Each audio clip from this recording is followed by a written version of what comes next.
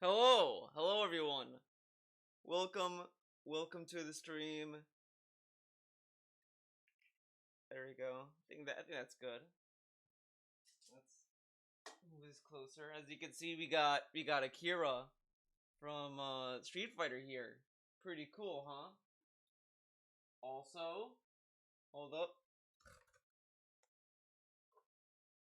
We got a fan.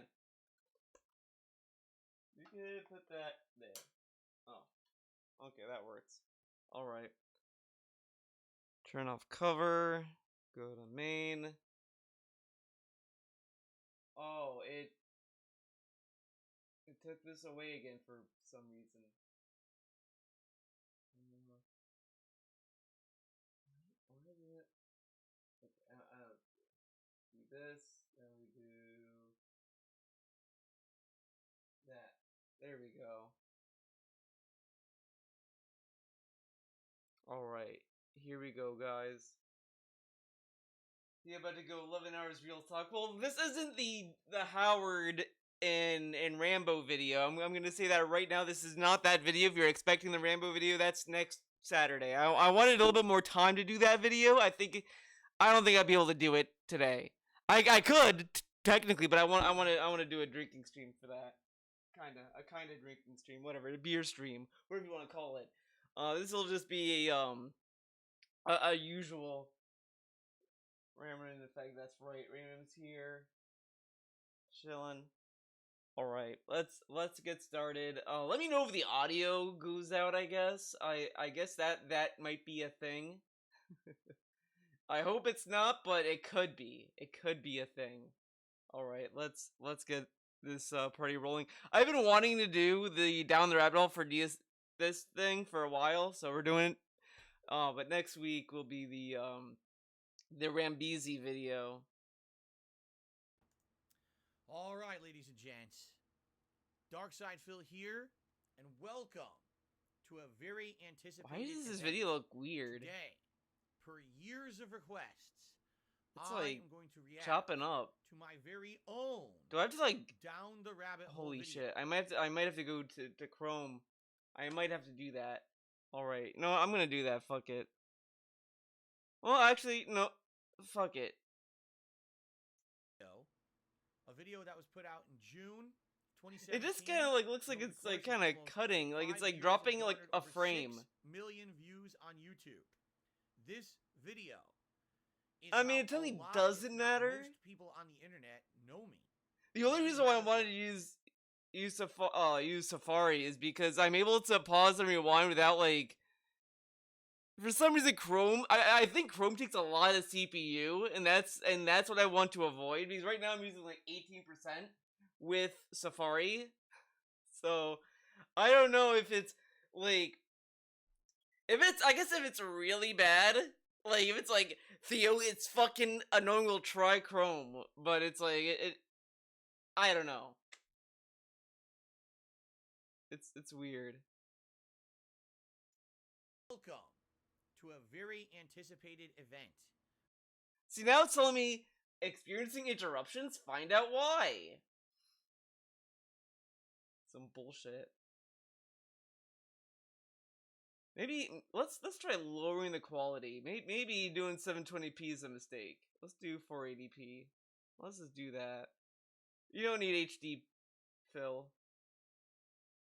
Today, per years of requests, I am going to react to my very own down the rabbit hole. Now, I always love when he does these little this reaction stream.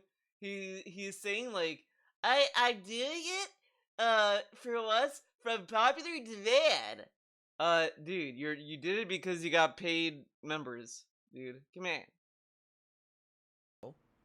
A video that was put out in June 2017, and over the course of almost 5 years have garnered over 6 million views on YouTube. This video is how a lot, if not most people on the internet know me. They haven't watched my content. They don't know who I am, but they saw the Down the Rabbit Hole video. Wait, what? A lot, if not most people on the internet know me. They haven't watched my content. They don't know who I am, but they saw the Down the Rabbit Hole video. So it makes sense for me to watch and react to it. Now, this 'cause dude it's- was like really toxic about this video when it first came out. It's full of half truths. It's slander and all this stuff. And he kind of just was whatever overall with this video. And now he's saying that a lot of people know of DSP because of this video. Like, not really. People knew about him before this video. This video just kind of came out during whatever, you know. most people have heard. Now, this is going to be a little different. I've only done 2 React events before this. One was for Rings of Redemption and one was for a random thing called the Final Fantasy House. Unlike those, okay, in this case, this is something that I have obvious insider knowledge on because it's about me. Now, I love with these. People know about it because we jerked off. Yeah, that was the big thing. Now, what I love about this video, about this stream he did, and the stream he did yesterday with the Rambo and Howard video, he pre-watched these. So he pretty much wrote a script, and he kind of worked out how to explain things away. And that's all these videos are. And this kind of drove the point home to me that all he's doing with these videos is just PR. This is just PR the stream. Like damage control. That's what it is. It's him just doing delayed damage control. Because he watched them, knows the points that are coming up, knows how to respond to them, which takes the fun of him watching it raw. Because I mean, of course, you could say, "Well, Theo, you watch stuff before you do a video on it." Yeah, I guess that's true, but at the same time, I'm not like an insider or whatever. And half the time I'm rewatching it, it's just when I watch it the first time, I'm either watching it through like Anleet, Tevin, or whatever, or I just watch the stream and I just do a video after the fact. And that's just kind of me just giving my point about something that's just on my mind. It's kind of different than this. You watch his Let's Plays to review games. Okay, you know what? We're gonna bring up the Shadow of the Colossus stuff. That's completely different. I played the game. I was going off my reaction of what that was my save file. I'm not gonna argue this anymore, guys. This is a toxic debate. Retro's trying to make me toxic, dude. You know, if you guys watched that Howard and Rambo video DSP did yesterday, Retro is pretty much Howard and Charles is Rambo. Just think about that for a second. Pretty much. Retro's gonna toxify Charles against me, and then I'm gonna do a video saying, "Oh my god, guys, Retro said this about me. Oh my god." Okay, not really. That's a little negative. I would not be that negative about Retro or Charles or anyone else. Okay. Obviously, I've already watched the video. I know all about it. I know what it covers. It's only 30 minutes long, so it really tends to gloss over a lot of topics that basically could really benefit. The other funny thing about this video when he was leading it up, he was like, "I really wish, man, it talked about the trolls." Now, at surface level, you're like, yeah, you know, that does make sense because the trolls were a part of DSP's content and things happened to DSP because of the trolls. But when you really start to think about why DSP wanted the video to go after the trolls and to talk about them, it's really just so that DSP could have had a victim segment. I guess, like the thing is, oh my god, I really wish I found clips of him saying that because it probably would have jogged my memory. Because I really feel like he didn't know about the trolls, like he didn't understand what Fred was doing or the SOK, so he wanted Frederick Knudsen to do all this research about the SOK and all that, so that he could have a better idea of what Fred was doing, but like listening to door sounds and all this stuff, so that he could use it to say, well, look how fucked up the trolls are. They had this one guy who like apparently like was like studying the sounds of doors. Wow, talk about losers and all this shit. And so that he could also just use, and so he could also use it. He could use it to deflect all the shit that he was doing, and they could point out the trolls. It's shit like that, pretty much. Why am I poison? Why am I retro? It all makes sense now. Retro toxify the well. Okay, one day one day Retro and Charles are gonna have a video, and they're gonna be like, "Yeah, guys, Theo was actually really toxic. He was like yelling at me the whole time behind the scenes." You won't believe it, guys. And then I'm gonna do a video 7 years later, be like, "That's not what happened. That's not what happened. No." And then Charles is gonna say that I don't care about anyone but himself. Oh man. Let's see if I can do this. Too many concurrent must-watch streams. Collaboration, context, or both. And that is really why I feel doing this reaction to it is going to be very meaningful. At the same time, please understand that I know everything in this video because I lived it, all right? So it doesn't make sense to expect that I'm going to be shocked or surprised by anything in this. I will not be. However, I will be able to give you my honest feelings about what it was like living through those times, some background to a lot of it, and I feel like this is going to be very interesting to those who liked. If you liked this video, hopefully this React project will be... I hate that he calls these Reacts projects, but the other thing that's kind of bullshit about this this video is not really bullshit, but it's so outdated and no one cares about it. You didn't care about us, and it was all about Skullgirls. Spamming is cheap. Very interesting to you, okay? Now, a couple quick things. I've now done this a couple of times, and I know some stuff that's going to happen. First of all, so you guys can see, I have two setups that I can alternate between. So we'll be watching it like this, but every once in a while, if I want to pause to elaborate, then I'm going to switch over to this setup, okay? But also, I am wearing neck phones. This is what I use to listen to audio on my oh my god, we have to explain neck phones? He got these last year, and he's explaining what they are. Okay, guys, are we putting out neck phones? I know what it is. I know what it is. He is like sitting there thinking that he's talking to a whole new audience. So he's over explaining all this stuff so that people can like. Oh my god. Maybe the follow.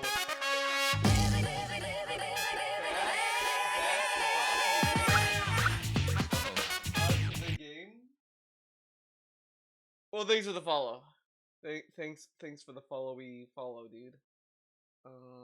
Let's see. I gotta figure out what we're. Okay, there we go. That's good. But this dude is literally explaining because he thinks he has a whole new audience. Like, I'm gonna get new viewers, so they have to know what neck phones are because they can't just look at what's around his neck and assume they're headphones around his neck. You're gonna hear an echo. It's not going to be a horrible echo, but you are going to hear somewhat of an echo.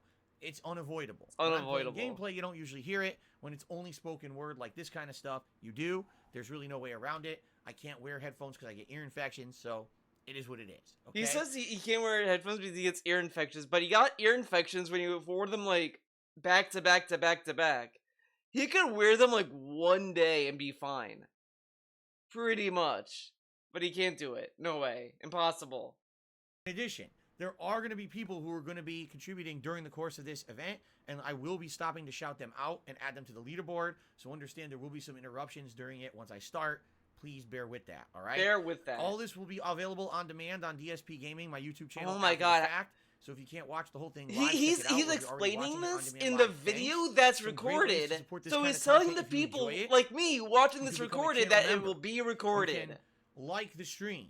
You can like. Oh my god, dude! Like, leave a video comment to let me know your thoughts on this type of content, and if you like it, and if you liked this particular one. He explains so much, so fucking much. Right? It's insane. You can do a super chat or a super sticker if you're here live on stream, or you can leave a tip. Something new, super thanks. Guys, I have this automaton and it makes music. Super thanks on the video to get a highlighted comment, and it also helps support the channel. All that stuff is greatly appreciated. Thank you in advance to anyone and the top spins during the course of this event. So, and then when I hit this, it makes noise. To I Am Kazam, who just became a channel member. Thank you for that. And shout out to Cracker Jacks, who did a $30 tip. Obviously, the biggest tip of the day so far. He says, congratulations on 1 year. Incidentally, today, I am celebrating my 1-year anniversary of coming to YouTube and doing. You know what? It could be an improvement. The fact that it's like jumping around, it could be an improvement to the stream. Twitch TV and YouTube. For a year, I've might been be exclusively fun. on YouTube. It's and a fun this is time. big, marathon It's celebratory like event I'm doing DSP today. is possessed. So if you're wondering why people are saying that, that's why.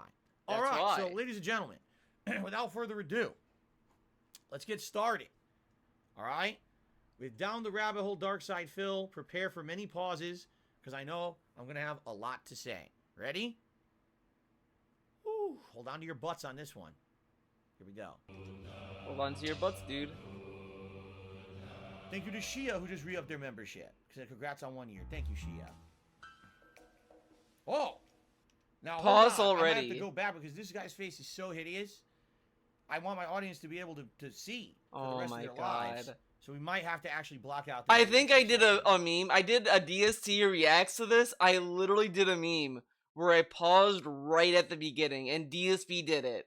DSP did the meme immediately. Of the internet's content creators, there are few so controversial as Philip Burnell. Now, right off the bat, there are few so controversial as Philip Burnell. Oh my god. Honestly, I don't see myself as controversial. It's a word, DSP. Like, he thinks of it like controversial in the popular sense. Like, oh, this is like a very controversial thing. Everyone's talking about it. But it's just a word. It could be controversial on a smaller scale. Like, it could be controversial among gamers, controversial among YouTubers, whatever. But this is like, he's thinking like, I'm not controversial. I'm not like on the news or anything. But then he's just controversial because he's bad at games and he has a bad attitude. Whatever. As someone who has, they've observed a lot of stupid things I've done, a lot of misfortunes I've had, and they like to make fun of me. I mean, even calling me like a lol cow, like a lot of people do. Lol cow? I can kind of understand that categorization. I don't understand calling me controversial. Like, what exactly is it that I've done that's so controversial? You know?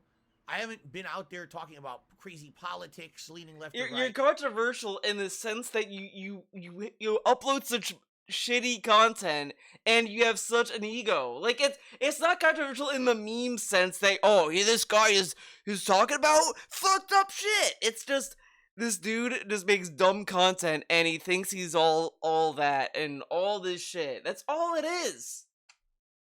I'm not controversial, but I'm the realest motherfucker on the internet. And the king I hate, but not the king I hate anymore. Yeah, dude. Well, that's a different meaning, dude. That kind of gets me. Kind of gets But me. anyway. Better known online as Darkside Phil, styled with a Y. He sports a respectable number of subscribers, over 180,000, but the more notable figure... 180,000. Now, this video was made in mid-2017. So, interesting to note is that right now, in 2022... Right now, look at my I only subs. have 198,000 subscribers. Why such slow growth is because I abandoned the channel in 2017 to become a full-time... Now, how did he abandon the channel?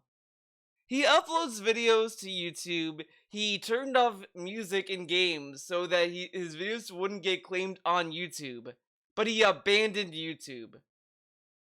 He styled his entire streams on Twitch around YouTube. And he's saying, I abandoned YouTube.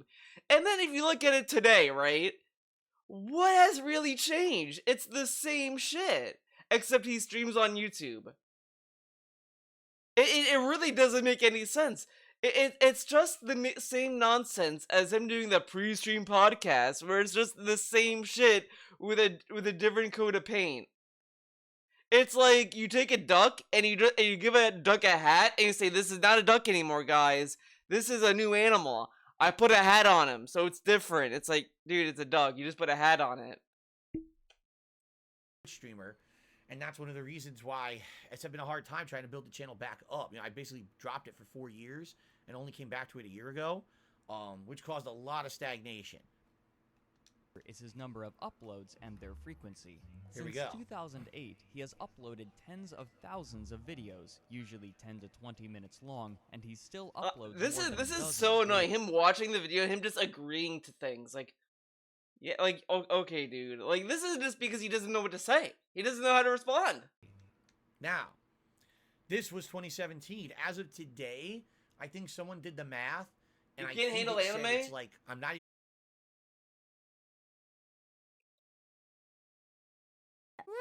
Okay, Grandma, let's get you to bed.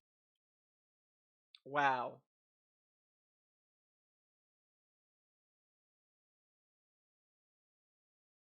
Oh, I'm not bitter, just salty. Kidding, like over 60,000. I could be wrong there, but I think that's Dude, what I'm come on. about right now. I don't Um, have, like, you know? And yes, I don't- admittedly, when I first started back in the day, keep in mind, I've been uploading on YouTube since 2008. They would not allow you to do lengthy videos. You could only do videos that were around 10 minutes in length. If you did anything longer than that, it would ban your video. Like, oh, too long, rejected. So you had would to ban make your video. It would small just not snippets upload of it. content. It wasn't until I'd say probably what was it, like 2012, when the site started allowing half an hour to an hour long videos, and eventually they allowed unlimited length. But when you look at this number, you're like, oh my God, how do you upload so many videos? Back in the day, I was uploading, 5, 6, 7 hours of content a day, 10-minute videos each. So I was uploading, 60 videos in a day sometimes. That's how it got that high. This is Yeah, man. He just didn't upload. He just loaded a lot of videos. Or vlogs where he talks about Think about himself it, dude. and what he's doing, typically for over an hour at a time. I mean, On this is the same kind of shit where it's like people shit on troll channels for uploading a lot of detractor videos, but it's like, yeah, if you just upload videos, right? It's gonna accumulate. Thanks for the follow.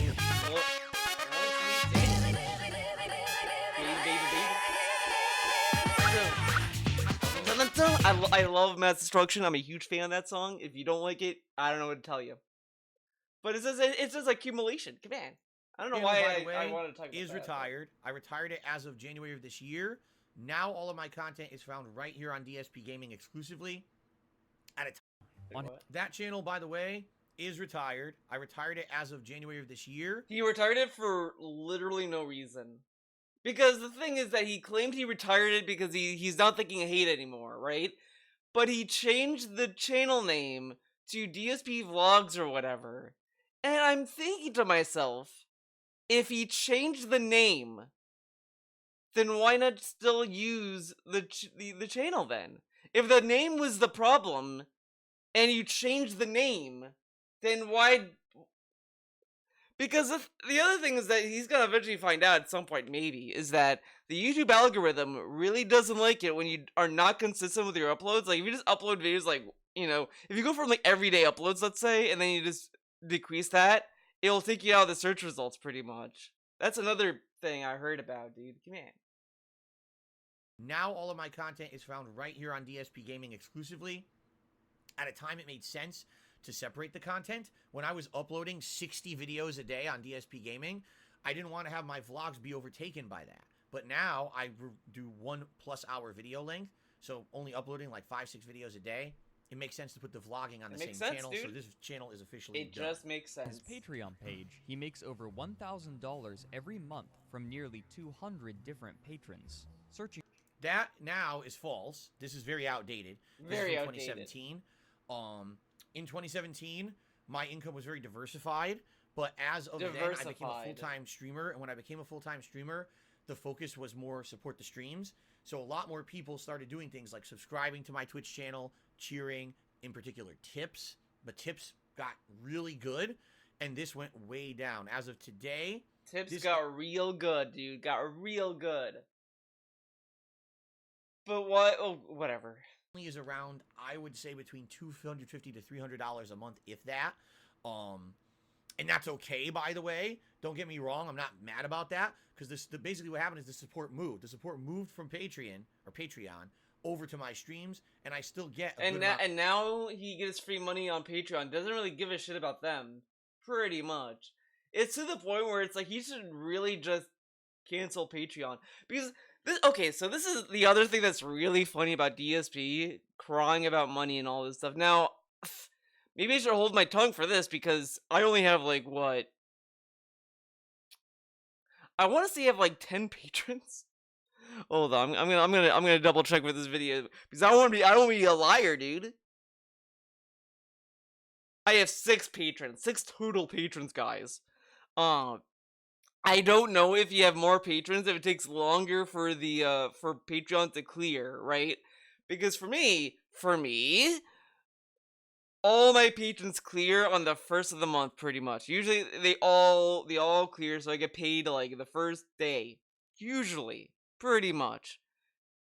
So if I'm going off that, and I assume that's how Patreon works for everyone, like they all get paid on day one, let's say, then DSP would be getting like what, $300 every beginning of the month, pretty much.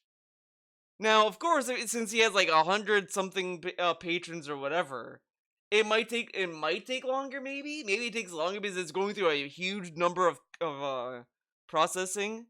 So maybe that's a thing. I don't know. Again, I'm not a fucking I don't know how the site works. I don't work for the site, dude.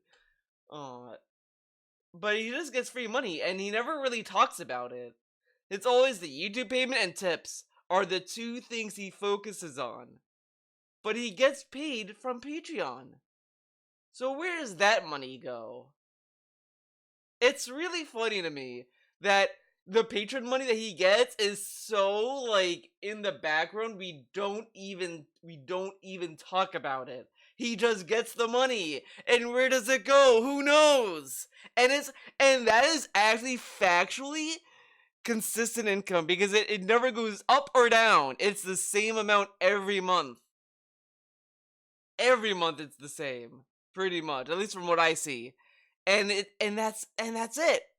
But we don't know where it goes. We don't know where the money goes. He just gets the money and we don't think about it. We don't talk about it. It's only tips, super chats, members, super thanks. That's it. And ad revenue. Can't forget that. Support. So even though this is different today, it's not a huge, oh my god, the sky is falling kind of a deal. It's perfectly fine. By the way, I just received a $100 tip from NDO103. He says the following. Happy YouTube anniversary. I've seen some other YouTubers starting to test YouTube gift subs. Has YouTube reached out to you about it? I already applied for it. They did not reach out to me.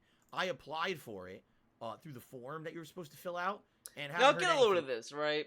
He's trying to get gifted subs at this point. The members goal was for 50, and that was literally so he could do the react he did yesterday. And I'll probably talk about it again on Saturday, but I'll say it here anyway. This dude literally threw in Rambo and Howard's video so that he could get numbers. Now, of course, he's gonna say, "Well, I didn't monetize Rambo and Howard because people voted for it." But you included it in a poll because you knew there might be people who would want to see you react to it. So you were baiting people to hit the goal so they could vote for it. If he didn't want to monetize Rambo and Howard, why didn't he react to that for free? Why did we get the Final Fantasy house and the Wings of Redemption for free, but Rambo and Howard literally had to be a thing you had to hit a goal for and for people to vote, who had to pay for that to happen? Was he gonna react to the video anyway if the goal wasn't hit? No, because he'd probably keep it. Let's say he never got gifted members, right? He never got it. June comes. The goal would still be the react stream. I guarantee you that is what would have happened. I guarantee it, because this dude is so lame. He's so lame when he wants money, I tell you what. I don't know what the process is or anything like that. But I already tossed my hat into the ring. Here's hoping that, yes, I will actually get them, because obviously I would like them. And it would help a lot. I had the gifted subs on Twitch. I don't have them here on YouTube. It's one of the big differences between YouTube. No, I love every time he talks about gifted members, he always brings up Twitch. I know it's helpful and it's consistent income.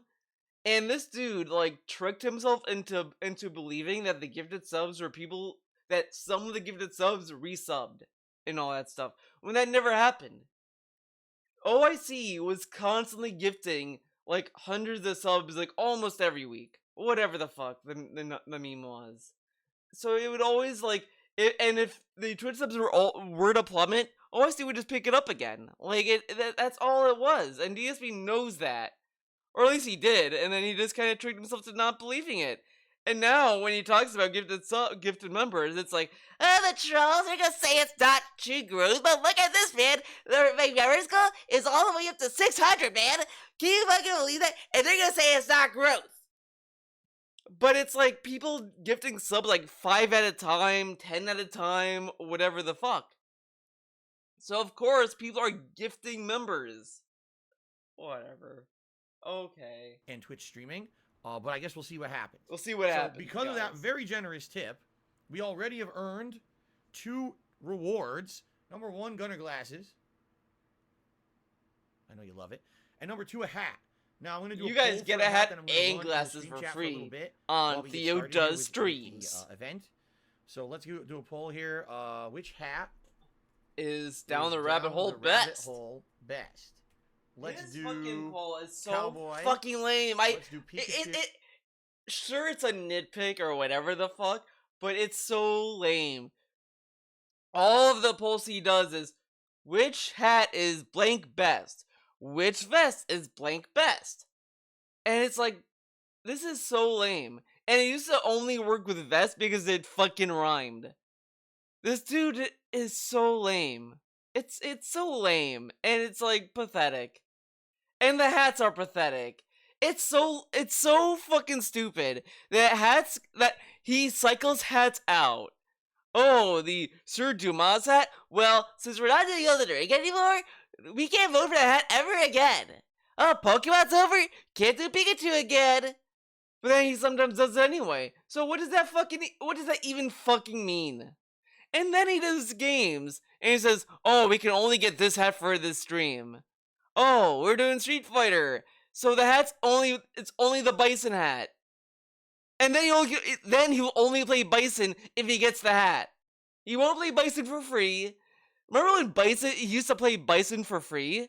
And now he has to hit the tip skull to play Bison. And of course he's gonna probably like gaslight you into thinking that Bison's not behind a paywall. But every time he's not hitting the hat goal, he's like, guys, I would like to go on a tear with Bison, but we're not at $100 tip goal yet, guys. Support slow down. And no one, like, his chat is so, like, DSP has pretty much wrestled them into submission where they're not even reacting to him begging or him doing this kind of shit to them anymore because they're so used to it. They're used to him just doing all this like scammy bullshit, and they're just like, well, it's DSP being DSP. He just needs to make money because that's his job. But it's like he's taking things he used to do for free and putting it behind paywalls. He literally used to wear vests for free. Vest was a free thing he would do. And now he needs to get $150. It used to be $100. Then it's $150. Remember when he used to also count the streaks for it and then he just stopped doing it because of whatever the fucking reason was? And the thing is, I said this when he started doing the vest goal. He is probably in love with the hats and the vests. He says because it's a goofy reward, but it used to, okay, you know what? No, because he went back on this too. Because he used to do this just so that he didn't have to beg. He would hide behind, guys, I know you like the vest, but, like, you know, we're not hitting the vest goal, man. Like, I really want to wear a vest. He would harp on that. And that's what he used to do. But now, he went back on that completely. And now it's just, guys, I need to pay my bills. I need to pay money, man. Day off's coming. And it's so sad. This dude is addicted to fucking restaurants. I am convinced he has a problem. Like, people bring up the WWE champions and mobile games and all that stuff, but I honestly think that the biggest issue with this dude is fucking restaurants and DoorDash. DoorDash, honestly, I include that with restaurants. I include that because he's getting food from restaurants through DoorDash. So it's still the same fucking issue. I don't understand. This dude, like, has such a problem. During the pandemic when restaurants were closed, he was getting mad that restaurants couldn't serve people because of the pandemic. He was upset about that. Nothing else. He wasn't upset about the the people who were going to the hospitals or any other fucking thing you want to focus on. He like he was annoyed that people weren't wearing masks to go to the mall or to whatever, but he was upset and like annoyed he could not go to restaurants. It is insane. It's insane. People are upset about that they couldn't go to work because of the lockdowns and all this stuff. Was DSP upset about that? No, of course not. He was mad he couldn't go to his fucking restaurants. Restaurants. I tell you what. Let's do a Viking hat, and let's do fake hair hat. There you go. All stupid hat. So very shortly, I'll be wearing a stupid hat as a reward for people contributing to my content. Thank you very much, NDO. Okay. Thank you, NDO. For him on YouTube, however, brings up far more than just his own videos. There are numerous clips and compilations of his gameplay constructed to mock and tease him, while others offer commentary on what has gone wrong with his channel, implying that he once had a loyal and enraptured fan base. You know what gets me about when I look at something like this? He's just scrolling right through the search results for YouTube. It's like, okay, here's a video that got like tons of views. It's about Phil's biggest mistakes. Here's a video with tons of views. And here's a video, a challenge to Darkside Phil DSP from DRLP. 2 days ago, 77 views. Accept the challenge. Now look at this. He is shitting on this dude for having 77 views and uploading a challenge. Pretty much just saying, why would I care about him? He's a nobody.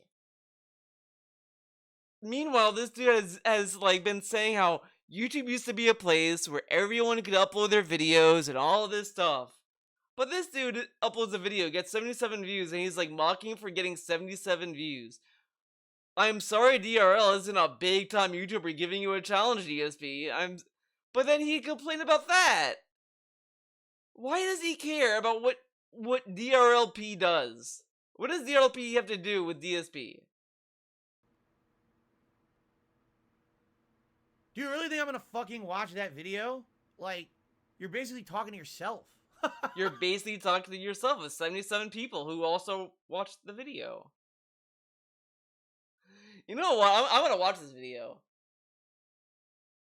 A challenge to Darkside Phil.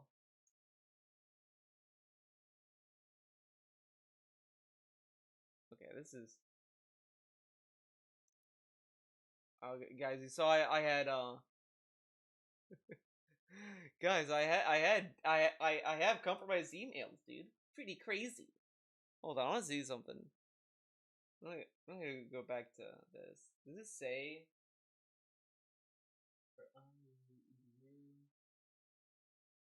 Okay, so nothing really bad.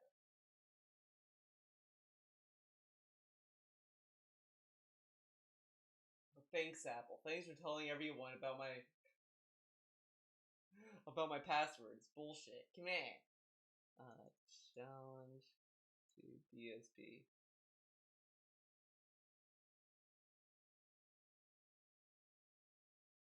DRLP. Why can't I find this video? This video doesn't exist, dude. Okay.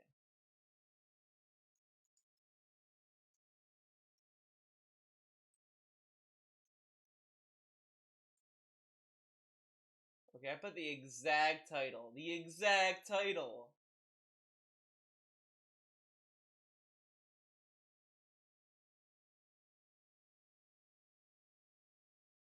Oh my god, I can't fucking find this video. Why? Why can't I find this? Did they get rid of it?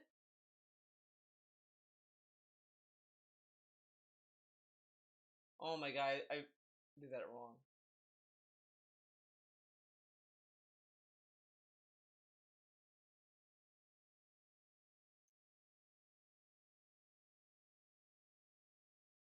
Oh my god. Come on.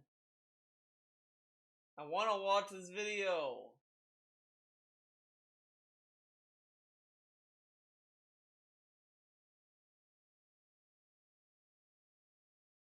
Why can't I find it? Bullshit.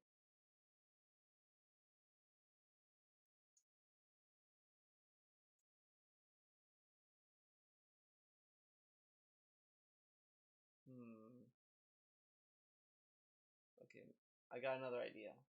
BRL. Let's look for the channel.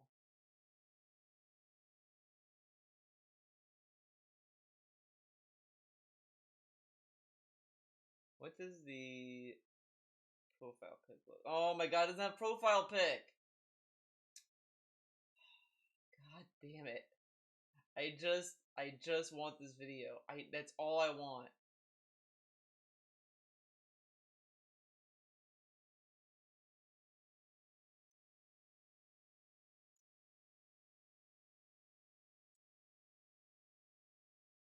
Okay, we gotta do another. Okay, got another idea. Another idea. How long is it? 6 minutes. 4 to 20 minutes.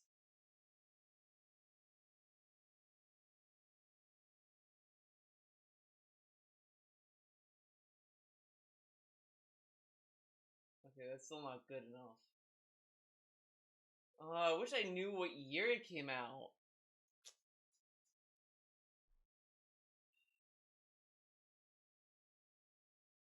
Go date. No. Damn it.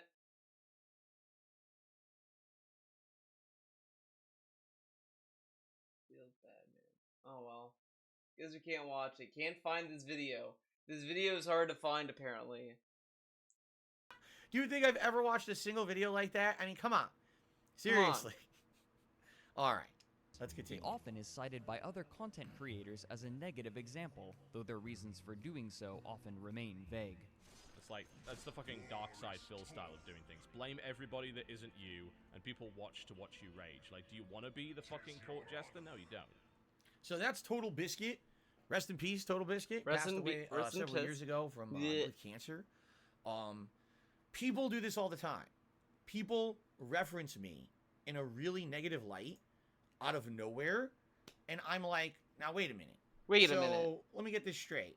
Okay, I don't know who you are, right? In a lot of cases, I just don't even know who these people are. Okay? Oh my god. I've never referenced you in any of my content. So apparently you cannot meme on DSP if DSP doesn't talk about you. So I guess I can't shit on DSP because DSP didn't talk about me. I can only shit on him if he talks about me.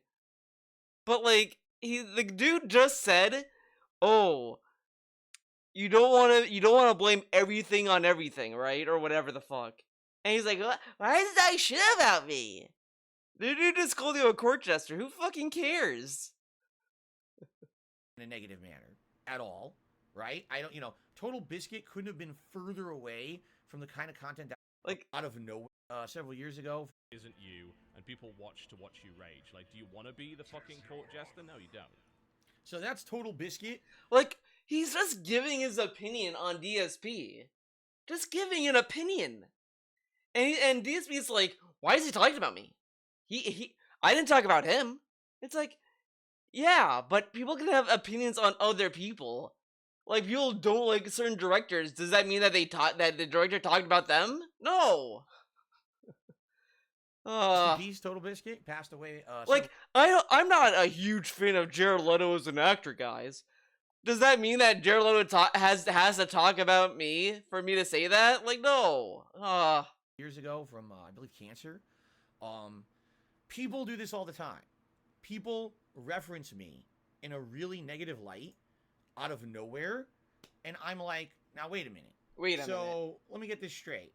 Okay, I don't know who you are, right? In a lot of cases, I just don't even know who these people are.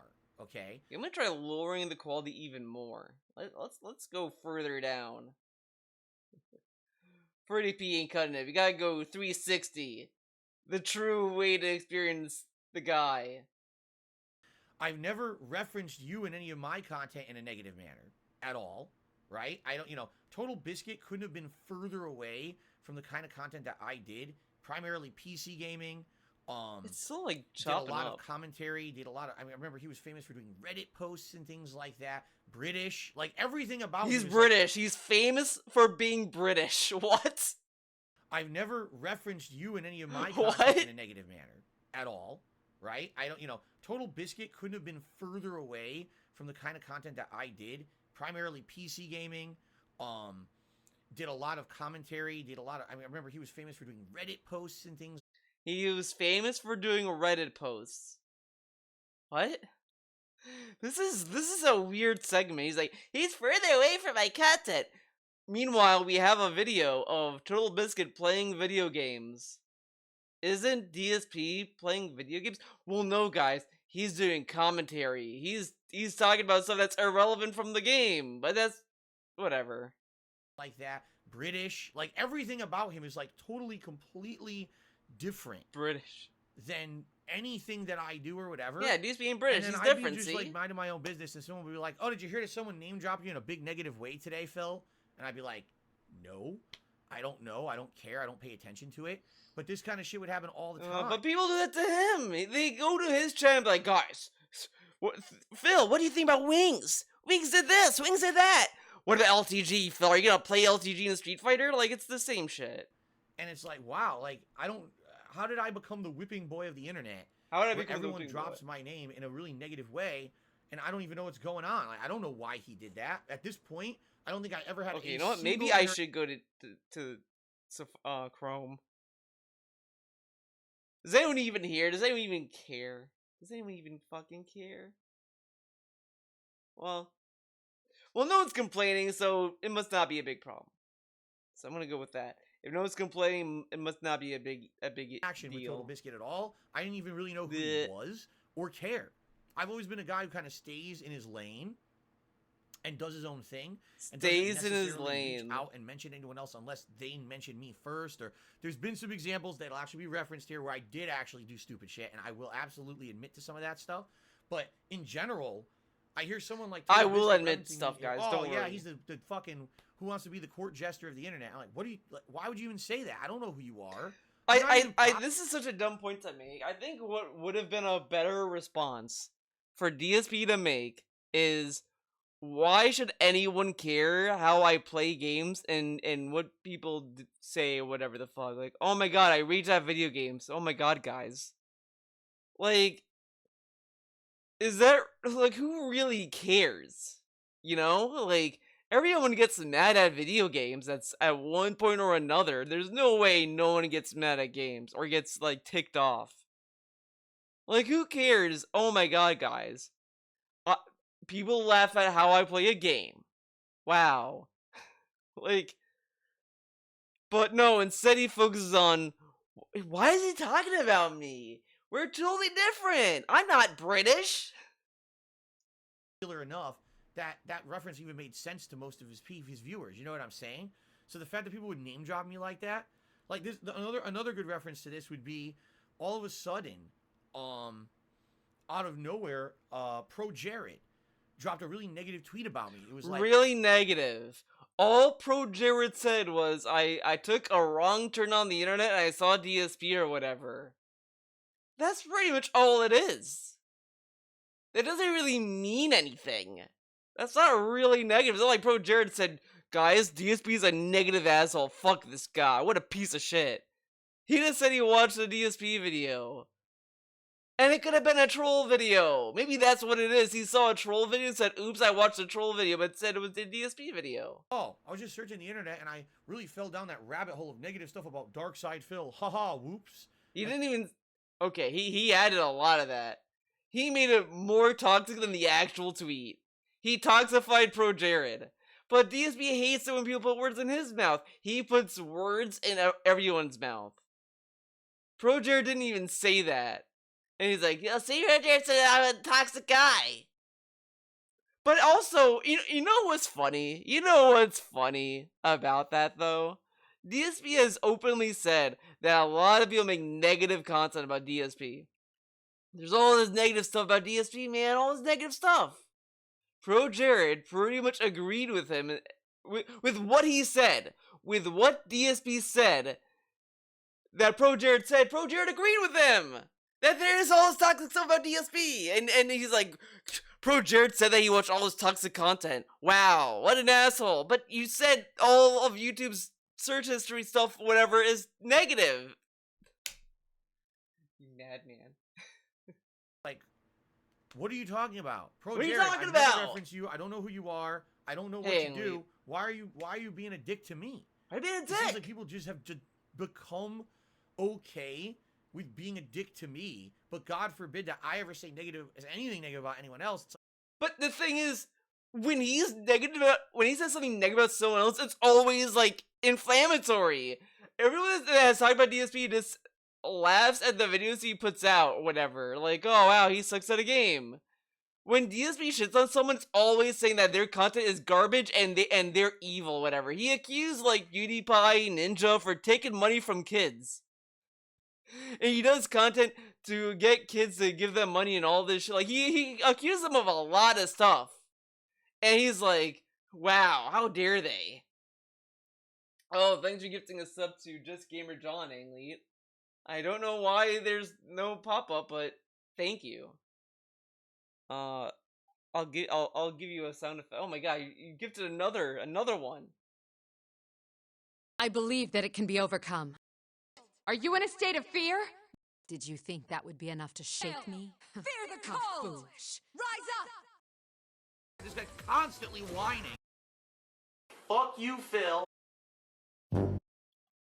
You're confused. You can't block. Gifted 3 subs to Just Gamer John, Peach Nakeem, and B Snipe 1. Thank you for the support, Anglete. This is actual growth, or the channel's growing, guys. We have 12 subs. Now people can use such hit emotes like Teddy, Cleo, and Cool Guy. I kind of want to add a Skullgirls emote. I gotta find a face that I want to add. I think I need to add a sad emote. That's what I need. So I think I'm gonna try to go through the. I have a Skullgirls compendium. So I have all these frames, right, of like all these characters. I need to find one that has Umbrella crying, and that's gonna be the emote. Hopefully this makes up for the. Don't worry about Angly. Angly, like I wasn't truly upset. You know, I was being a meme. Don't. If I really had an issue, I would talk to you behind the scenes like gentlemen, and then we talk about it. That's good, but don't worry, there's no beef. It's all in good fun. but I mean it is what it is. I mean, yeah, God. How dare I? But everyone else can just shit on me constantly. And you know, at first it got to me. But it's like, again, as I said before, like everyone just pretty much said, "Wow, he sucks at games" and all this stuff. That's like meaningless like criticisms. But DSP would go far beyond to shun everyone else. He called all these random Twitch streamers that play State of Decay 2 early, called them shills and fake content creators and all this stuff. And he's like, look at them, they're a bunch of bitches. They got mad that I called them shills, man. And it's like, dude, you'd get mad if people called you a shill.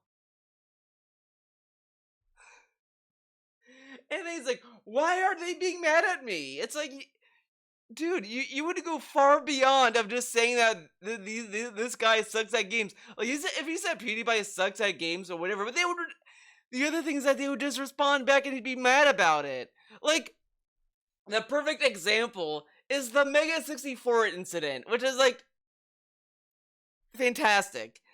Mega 64 just had a skit on the VGAs of Todd and Aaron. Everyone knows Todd and Aaron's a fucking skit. Everyone knows the first award was a tie between Madden and Call of Duty. And he's like, is this a skit? I don't know, man. Whatever the fuck. And then the Mega 64 is like, wow, this guy, like, watched 5 seconds of a video and knew enough to judge the quality of the video. Or whatever. And then DSP responded that they were butthurt, and then Mega 64 responded to that after it, and then just kept going on after that for a bit. And it was just like a massive meme where Mega 64 just sitting there was just like, This guy's insane. And then people like brought up the whole thing with the hamburger. And I just want people to really just sit and realize something about Mega 64's Twitter, which is like a great thing. They only they've been retweeting shit because it's funny to them. There's no like poetic reason or agreement, because they tweet a lot of shit. Like they tweet every like so often. Why so serious? Guess the movie. It's like, yeah, because why so serious was such a marketed term that it's kind of like cringe humor of them just retweeting like a scheduled tweet of like, why so serious? Guess the movie. And then like they would also tweet out like old ass fucking tweets from like 2006 or whatever the fuck. And it's like, these are meme tweets. It's shit posting. It's pretty much shit posting. And DSP's like, oh my god, Mega 64, I'm so sorry. I shed on you. And it's like, they probably didn't even care. And then if you look at the replies of that tweet, no one gave a shit about DSP. They were literally just talking about how Mega 64 fell for a satire article, and that's pretty much it. And that is the impression there. DSP thought that this was a big thing for him, when at the end of the day, no one cared except for like me and Lipjan. Because Lipjan replied as well about it, but it's like no one else cared about DSP in that whole thing. It's pretty funny. It's pretty good. That he didn't have a, like, Disney thought it was gonna be this big thing, this big revival arc, and it didn't really go anywhere. And Mega 64 even responded to him, and no one cared. For a while, it just got to the point where it was like, I got used to it. I just got used to people being you know what? DSP did the shit I would do, right?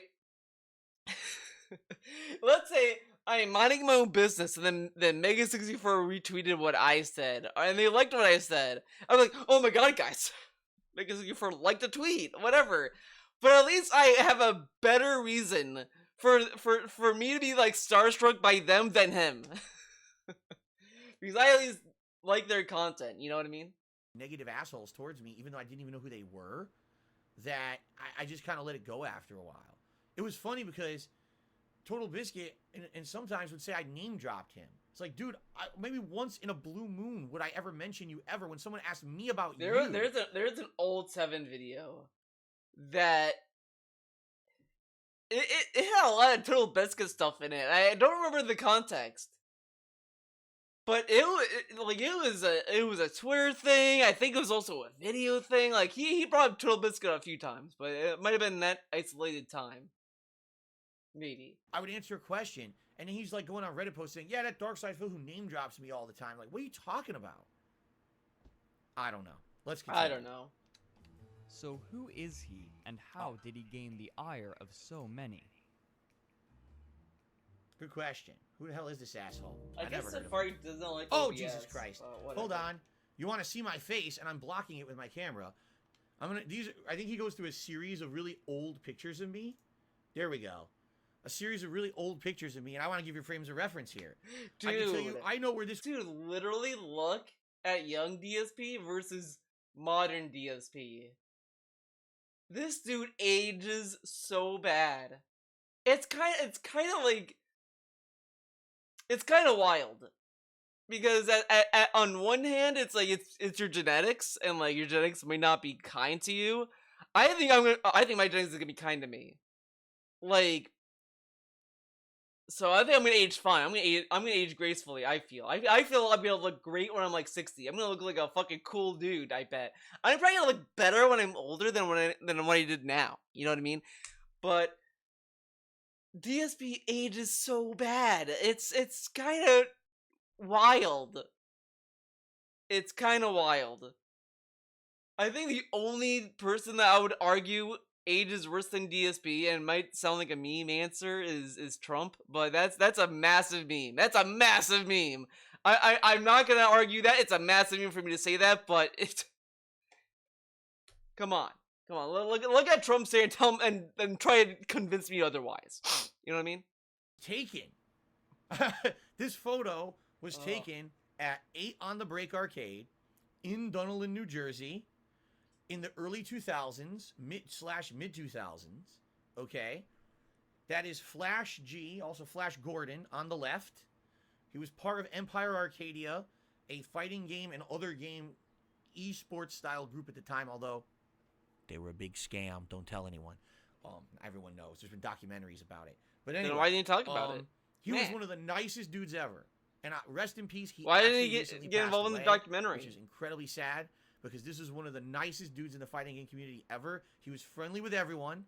He was a really good Super Turbo player. He was playing Super Turbo. He passed away, which is incredibly sad because this is one of the nicest dudes in the fight. Wait a second. Guys, DSP brought this dude up who's dead in a video that's monetized. This dude doesn't care about anyone but himself. But, dude, oh my god. Well, whatever. Community ever. He was friendly with everyone. It's not a big. He was a really good Super Turbo player. He was playing Super Turbo at the same time I was, and learning the game at the same time I was. We weren't OGs. We were people who were learning kind of the new blood. I mean, look at how young we are in this picture, right? That's me in my early 20s. So weird. Right I don't know there. why Safari cannot handle this. While we were kind of like the opposition coming up. Like I know it wouldn't do this on Chrome. Who had learned these but games in the early Chrome 90s has this weird thing about like pause it, rewind it, like stutters or whatever the fuck. 25 years old to play Super Turbo. And it doesn't happen on Safari, but I guess obviously that wasn't true. I guess it's like whatever. Jokes and stuff it's about Apple. that back in the day. Thanks, Tim Apple. So I need the Mac Pro. That's what I need. Flash is.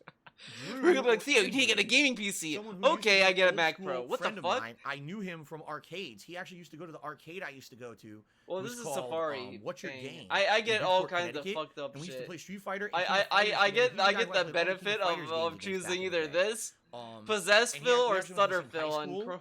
I've referenced him many times over the years with fighting game stuff, and also that he was going to. I think this is a little bit better. After Project 7, one of a series that I did over the years, but then he bowed out because he got so high that he wouldn't answer his door.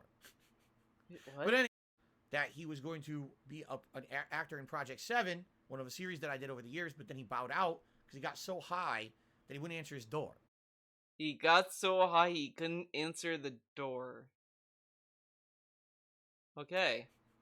But anyway, that's neither here nor there. That's a little bit of trivia. So yeah, this is very, very long ago at 8 on the Break Arcade in Dunedin, New Jersey. Probably at ECC, also known as the East Coast Championships, which was the biggest competitive Street Fighter tournament at the time on the East Coast of the U.S. Okay, so let's go back. Okay. I just didn't want to block my own face there. I wanted you guys to see how young I was in that picture. Okay. Philip Burnell entered the gaming community in the early 2000s as a fighting game competitor. Though he Oh, by the way, you guys voted for Cowboy Hat. Let me put the Cowboy Hat on. Gotta put it on. And then we'll continue. I don't want to have this poll going forever. Okay. Again, if you're wondering why I'm wearing the cowboy hat, it's because oh my god, guys, you know why I'm wearing this hat? Today, and I always do silly stuff. I do silly stuff when I get money. Compete in local tournaments. He struggled to place. Oh, look how handsome! Himself the title of the King of Hate. Dude, his hair. Philip himself claims that this nickname was earned due to the unpopular opinions he touts, and because he uses the hatred against him as a motivator. But other tournament goers tell a different tale. Okay. What we're about to talk about is the origin of the King of Hate moniker. Let's see what Frederick Knudsen says the origin is, and then I will actually explain the true story. They claim that he received this nickname because of his story. bouts of rage. We've heard about the true story about the King of Hate for years. Disposition and poor conduct. Wrong. Completely wrong.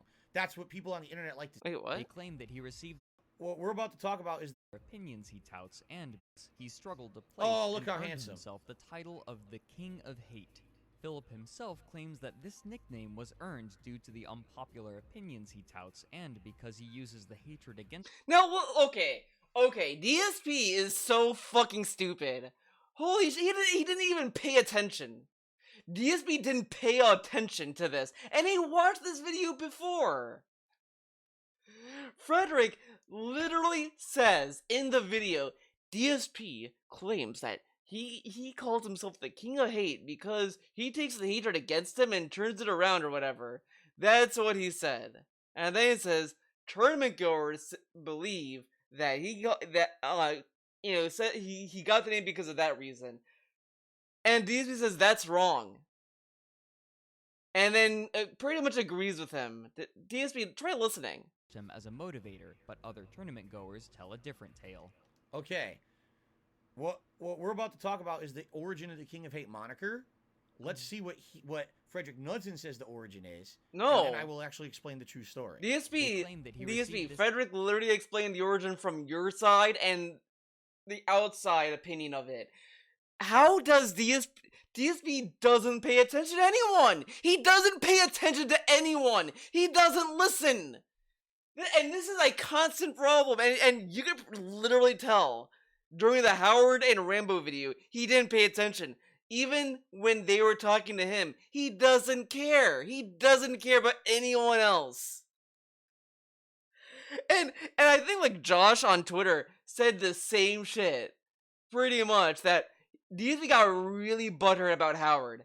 Really butthurt about him. Got really pissed off because deep down, Howard was telling the truth about everything, or at least was like on the nose, like just onto something, because like this dude just doesn't listen, and this is a very very very like minor thing to get into this with, but he watched this.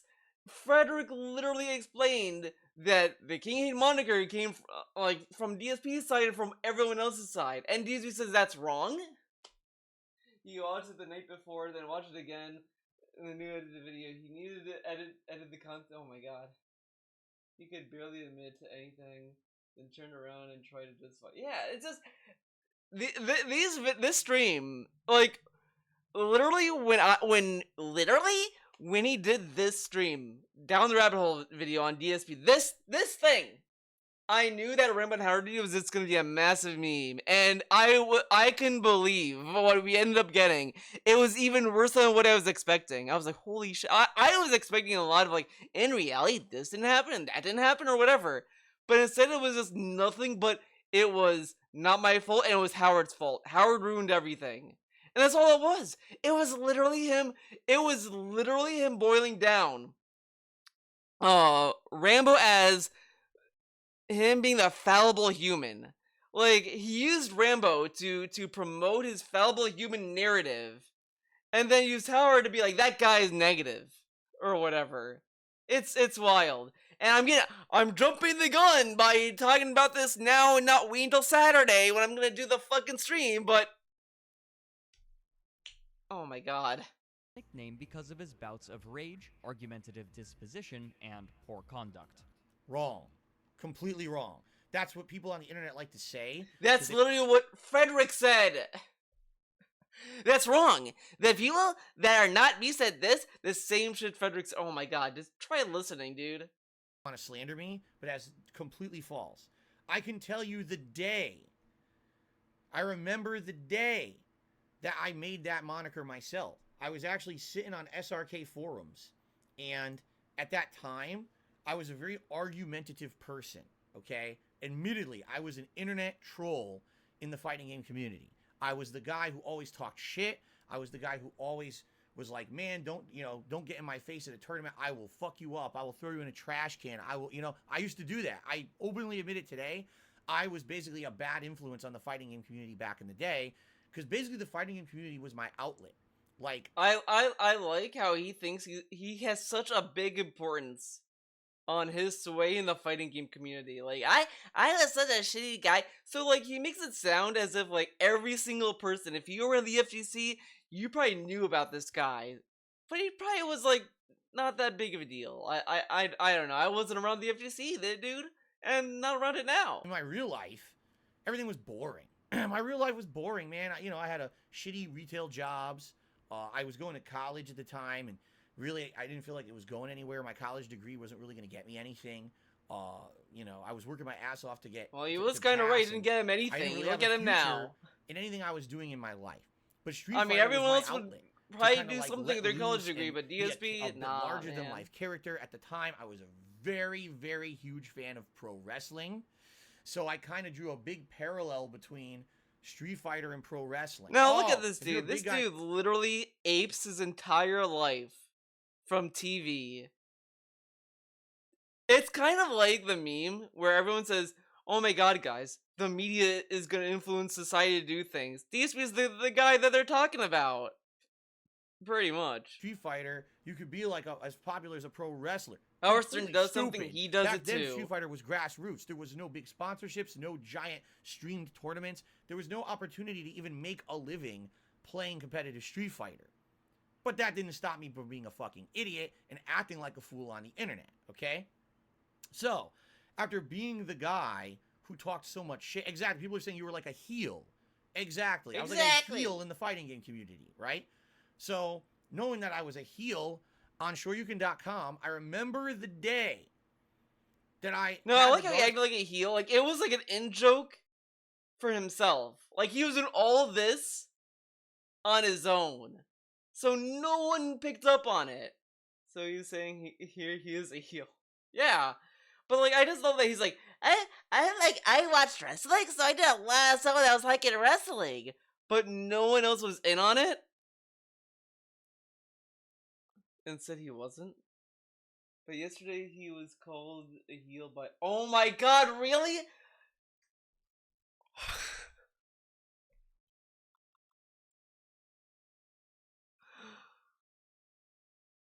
Wait, wrong one. Oh my god.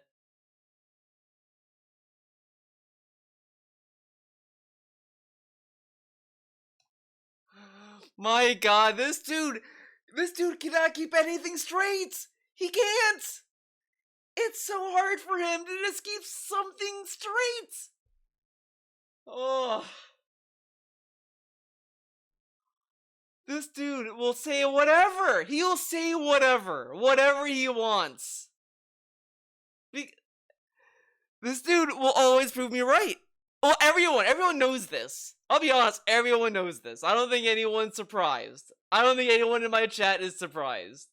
I mean, maybe deep down they are, or whatever the fuck, but this fucking dude does these streams. I said this for years. Whatever. He will do a stream like this where he's admitting fault and all this stuff, but he'll say it this to make himself look good. He will tell you whatever. He will piss on your leg and tell you it's raining. It's such bullshit. He's such a bullshit artist. And the thing is, he might not even do it knowingly. Or if he is, goddamn, man. This is insane. This dude is insane. Because, like, I was watching that Howard and Rambo video through Tevin's stream, so it was kind of hard to listen to DSP because of Tevin's stream shenanigans. But it is wild. It's wild. This dude is insane. He will say whatever. He'll say literally whatever. Just so that you can feel whatever he wants you to feel. This dude you know what? This dude is manipulative as fuck. And he kind of admitted that. He admitted that yesterday. And the more you think about it, the worse, the fucked up it is. This dude openly admitted yesterday that he guilt tripped Howard, but could not wrap his mind around why Howard might be a little pissed off at him, and shits on Howard the whole time, and then tells him he intentionally guilt tripped him, and I'm just like, DSP, you're treating Howard like shit, and then you're like, why is Howard so mad at me? Yeah, he's not my friend. DSP, you literally were treating him like shit, and you're and acting this way. Like, holy shit. Like, I'm gonna like try to say this as real and like not. I don't mean this in a negative way or whatever, because this is gonna be IRL segment here. When I started doing the Big Bun Game Club with Charles did come up to me and texted me like last year, and I was like, holy shit, he wants to do something with me. And I was like open to it because like I was cool with Charles. I'll say that's straightforward. Like it wasn't like, oh, I never was friends with Charles or talked to him at all. I did talk to him in school and all that stuff. So I was cool with him, but I never really felt that we were like this kind of like friend, like it's like a like acquaintance. So it's kind of like that, but a little bit more, I guess. I don't know how to describe it. I don't know how to describe our friendship when we were in high school. High school was like eons ago, right? Whatever. Haven't talked to him since then. I am friends with him on Facebook. I talked to him here and there, whatever. He started inviting me to his house to hang out and all this stuff. That's kind of when I started to be like, yeah, this guy's pretty cool. I started getting like more warmed up to him.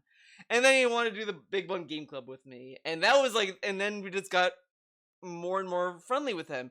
I'm not going to go around and say, like, well, guys, Charles and I are like this and that. Like, oh my god, what was the point? I had a point and I got lost in it because I'm trying to say something and I don't want to like look like an asshole about it. But the thing is that I still consider like Charles a friend all the same. So like I do want to treat him with like a friend. I'm not gonna sit there and start like be like, why? Like if I do something wrong with Charles, let's say that I do some fucked up shit, right? Let's say I did that, and Charles starts like saying like Theo did some fucked up shit or whatever. I'm not gonna sit there and be like, why is Charles upset? It's not like that we were close friends or anything. It's like, dude, like he hung out with you, he did stuff with you. He might have some grievances, and like. It doesn't change anything. So of course, like you have to like keep in mind of all that shit. So like when DSB is like talking about all this shit about Howard, I'm just saying like DSB, Howard spent time with you, hung out with you, and all this stuff, and DSB has spent the whole stream saying that Howard has no valid complaints.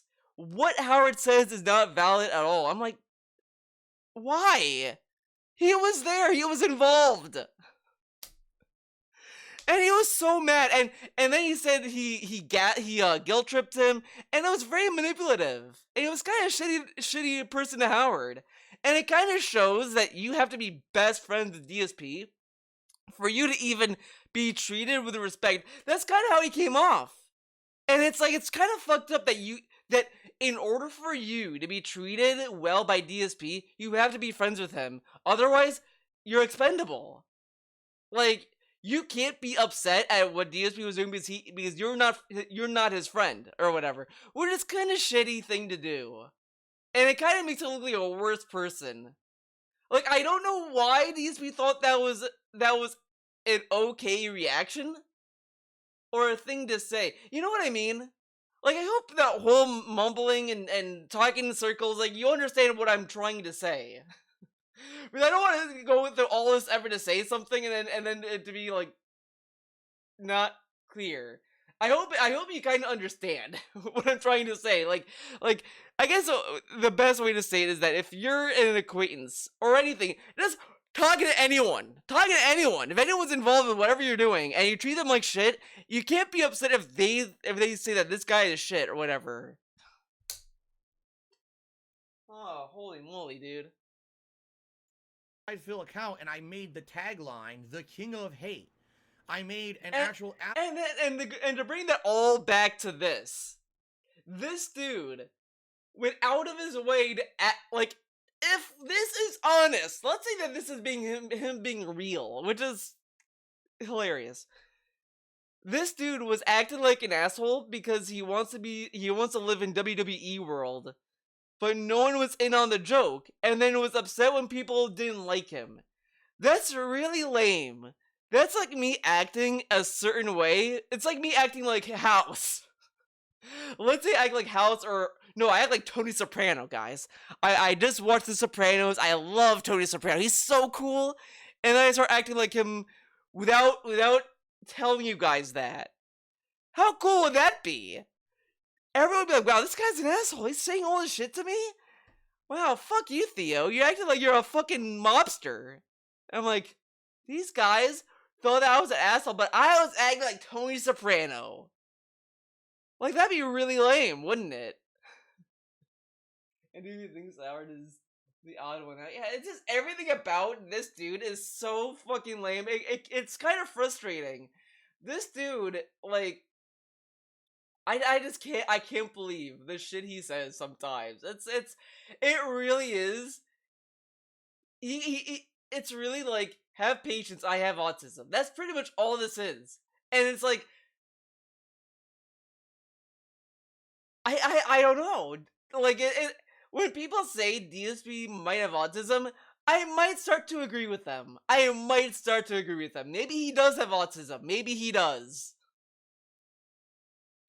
I don't know. It's so odd. Like, when I started watching that Geno Samuel documentary on Chris Chan, it was kind of scary that there were some parallels with Chris Chan with DSP. It's kind of scary.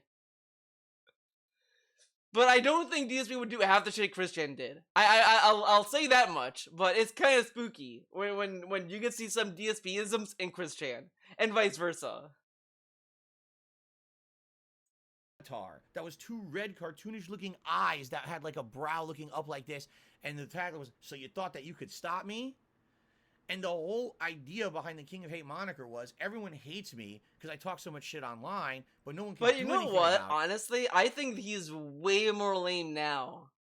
Way more lame about this now. Because I feel he would be more honest in like 2012, 2015 if he was watching this video.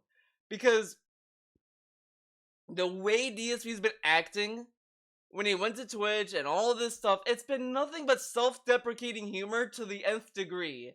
And just sitting, like, excuse me, and it kind of is fake being humble. It's fake humbleness. And fake modesty. And it's like, so him saying all this stuff like, yeah, man, I was so lame back then, and I was drunk, and I was this, and I was that, man. Like, I was an asshole. It's like, yeah, this dude, I don't buy it.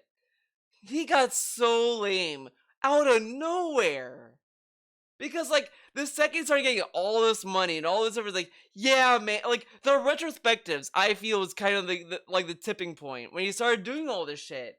Where it's like, yeah, man, I was an asshole back then, man.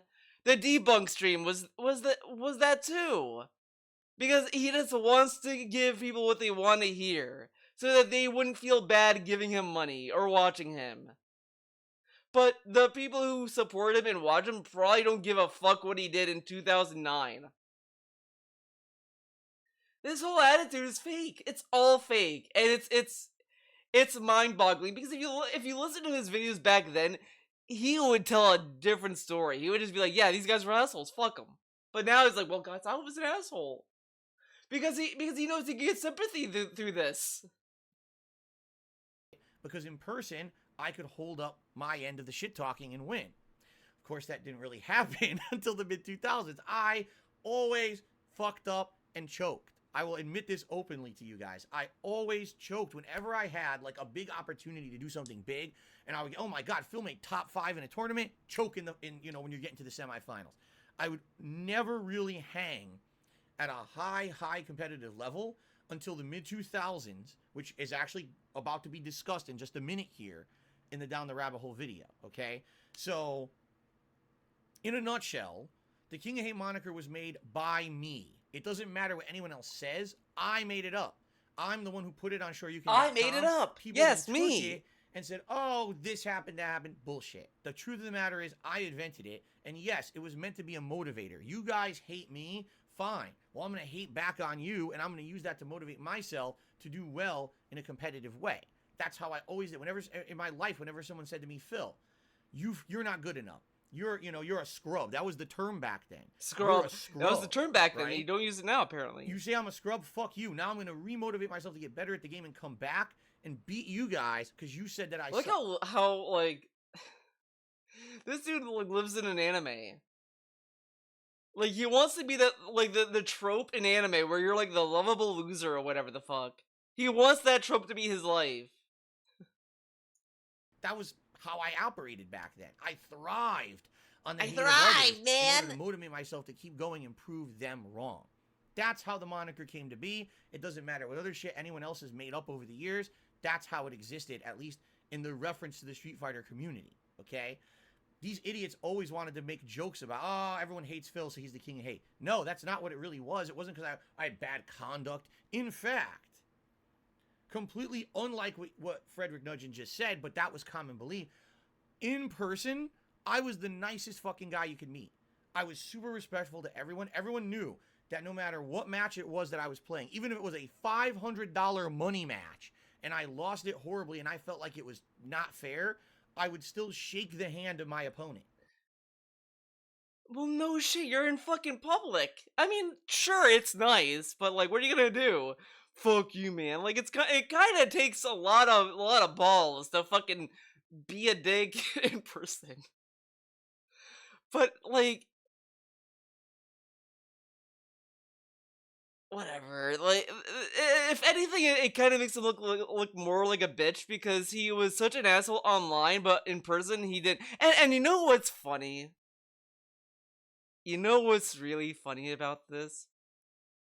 He said all this time, the trolls who make fun of me, if they saw me in person, they wouldn't talk shit at all. So, but what if we're just dicks online, but we're the kindest person in real life, Phil? I love how DSP could be a troll online, be dick to people online, but it's okay. He was kind in person. But the trolls, they're never kind in person apparently, and they're bitches. Oh man. Okay. Pretty cool, huh? I always put it out there that I absolutely had to be the honorable. I make fun of Phil, but in real life, if he saw me, I was the kindest guy. I was a gentleman, a gentleman. In person, I was absolutely positively the biggest internet shit talker there was. But in person, I strove to Was he the biggest shit talker online? be a nice guy. And it was funny because people who met me in person at tournaments were very friendly with me. People who thought I was a complete jackass met me and were like, holy shit, why are you such a dick online? And I was always like, because I'm just fucking around. I'm having fun. Fucking around, It's life. man. You can't be so serious. I didn't think that anything online was fucking serious. I always thought it was a fucking joke. While these people were so ultra serious about... Oh, I gotta go to the bathroom, guys. I'll be right back. So I'll be back, guys.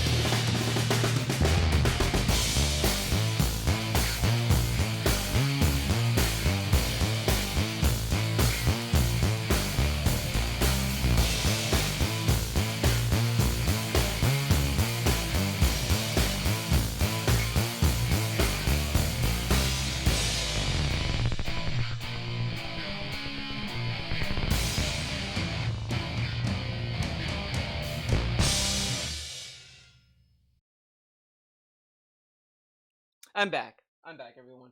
And I have breaking news. Semi-breaking news. So I as I go to the bathroom, I did have DSP's pre-stream on, just to see what's going on in the darksfadilio land. This dude. So the next React stream, he was like, I don't want to do drama anymore, man. We did so much drama. I want to do something else. One of the things he brings up is June the King. Now, doesn't June the King do a lot of like he says he did documentaries on content creators. But that's not drama, apparently. So the whole thing June the King did to LTG, that's not drama. But the Wings of Redemption is drama. DSP is drama, but not LTG. Why is LTG not considered drama? This dude is so fucking weird about LTG. It's like, did LTG like beat him up or something? Like, why is he so negative about this guy? He talks about Wings, like Wings is some like a bully victim, but LTG is no, fuck that, right? Maybe he's jealous, right? Maybe he's jealous that LTG doesn't get as shed on as hard as him and Wings. Maybe that's what's going on. Ah.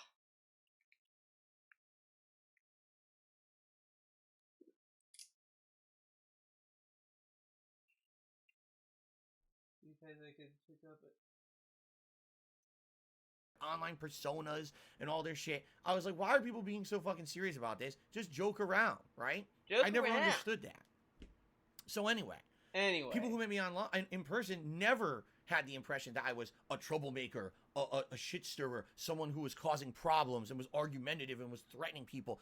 This documentary makes it sound like I am, as you're about to see, because we're about to see something that's actually very out of reference. Anyway, Malcolm, thank you for 2 different tips here. Out of reference? The first one, he says, happy anniversary. I'm the Unbreakable. Then he says, vest time. And yes, with those tips, we hit $150, which means you guys now get to vote on a style of vest for me to wear for the rest of today's stream. So let me put that poll up, and then we're going to go ahead and continue with the video. So which vest is down the rabbit hole? Oh my god, the same... We've got the original same beige. question. We'll do red. So lame. We'll do denim. And we'll do... I believe we're about to do a very meme-worthy clip that a lot of people have referenced over the years as a direct reference of me being an asshole at Street Fighter tournaments. Let's watch. DSP, stop recording. No one... Hold on. You can't... My camera placement is bad. He put all the subtitles on the top. Hold on a second. By the way, I don't think Frederick Knudsen made this particular video. I think he just put in a clip from someone else, but whatever. I want you guys to be able to read the subtitles. Let me put my camera down here. Hopefully this will fix this.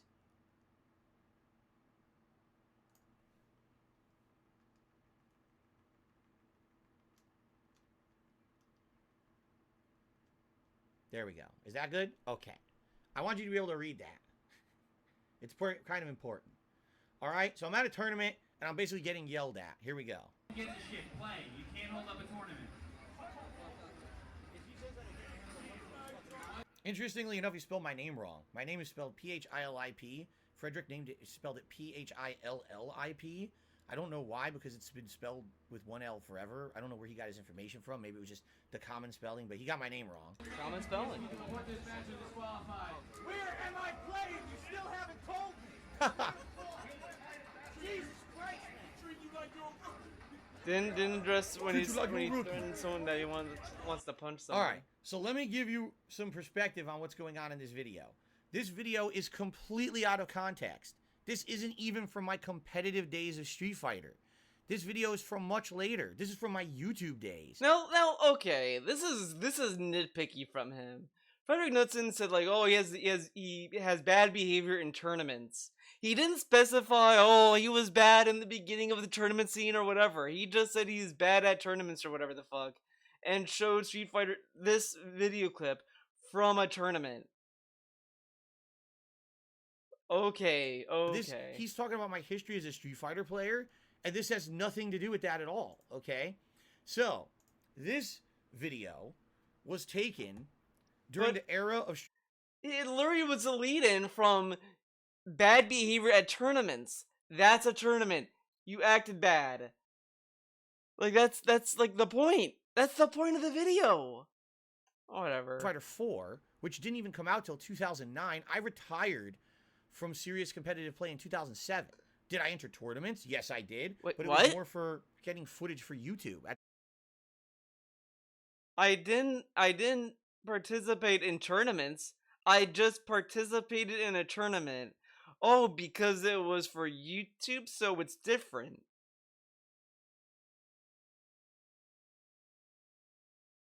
What? That's like someone saying, well, I participated in the Olympics, but I wasn't competing for real. I was going for the Olympics just for shits and giggles. Okay. At that time, I was already a YouTuber trying to get a variety of content for my YouTube channels. It wasn't about placing. It wasn't about trying to win tournaments. It never was. Go watch my old Street Fighter 4 coverage, and you'll see 9 times out of 10, I'm dicking around. I'm doing a madness series with a low-tier character. You weren't doing a madness series at a tournament. You were doing madness series at home. So if you enter a tournament, so is this dude gonna have us believe he entered a tournament as Dan Hibiki? Because he did a Dan Madness series, but did he fight in a tournament with Dan Hibiki? Did he do that? Does anyone here know if he did that or not? Because I don't know. I don't know what he did in Street Fighter 4. I didn't even know he entered tournaments for Street Fighter 4. Did he go with, if he went with Dan Hibiki, I'd believe. Okay, sure, he was dicking around. He chose Dan Hibiki. But if he didn't and he picked like DJ or any other serious character, then he wasn't dicking around. Because if he was, he would have entered with a meme character like Hakan or Dan Hibiki. He didn't enter tournaments for Street Fighter 4, dude. He just entered tournaments for Street Fighter 4. Yeah, it's different. It was never about me trying to be the best player. I wanted to do a variety of content. In fact, I even told my audience back in the day, as much as I would like to be a pro player, it's too time consuming to do it. I would have to constantly travel, constantly play in tournaments all the time to get to a competitive level. I would love to do it, but I wanted to do a variety of content instead. I wanted to do other gameplay styles, not just focus on fighting games constantly, okay? So, this video, the infamous video, is taken from, it was either a tournament in 2009 or 2010, okay? I actually stopped traveling for tournaments around 2011. So he traveled for tournaments during this time, and then stopped traveling after. This dude is really semanticking hard on this. Like, he's really trying to semantics this out of existence, pretty much. Tournament was one of the first tournaments ever held, if not the first tournament ever held, by this certain group of people. I don't even remember who they are at this point. I really don't. I don't remember. They were newcomers. They assured everyone coming to their tournament that they were going to be professional and everything was going to run smoothly. They claimed that they had people who had run tournaments before on their staff. They basically promised the world to everyone. And by the way, they had really big prizes promised, okay? That's why a lot of people went. It was actually one of the bigger tournaments for Street Fighter 4 ever held on the East Coast at the time of the United States, I should say. And I went, rather than going to really play competitively in the tournament, I went to cover it. I wanted to film. I wanted to document the start of the movement of Street Fighter 4, because Street Fighter 4 was a huge comeback for fighting games. Fighting games had been effectively kind of dead when it came to Street Fighter since like Capcom vs. SNK 2, which came out in what, 2001? So you're talking an 8 to 9 year gap when there was no real competitive Street Fighter at all that mattered. It was all grassroots stuff. All of a sudden, there was a resurgence in the community. There was money coming out, and people wanted to have these big scale tournaments. Okay, Whoa. So people from all over the country came to this tournament. All right. I wish I remembered all the details. I don't remember the name of it or who ran it. What I can tell you is that this was one of the worst run tournaments I've ever attended, if not the worst run tournament I've ever attended in my life.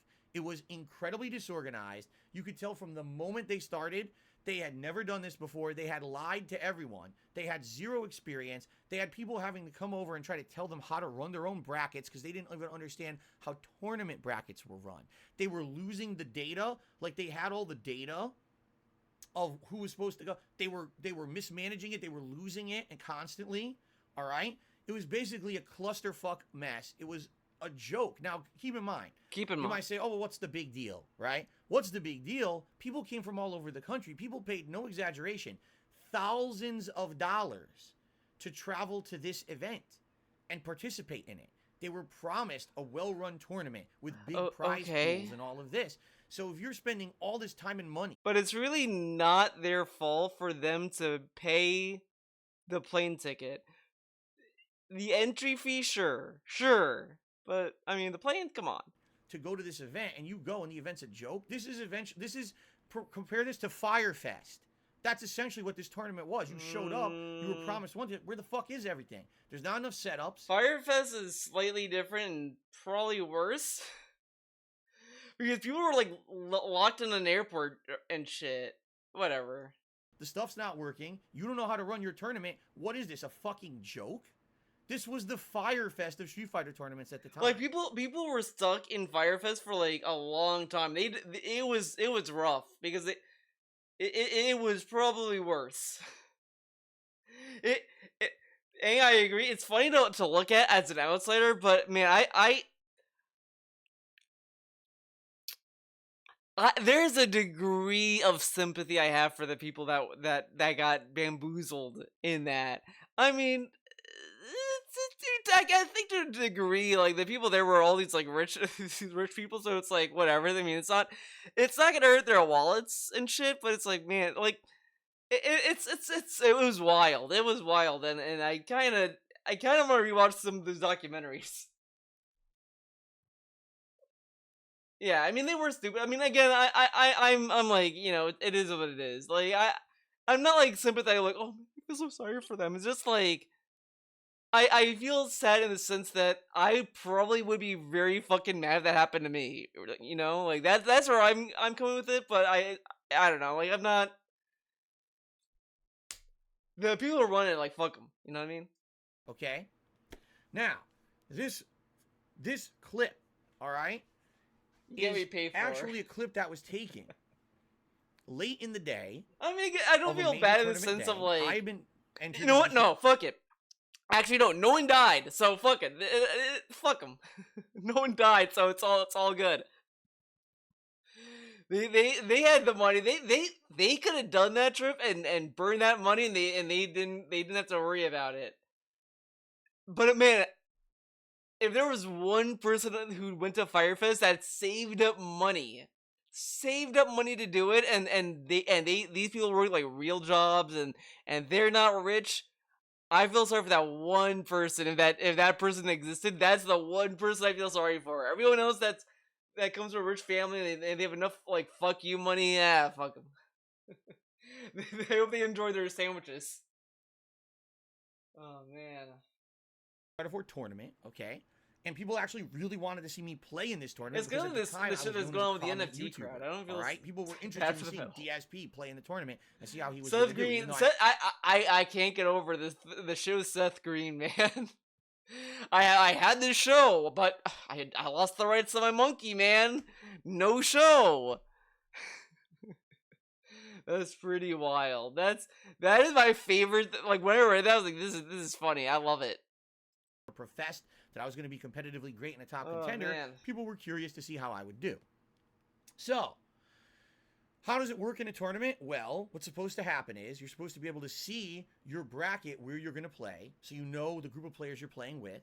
When they announce, oh, we're playing bracket 8, everyone, bracket 8, come over here and play, all the players from that bracket were supposed to come over and stand there, and they would call your names when it was time for your match. You would play your match, and then you'd be done, and you'd be told, okay, go take a break, come back in a little bit, you'll play your next match.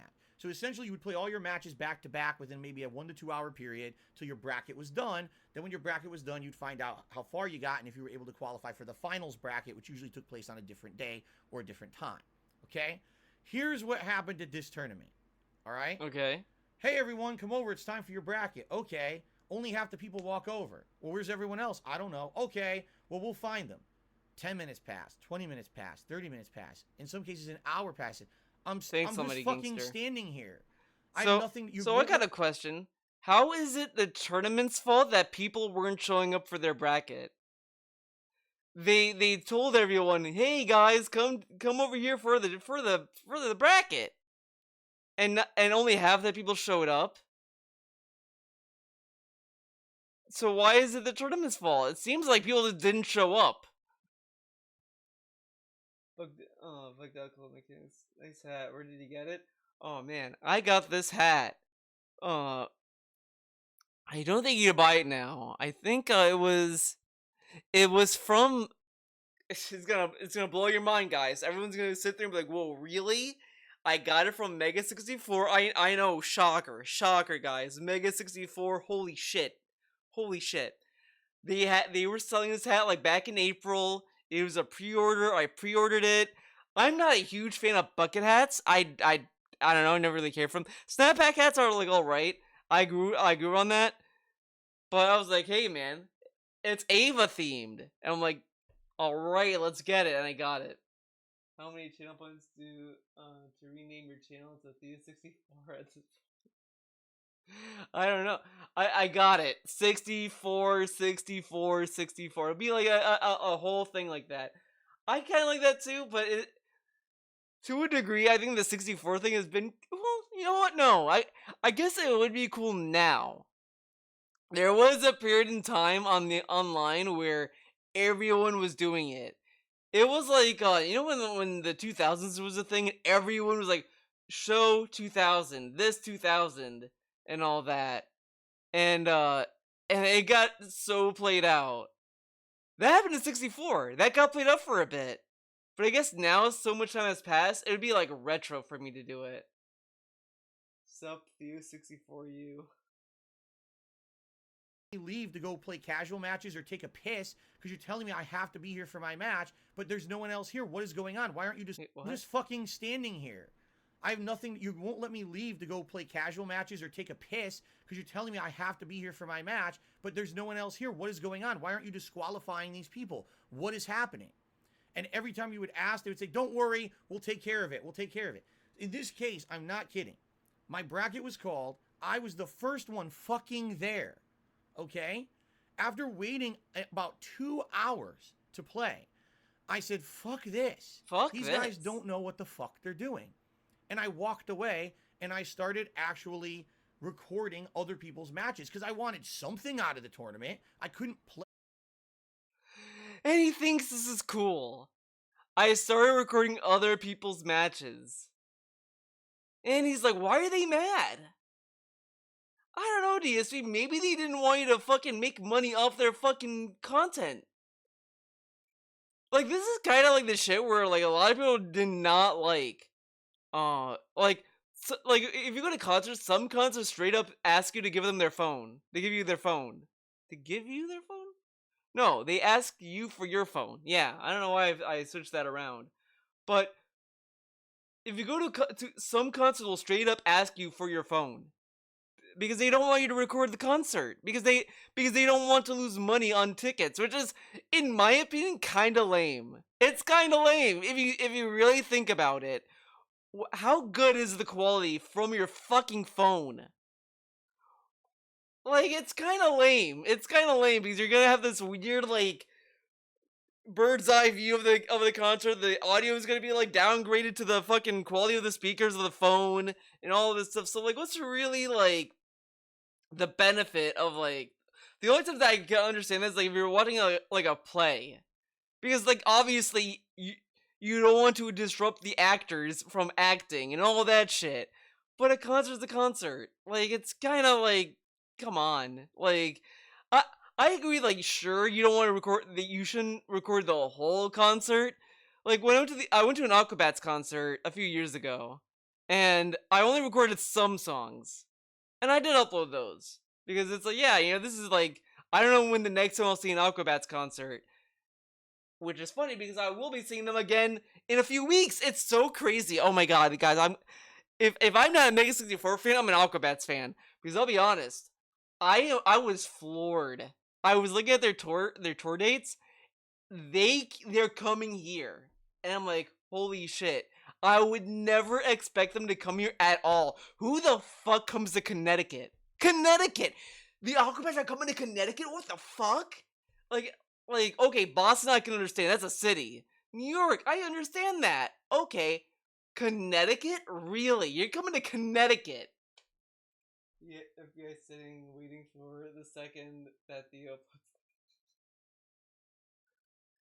But this dude is going around this tournament recording, then they get mad at him. He's like, why are you mad? I didn't get to play. I needed something. Like, dude. Because they didn't know what they were doing, so I was trying to record the actual matches that were going on. All of a sudden, the tournament organizers tried to make me a scapegoat for the fact that they didn't know how to run their tournament. You were recording their fucking tournament. This dude probably also wanted a refund. He wanted a refund and a profit off them. And he's like, and he wants to play the victim. This dude was scamming them. And he's like, what? They're yelling at me, man. They literally started singling me out and saying, why is DSP not ready? Where is DSP? I'm like, what are you talking about? I was standing there for 2 fucking hours. Okay, now here's the other thing, right? So he leaves, he waddles around after waiting 2 hours. How does DSP know that they didn't get everyone else in that time when he left, right? And he's like, he waited 2 hours, then left. And then I was like, what? Now they're calling me out. I was like, oh my god. Like, it's not like he waited like 5. I mean, the whole thing is a massive meme. It's like, it's one of those situations where you either have to sit down patiently and just take the L and wait and wait and wait, or you leave and accept the L. Like, you can't really be mad. Like, you could be like, look, he could be upset that he waited this long for a match. Sure, but he waddled away. And he's like, why are they mad, man? You waddled away. And he's like, and then they're yelling at me. It's like, dude, how did you know they didn't get the people when you left? You never called me. I'm waiting. I keep asking, who's my opponent? Where am I playing? What's going on? They were basically so disorganized that it was a complete waste of everyone's time. All right? Now, admittedly, I was fucking furious at this. Okay? Now, at this time, this was in 2009, 2010. I had already run major multiple tournaments pretty much almost single-handedly. I had run all kinds of tournaments, including East Coast Championships. The biggest tournament on the East Coast I had run with the help of someone from New York City. And I want to give credit where credit is due. It wasn't all me. It was a co-run. But still, I had run major tournaments that were bigger than this event myself. Okay? I offered them to help them run it. I said, guys, you guys are really disorganized. Do you want me to help you make this run smooth? Everyone knew my tournaments ran smooth. Everyone loved attending a dark side filled tournament because regardless of the fact if you liked me or not, you knew the tournament was very well run and everyone got their matches in on time. No one was waiting around. It was a really oiled machine, as they say. They refused my help. They did not want me to help them. They were under the impression they could do it. Okay? They couldn't. By the end of this tournament... No, I guarantee you, watch. Let's say they allowed DSP to help. He probably used that to dunk on them. These people were not that experienced at all. I was the one running the tournament. At me. It was me, man. They didn't know how to run a tournament, and I had to run it. That's how bad it was. Blech. That's what he'd say. About 24 people who demanded their money back, including me, and we got it. Because they ran their tournament so poorly, you're going to disqualify us? What are you talking about? You don't know what you're doing. We offered you help. You refused. Give us our fucking money back. And they did. So, this is completely out of context. Now, here's what I will admit. I shouldn't have been that angry. I shouldn't have been threatening to punch someone. Of course, in the heat of the moment, it's just like in the heat of the moment of my gameplay, everyone says stupid shit. Heat of the moment. No, I wasn't actually going to run and punch someone in the fucking face. The meme. But this video is a prime example of them actually trying to make me the scapegoat for their own ineptitude. They were... Dude, he's acting as if the people who ran that tournament uploaded that video and said, yeah, man, look at this. But anyone who watched this clip can really think this dude is toxic and shitty. Ugh. Me, I said, where are you, Phil? You're holding up the tournament. I was standing there for 2 hours waiting to play, and you told me to wait. I finally walk away to do something because I felt like I wasted my money coming to this tournament. I want to film someone, and now you're going to yell at me like I was the one who wasn't there first, waiting for 2 hours? They were a bunch of fucking assholes. Now, the other thing that's really lame about this, right? So, half of the people showed up for their bracket. The other people didn't show up, so they were probably already annoyed that these other people didn't show up at the bracket. That's probably what was going on. They're probably just like, these fuckers are not there, whatever. And they dealt with it. And then they finally get those people to show up, and then DSP walks away. And DSP's like, these guys are assholes. He doesn't even want to try to empathize that they might have been annoyed that they've been trying to get all these people to show up, and they finally do, and this fucker leaves. Like, it is kind of nonsense, because it kind of makes this story kind of makes them all like fucking children, and it makes the people who ran the tournament like fucking parents, like a substitute teacher. That's what it's like. The people running the tournament are like the substitute teacher, and the kids are just trying to get away with shit. And like, yeah, we're gonna do this. We're gonna sneak out of class early, man. The substitute doesn't know what they're doing, man. And then the substitute gets annoyed because half the class is missing. And they finally get the other class, and another kid walks off, and she's like, "This fucking kid ran off again." And he's sitting there like, these people were assholes. DSP, you walked off. And they're probably not in the best mood to deal with it. Because they were probably trying to get them because they knew you'd... Like, it's such a massive meme. And it kind of shows how little DSP empathizes with anyone. Because he doesn't think maybe they would have been annoyed, right? That half the people didn't show up. So these people are waiting, and they're getting annoyed that the bracket didn't show up, and they're still waiting for matches. So they're probably annoyed at that. They're like, oh my god, these people are gonna be freaking out. So they try to find them. Then DSP walks off, and he's like, this fucker, like, it was not a good situation to do this shit. And this dude is like, I was waiting 2 hours, so I'm entitled to walk off. DSP, you made the problem worse by doing that. And then I left to use the bathroom. That was his previous story. So which one is true? Yeah, that's the other thing. So that's the good part. I almost forgot. Thank you for reminding me, Almighty Gangster. Shouts out. Almost forgot. For years, this dude also said that he went to go to the bathroom. And what was me? I was taking a shit, man. And then he said, I was recording other people's matches. This dude is insane. It's all clown mode with him. I'm sorry. I'm not going to say that I'm sorry for being angry. I will say I'm sorry for saying that I would have beaten them up because I wasn't going to do that. That's stupid. That's completely dumb. I never in any case should ever threaten anyone. All right? And by the way, I didn't directly threaten them. I just said that to myself, and someone happened to catch it on camera there that was recording and heard it. But absolutely, Wait. Oh my god, we gotta hear the clip again. We gotta. Hopefully this will fix this.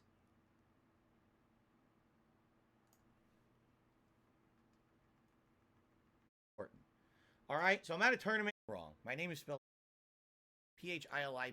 Wrong. I don't know why, because it's... Oh my god. If he says that again, I'm gonna go punch him in his fucking mouth. I wasn't singling them out, man.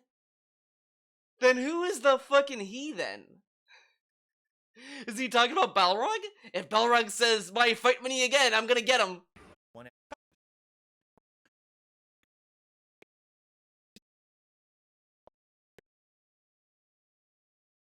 Run and punch someone into this tournament. I want to sorry for being angry to myself and someone because I absolutely could run that tournament way better than they ever did. Okay, now here's the thing.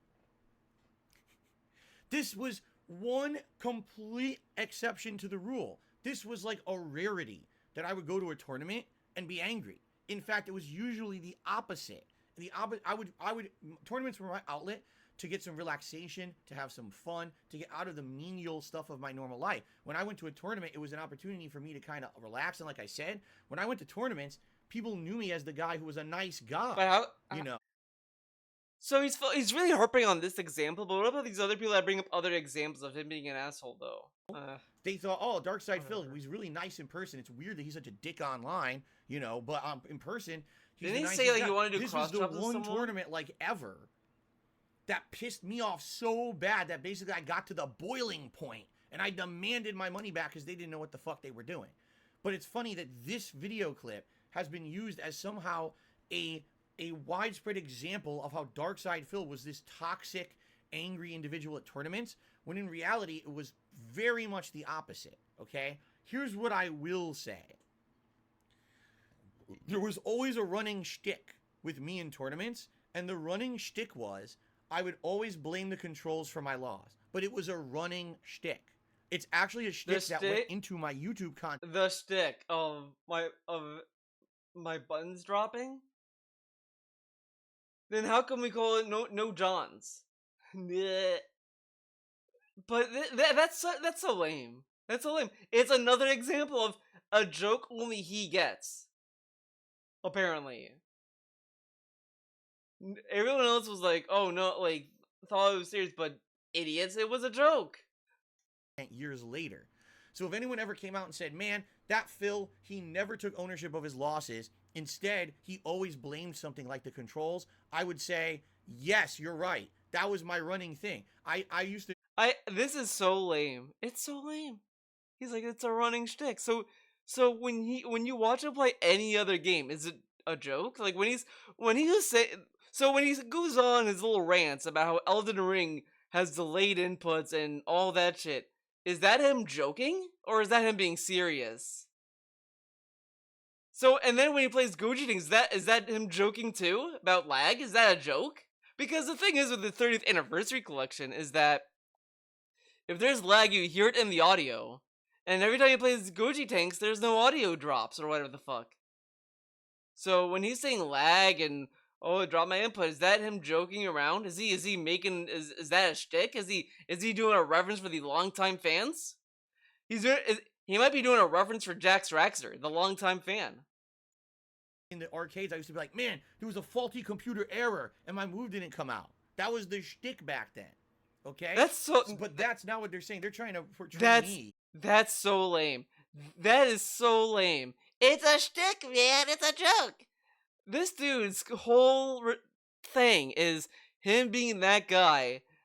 Guys, I'm just joking to be stupid. On the internet as like the most toxic possible guy at a tournament. I've had people tell me, Phil, you were banned from competitive Street Fighter because you brought a weapon to a tournament. What? What? I was never banned from. Now this was a story that someone said by accident because he came out later. Like I think it was either immediately after he said it or later on, whatever the fuck. But they said, "Oh no, I got the person mixed up. It wasn't DSP." Like the dude just made a mistake telling a story, and DSP was like, "What? These are brought a weapon?" It was an accident. But if DSP gets a story wrong and then he tries to correct it, he's like, well, you can't say you should. I corrected it. But then the guy like made a mistake telling a story, he got the wrong guy, and then apologized for it, and he still brings it up. Anything ever in Street Fighter, I was known as the nicest guy, and I never brought a weapon to a tournament. What the fuck are you talking about? Of all the things in this documentary, the fighting game stuff is almost completely wrong. But I don't blame Frederick never Knudsen brought up the because weapon there's story, not though. a real lot of documentary. I'll be honest, stuff Frederick did from not back bring in that the up. day when It I was- was in That was competitive Street outside Fighter. of this video Camcorders in the tournament entirely, were a and rarity. he throws that in. So nothing was really documented. All you get is hearsay and what people want you to think because they don't like a particular person. And like I said, a lot of people look at this, right? He tells us how Mr. Wizard has he knew all this stuff was happening, but that stuff wasn't documented and all that stuff. But that's true. But if anyone says anything about DSP, well, that's hearsay. That's not documented. Okay.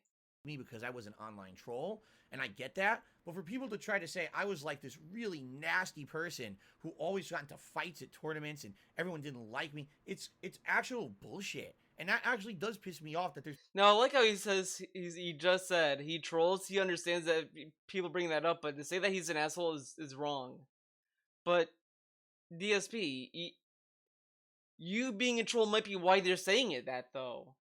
People out there who maybe have watched this documentary and think that, when it was completely the opposite. I never wanted to be the person who caused trouble in real life. I was the person who ran tournaments and made them nice. He doesn't want to cause trouble in real life, but he gets into trouble in real life all the time, which he'll get into later on. So many people who would compliment me in my tournament. Thank you for giving me such a great experience. I've been to other tournaments that were stressful and annoying, and yours was not.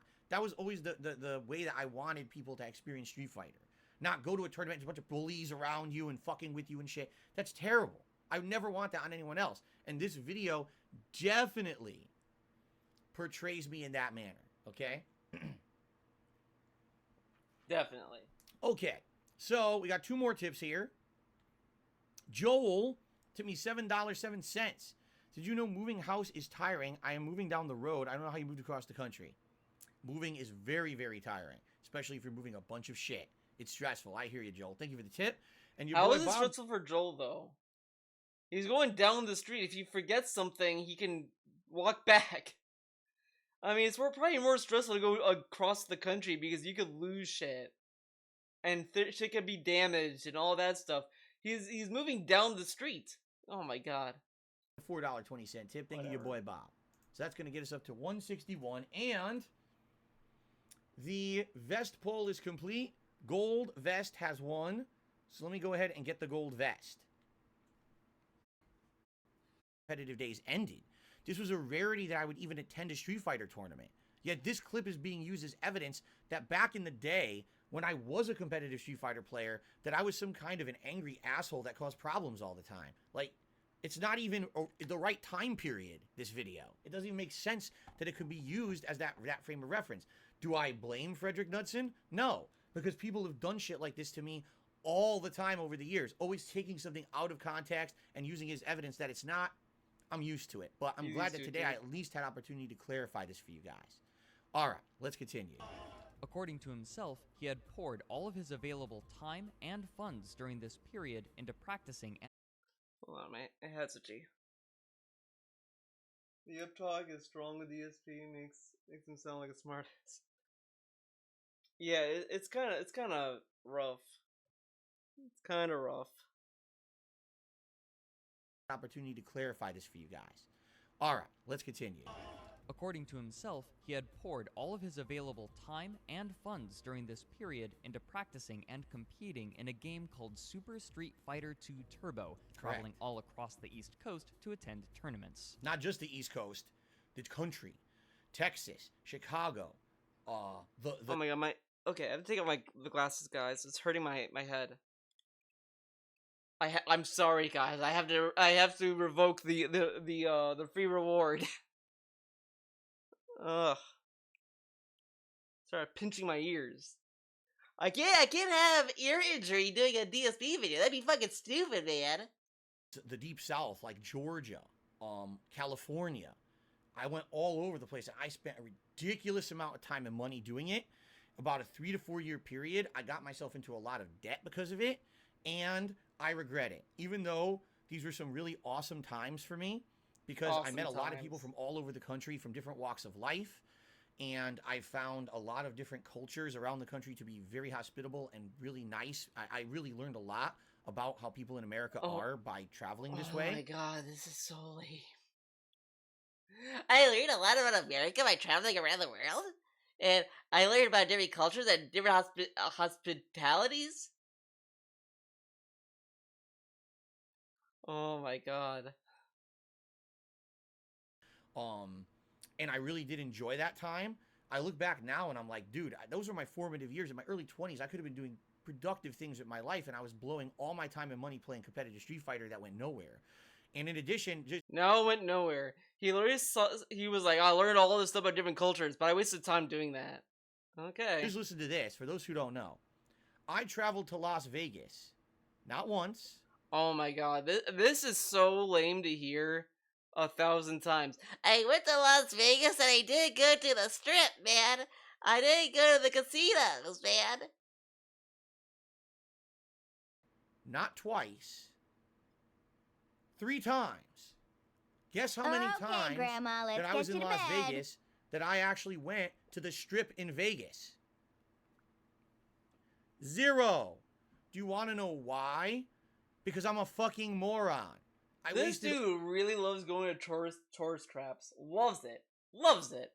The only tourist traps I think anyone should go to, and guys, I might be biased, but obviously if you go to Greece, you know, the country in Greece, I think everyone should go see the temples. You don't have to see the Acropolis. I mean, I do recommend the Acropolis, obviously, but at least see a temple. At least go to see like the fucking Temple of Zeus or the Temple of everything. Come on. Come on. All my time playing Street Fighter, and I sat in a ballroom waiting to play my matches instead of doing tourism and travel and fun. I was a complete jackass. And I can admit that today because I look back and I'm like, man, I'm so stupid. How the hell did I miss those opportunities? Okay. In 2005, Time to get Philip wild! decided that Bear he would take pile out on the thousands of enemy! dollars in Go credit card loans to Yep. attend the Evolution Championship Series, Correct. better known as EVO, I an was an event idiot. where Oh, the numerous meow didn't tournaments work? for different fighting games would take Oh, I place. got meow By here. far, it is the largest. of its Meow, kind. Oh. meow. There There he we would go. enter the tournament for Super Street Fighter 2 Meow, Turbo, where he meow. would take 4th place underneath 3 Japanese The players. robots take another This is actual human tournament job. footage, too. Pretty cool.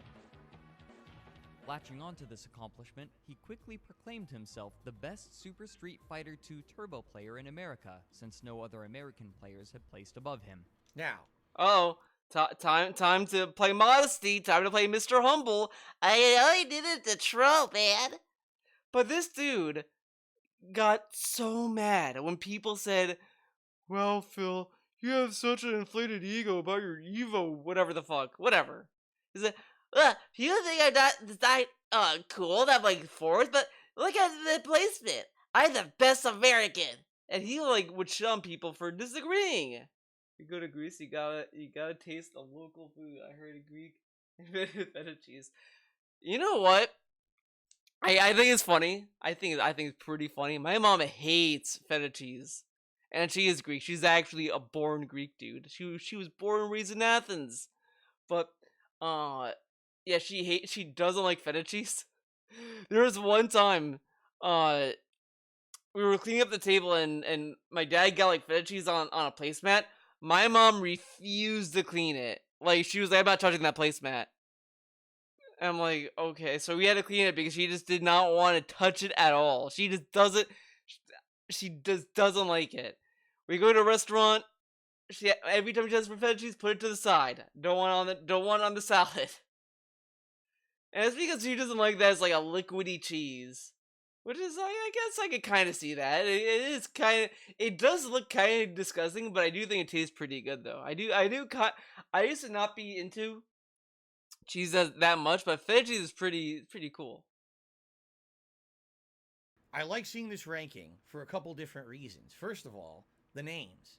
My God, these guys were fucking giant. Giant. He was known as. These people were giants. Giant. Okay. Tokido. You've heard me reference Tokido many times over the years as my rival. He's the guy I could never beat in competitive Street Fighter play.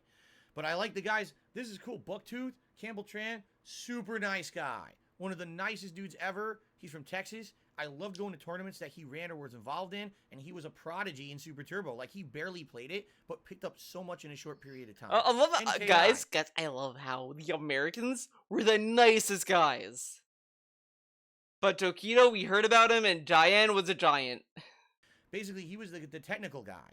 He was the guy who could break down games frame by frame and understand and explain frame data to you. Really smart guy. I mean, does anyone even not know Jason Cole? Known as the dirty dog of the Street Fighter community. Basically one of the coolest dudes ever and one of the best doll seams ever. Il Shill was a relative newcomer like me. He wasn't well known in this community, and he played E Honda and got really far in this tournament. And I don't know if he ever did well after this. I have no clue. But anyway, it's really cool to see this tournament ranking and see, there it is, ladies and gentlemen, in black and fucking white. As you can see, I actually did make top 5 at EVO one year. Okay? This is the Nationals, by the way. This isn't a qualifier tournament. This is the Nationals. This shocks I got me. the highest ranking of any American that year. Okay. Now, by the way, I will say this as well. You heard Mr. Knudsen just say that I would reference myself as the highest ranking American that year. It was a running joke. It's a all right? joke. It's a joke. This dude bragged about being fourth. That was like his personality. I was first place at EVA. I was fourth place, guys. All this stuff. Every time someone were to say, "Wow, DSP, like, why do you think you're hot shit on your top 3? I'm the best ranked in American, and all the trolls are saying that it's not impressive." He would get mad when people were not impressed with him being fourth and shit. But it was a joke. Knew people didn't like me. Okay, honestly, I'm getting hungry, guys.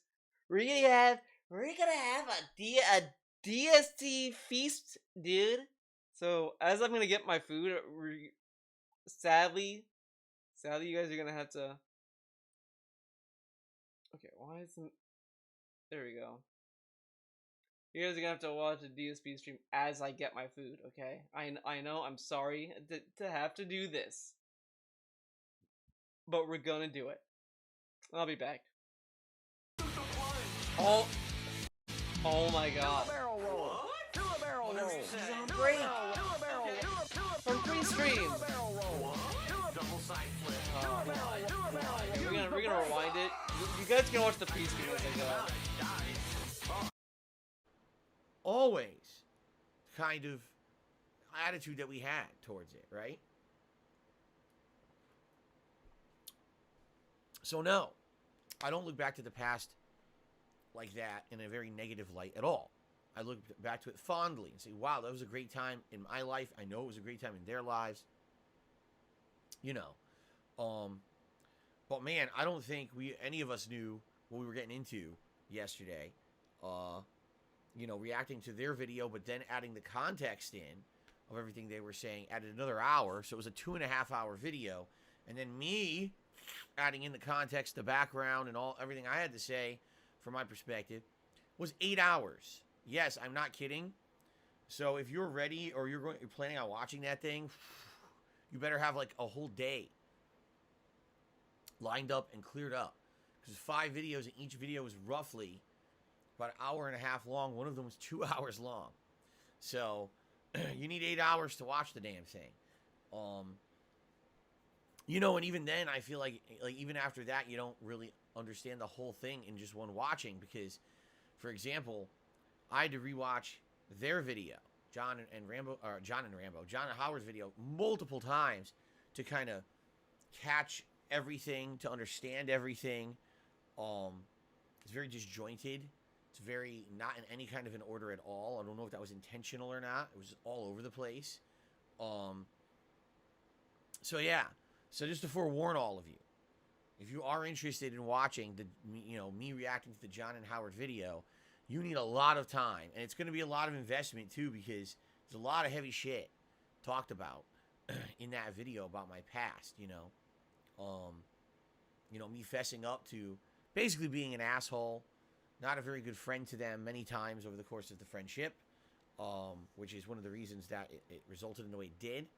But also, you know, talking about a lot of my issues that I had, you know, mentally, because of some really messed up stuff that was happening at certain times in my life, and how that affected the way that I reacted or did, you know, had attitude towards them, or even, you know, the things I said and did on the internet to some extent. You know, thank God I'm in a much better place now, for sure, you know. But to go back to that, you know, put myself into that position again was very exhausting, to say the least. You know, I was in this room yesterday from 10:45 a.m. until about 10:45 p.m. And the only time that I got up was one time I used the restroom, one time I went to get the food for Feasting with the King, all right? And then I put the food back, and that was it. Like, I was in here all day long. I had a splitting headache by like 6:30 p.m., and I had to go pop and leave and to even continue. And then there's another 3 hours or more. It was more like almost 4 or more hours after that, you know? Like, holy shit.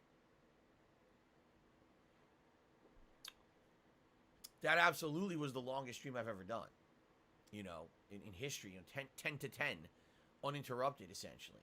Now, what I will say is this. you want to go watch the pre-stream podcast, there's definitely a different vibe. You want to watch Feasting with the King, there's definitely a different vibe. Feasting with the King was Vietnamese food, which, oh boy. Let me just put it this way. Some of the stuff was actually pretty good, and I'm like, wow, I would like to try that again. And basically the main course was absolutely disgusting. Like, wow, I would never have that ever again. That was fucking, I don't even know how anyone would like that. It's got to be an acquired taste. Let's put it that way. So anyway, pretty crazy. All right, and again, it's all online at your own leisure. You can watch it whenever you're ready. All right, it's not monetized, the entire React event. Now, of course, you know, I know when I do an event like that, that's meaningful, that's going to explain a lot of stuff. You know that you're going to get a lot of complete horseshit from disgusting, vile people. And I'm not going to sit here and name names or anything. But you know who they are out there. People who are absolutely just terrible human beings. You know, don't deserve a platform to do the shit that they do. All right, they shouldn't have one. Saying some of the nastiest things possible about me. I fully knew it was going to happen. You know, I demonetized the entire event, and now the videos are uploaded to YouTube, demonetized. Oh, but you have super thanks on. Yeah, it's called super thanks on the channel. You can't just turn it off for certain videos. You know, like, either I have super thanks or I don't. So I should just disable super thanks forever permanently on my channel because I have 5 demonetized videos uploaded to the channel according to these people, right? Genius level intelligence. Or, oh, you know, Phil murdered his friend T in the 90s. He's a murderer.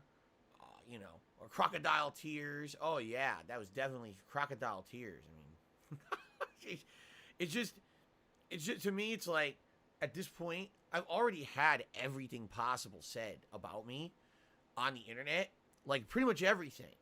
So to be called a murderer at this point is like, it's just like whatever, man. You know, seriously, like what? I don't even care. I actually have 2 different people this morning contact me, and they're like, you absolutely positively need to start flagging content on the internet, because yesterday it was some of the most vile things they'd ever seen with the shit that people were actually saying about me. And basically like they're like, it's one thing to make fun, it's another thing to even defame, but it's another thing entirely to like actually have vile malicious intent. And that, you know, there's quite a few people who restreamed my content yesterday. Like, that was exactly what they were doing. They were just being insanely vile. And, like, to the point where they're like, this can't be allowed on YouTube. I mean, the things they're saying have to be against community guidelines. I'm like, yeah, but you gotta understand something. Like, I've been here, done that. How many years? This has been happening to me for so long, man. This is just normal activity on the internet towards me. You know what I mean? Like, this isn't anything out of the norm. This isn't like, wow, they went above and beyond. It's like, no, this is like a normal weekend where, you know, I sneeze and, you know, hear the expose on Phil sneezing and how awful it was, right? I'm not surprised, you know, to hear stuff like, or DSP is monetizing his friends. What are you talking about? The entire thing was demonetized. To the extent that I could, and not harm my channel, you know, I didn't want to risk losing my business, my home, and everything, my livelihood, over one event. So no, I wasn't going to completely demonetize my channel for the event and then hope that I can remonetize it right away, because I don't trust YouTube. To be honest, I just don't. YouTube has all this shit in place and just assumes it all works. It almost never does, you know? Do I really believe that I can completely demonetize my channel at the click of a button and then I can immediately fully remonetize it with another click of the button? No, I do not. I don't believe that in any way, shape, or form. I think what would happen is it would probably fuck up. It would be delayed. You know, I'm not going to fuck around with that. It's one thing to say, all right, no contributions, please, during the event. You know, there will be small portions monetized, but for the most part, no ads, no contributions, please. And for the most part, you know, you guys listened, and I'm happy about that. Like, that yesterday was not about that at all. It wasn't a normal business day for me. It was a special event. that I wanted to clear the air. After 7 years, I finally said my piece. You know, I gave my perspective. I think it was eye-opening for a lot of people. And you know, one thing that I do want to say, and I didn't say this at the end of it yesterday because I was too exhausted and I forgot. You have to understand something. What I did yesterday was my subjective perspective. Mine. It's not objective. That was not an objective viewing. That was a subjective perspective. All right?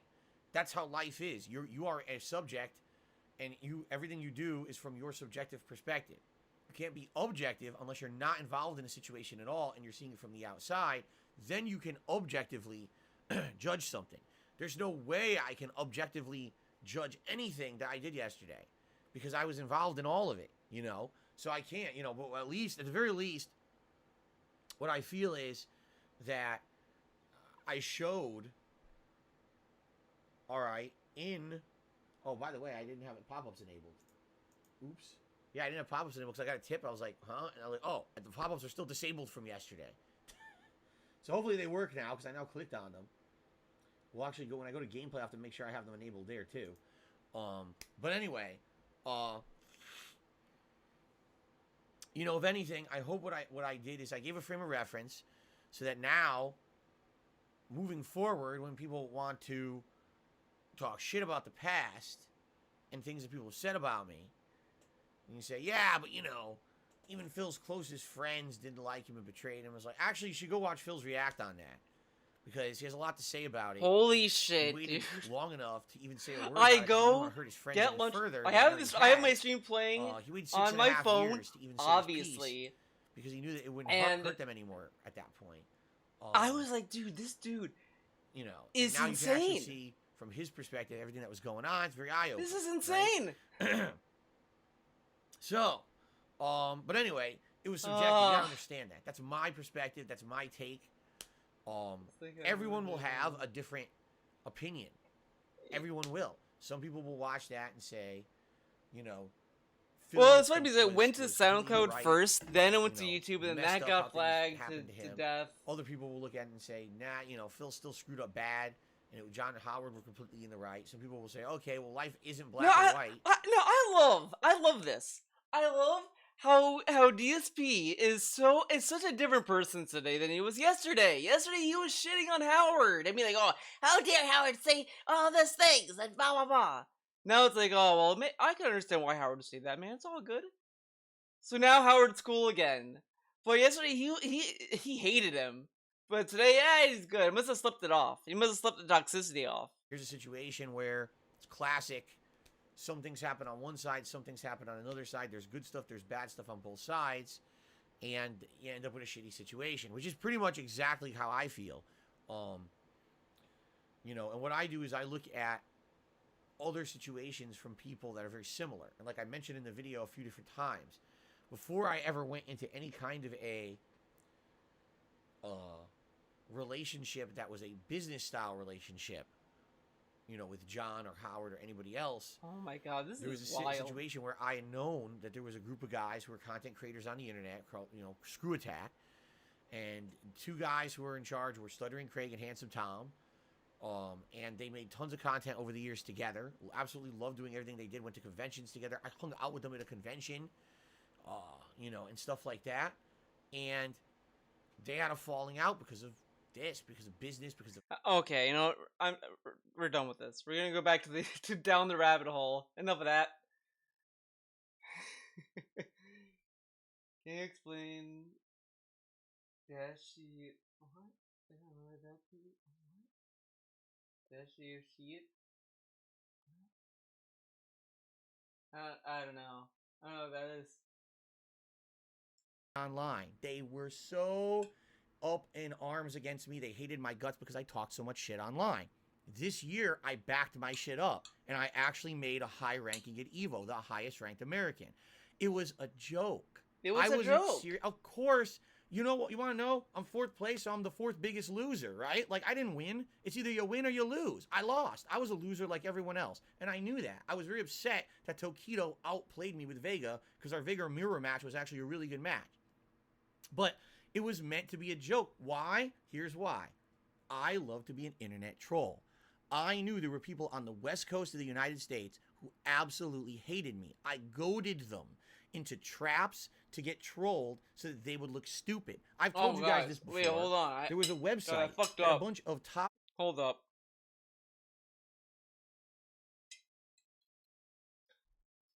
Welcome to Feasting with the Greek. You know what I mean? Okay, so we're gonna have hold on. Wait. How's the camera? I think the camera's good. It is high up. You don't see the food. It's all good. So for Feasting the King, feasting with the Greek, we're gonna have potato salad and fried chicken. Okay. So this is chicken breast, and it's like I put like breading on it as I fried it on it in the kitchen. Okay. I'll put the mic away, further away, so that way it's not, because I did kind of watch some of my DSC content. So I'll put it this far away. Okay, so let's try a piece of the chicken. Okay.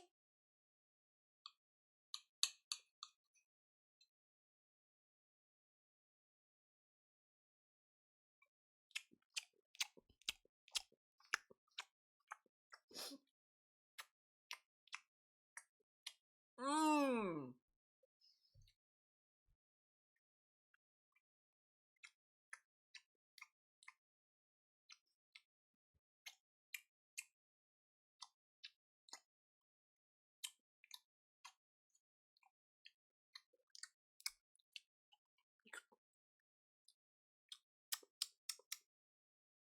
Oh, let's try the potato.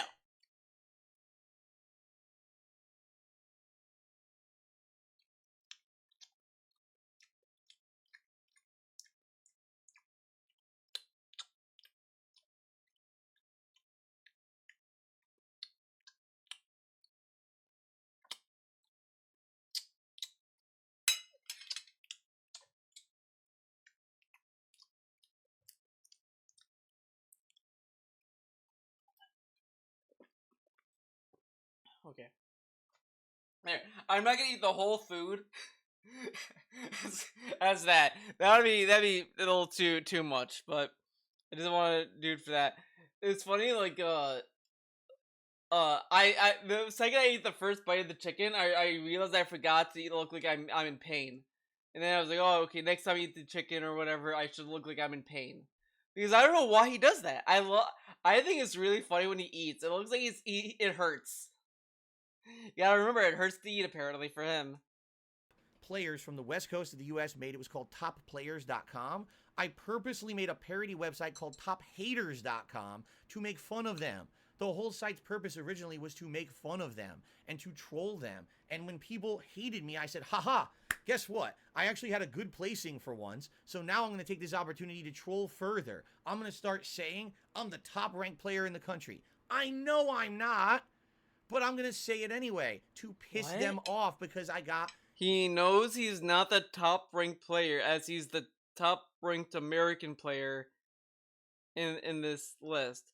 The thing he bragged about for years even after these people care. Okay. enjoyment out of pissing off people I didn't like. You know, like internet trolls do.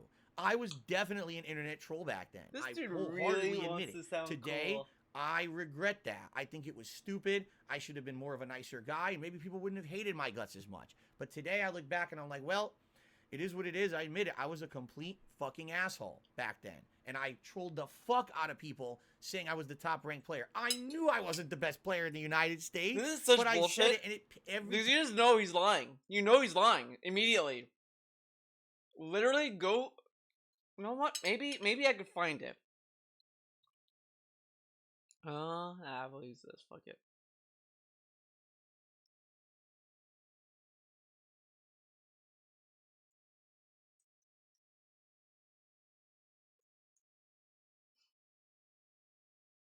Might be on his channel. I don't know which Q&A it was though. That's the problem. That is the problem. I don't know which one it is. Insulting your view tech. No, it's not that one. Oh my god. Which one is it? Is it this one? Okay, there we go. We actually have sound now. Camera's a little crooked. It's fine. March, and I've kind of tried to do all the March perk stuff within the first half to 3 weeks, and then that. Also, I don't know how the video looks smaller, so it huge change as, 2009, right after getting out of the Air Force, which is awesome. I'm gonna earn everything by myself, and quite honestly, I think that might have actually set me back because when a lot of other people were looking for cross collaboration, they were asking. It is funny. Zeta bring this up. I kind of feel Leanna has a better idea of what food to make for people that's healthy. I think she had a better idea of like what of a healthy diet and stuff like I mean, sure, like you could. I feel like he could have eaten better, but I kind of feel like Kat doesn't know what to cook and like what food to put. I also think that they're ordering a lot of DoorDash. It's the addiction of restaurants, dude. For fans for inputs, and the fact that I was able to successfully hit those goals. Look, I'm using this microphone. Oh my god, I don't know. I don't know if this is the one. Like, let's just go somewhere random in this video. At that point, was it a difficult process to partner with Machinima? Oh my god, it's I don't know which one it is. Does anyone know what video here he talks about his fucking Evo shit? Because I know it was one of these clips. I know it's one of them.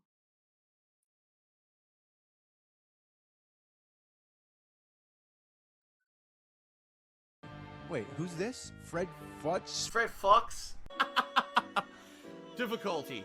Now, everyone, I'm gonna be honest here. All of my viewers literally contacted me this past week. They were like, "Play it on easy. Play it on easy. Oh Don't my rage god, quit. Play it on easy." easy? So I'm going to. I'm going to listen. You to play the this video. game on There you easy. go. I play this on normal, like a This big for boy. less experienced gamers. Better will be less challenging, and you can continue up to 10 times. Yep.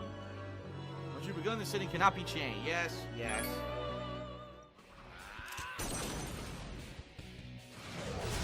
Fucking die! I love it. Oh, here it comes! This is it! It's great. This is it! And he fucking and this happened. Now I'm charmed! I'm charmed, which means I'm gonna heal him. I'm gonna heal him. Providing backup. I'm gonna heal him. I know it. And then I quit. If I heal him, I quit. I'm not kidding. I quit the game. I'm done. I'll tell you right Yeah, now. like, it's not if that I hard of heal a him, I game. quit. Like, it's whatever, honestly. Can you hear me? He's doing it again! He's doing it He's doing it again! Oh my god! Fuck this! Fuck this. This is insanity! I'm done. I'm this is done, over. I'm man. done. I'm not redoing it. I'm done. She's gonna heal him. I'm done. I love how I'm done. Ken It's is the over. only one that's It's normal. over. Goodbye. It's over. That's it for He loves Persona 4 but hates this game. Disgusting. Disgusting. Disgusting content. He loves Persona 4 but not Persona 3. Get out of here. Get out of this place, dude. This is a Persona 3 household. OG's getting so angry and inflamed. I just love he's a fucking RPG player, but he didn't think about getting anything that protects from charm. Like I Persona 5 was my first JRPG. I was like, yeah, this game probably has like charm shit, you know? Confused. It's so pissed. They're foreign posts. Oh, had to say something about it. It was like so funny. But So anyway, funny, man. that's the story of that. But other players in the community were unimpressed. This Here we go. particular tournament used a special version of the game ported from the arcades onto the PlayStation game console, and this port was widely considered to be far less balanced and vastly inferior for numerous reasons, including unresponsive controls and extremely problematic bugs. As such, Yeah, many I top-level agree with that. competitors boycotted the tournament. One other competitor, Alex Valle, had declared that he was going to enter the tournament not out of a competitive spirit, but to gatekeep. But it was other fun. I still like it competitors more who than he felt 4. didn't I hate deserve 4. the prize money or prestige, but he was forced to cancel at the last minute due to work obligations. Okay. I have a lot to say about that, okay? I have to give you guys a perspective and a frame of reference, okay? At the time, back in the day, we all played on arcade cabinets. We just did. There wasn't even console ports of many of these games in the 90s and early 2000s. It wasn't until the era of the Sega Dreamcast in the early 2000s that you could really get arcade-accurate ports of games. In the case of Super Street Fighter II Turbo, it didn't matter what version you played, whether it was on the Dreamcast, whether it was on PlayStation 1, there was a PC version. It didn't matter. No matter what, you can love Persona for all you want, inferior, but I know okay? the truth. Now, I was actually at the time one of the people who completely agreed with this mentality, and I never wanted Evo to go on console because I knew my most beloved game of Street Fighter was Super Turbo.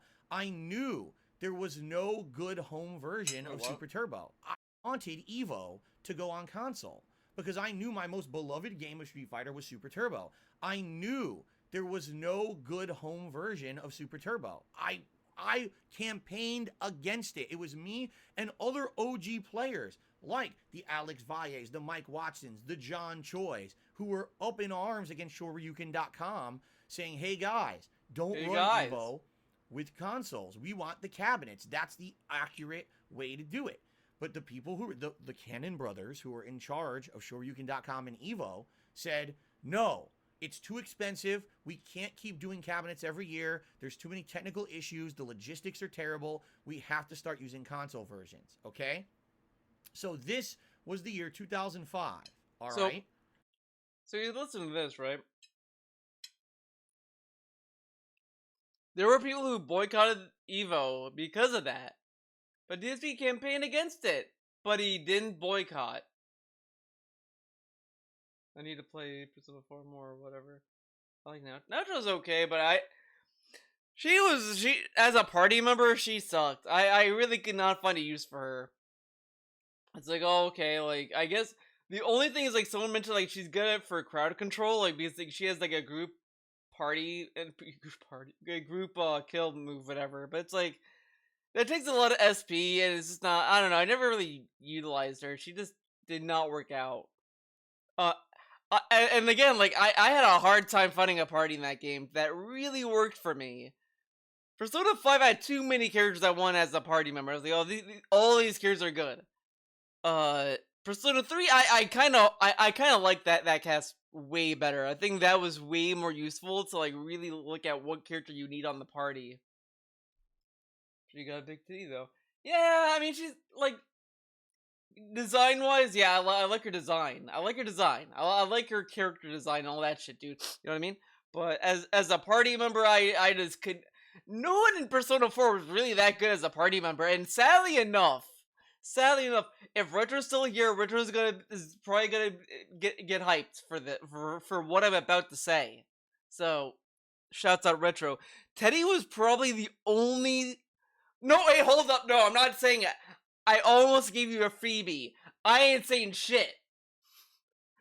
I forgot I'm streaming on Twitch and I have a fucking... Hold on, do I have that thing enabled?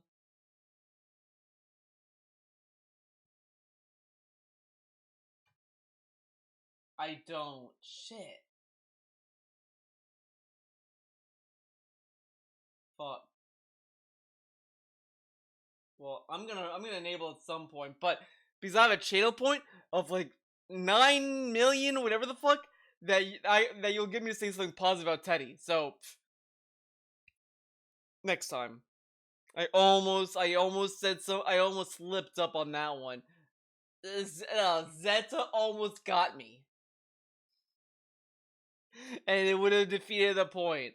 So thank God I stopped myself. When they decided to go full console for Super Turbo, they announced way ahead of time it would be on PlayStation 1. I didn't like that. I did not like that version. I've actually bought that version of the game just for this tournament. I played it against my friends trying to learn the game. I didn't like it. I felt like it was very inferior to what you would play in arcades. I practiced it a little bit at home, not much, only a little bit at home, and then I actually went to the tournament itself, okay? And at the tournament, I played the hell out of the game a day or two before the actual competition to try to learn the differences. I can outright tell you guys right now, yes, that version of Super Street Fighter 2 Turbo is different from the arcade version. Certain moves have completely different properties. They do different damage output. Some characters, I'm not even kidding you, are not the right size. They took the sprite from the arcade game, put it in there, and they made them either shorter or bigger, which means their hitboxes are wrong. Okay? So the whole game is flawed. I will 100% admit that. Okay? However, the tournament that year at EVO was not for arcade version of Super Street Fighter 2 Turbo. The tournament was for PlayStation 1 version of Super Street Fighter 2 Turbo. So these top players, these OGs, had every right to say, I abstain. If Alex Valle doesn't want to play in the tournament, he doesn't have to play in the tournament. And you can argue, oh, it doesn't mean anything. Well, it doesn't mean that it means anything in regards to Arcade Super Turbo. But that's not what they're running. You got to play what they've decided to run. You got to play the game or don't play at all, right? I played the game. I practiced, and within 2 days of me hardcore practicing the game at EVO, I learned the differences. When I entered the tournament, I was beating top player after top player after top player. Bob Painter, Jason Wilson, Mike White. But these are like, so I like that the top players, like, pretty much that oh, I'm boycotting EVO, I'm not going to EVO, all this stuff. And DSP is sitting there, like, he decides to run to this tournament that all the pro players are boycotting, and he scammed his way to be the top 4. The top 4, he scammed his way. John Choi, the biggest names in Super Turbo, I beat them all back to back to back. And all they could do was complain about the version of the game. It's like, but you knew the version of the game ahead of time. You didn't show up at the tournament and they sprung it on you. Oh, surprise, it's an inferior version of the game. It's not like you were going to play the World Series of Baseball and they announced, oh, guess what? We're actually playing wiffle ball today. You knew what version was ahead of time.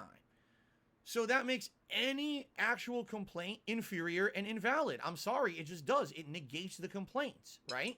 How, the other though? thing that gets me. Look, they can't complain because they participated, but then if they didn't participate, like,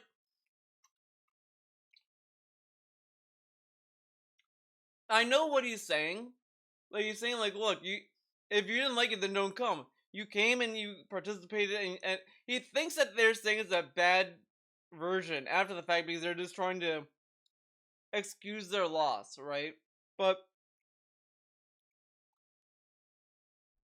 they can still have that opinion that it's a shitty port. I mean, this dude plays Street Fighter 5, right? He played that game and said that the whole time that game sucks. It's trash. What a terrible game.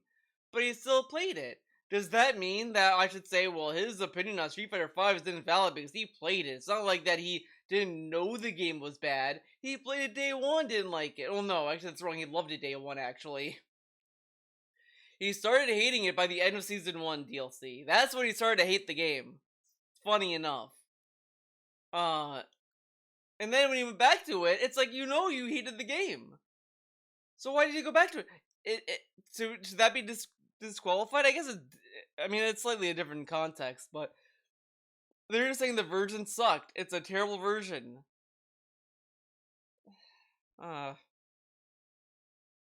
Well, I don't know. I don't know about that. I mean, he did hate the DLC characters a lot, but there were moments where he said he was craving playing that game, which is pretty funny. It just shows how he's a consumer. Yeah, he just loves Super Turbo. About all these OGs that complained about EVO 2005, all right? Did you look at the results? I would rewind, but I'm actually afraid here that if I rewind a bit, it's going to screw up the visuals. Here we go. No other American player. Okay, here's your results, all right? Do you notice a little bit something interesting about these results? All right. Oh, now I'm dancing on my own face. Look at this. Thank you, Andrew, for the super chat. The top 3 players are Japanese. Okay? So, ladies and gentlemen, allow me to explain something to you. They played PlayStation 1 Super Turbo as well. They weren't playing some other version. They were playing the same version as everyone else at that tournament. Okay? The Japanese players, Super Turbo sucks. Like it's a boring-ass game. Played that version of the game, adapted to it, and succeeded. Yeah, after that, he never got back to 4th. All right, they didn't complain. No, I love that he brings this up, but these people probably did not have as big of an ego as DSP did. DSP went out of his way to brag about being 4th place at Evo. He bragged about it. And so, of course, people are gonna be like, well, that's a shitty version of Super Turbo. Is that, like, they're just telling him, like, it's not worth bragging about, pretty much. They're just saying, like, hey, man, you're just bragging about being 4th at a shitty version of the game. I don't think Gian went out of his way to be like, yeah, man, I'm the best Super Turbo player ever. Because I'm sure if he did, people were like, hey, man, you just won first at, like, a shitty version of the game. They didn't whine and stamp their feet. They learned the game and won. Now, ladies and gentlemen, allow me to tell you something else, okay? If this were arcade Super Turbo, those Japanese players also would have taken the top 3 spots. It's well known that Japanese players at this time period in Street Fighter history were far superior to Americans. I don't know what it was. I don't know if it's the water over there. I don't know if they just play a hell of a lot more than us and they have more competition. But they always would kick our asses. Always. So if the No xenophobia. I mean, they probably did better because they probably played a lot of it. It's not really that crazy. Japanese came to America to play in this tournament, practiced it. Like, I like how he low-key insinuates it might be because they're Japanese, when it's probably that they played it more. And they're like, I don't know why, I don't know what it is, man. They still keep beating us. And won. Are you telling me that because this is PlayStation 1, this is negated for them too? Oh no, because they're Japanese players, they got a pass. They didn't get any disrespect for taking the top. But also, the thing is that I don't know anything about like Gian, Nuki, or Tokido, but if these people, let's say that they're the best, right? They keep winning and all this stuff, right? They probably have a record that back their shit up in any other version. So that's probably why they might have given them a pass. It's either that they didn't brag about their placement, or that they have enough tournament wins that that it backs them up. Like they have shit to back them up. Like DSP, who's a nobody at this point, gets 4th place and starts bragging about being 4th. Like, of course people are gonna like fucking go after him and try to disrespect his name because he is a shitty winner. But those 3 either had the shit to back them up, or they were humble. Like, but DSP is classic DSP. Why are they shitty at me? They should be shitty to everyone. Either be shitty to everyone or not be shitty at me. Man.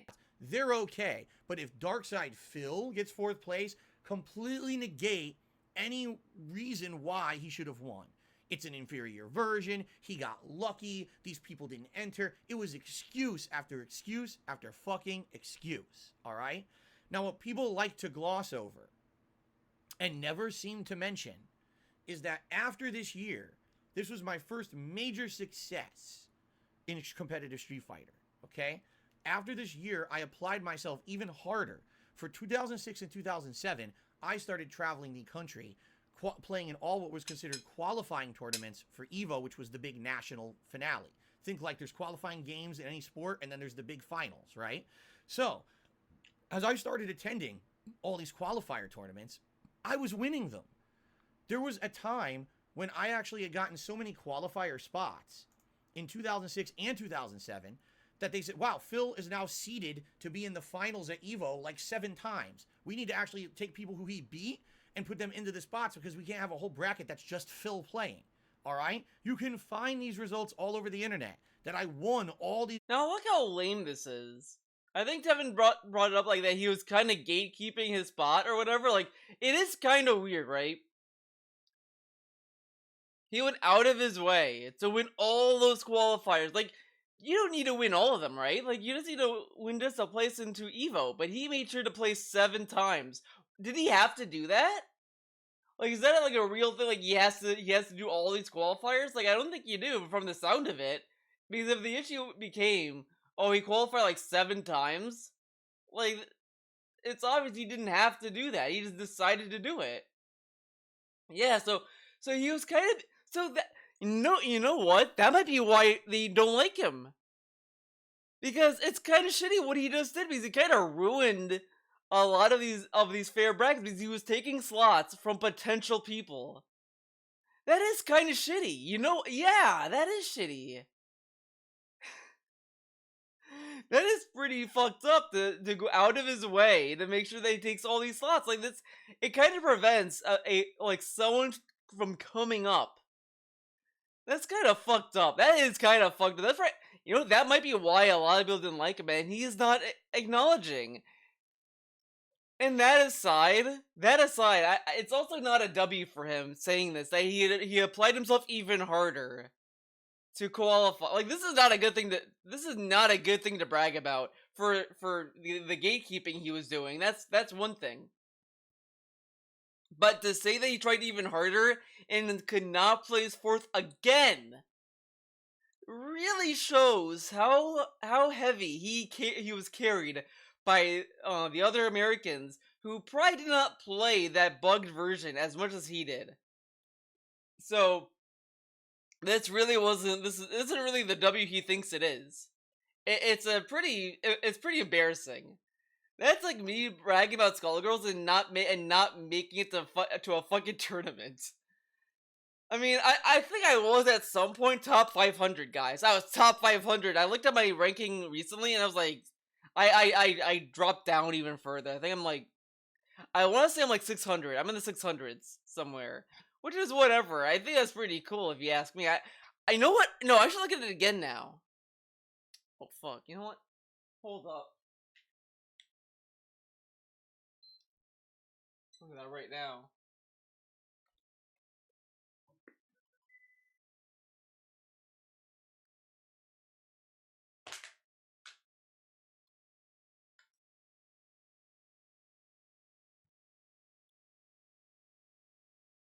Oh, this started to feel weird. Oh, I know. Damn, I have to plug this in.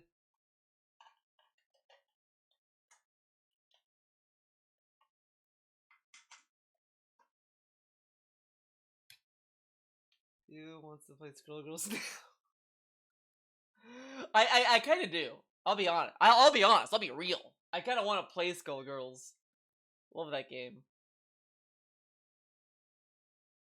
Let's see.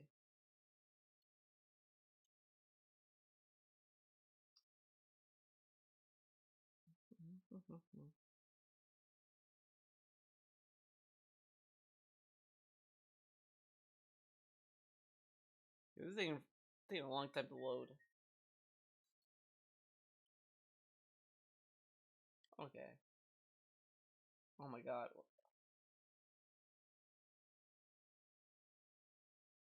This feels like it's laggy too.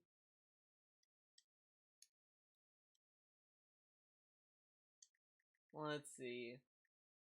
It's a live leaderboard check, dude. Let's see. Find me. I am currently on the PS4 version 678. What is the max?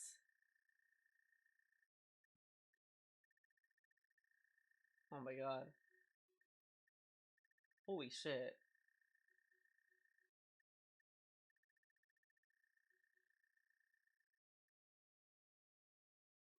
Out of 1,000. 678 out of 1,000. That's not bad. I'll be honest. I'm kind of happy with that. That's pretty cool. That's pretty cool, dude. 678. You know what's funny though? I actually played against the people who are on top of the leaderboard of Skullgirls. That's pretty cool. I'm probably lower on Steam though. Wait, did it download? Why is Fortnite here? What? Huh? Why is Fortnite here? Oh god, thanks to follow. Honey,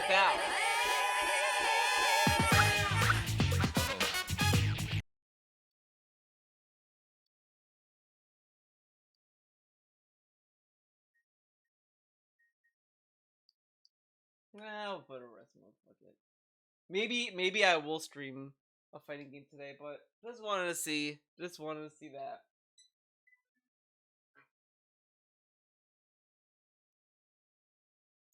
Tournaments, but no one wants to admit it. Instead, all they do is point to this one result and say, Phil only won just been the an ad. one inferior tournament that, and he didn't even win it. He got 4th place, but he only did well in his inferior version.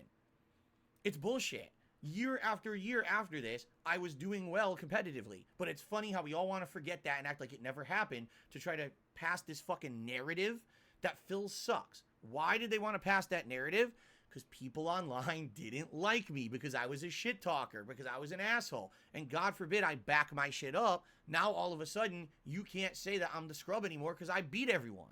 You see? So it was fun. It was almost like reality was completely fractured from what was going on online. Never made it forth People again. didn't want to admit. Every time I did, oh, that's bullshit. He got lucky and this and that. In reality, people in person who saw me play. And there was one match. I don't remember if it was against Tokiya or who, but he chose Akuma, and he won. And he claimed he chose Akuma to prove a point, to show how broken he is.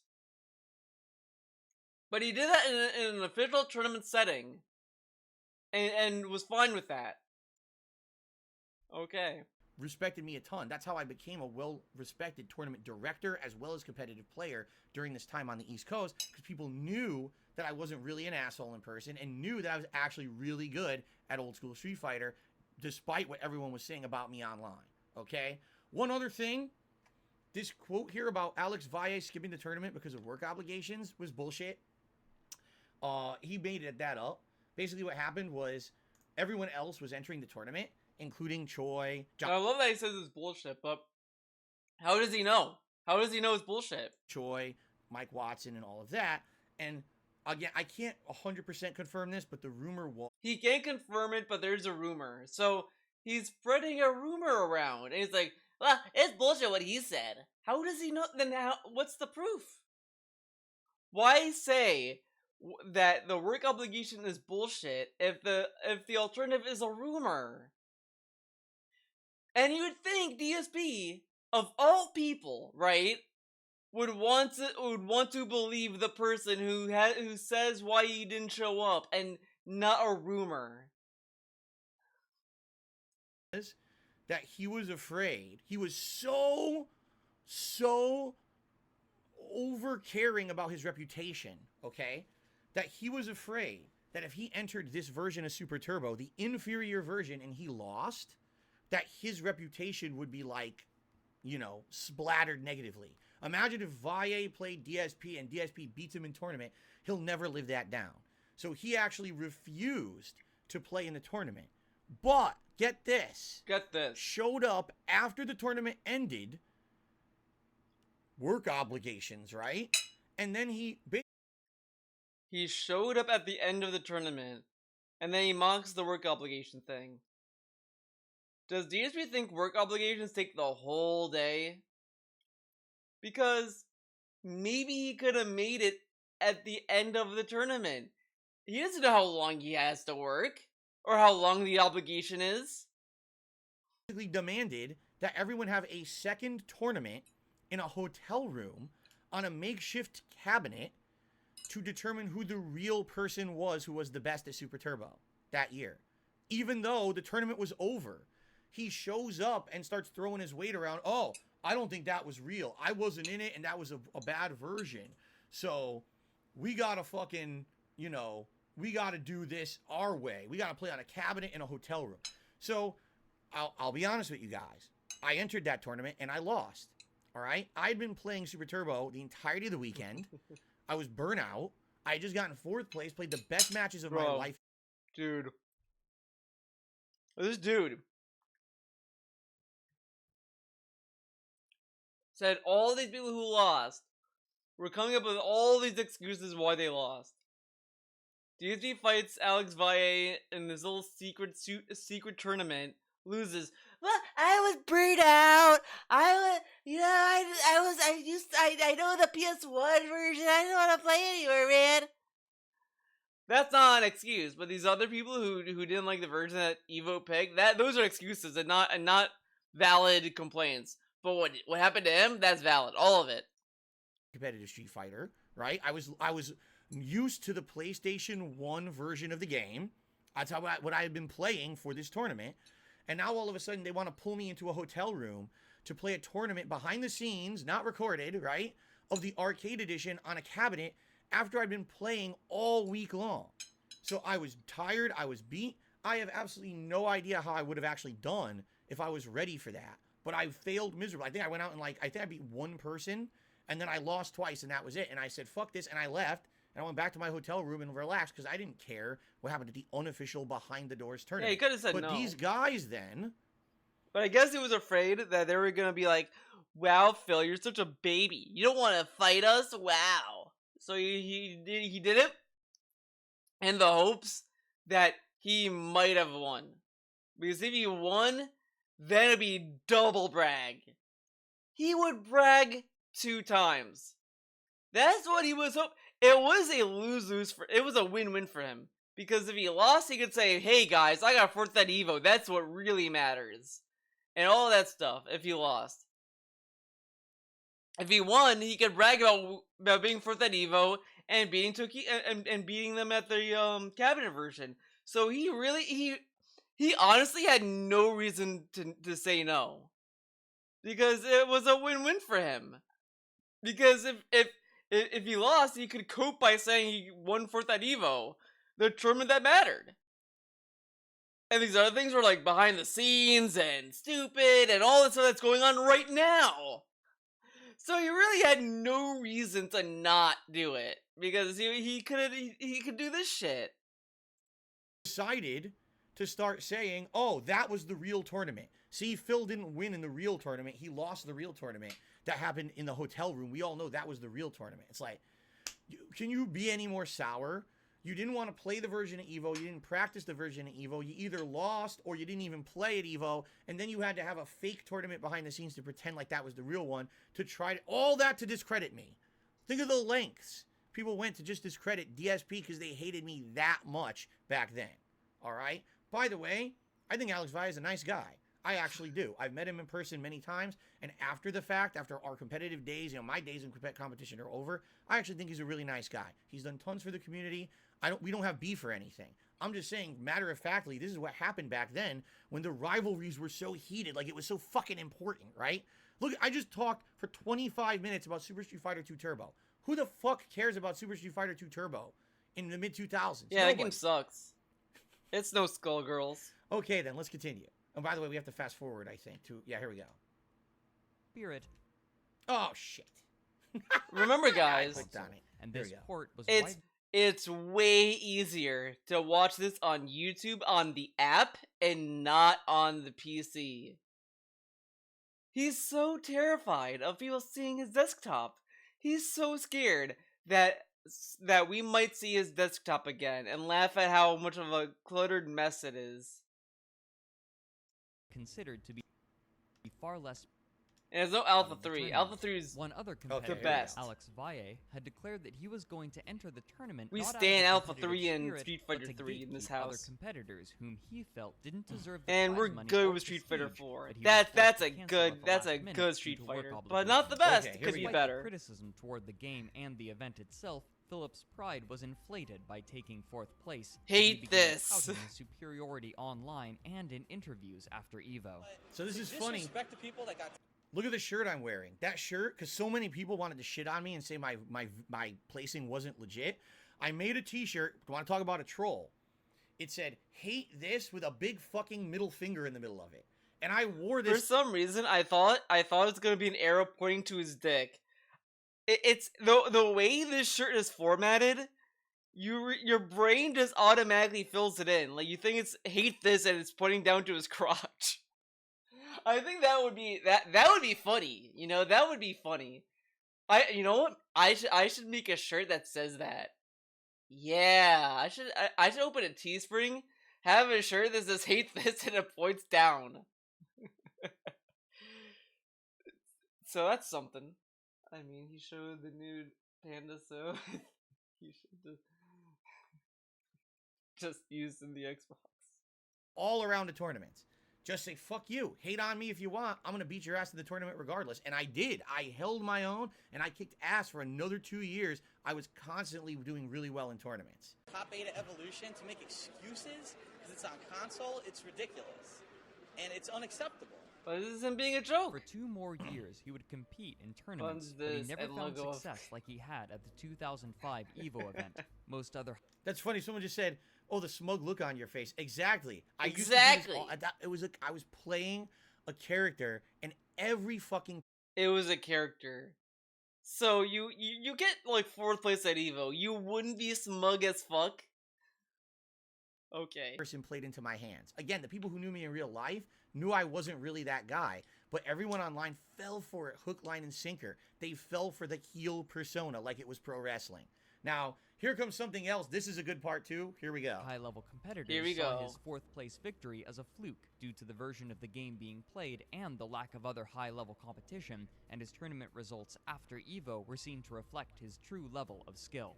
Looking for. You got some idiot named DSP who's a total piece of shit, by the way.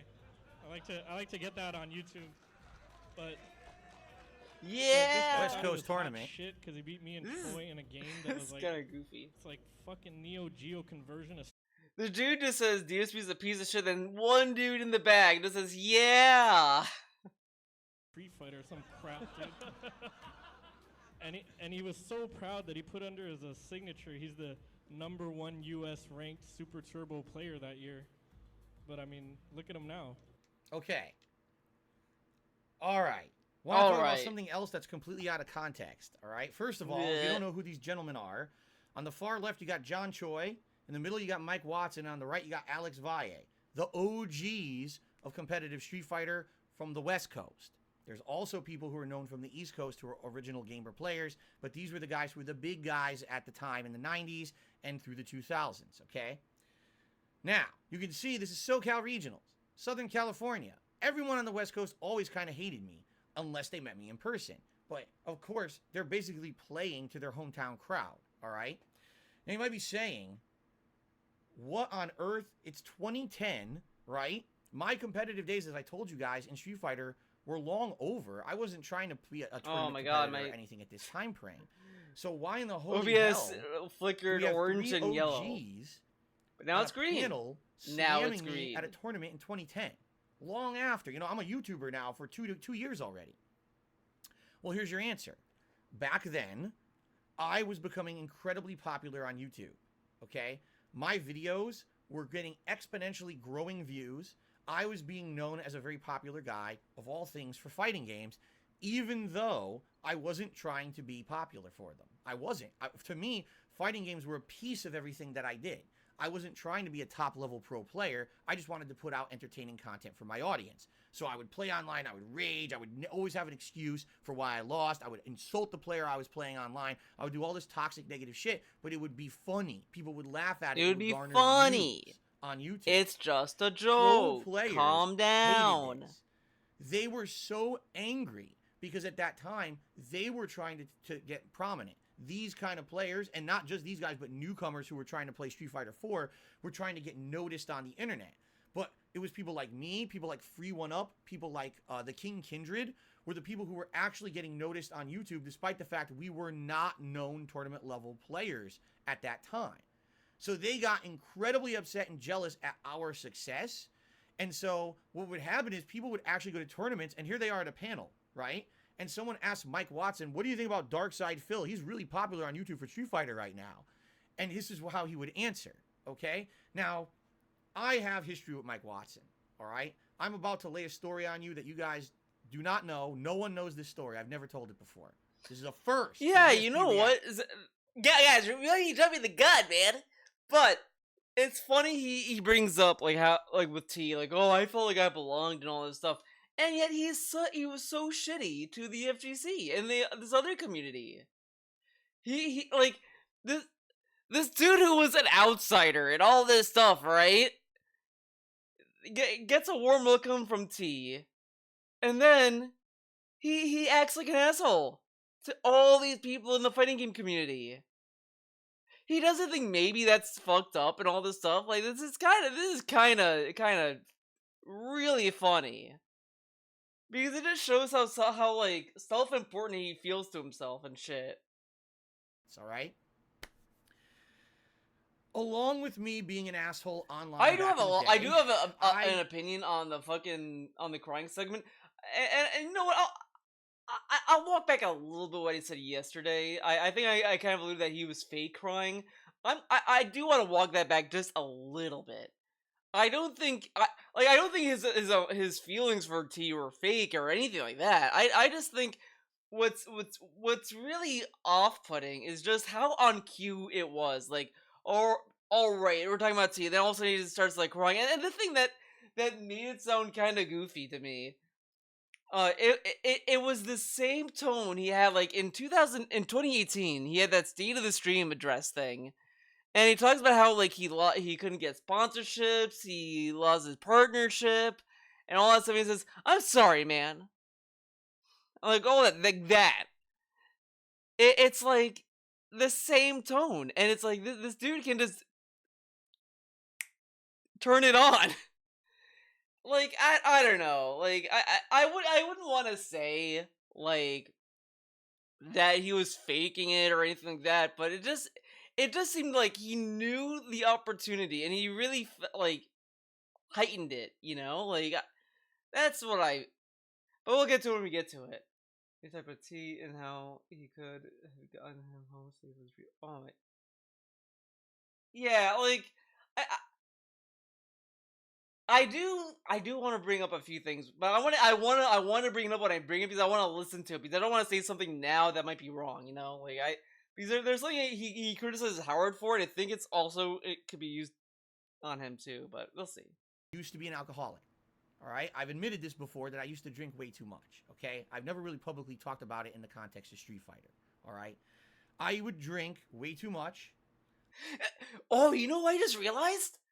Zeta just kind of brought the, you know, he kind of gave me this. So DSP just said, right, in the pre-stream, the trust that I murdered T, I didn't murder him. All that stuff, right? But in that stream, DSP did say, like, oh, if I gave him a ride home, he would have gotten home safe or whatever. Yeah, so DSP did not directly murder him, but it sounds kind of mean, but you kind of know what I mean, right?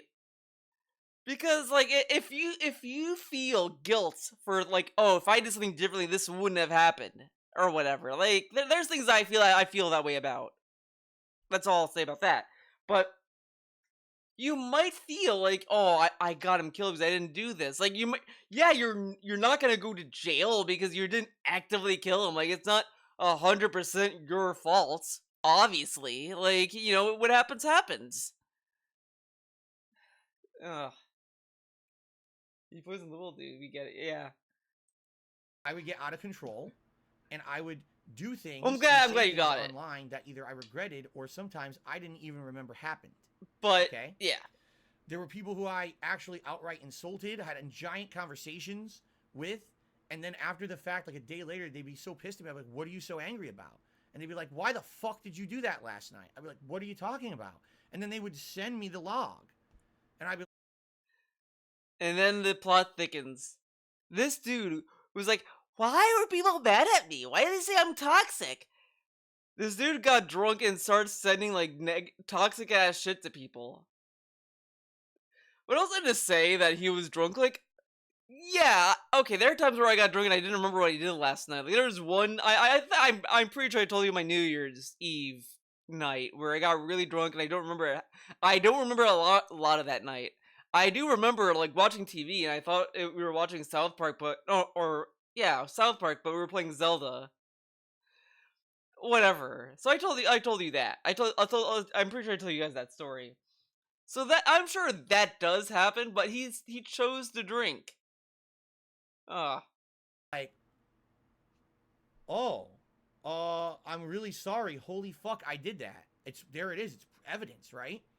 And this was a running thing with me back in the day. This is not like a one-time thing. I was pretty bad. at one point in my life where I So would drink. this was a running thing people called him out for, and he never stopped.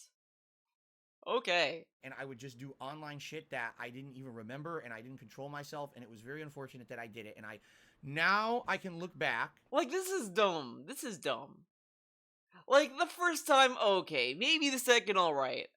But if it was a thing that became a thing. Come on. Come on. And say, wow, I'm a way more well-adjusted individual, right? But I'm really upset at how I used to be to certain people. There were certain people who I trolled for no good reason, who I really, really hammered in. Like, there was this guy called Shady K, who was a Marvel vs. Capcom 2 player, and for some reason, I can't even really remember the specific reason.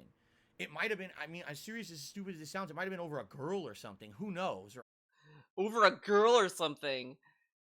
Now, if you think back to the depression stream, he said that he was gonna do something to a girl. He said that. I wonder if PigPigGo can find it. Yeah. Hopefully it's pigpiggo.net. Hopefully.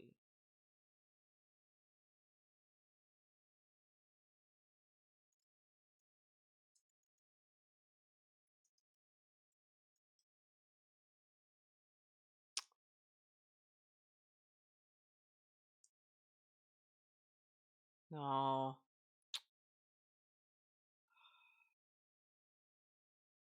Cocktail of medication. That might get it. What? What? Come on.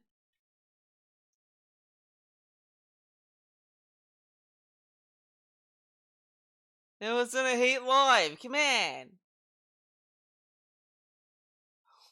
What? No, I've never had an aviation cocktail. Okay. I thought that was gonna say something else.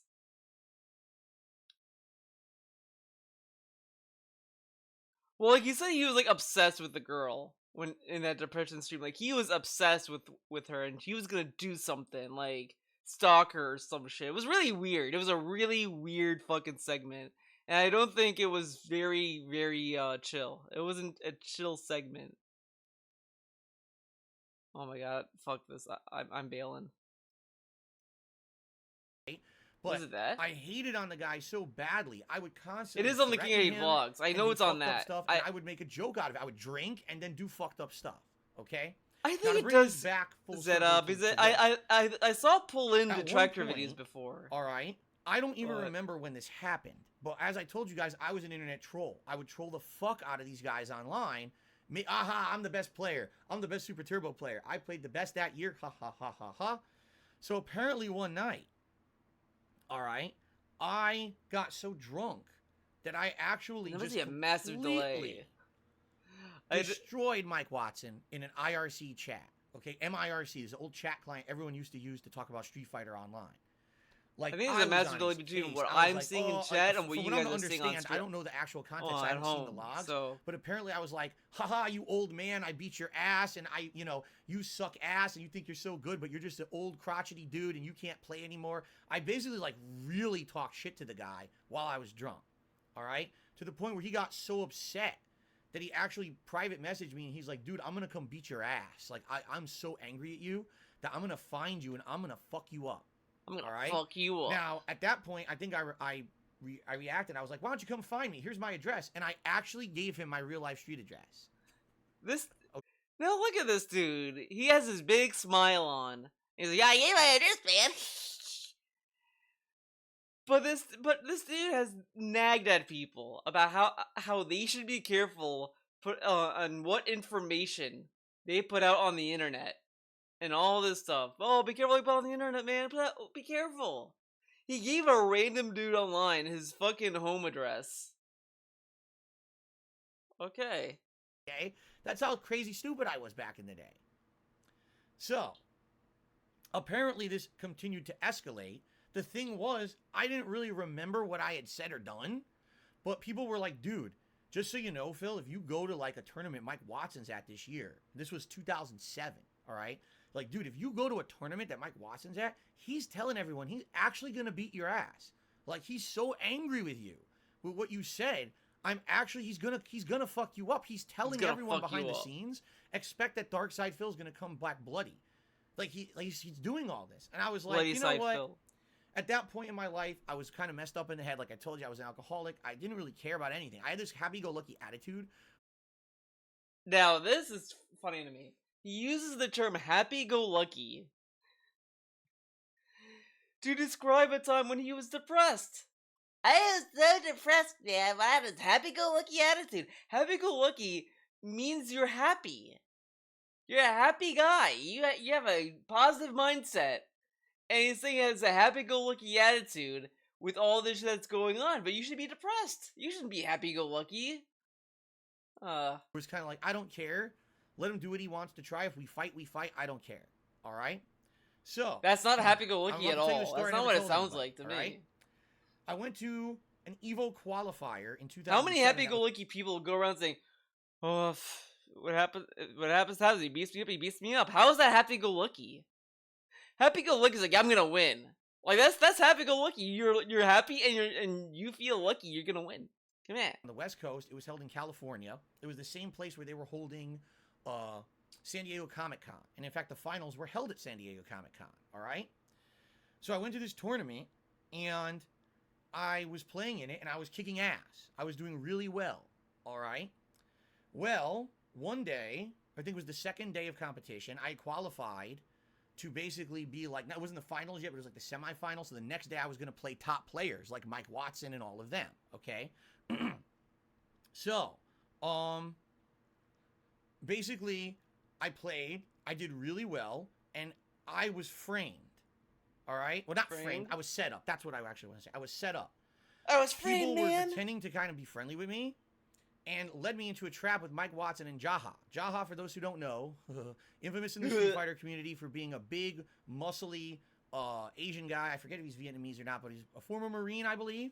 And a lot of people know of him because he makes. I don't think so either. And he's done a lot of. Because I'll be honest, some of the stuff that he acts towards like fighting is kind of how I would react. Because I've said this story before. In high school, I don't know why. I'll be honest, it felt really random to me because the only thing I could think of was it might have been this, but I don't think it was that big of a deal because I mean it was just nonsense. I think I said like we were supposed to turn a project in, and I said, "Oh, this guy probably didn't do it." I said something like that. I don't remember exactly what I said. So maybe it pissed him off. I don't know. This was all the way in high school, so excuse me for not remembering. But I go home. You know what? I should ask Charles about this. Now that I think about it, because it went through his account. Oh my god. Okay, guys, this is a little preview of the next Big Bun Game Club. I'm gonna get to the bottom of this memory, but I remember I come home, I log on to AOL Instant Messenger as I always do when I come home, and I think through Charles' account, this dude was talking to me saying, "Hey, I'm gonna beat you up. Come meet me at this corner or whatever." And I told him, "Sure, I'll be right there." Never showed up because I'm not gonna fucking go there. Why would I go to get beat up? Because look, I know I get beat the fuck up. I know I get bodied. So there's I'm not gonna go. I know I'm gonna lose the fight, and you know it's gonna be a massive meme. So I didn't go. I will say I look back and part of me wonders if it was just that dude fucking around. Because part of me is like, this guy can't really want to beat me up. Because because I think back to it, I'm like, this is kind of weird. He invited me to go over to another location for a fight. I don't show up, and that was it. Like he didn't find me at school and be like, "You didn't show up, bitch." Like any of that. None of that happened. So it had to have been a meme. Had to have been a joke. Because if you don't show up to a fight, I assume that person would get fucking pissed and then try to find you. And the guy never followed up on that. But it was kind of weird. I did think it was weird that this dude just messaged me through another person's account to tell me he wants to beat me up for I don't know why. I was like, what? I didn't show up. It was really weird. It was a really weird thing that happened. And it does sometimes come back in my mind. I'm like, why did that happen? That's so weird. I did get into a fight once, and it was a weird fight. This one was a weird fight. So it was like some play, I think. And I was talking to this one guy, and I feel like that we just decided, yeah, I want to fight. I'm like, yeah, sure, why not?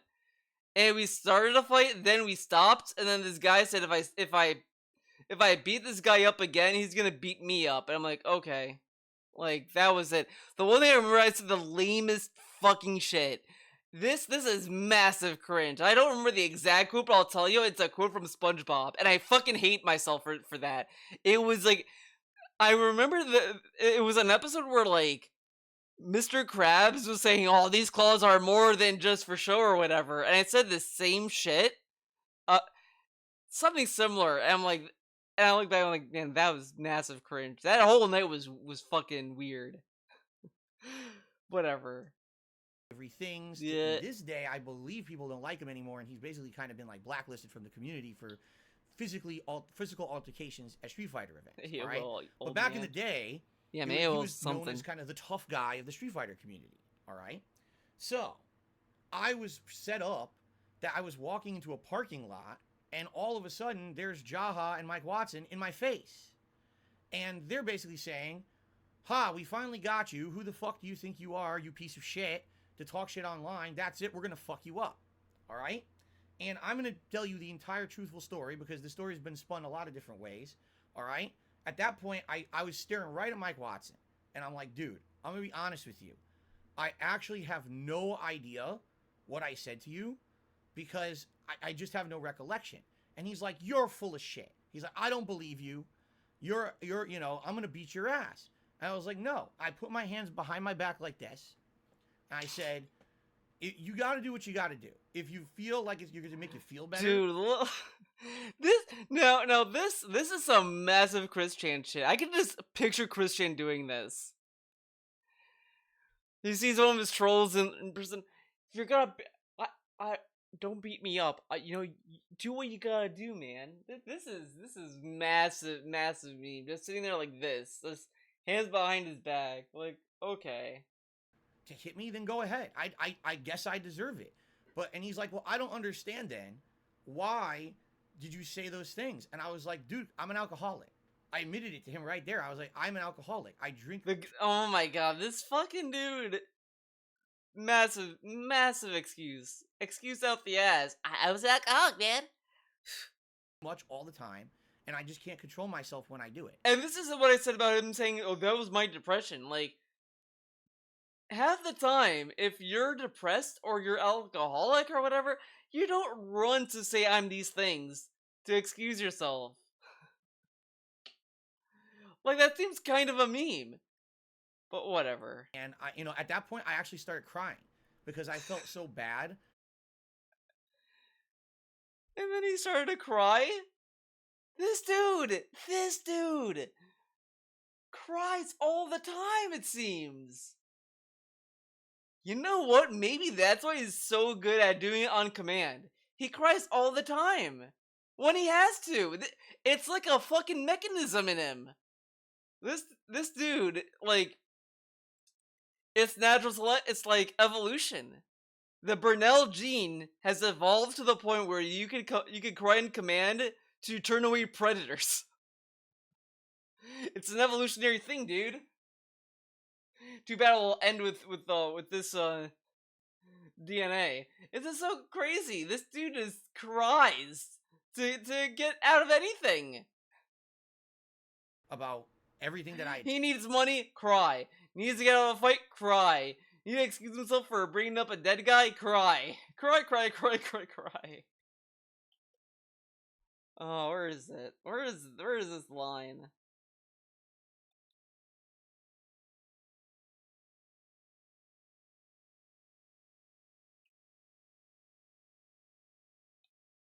Like, it's been tough.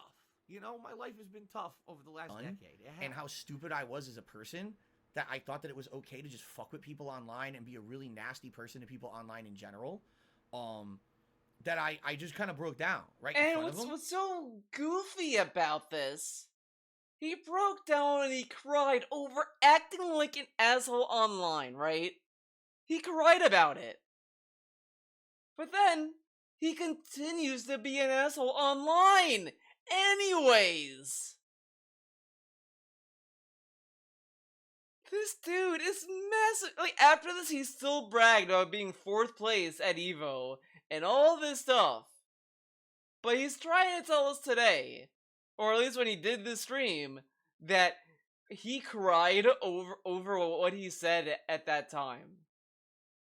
He said evil AJ should be sent to the institution. He should have the white coats get him. He said War Dog leader is the king is suffering. He said, like, all this shit. All this shit. After he cried to Jaha. Not Jaha. Was it Jaha? Whatever. He cried about being an asshole online. And he then continued to be an asshole online.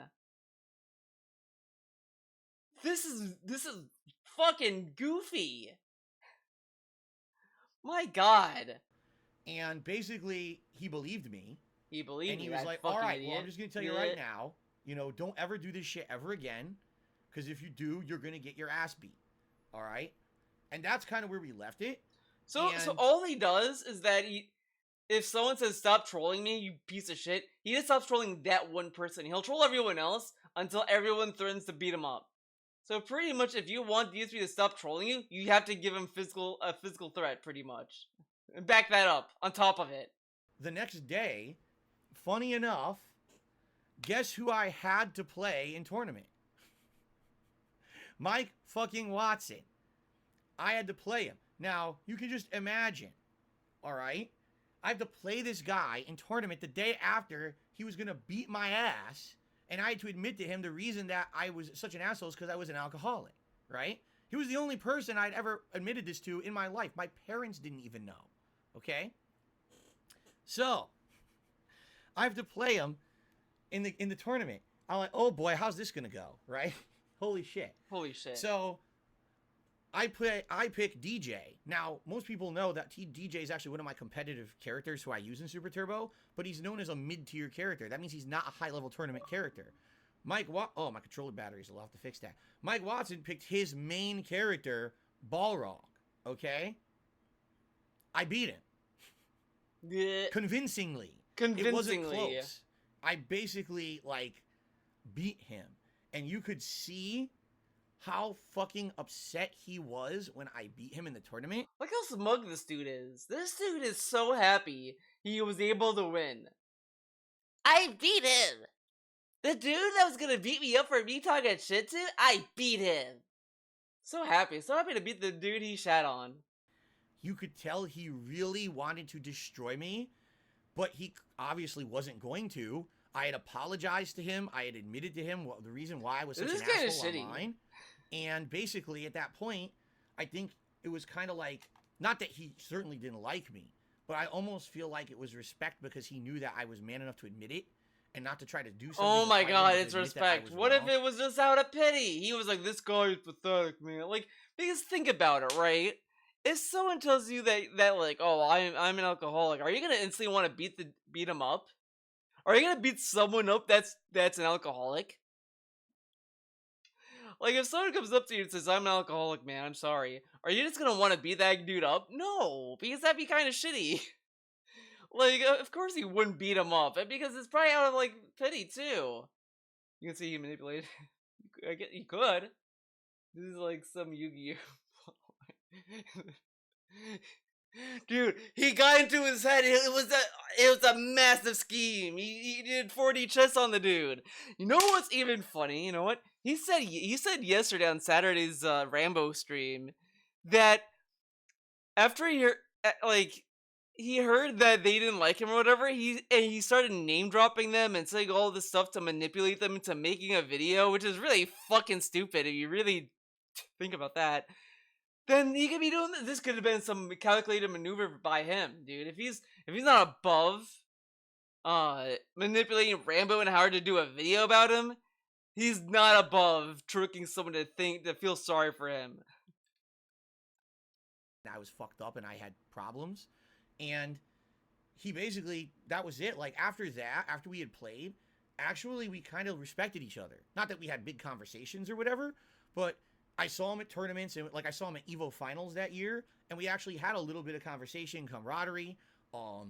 And there was actually a big money bet that year, and it was Duck Doe against Sanford Kelly in Marvel vs. Capcom 2, and people actually wagered real money on the match.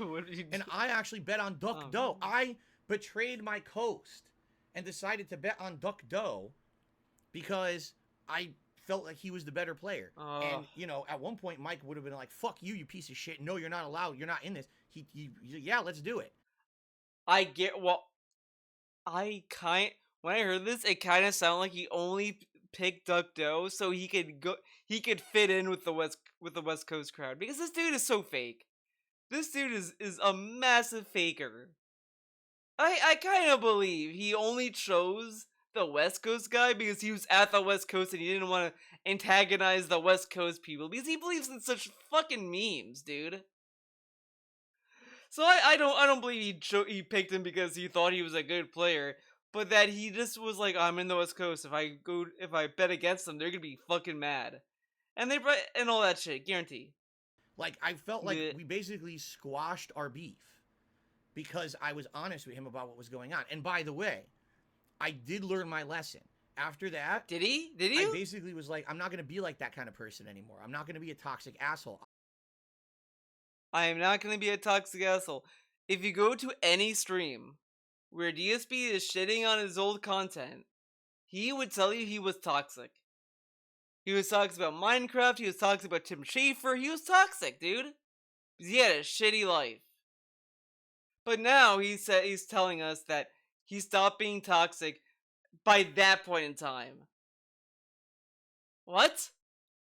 I would rather be a positive influence on people in the community rather than a toxic jerk. And I did my best to change my online attitude and not be that kind of person anymore. I was running tournaments. I was trying to be a positive person in the community at that point in time. Okay? I've never told this story before. And that's the truth of the matter. Is I almost got my ass beat by 2 dudes at Evo because I was an asshole. Okay? Now hold on. Let me swap my battery because we're still not done with this story. So, if this is the case, and if we squashed our beef in 2007, right? And that was the end of it. And I really, after 2007, I retired from competitive Street Fighter for 2 main reasons.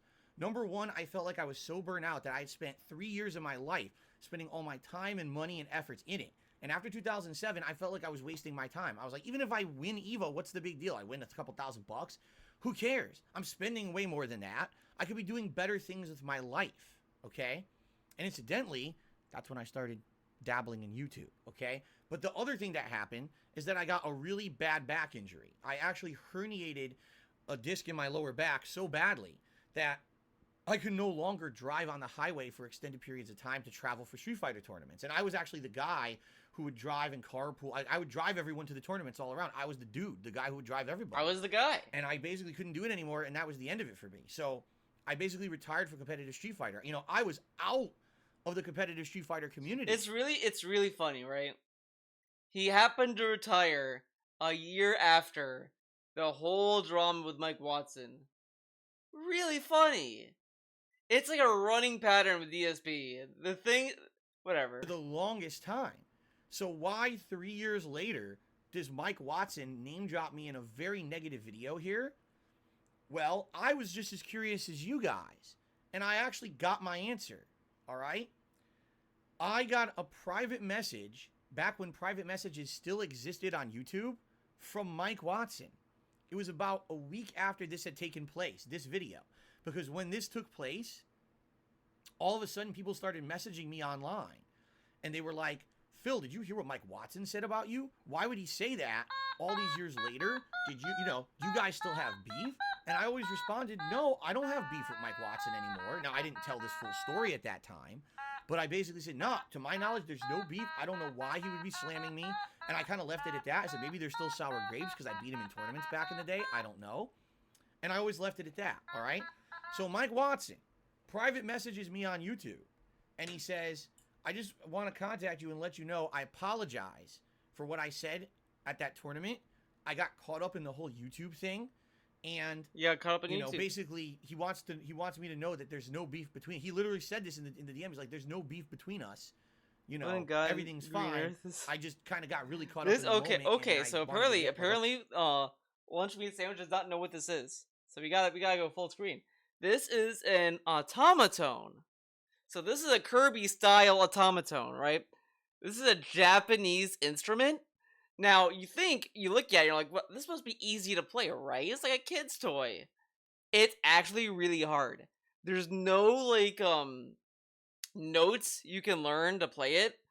So you really have to listen to it and know the beat you're going to. So like I really wish I could do a Cruel Angel thesis with this thing, but I can't do it. But you can YouTube it.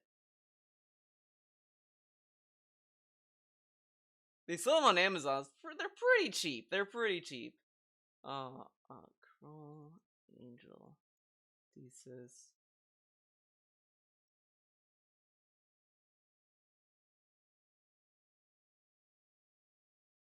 This video is sponsored by World War.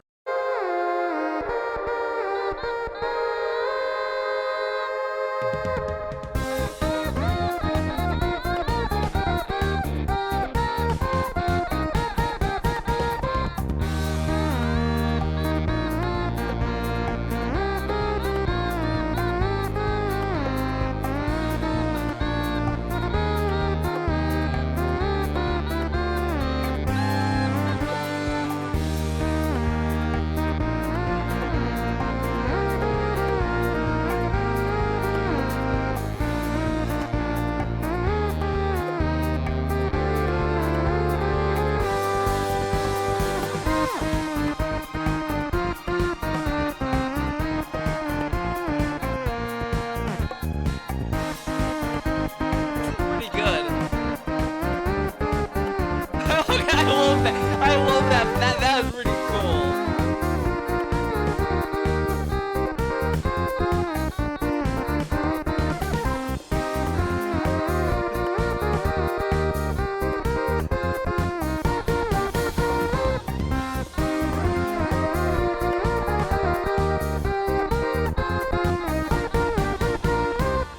That's pretty good. Thanks to World War Doe for I low-key like that.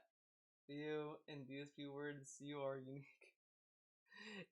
This is robust content, okay? This is robust content. Okay.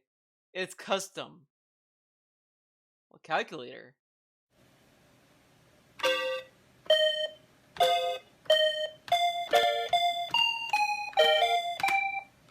Okay.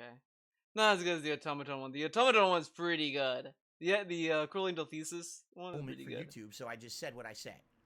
All right? I never responded, but I saved the direct message. All right? And I would have had it for you today. But guess what YouTube did over the years? Oh shit! I didn't. We're still. They deleted all the direct messages. Yeah. In fact, I remember the day I got it, John Rambo had come over. John Rambo was my former friend who I used to do co-op gameplay with once a week back in the day. He also was a competitive Street Fighter player like me at one point. He came over and he said, I showed it to him. And he said to me in his wisdom, you know, you should really save that. Either do a screen capture or do something. Save it, because one day you might want to reference it again if anything ever happens between you and Mike Watson. And I was like, you know, I have absolutely no intention of being competitive in Street Fighter again. When am I ever going to need to bring this up again? Here we are in fucking 2022, and now I'm punching myself in the gut saying, why didn't I save it? Because who would have thought back then YouTube would actually remove the entire fucking direct message system from YouTube? So he says this, right? But YouTube warned people.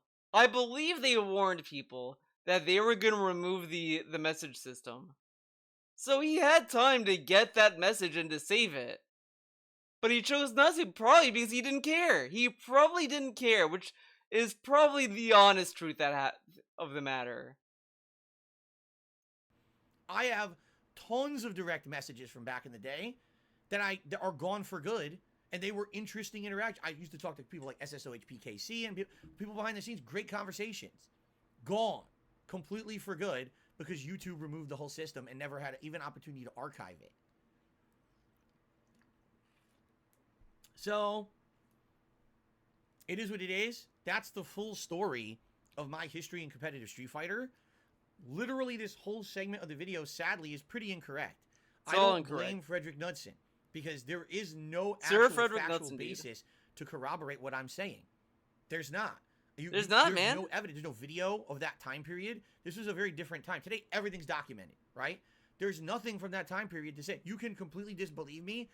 I can't say otherwise. I mean, I can't prove the stuff I'm saying because there's nothing. No one documented anything back in the How day. convenient. So you don't How really know the truth. convenient, right? The one thing that he could prove he can't. Pretty cool, huh? I can tell you is what I can tell you. That is my perspective. That's what happened. If you think I would lie about admitting to being an alcoholic and a troll and an asshole back then, I mean, go right ahead. But that's the truth of the matter, at least as far as I can tell. All right? All right. So let's end the Street Fighter segment because I believe he's about to move on and talk about the rest of the stuff. So it's funny, right? He sat here, and the first video just ends the Street Fighter saga perfectly. Mike Watson says right there, oh, well, look at him now. Look at me now in 2010. In 2010, I was growing exponentially on YouTube. I was more well-known than any competitive Street Fighter player at the time online. Everyone knew Darkside Phil. So he's saying, look at him now. What does that even mean? Look at me now. I'm bigger than all of you. Bigger than all of you. I'm not mentioning you or name-dropping you either. You're name-dropping me to I'll try to kick get some kind of drama Uranus! when Okay, I'm Grandma, so let's far get removed you to from bed. you. But look at me now, right? Look at me now. Whatever. Whatever you say. Is he moving? If he's moving past Street Fighter, I'll probably split the video here.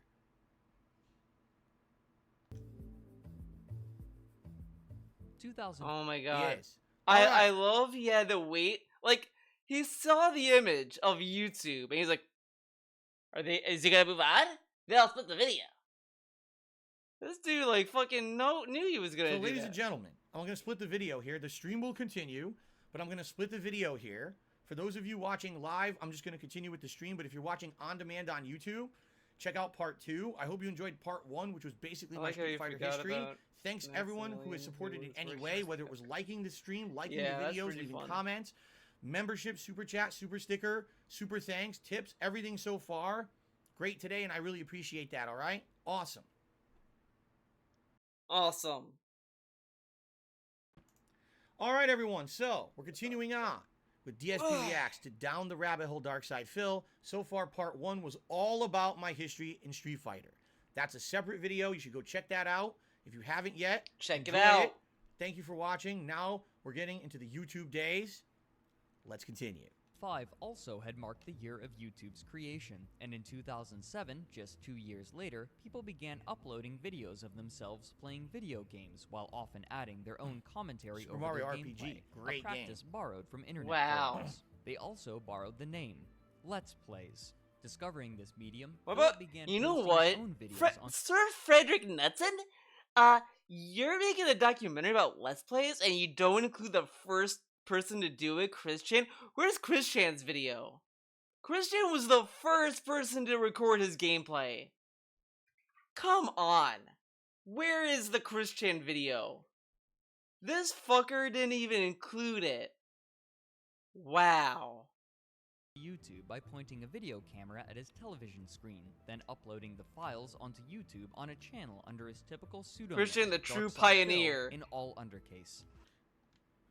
True and false. Half true, half... Wait, what? Then uploading the files onto YouTube on a channel under his typical pseudonym, Darkside Phil, in all undercase. True and false. Half true, half false. What?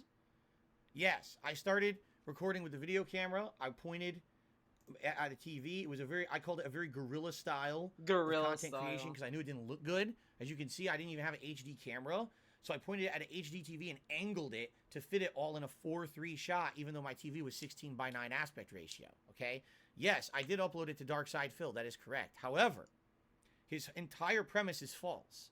He says, oh, Let's Plays were actually becoming very popular on YouTube. Phil discovered this and decided to start doing his own. That's actually completely false.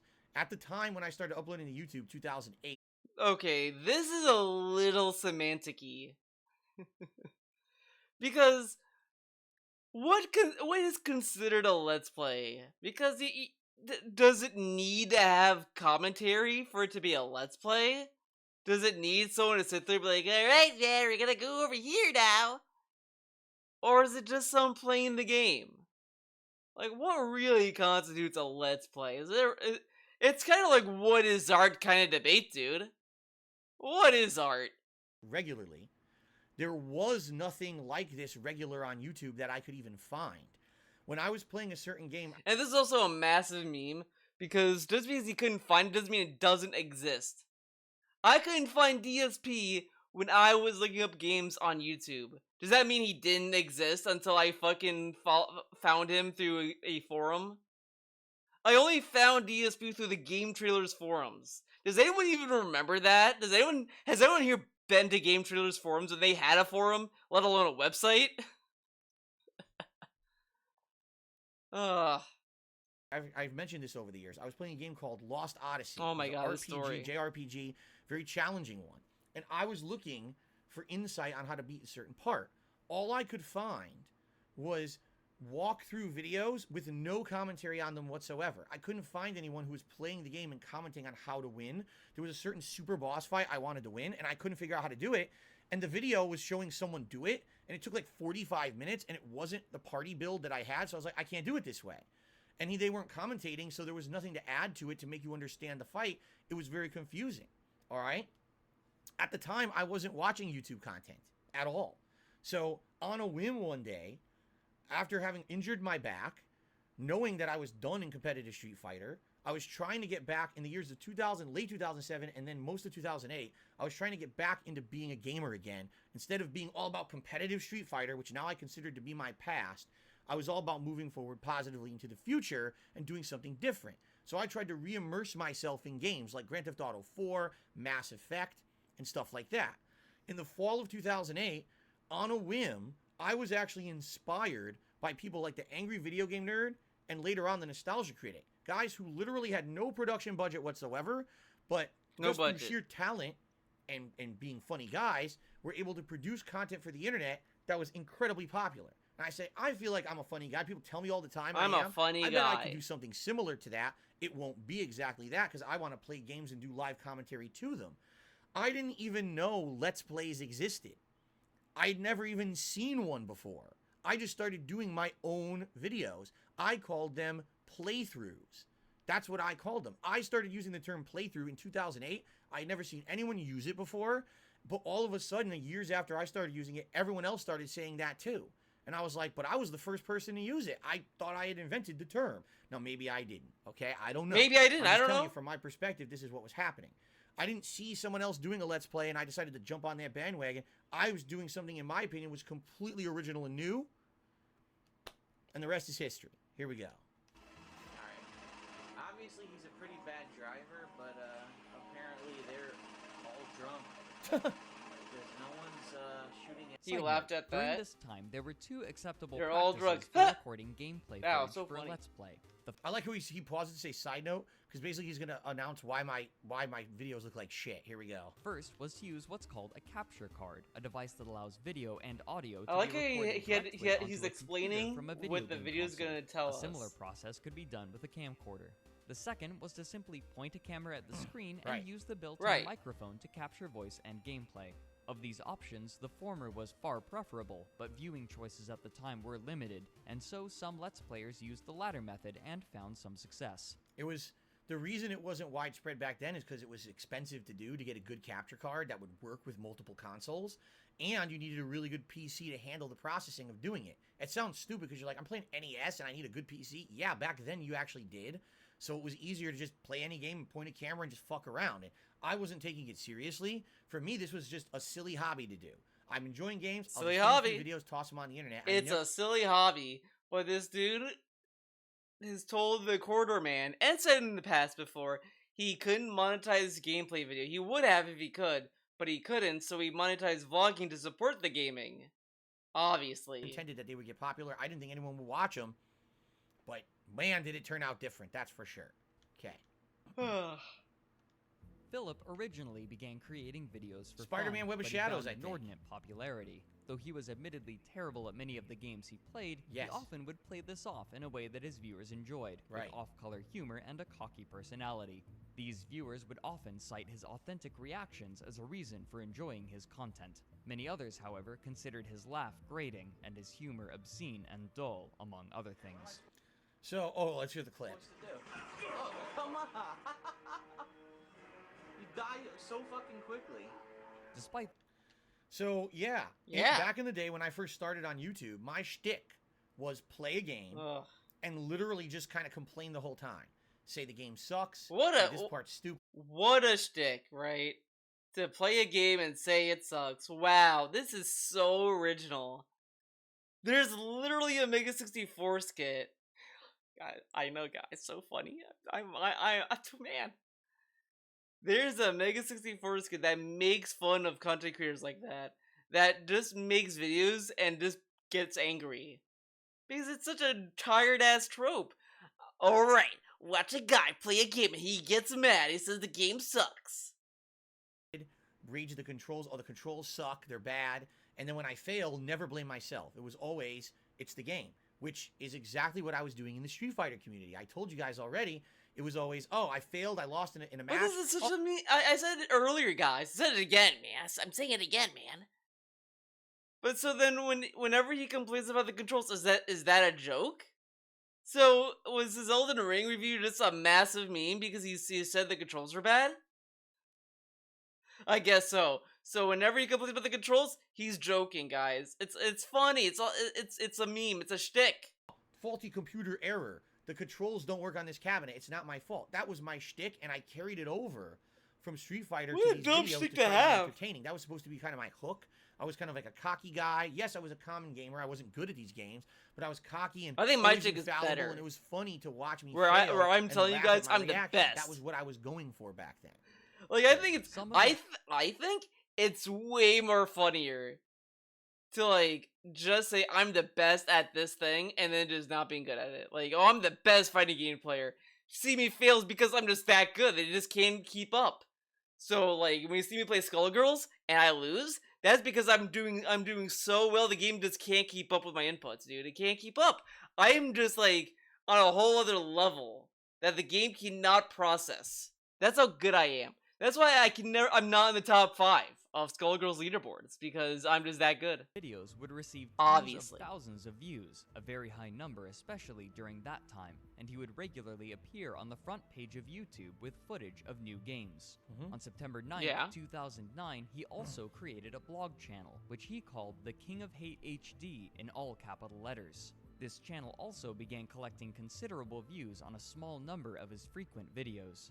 Philip's pattern for video production was mostly consistent. He would play games in blocks of several hours, recording his playing session by placing a camera on a coffee table near the screen. Once he was finished, Or when I still lived with my parents, it was on a tripod in front of me, between me and the screen, blocking half the screen. So I'm trying to play a game and I can't even see because the camera's in the way. And it was a tiny, sweaty, closet-sized bedroom that would heat up and be so stuffy because I had all this electronic equipment in there. I'm so glad that I got out of there within about a year of making content. I moved out and got a condo that was Hold on, the chat seems really weird.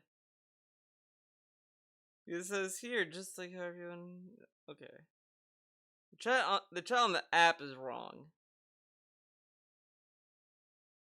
The chat's still wrong. What the fuck happened?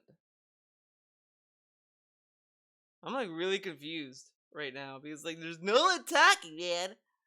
But also when I go to the stream, like it says like it doesn't have the same chat that I have here. So I don't know which chat is accurate. This is weird. But there are people here. There are people here though, so that's what matters.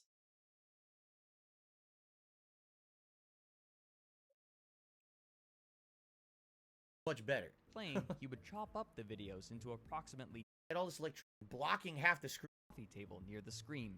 His pattern for video production was mostly consistent. He would play games in blocks of several hours, recording his playing session by placing a camera on a coffee table near the screen.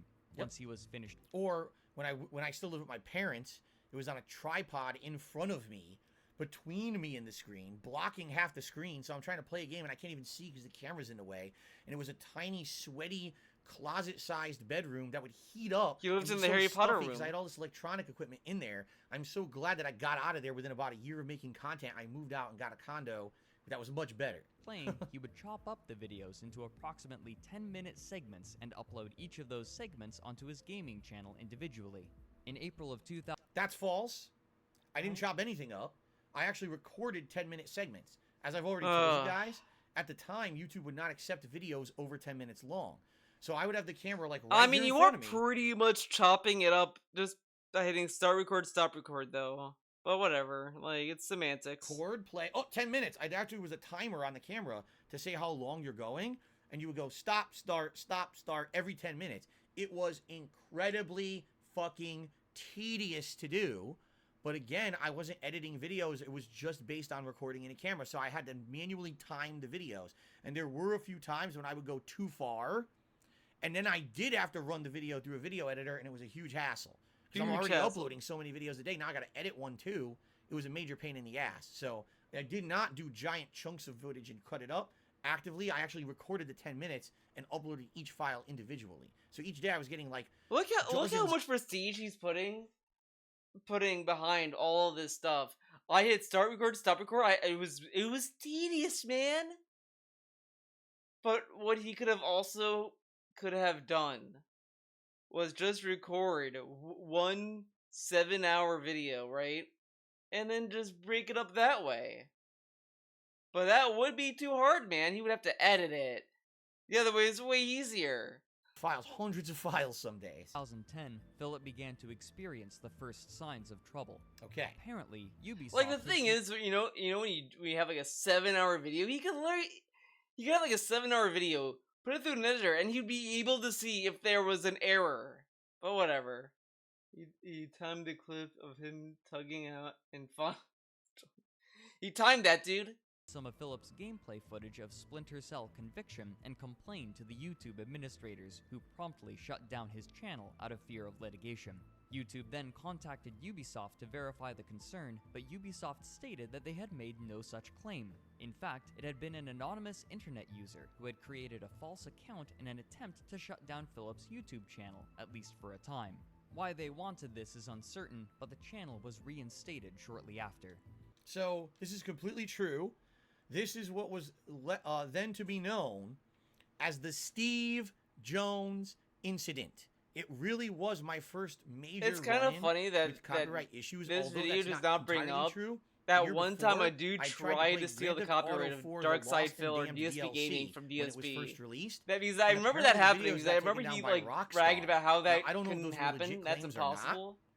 But now it's possible because I think he let the copyright expire. When this happened, I think and this actually got my original Dark Side Phil channel completely suspended because it hit multiple times. It wasn't like, oh, here's one strike. It was like, strike, done. I was like, wow, and it shut the whole channel down. And now the only reason that we found out that it was an impersonating troll was because I announced to the internet what was going on. I had to do a gamer strike. I had that vlogging channel. I put a vlog up about it, and my fans started to investigate. The fans contacted Ubisoft's Twitter account. The Twitter account actually contacted people inside the company, and they looked into it and said, "Oh, yeah, this is not true at all. You know, we never did this." They contacted YouTube and said, "Why are you doing this on our behalf when it's not us? That's kind of messed up." And YouTube looked into it and said, "Oh, we didn't vet the claim. That's we messed just thought up, it was dude." real." And then they changed it. Instead of saying your video was taken down by Ubisoft, it said your video was taken down by Steve Jones. I'll say it. I said it before and I'll say it again. Who the fuck is Steve Jones? And why was YouTube He's so related to Steve Jobs, stupid dude. as to believe a blanket claim with zero corroboration? Back then, fake copyright claims were very common and rampant on YouTube. It was so Steve Jones easy almost got him to fake a copyright claim and get something taken down, but a lot of people didn't know that, so it wasn't a rampant problem at the time. I was one of the people who was first starting to see these issues, okay? So yeah, Dark Side Phil got taken down because of this, and now he's going to talk about what happened as a result. As time went on, Philip uploaded more and more videos until he was reliably uploading over a dozen videos a day. Near the end of that year, he was laid off from his job, and so he established a Google AdSense account. He already, first of all, skipped a whole part. When that Steve Jones incident happened, I created DSP Gaming. That's the channel I'm on right now, and I've been since. So for 12 years, DSP Gaming has been the major source of my content on YouTube. I basically abandoned the Dark Side Phil channel because I was afraid it was never going to come back. Luckily, it actually did come back, but I never really had a use for it after that. Okay? So, he did kind of gloss over that. You know, I kind of want to watch this Skullgirls play gameplay. DSP Gaming is my channel now, not Dark Side Phil, but okay. Maybe we should do that. He's about to say some stuff about AdSense that's also completely wrong. So let's go back and restart this. More and more videos until he was reliably uploading have to restart? over a dozen videos a day. Near the end of that year, he was laid off from his job, and so he established a Google AdSense account to start monetizing his videos. AdSense is the system that It's really funny, right? Really funny. He gets fired. What does he do? He gets an AdSense account. But guys, just remember, he fell into this. He did not think he was going to make any money. He just went out of his way to make an AdSense account and start uploading it on YouTube, man. That's what happened, and he's gonna stick to it. Uses to distribute advertisements and pay content creators for their views and the number of times someone interacts with an ad or the video itself. Along with this, he started a new series on his blog channel in October of that year called DSP Tries It, where he would review food items and occasionally video game peripherals. Okay. So, even though he's well-intentioned, once again, Mr. Knudsen is incorrect. I did not open an AdSense account in 2010 to start monetizing anything. My AdSense existed for years before that. I always had one. Always had one. Whoops. So, I had monetized the King of Hate HD, my vlogging channel, since the day I basically opened it. Okay? I did basically just regular vlogs, like channel updates and me talking to the camera on that channel, and that was really it. I think there was some travel vlogs on that channel too that every once in a while I would make some money from, but nothing major. In fact, wait, so he made money in vlogging? Because this is such a massive meme. I talked about this before because he shut on Toby Turner. And I just seen and all these people, and we might get into in this video. I think it's the stream that he brings it up, but I'll say it again regardless. But he shits on them. Oh, these people who never played games, suddenly they start making gameplay videos. But this dude could not make he could not make money on gameplay, and suddenly he makes vlog videos and he monetized them immediately. This dude did the inverse of what he shed on Toby Turner and I just seen for doing. I always just love that. I just love that. Talking about the gatekeeping thing he does. It's insane how he does it a lot. And he doesn't realize it. It's like a reflex. That channel existed for a year, monetized, and I think the most I ever made in a month was like a couple $100, if that. And what I told everyone was, hey, it's good if I make money on that channel, I'll use that to afford the games and things that I'm playing on my Dark Side Phil channel. So it wasn't a big deal. It wasn't a job for me. It wasn't even really much of a hobby. I was doing a lot of videos and enjoying what I was doing. I liked the notoriety, but I was not making any money on AdSense at that time. But the AdSense was around for a long time. It had been over a year that the AdSense was on the King of Hate HD. Now you might say to yourself, wait a minute, why didn't you have AdSense on your Dark Side Phil channel where you had all your gameplay? Wouldn't you have made a lot of money on that? Yeah, except back then, YouTube did not allow you to monetize gameplay. Back then, YouTube felt it was still a legal gray area. Now look at this. He tells us, I did not monetize that gameplay back then. I did it. He would yell at you if you said that he did this for the money because he would use that as an example. But the thing is, it's not that he didn't monetize his videos. He couldn't. And this is a massive meme because he also said he intentionally made money off the vlogs to support the gaming. So you could also argue he only opened a vlogging channel to make money to support the gaming. So he's still doing videos for YouTube for money. It's just it's a different genre, but no one cares enough to make the argument. And if they did, they might have fumbled it. I don't know, but it is a massive meme to say I did not I did not make money doing this until like this year when YouTube allowed it. Yeah, because you couldn't do it.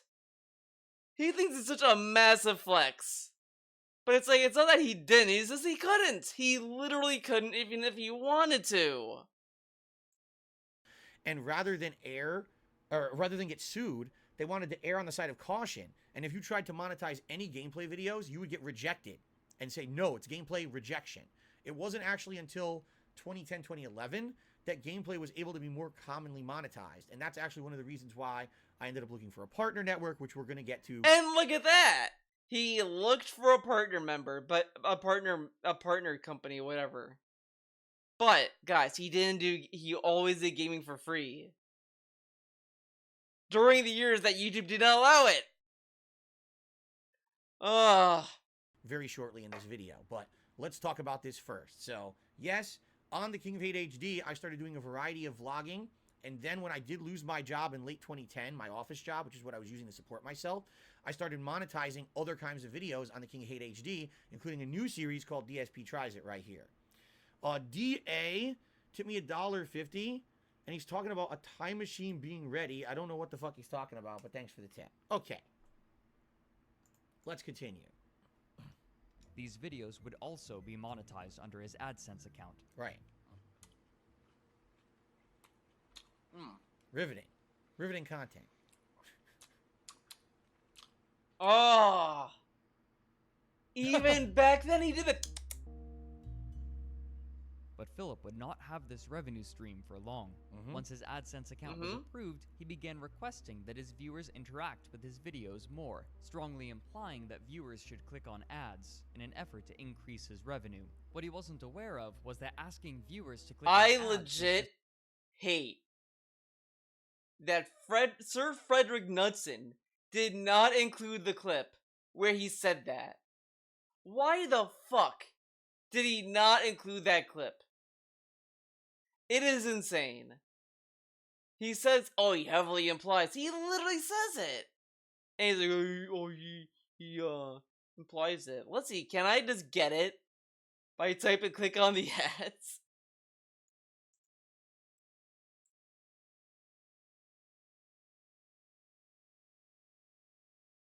Oh, here we go.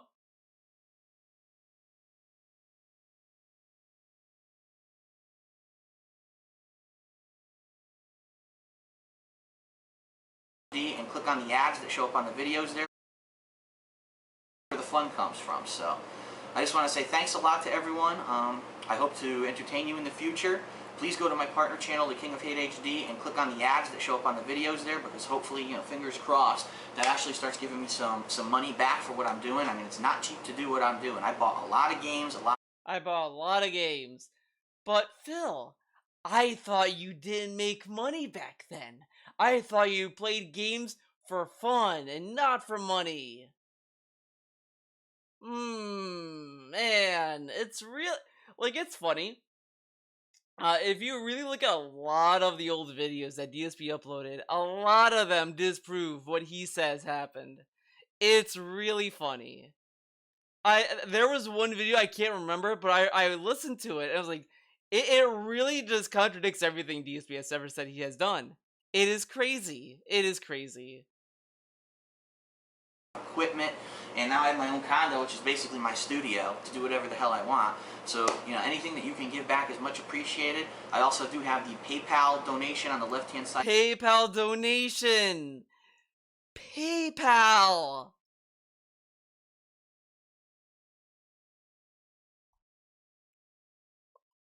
Oh my god, we have to.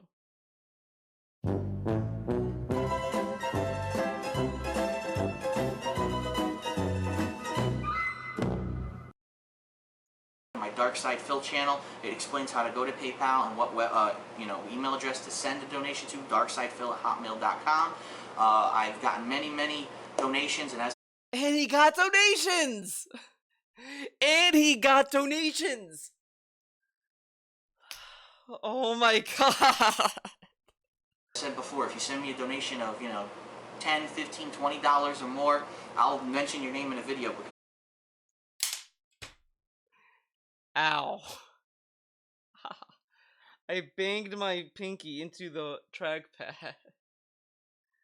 He really does the semantics thing all the time. Yeah, like, I guess the semantics he do here is that it's not a pop-up, he doesn't do it all the time, because, like, sure, to be fair, it's not like he did every video, and it wasn't like he really pushed it. But, it's just kind of a meme. Like, it's just really weird. And the thing is, dude, yeah, this is him seeing an ant carry food around. It's, oh shit, the ants have made it. But I think to me,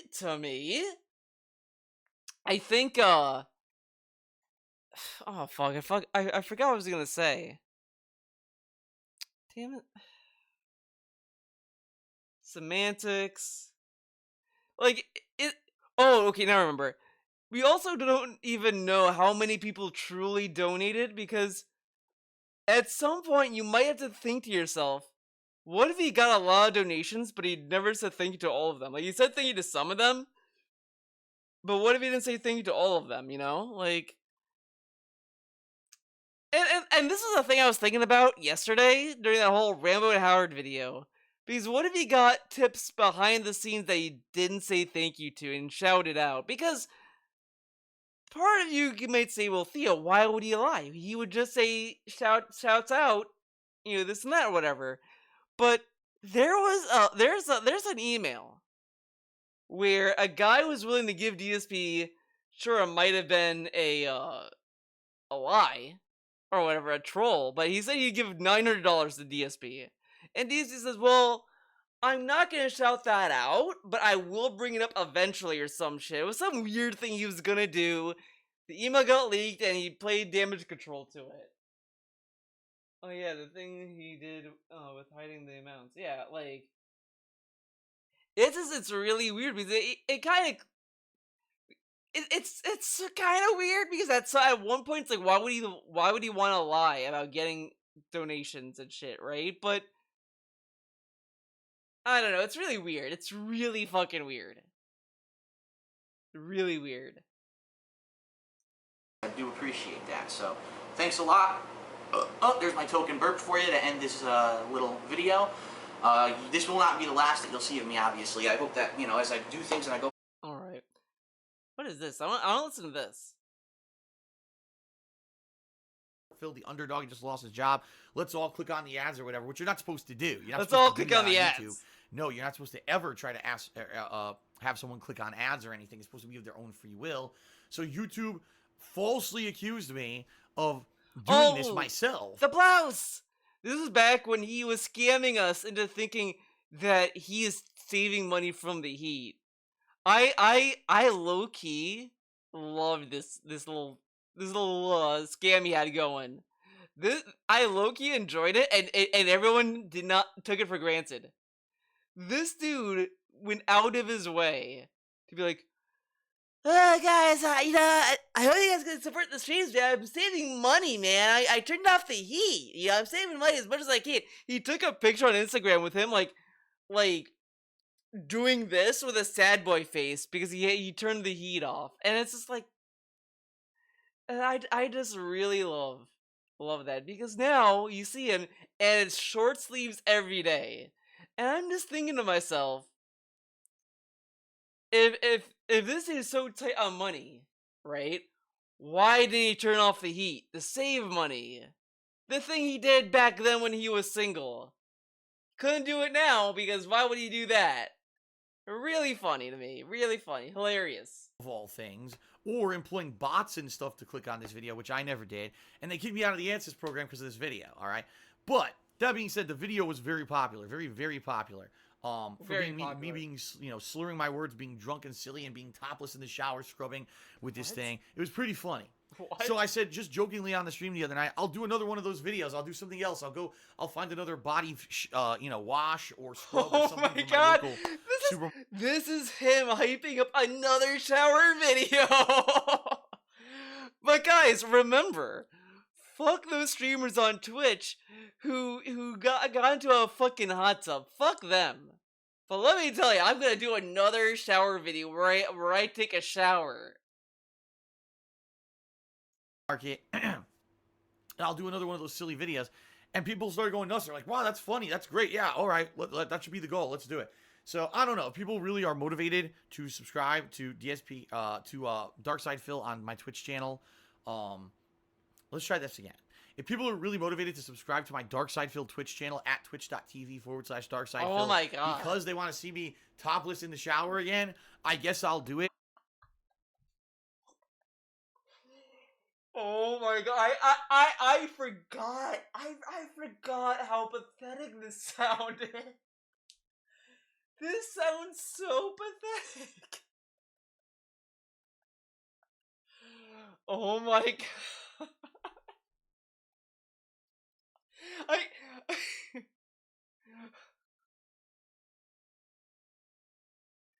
Holy shit. Let's slow it down. Let's try this again. If people are really motivated to subscribe to my Darkside Phil Twitch channel at twitch.tv/DarksidePhil because they want to see me topless in the shower again, I guess I'll do it. I mean, no skin off my back. Who gives a shit, right? But man, those streamers, those titty streamers and their hot tubs, fuck them. But if you want to see me topless, so be it. Seriously, who cares? It's not a big deal. Because they want to see me topless in the shower again, I guess I'll do it. I mean, no skin off my back. Who gives a shit, right? Seriously, who cares? It's not a big deal. I'll do that. But if there's something else that people want as a goal for this 500 subs goal that'll motivate them to sub, then I'll do that too. But I'm not really getting a consensus. Some people are like, increase the length of your streams. Like, are you nuts? I already stream so much. I'm so worn out. I can't stream longer than I do already. My voice is all hoarse and everything. And then what's really funny, he says, extend the streams, they'll hurt my throat. But this dude did like a 12-hour stream yesterday. But of course he did. He had to get Tylenol, and he did this. This was crazy. He was like this because he was probably upset. He was probably upset hearing not Rambo, Howard talk. He was like, this fucker, he took Rambo away from me, man. I can't possibly start streaming longer. And I don't want to do another event because I already got the indie. Dude, I low-key, in reality, I want to rewatch all these weekend previews. Because this is wild what I'm listening. I go to a random fucking weekend preview, and we got him willing to take the top off. Like, this dude is wild. I can't believe this dude. Up. I don't want to say, oh, another special event, because now you're doing event on top of event, and now, you don't, especially with new releases and stuff coming out, I don't want to promise the world, and then I don't have time to do the events and stuff. So, see what I mean? But anyway, let me know. Give me feedback. Do you think that the doing another axe shower video is enough to motivate 50 more people to subscribe to the channel by the end of the month? Do you think there's a better thing? Let me know, and we'll go from there. All right? But anyway, again, thanks everyone for your overwhelming support, not only in 2017, but now in 2018. The first week of the year has been successful, and I'm very excited for the future. I'm feeling so positive, okay?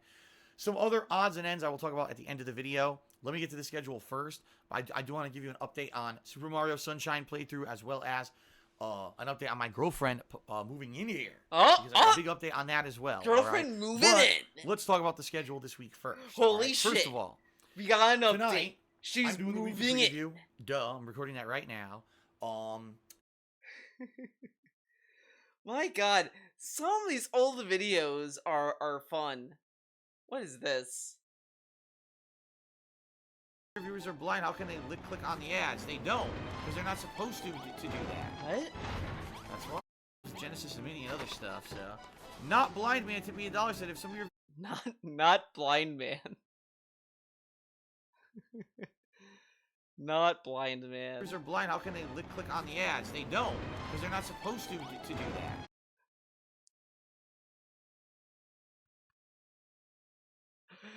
The dude says, how can if you have blind fans, how can they click on the ads? They're not supposed to. That's why. That's why. There you go. See him fool to me $1. Said, I know a way to get a lot of tips. Play the quiet man. Of course. But of course. Alright, there you go. There you go. He did you know what? He hasn't done this in a long time. He used to say "there you go" all the time, and now it's not that anymore. Man, oh man. Okay, let's get back to this. That was a fun field trip. Allowed in the contract for AdSense, and so his account was banned, meaning that he could no longer make money directly off of advertisements for any of his videos on any of his channels. Creating multiple AdSense accounts is disallowed by the service, meaning that Philip could not monetize his videos.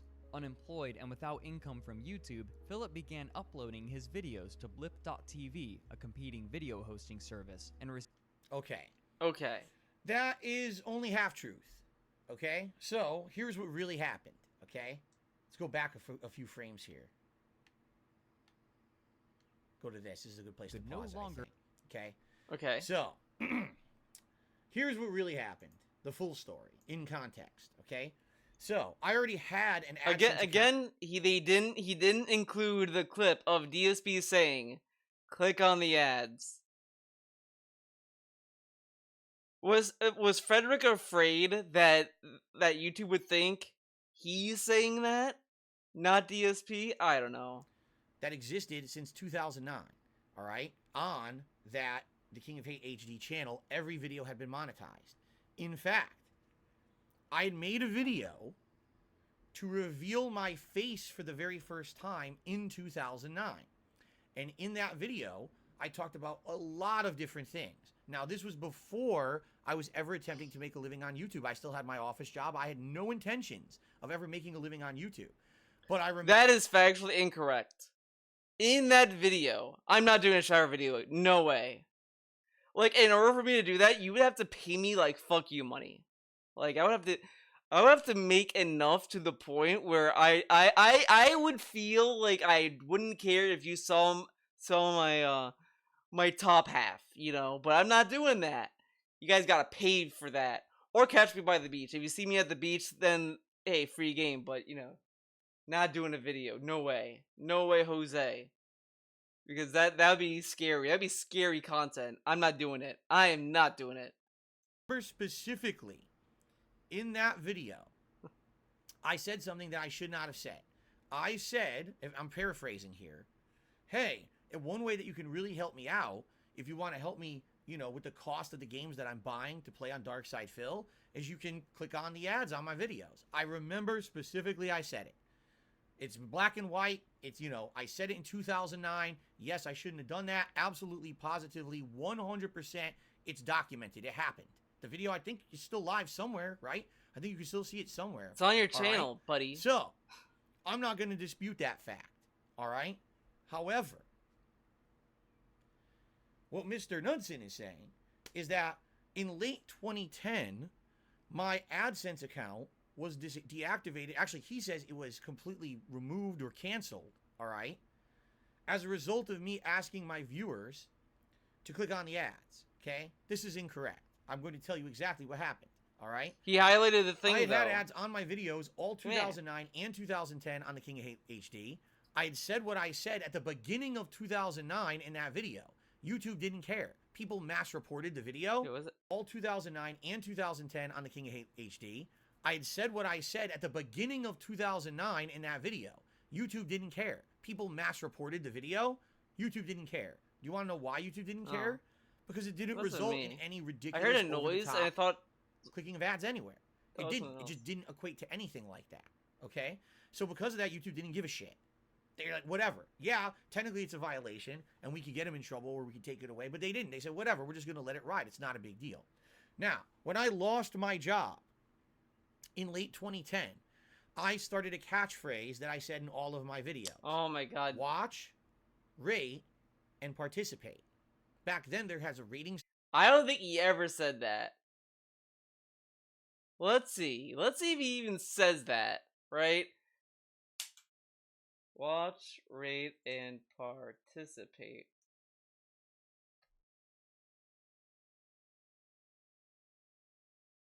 Oh, he said that in 2018. Oh, and 2010. Let's see the context though. Please watch, rate, and participate. Not only here on DSP Gaming, but also on the King of Hate HD. Oh, he did say it in 2010. Okay, he did say it, guys. He did say that one time. What is this? What I used to say was watch, rate, and participate. And by the way, I did that for 3 months over the course of the end of 2010, and then I watch, rate, participate. Now the other thing he did say though, he did tell us, is that he would never. He wasn't like these other people who said, click on like and subscribe, guys. I don't say comment, like, and subscribe like these other YouTubers. But he said, watch, rate, participate. Okay. System where it was stars, it wasn't thumbs up, thumbs down. Just so you guys know, that's what rate meant. It wasn't like it is today. So when I started saying this in all my videos, hey, thanks a lot, guys. If you want to support, please watch, rate, and participate. That's as far as it ever went. Never once did I say anything about ads at all. Okay? Of course, some people would say things, hey, does it hurt if I use ad blocker when I watch your videos? And I would outright say, yes, it does. Please don't. If you support me, please don't have an ad blocker on. Okay? But I never outright asked for that. After the initial time that I erroneously said it in 2009, it never happened again because people caught me out for it. And I was like, oh shit, I got to watch what I say. You know, I want to be able to make this supplemental income to afford games and things. I got to be careful. I don't want that taken away from me. Yeah, he says a lot of stuff now, well, but I do want to say this about the likes. I kind of wish, like, usually I would say, well, it should not be against COS for likes, you know, because likes is a free thing. Fuck it, you know, whatever. But DSP has made it so scummy to sit there and be like, guys, come on, man, we're 100 away from the likes goal. Guys, we have 89 likes and there's 200 people here. We can definitely hit 100 likes. Like that shit. That shit should be banned. Like, if you have someone sitting on stream begging for likes like that, just blatantly saying, hit the like button for nonsense reasons like that, that should get your account banned.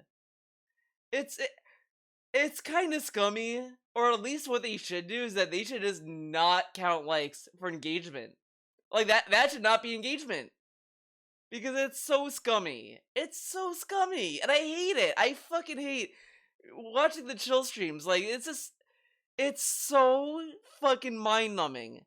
He says that he has to go out of his way to then say, only like it if you like it, man. I'm not saying to like it for that reason. I'm not saying you should like it because you want to. You should like it because you're here. It's like so much work.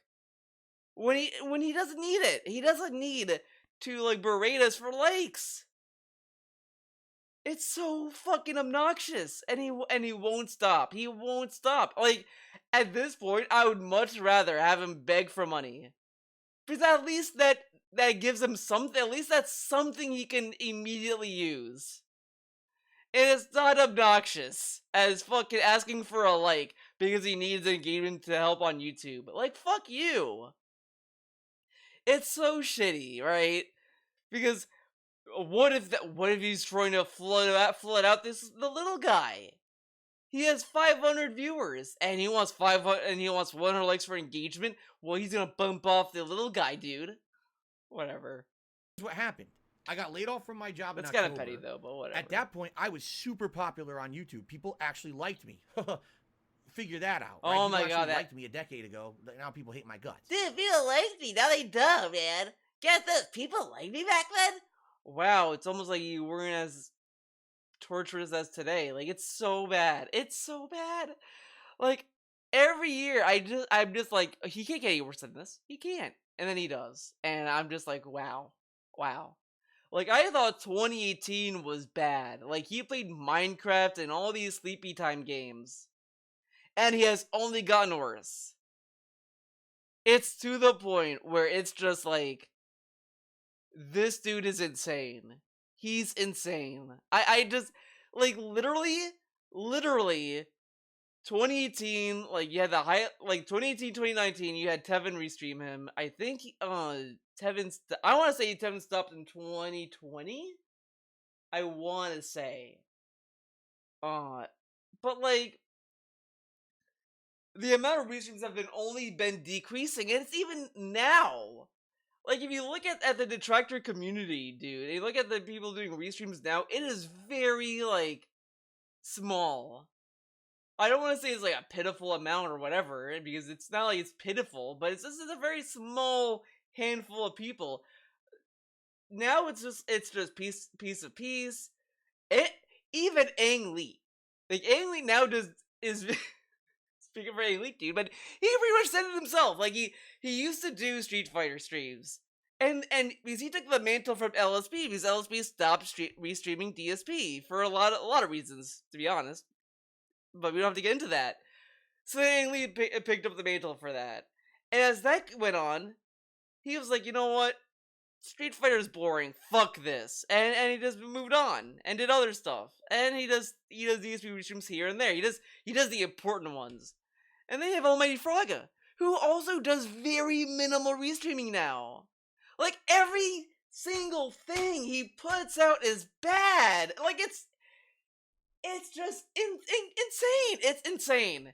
Like, it's to the point, even Snort Burnell, I really feel Snort Burnell is, I wouldn't say Snort Burnell's putting out videos out of obligation, but I feel like you could tell. I feel you could tell Snort Burnell is just kind of fucking, like, it's just, whatever, fuck it, I'll just put videos out, and it's just kind of fucking around. I like how Phil gets 400 viewers, but barely 100 likes. I don't know about the bots thing. I know there's, like, a whole conspiracy theory about bots. I'm not sure. I'm not sure about that. But it's just, everything about it is just, it's just so lame. Pezzer Mode is dipping his toe. Just a lot of smaller people now. Right? Yeah, like, a lot of, yeah, like, the pond is shrinking. And he's not even growing. He's not even growing as a content creator. Everything. It's just him being carried by whales and all this stuff. But it's just, everything he's putting out, it's just, there's nothing. Nothing. I just can't believe. I just can't believe it. And it's like, I'm afraid to see what he's gonna become next year. It's just, it's insane. I did a video in 2021, I want to say. Hold on, I want to see. I'm gonna look at my video on my channel for a bit. The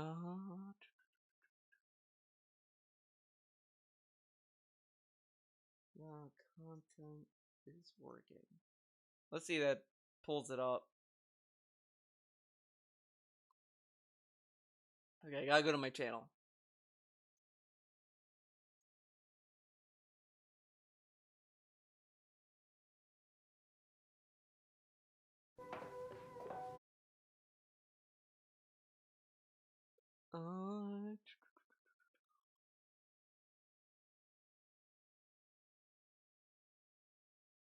I know I had a very fun thumbnail, dude.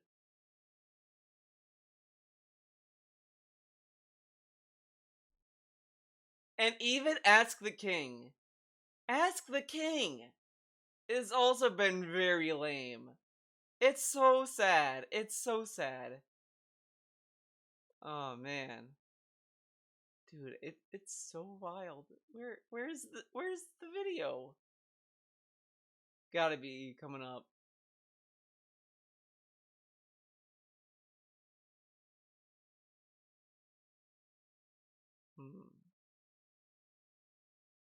Okay, got a better idea. I forgot I could just do this. Yeah, here you go. This video. 9 months ago. He dumped 2021. I did this video. And I kind of feel like I could do a follow-up at this point. Let's see what I was saying. He tries to please everyone. He definitely does. That's why his streams and his videos are so bland, because he doesn't make content that he wants.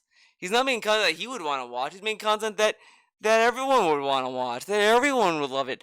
Like, that's why, like, the big takeaway he gives his audience is that, you see what's going on the stream? There's nothing going on. Look at this. If anyone has any problems, they're making it up because they're trolls. And he says this because he knows there's nothing going on, because he's playing in such a boring way that no one could possibly be upset. That is so I agree with myself, dude. Because that's what I've been noticing. And he still does it. He still does it. Every time he talks about, like, oh, people have different opinions, man. What is... Oh my god. This is such a weird selection. Whatever. Oh god.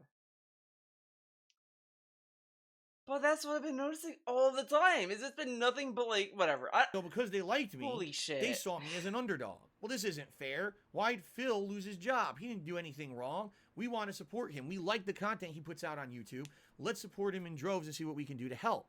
So when I said things like watch, rate, and participate, people took it as, oh, go click the living shit out of Phil's videos. Click the ads. And that's what happened. In the months of November and December of 2010, my ad revenue went from like $200 a month to, you ready for this?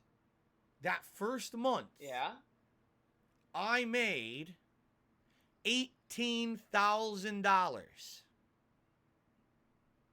Wow, and you blew the money. Just on vlogs. Yes. He couldn't afford to pay Howard, though. Holy fucking shit. Yes, I know. That's jaw-dropping.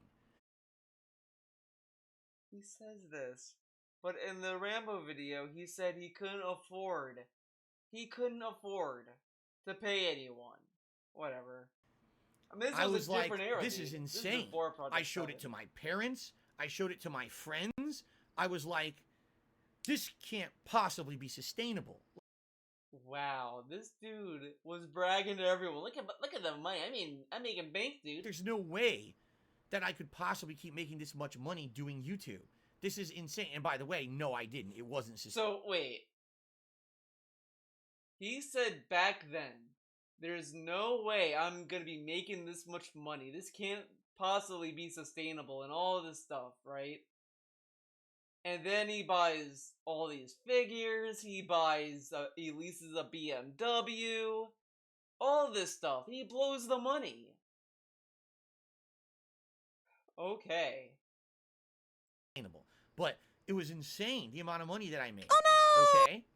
Then, the next month, by the way, I never got contacted by YouTube or anything saying, oh, something's wrong. Everything seemed fine.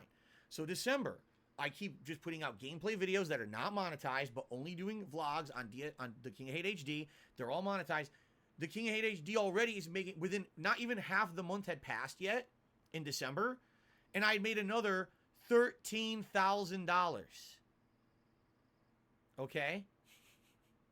So within 2 months, over 30 grand. All right? This is insane. There's no way this is going to continue. I'll be rich. I'll be filthy rich for the rest of my life if this continues. Right? Mid-December, I get a message from YouTube. It's just that's funny. None of that money went into his content. It didn't go in. It didn't go into it at all. It just went out the door. He just pissed it away. Dear Mr. Burnell, we have detected invalid clicking activity on your videos. Therefore, as a result of said activity, we are suspending. We're not turning off. We're not completely removing. We are suspending your AdSense account. However, it was an indefinite suspension.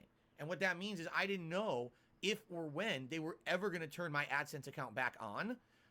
There was no chance anytime soon, obviously. There was no appeals process or anything like that. It was just, it's done. You're screwed. You can't make any more money on your videos on YouTube anymore. Okay? So, a lot of people at that time, of course, my trolls in particular, said things like, well, Phil, the reason that you lost ad revenue is because you idiotically asked people to click the ads of your videos. False. That was something that happened in early 2009. I had already been making videos for over a year and a half and never had an issue with it. It wasn't until I lost my job, people felt bad for me and started going crazy trying to help me out way too much that YouTube said, this can't possibly be valid. But, okay, see, this is the thing. This is massive semantics. In DSP's mind, it's like he's pretty much saying, he should have been banned, like, the day, like, within 24 hours of saying, click on the ads. Like, that's when he should have been banned. Immediately. But the thing is that he said that, the people heard it, and they did it for, like, a year, and then Google determined that had to have been fraudulent. But in DSP's mind, it has to be someone else's fault. It can't be him. It's not him. It's everyone else's fault, because they clicked the ads. But how does DSP think that YouTube determined that all those clicks were invalid? And also, why would all those people suddenly decide, oh, I'll click the ads, that has to support him? How would they know that? They only know that because DSP said it would give him money. Technically pre-Google. Phil Sides, his fans have never done anything wrong. It's always the trolls. Well, no, he's saying like the trolls were wrong for saying that, but the thing is that like he openly said, click on the ads. They clicked on the ads. Google said, oh, this is fraudulent. But why? But if you go down this thought process, let's all agree with DSP on this. That yes, okay. It's not because he said it is why he got banned, it's because all these people clicked on the ads. But why would these people suddenly have the urge to click on the ads? How many people watch a YouTube video and the first thought is, I'm clicking the ads, buddy? Maybe unless you're gullible or whatever, but I mean, for all those people to click on the ads, they had to have known he would have made money. And how would they have known?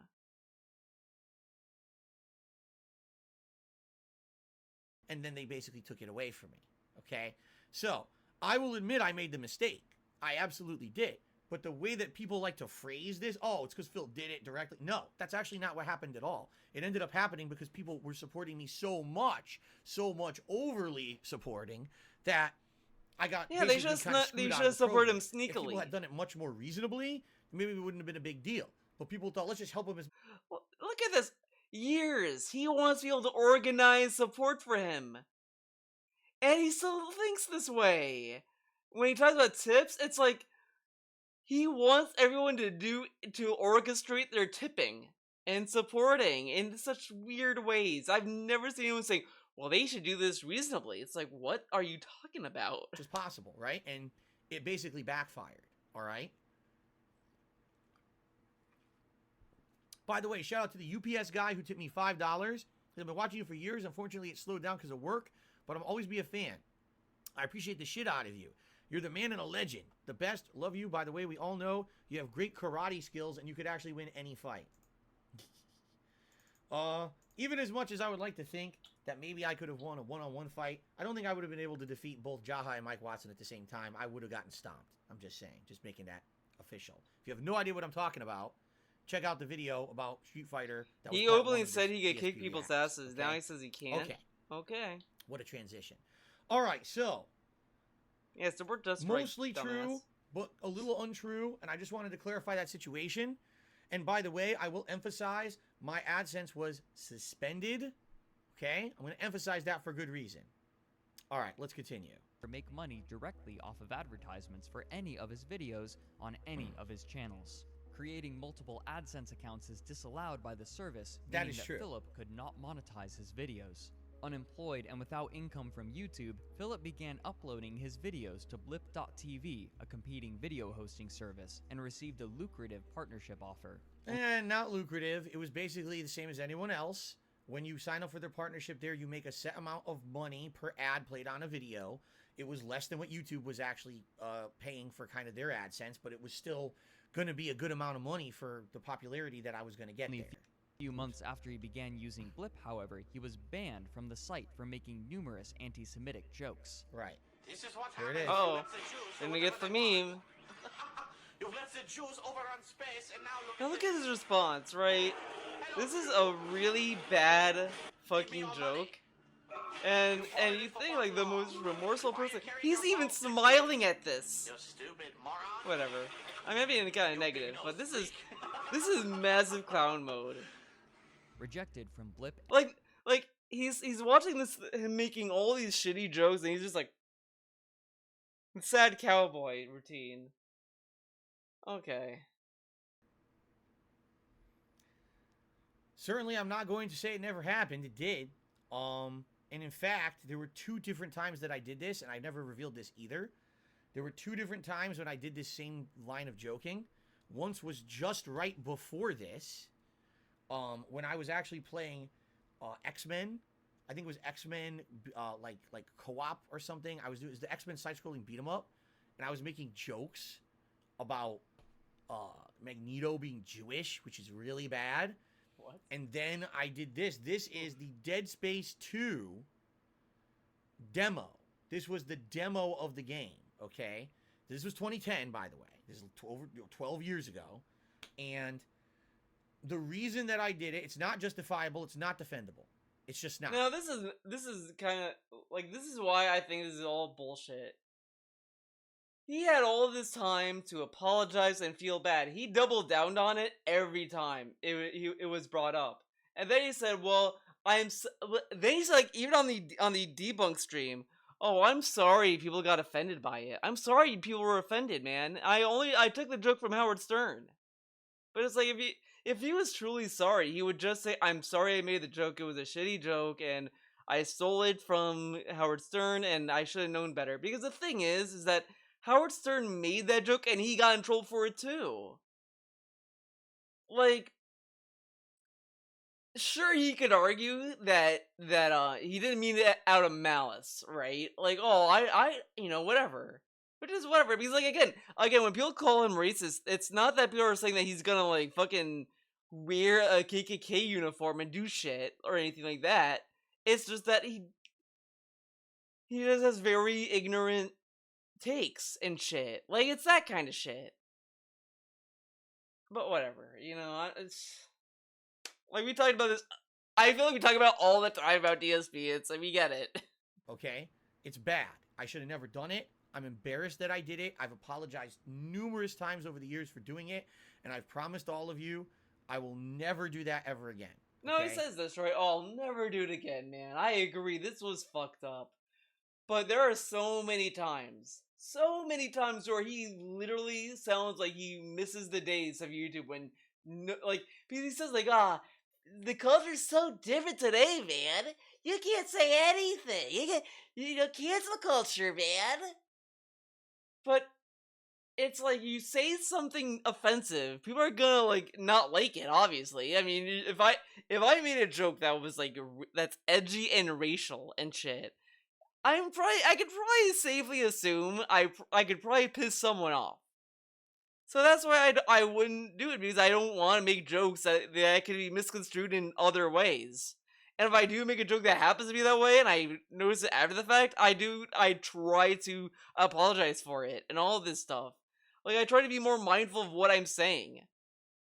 And it's like, people can be different. Whatever. We're not gonna sit here and just, like, whatever. But this dude, it's so hard to take him seriously because every time he brings it up, it always sounds like he's only being sensitive about other cultures and all of this stuff just so that he can't get canceled and all this stuff. Like because he's scared of the boogeyman. He's scared of the cancel culture boogeyman. That's what this is. And because he believes in the meme. When he was on Twitch and Trump was our president, he was afraid to even talk about it because he was afraid he was gonna get banned for or some shit. Like, whatever. At the time, to put this into reference and context, I was a big fan of Howard Stern. I actually had a Sirius satellite radio before it was even Sirius XM. I had Sirius satellite radio, and I used to listen to Howard Stern, and he used to play his archived shows all the time. And he used to have characters on there who pretended like they were Nazis or just German in general. They would talk just like this. They would make these particular style of jokes. He had a whole show called Guess the Jew, where there were 3 people in the studio. Or no, I take it back. They would name 3 celebrities, and you had to guess out of the 3 celebrities which one had changed their name from being Jewish sounding to something not Jewish sounding and find out who's the real Jew, all right? And there was a guy who was pretending to be a Nazi on the show, making all these very bad jokes about Jews, okay? So at the time, I was, a fan of this kind of stuff, and I thought it was fine. I was very stupid. At this point, by the way, and I'll say this too, back then, 12 years ago, especially in the Street Fighter community, all right? It's the Street Fighter community's issue. But the thing is that, like, again, I've mentioned this before, Howard Stern got in trouble a lot for what he said, and for what he says on his show and all this stuff. Like, he's a controversial person. And DSP looked at him and said, this is alright. There's nothing wrong. Because this dude probably didn't care what Howard Stern was going through. Whatever. Like, I don't know much about Howard Stern because I never really listened to him. I don't know anything about Howard Stern. I only heard about Howard Stern through DSP and Mega 64, and that is it. And memes and shows. I think if anyone knows the show Mission Hill, there's a joke where or was it NPR? Oh, I don't remember. But there's an episode in Mission Hill where this hippie takes this monkey away from a testing lab and tells the monkey, "Oh, I'm gonna take you home with me, and we're gonna listen." It either says Howard Stern or NPR, and the monkey looks terrified, like, "Oh my god, no!" And that was pretty funny. I like that, but I don't remember if it was NPR or Howard Stern. I think it was I want to say it's Howard Stern, but I think it was also NPR. Let's see if I can YouTube it. It's very, very, very. It's gonna be niche. Mission Hill. Monkey and monkey scene? Is that gonna? No. Damn it. NPR?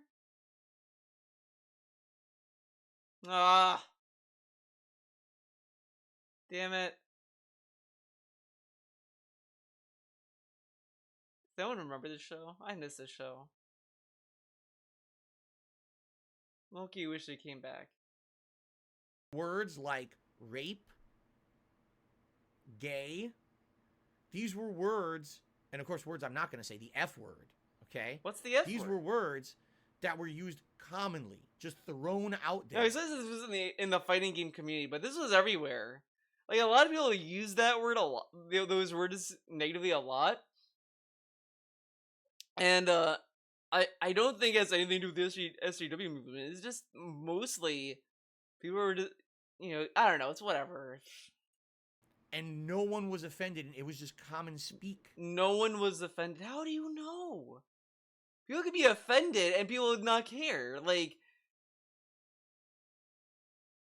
I ran into it because I used to be one of those people, and I used to say like gay in a negative way multiple times, and I had a friend who happened to be gay, and he was pissed off at me, and he was telling me, "Theo, can you stop saying it that kind of way? Like it's offensive." And after that, I realized I kind of was like, "Oh yeah, shit, I'm sorry," and I stopped because at the time, I'll be honest, at the time I didn't get it. I was like, well, whatever. I was being a dumbass kid. But then after a while, I was like, yeah, you know, I guess it would be offensive to use that word in a negative way. And I was like, okay, yeah, I agree. And I moved on. Like, I'm still good. I'm still friends with the guy. Don't get me. So don't worry. I'm still friends with him. But it's just after that, I was like, yeah, okay, I get it now. So people were still offended. It's just that sadly, or not sadly, but like a lot of people just didn't care at the time about what other people felt. Now people are more receptive, and it's like, well, it's different culture, man. It's like, ugh. At the time. Now, obviously, things change over time, right? And for me, you know, if you look at my old content from 2008, 2009, you'll hear me using words like that, right? I do. I'll admit it. I did back then. It wasn't until afterward that people educated me and said, Phil, this is not acceptable. Maybe it was acceptable in your circles in Street Fighter or whatever, in your friend. It's just not acceptable in society. You have to stop with this stuff, okay? And these jokes in particular, of course, today, I watch myself. Like it's really funny. This was going on when he was in his like late 20s and 30s, like when he's an adult. Like I learned this stuff when I was like in high school. Like I was a literal kid,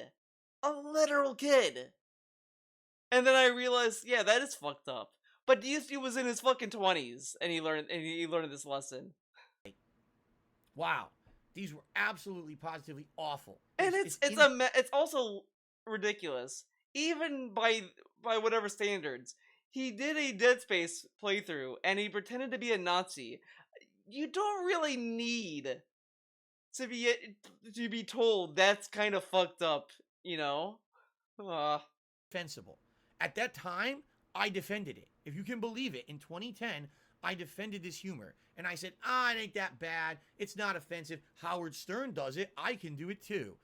No, I don't. Number one, I don't think I'm Howard Stern or I'm funny enough or good enough to do the things he did. And number two, even then you could argue that he doing it was wrong, right? So there's no justification whatsoever. Zero. I defended it back then. Since then, I've completely changed my tune. I know the error of my ways. I would never do this kind of shit ever again. But here's what happened. I got reported. All right? I got reported on Blip for inappropriate content. At the time, I was the biggest gamer on Blip, and I was the second biggest guy on the site. I had left YouTube and come to Blip, and within 2 weeks of being on Blip TV, I had overtaken everyone else except the Nostalgia Critic. I was bigger than Angry Joe at the time, okay? And Blip came to me and said, holy shit, you are so popular. Grandma, let's get we you to want to bed. make you an offer. We're going to get you in a better contract. We want to work with you to grow and promote your content here on the site. We basically want Blip TV to be the destination for dark side filled content on the internet, and we're going to heavily promote you and everything. I had a meeting with the guys from That Guy with the Glasses. That's the company that's owned by Doug Walker, the Nostalgia Critic. I talked to his brother, Rob Walker, on the phone. Actually, I take it back. I think it was a Skype call, actually. And we had a big conversation that I was going to be part of them. They were going to bring me in as the biggest gamer in the group. Dude, imagine if he was part of Channel Awesome. And then dude, that would be wild. I wish he joined the Channel Awesome, because I want to see what would happen to him during the change the channel stuff. That would be wild, because he got so mad at Howard. He got so mad at Howard for having any misgivings about him. Imagine the people who would come out and say, yeah, this Dark Side Phil guy, he did stuff to me that was fucked up. He'd be like, this person, I was not friends with them, and they say this about me? No.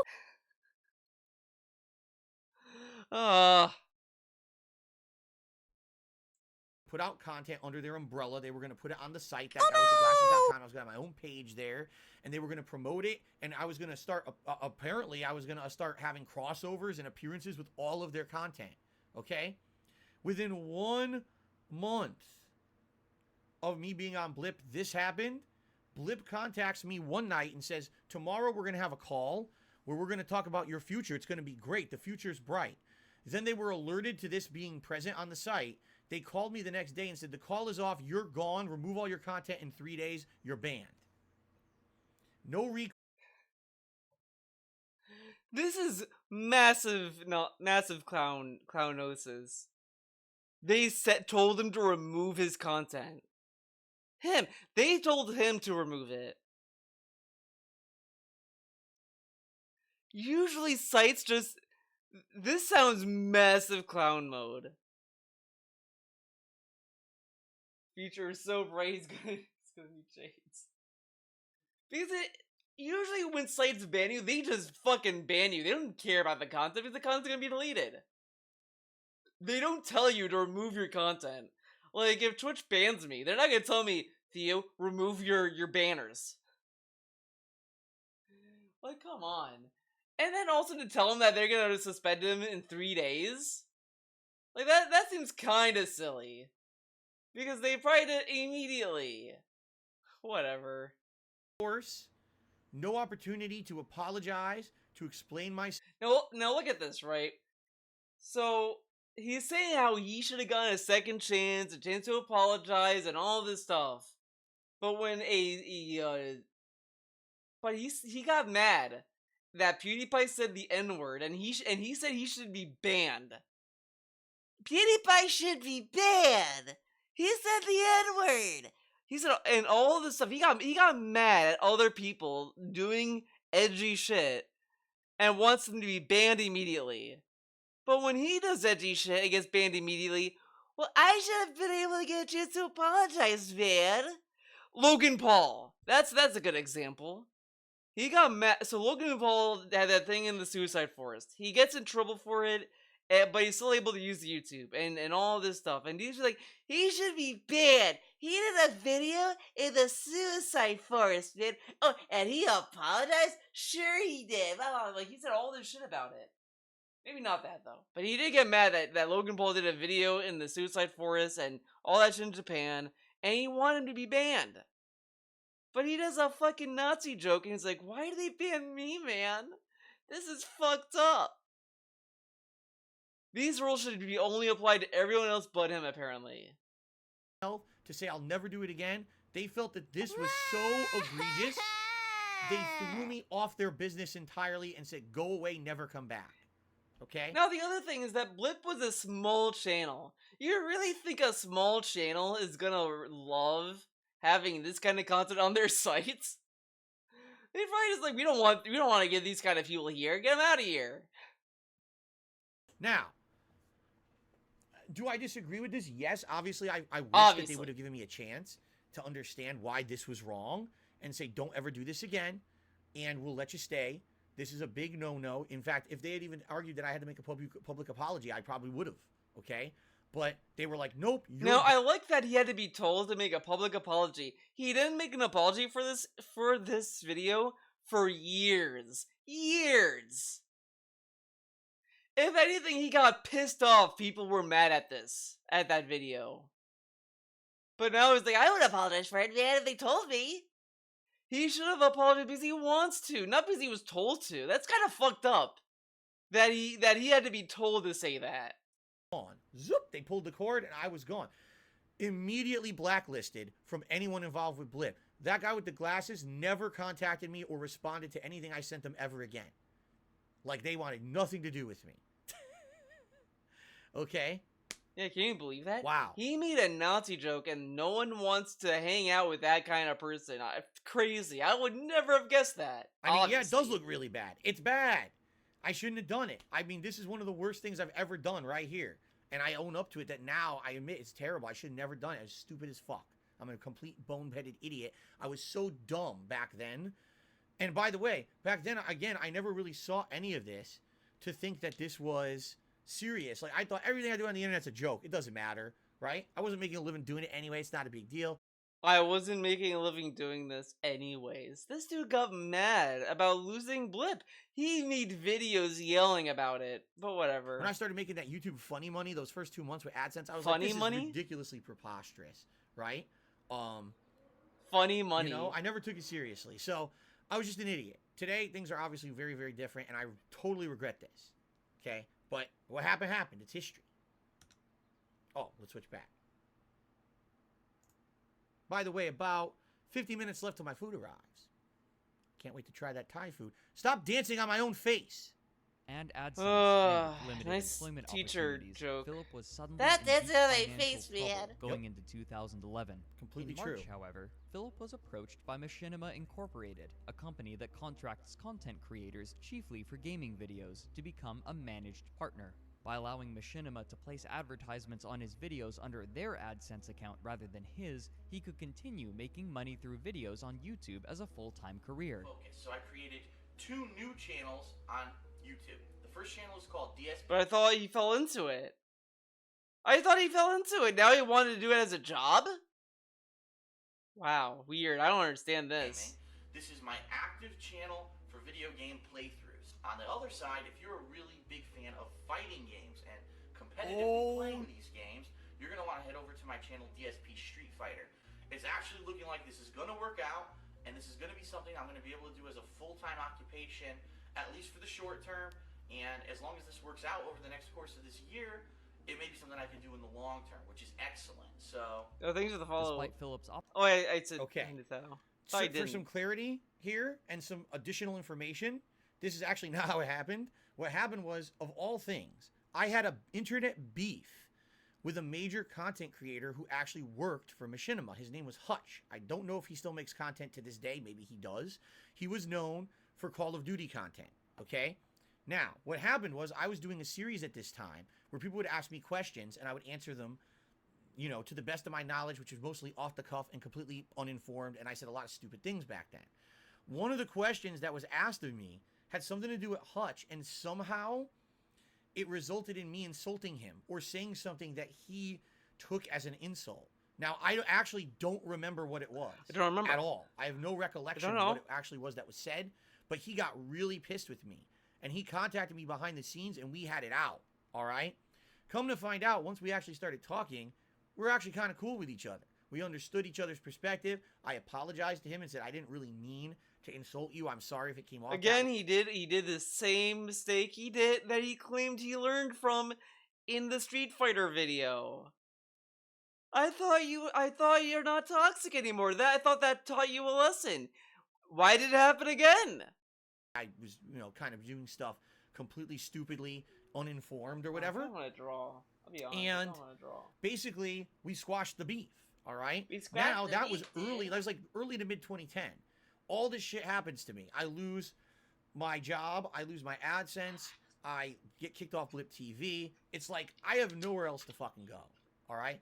On a whim, I contacted Hutch and I was like, dude, do you have any idea? Because you're in the industry. Do you have any idea who I could maybe talk to or point me in the right direction of someone who might have something to do with anything? Because I'm at an all-time low at this point, and I don't know really what I'm going to do to support myself because I can't find another job similar to what I had at that point.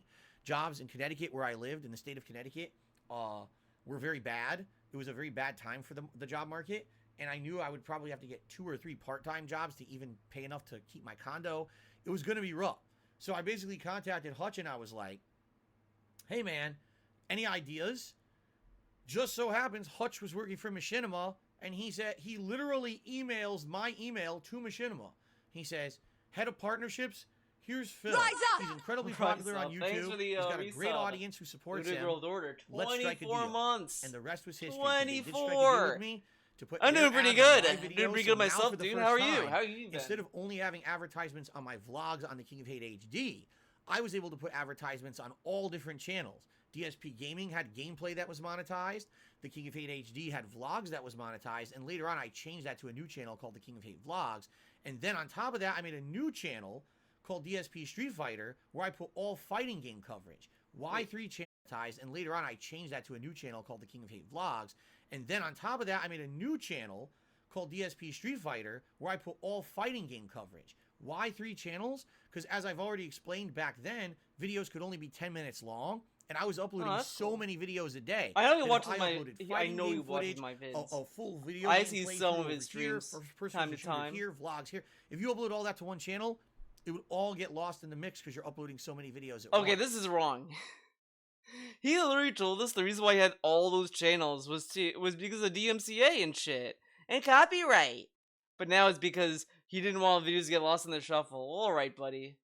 But by separating into 3 channels and branding them separately, now people could go to each channel for that style of content and not be inundated with everything else. It was an interesting business strategy. That's not what he told us. Yes, when it he is did all it. Hutch's fault that I ever had my gameplay monetized on YouTube. Let's continue. Optimism, things would not stay so simple for long. Over the course of 2011, Philip would find more and more viewers, but many of his older fans would begin to challenge him. By this time, Save the follow off the saver.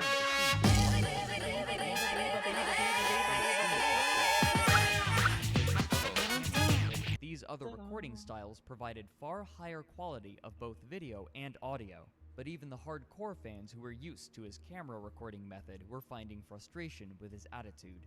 Though it's difficult to gauge a precise widespread response, many commenters would complain about his inflated ego and his habit of blaming the game rather than himself an inordinate amount. When competing with others in online games, he would always degrade his opponent. If he won, he would profess his opponent's lack of skill, and if he lost, he would accuse the opponent of illegitimate tactics, or he would complain of faulty controls. That's called cheating, and that's what everyone does online, which is why you shouldn't fucking play online. Yet you keep asking for me to do it. This is incorrect, so by the I way. gotta do DSP what is fans want, DSP so is hope gonna spread some slander about Wonder Waffle. Get ready. What was that? Did he pass out? No. What? No, I'm drawing, dude. shitfest session I had tonight. Okay, what the fuck? I wanted to pause it right there. Look what we get, a big face. Big face. Can I rewind 1 frame? I don't think I can. Okay, Everyone here, let me does do this. online, which is why you Wanted to pause right there. Because I have a couple things to say about this. So first of all, what a face. First of all, I 100% agree on the direct capture thing. I, back then, so we're talking 11 years ago now, was a stubborn, obstinate, pig-headed, very, very hard to convince to change kind of person. My opinion of myself was, well, I'm putting out content, it's getting tons of views, it's making money. So who are you to criticize me so this or is, even suggest I'm drawing that I Lycan change my from methods memory. or my It's pretty style bad. in any Lycan. way, shape, or form? This is a pretty bad all right? drawing, Lycan. Because if I do that, Bad, man. I'm basically abandoning those who have supported me all this way and by changing to something different, okay? Now, what I didn't understand at the time, all right, was that even though you're successful, success cannot last forever. Over time, what you have to do is you have to adapt and you have to change for the better. You can't just be the same person, the same content creator. That's one of the reasons why I'm doing this React video right now, is to broaden my horizons to a different style of content and bring in a variety of support and a variety of views. You see? I can't just do gameplay all day anymore. I know that, right? I got to change for the better. But I remember particularly back then, some people started contacting me saying, Phil, you know, you got a lot of competition. People who are playing Street Fighter, and your Street Fighter videos don't look that good compared to theirs anymore. You know, Phil, you're playing this game, and man, there's a lot contacting me saying, Phil, you see, I can't just do gameplay all day anymore. I know that, right? I got to change for the better. But I remember particularly back then, some people started contacting me saying, Phil, you know, you got a lot of competition. People who are playing Street Fighter, and your Street Fighter videos don't look that good compared to theirs anymore. You know, I Phil, am positive that no one said this. This sounds like people in his head are saying this. Who goes to someone on YouTube and says, your competition, man, they're doing better videos than you, man? Who says that? Like, imagine, it's like, Theo, your competition, it's totally different. Like, no one talks like this. Only DSP sees other YouTubers as competition because he lives in Boomerland, where everything is done in marketing and companies and all that mumbo jumbo. you're playing this game, and man, there's a lot of dark contrasts in it. Your camera doesn't pick them up very well. It looks really shitty. It would be great if you would adopt direct capture. And I would be like, no, no, no, no, no. I would start freaking out like, oh, that's the wrong one. No, no, no, I'm not going to do it. I'm not going to do it. I was really, in some cases, I would get angry. This is bullshit because he wasn't saying no. He was insisting that what he was doing was more meaningful and artistic, it's pretty much what he does now. If you say you should do like a perfect example is the fucking reacts to the fucking live events. He has said that's lazy content, doing making faces. He wouldn't do that. It's not. It's for people who want to turn on the camera and start a stream and not do work and all this stuff. He has openly said all this stuff because he thinks what he does is meaningful and all these buzzwords. And he has done this for years, and he still does it. And he's doing it with green screen. People have told him he should do a green screen. No. There's really nothing there, man. I have watched other YouTubers, and they don't use green screen, and no one cares. It's usually like a fad. It's like, the people who are asking him to do a green screen are just suggesting it. If he doesn't want to do it, that's fine. He doesn't have to. But he shouldn't string people along on an idea that he might do it to then just say no, which he did. Like, he spent a year, he promised a green screen in 2021 of January, and then he didn't do it. And now he's saying, like, I knew the second you start seeing those boxes pop up behind him, he wasn't going to do green screen after that. Because he's going to start saying, well, people like seeing the Skyrim figure and the boxes, so, like, I can't do a green screen, man. So, he's not doing it. The second you see that, you know that was out the window. It's the same shit with the fucking tip skull. You think he's gonna just stop asking for $150? It's now involved with the vest, so of course he's gonna keep doing it. It would make no sense for him to just stop. And yeah, same here. I can't wait for him to get his new PC to then just not game on it. Just for suggesting improvement. And that was really stupid. Alright? Now, I don't know if it was because I was cocky. I don't know if it's because, yes, back then I still was drinking way too much. And basically, at night, I had a lot of issues. Let's put it that way. Like, I had a lot of issues in my head about things that in my life were kind of fucked up at the time. And certainly having a bunch of things happen, like being kicked off Blip and being called a racist and things like that, kind of extrapolated the situation. Extrapolated. My head was not very clear back then. I am so tired of this fucking word. Like, wake up, record a ton of videos, upload the videos, record a ton of videos, upload the videos, wolf down bad fast food, record a ton of videos, upload the videos, drink, pass out drunk. That's not a good lifestyle. Just so you guys know, that's really fucking bad. My God, I can't. Sometimes I'm shocked I'm still alive when I look back at those days. I really do. I believe, you know. And I think that's why I was like that. Because if I was more like today, I'm more interactive with you guys. We have a better relationship. We talk. I listen to your feedback. I do a lot of improvements based on it. I appreciate that you guys like me and my content enough that you want to contribute to the continued success of this channel. Back then, it was like he appreciates you, but then when you have like weeks of slow streams, I don't know what's going on, man. There seems to be like no support. I need that to go on my day off. On me, constant, all the time. Put out content, make money, do it. Just do it. Fuck everything else. Ignore everything around you. Just do it. And I do believe that's the beginning of when people started to turn against me. I would agree with Frederick here. Probably around 2011, 2012. The 2 years where things really made a turn for the worse and some opinions started to turn against me. Basically, I was being made fun of. I was being called a dinosaur by people. My contemporaries. Oh, Darkside Phil, that old fart. That guy's still using a camera pointing at... He still gets mad when you call him a dinosaur. He still gets mad about it. What a jerk, right? What a jackass. Now, the shtick of me always blaming the games, that was the shtick. All right? And I would still, to this day, you got to understand, I still do that to some extent every once in a while. Yes, that's the shtick. It's kind of the thing that's funny, that I joke and I always say, it was never me or whatever, right? That's part of my thing that still to this day resonates with my audience. I'm never going to just completely drop that. Then I would be like a completely different person. You're not watching Darkside Phil anymore, you know? But at the same time, I totally get it that some people got tired of it. It was the same shtick with no variation, no improvement. It got stagnant, and that I will completely agree with. Now, this video clip that we're looking at. Okay, see, this is dumb. I hate infamous. this right now. Do you guys ever see this match? Wonder Waffle? This guy, the reason why I got so mad at this guy, and again, this is an infamous clip. I'm not surprised that Frederick Knudsen sampled it, but it's actually not a good example. This is an exception. Now, I want you to I want you to look at this screenshot and listen to what he's going to tell you. Street Fighter 4 first launched, okay? They had different modes you could play it in online. There was a casual mode, I think it was called like player matches, but then there was a mode that was supposed to be seriously competitive called ranked matches. When you won or lost these matches, you either gained and no one corrected him. Points. All right. No one and corrected him about determined this. your rank in the game, and you would unlock things as you got higher ranks. You would play better players.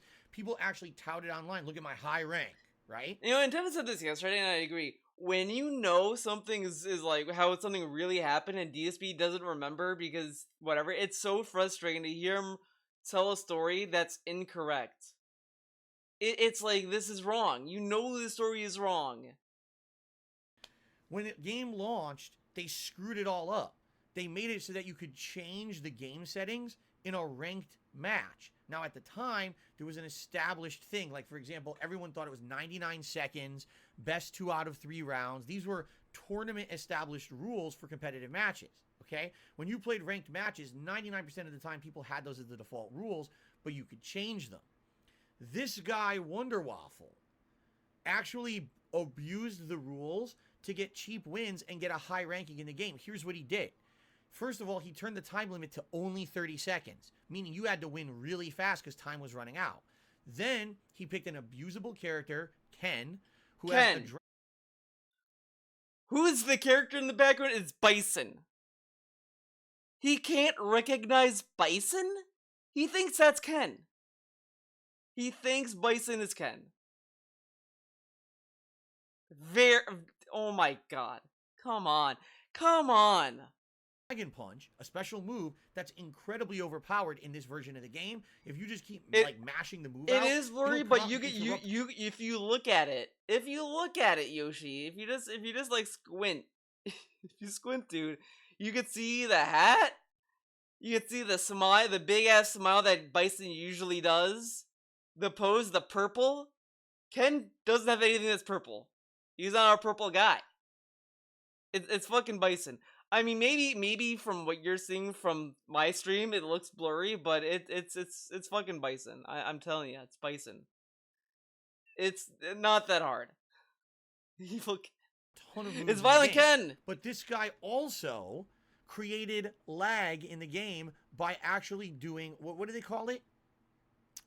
There's a word for it. He would create artificial lag in the game to make it lag so you couldn't react to anything he did. So literally, he would turn on, lag switch. It's called a lag switch.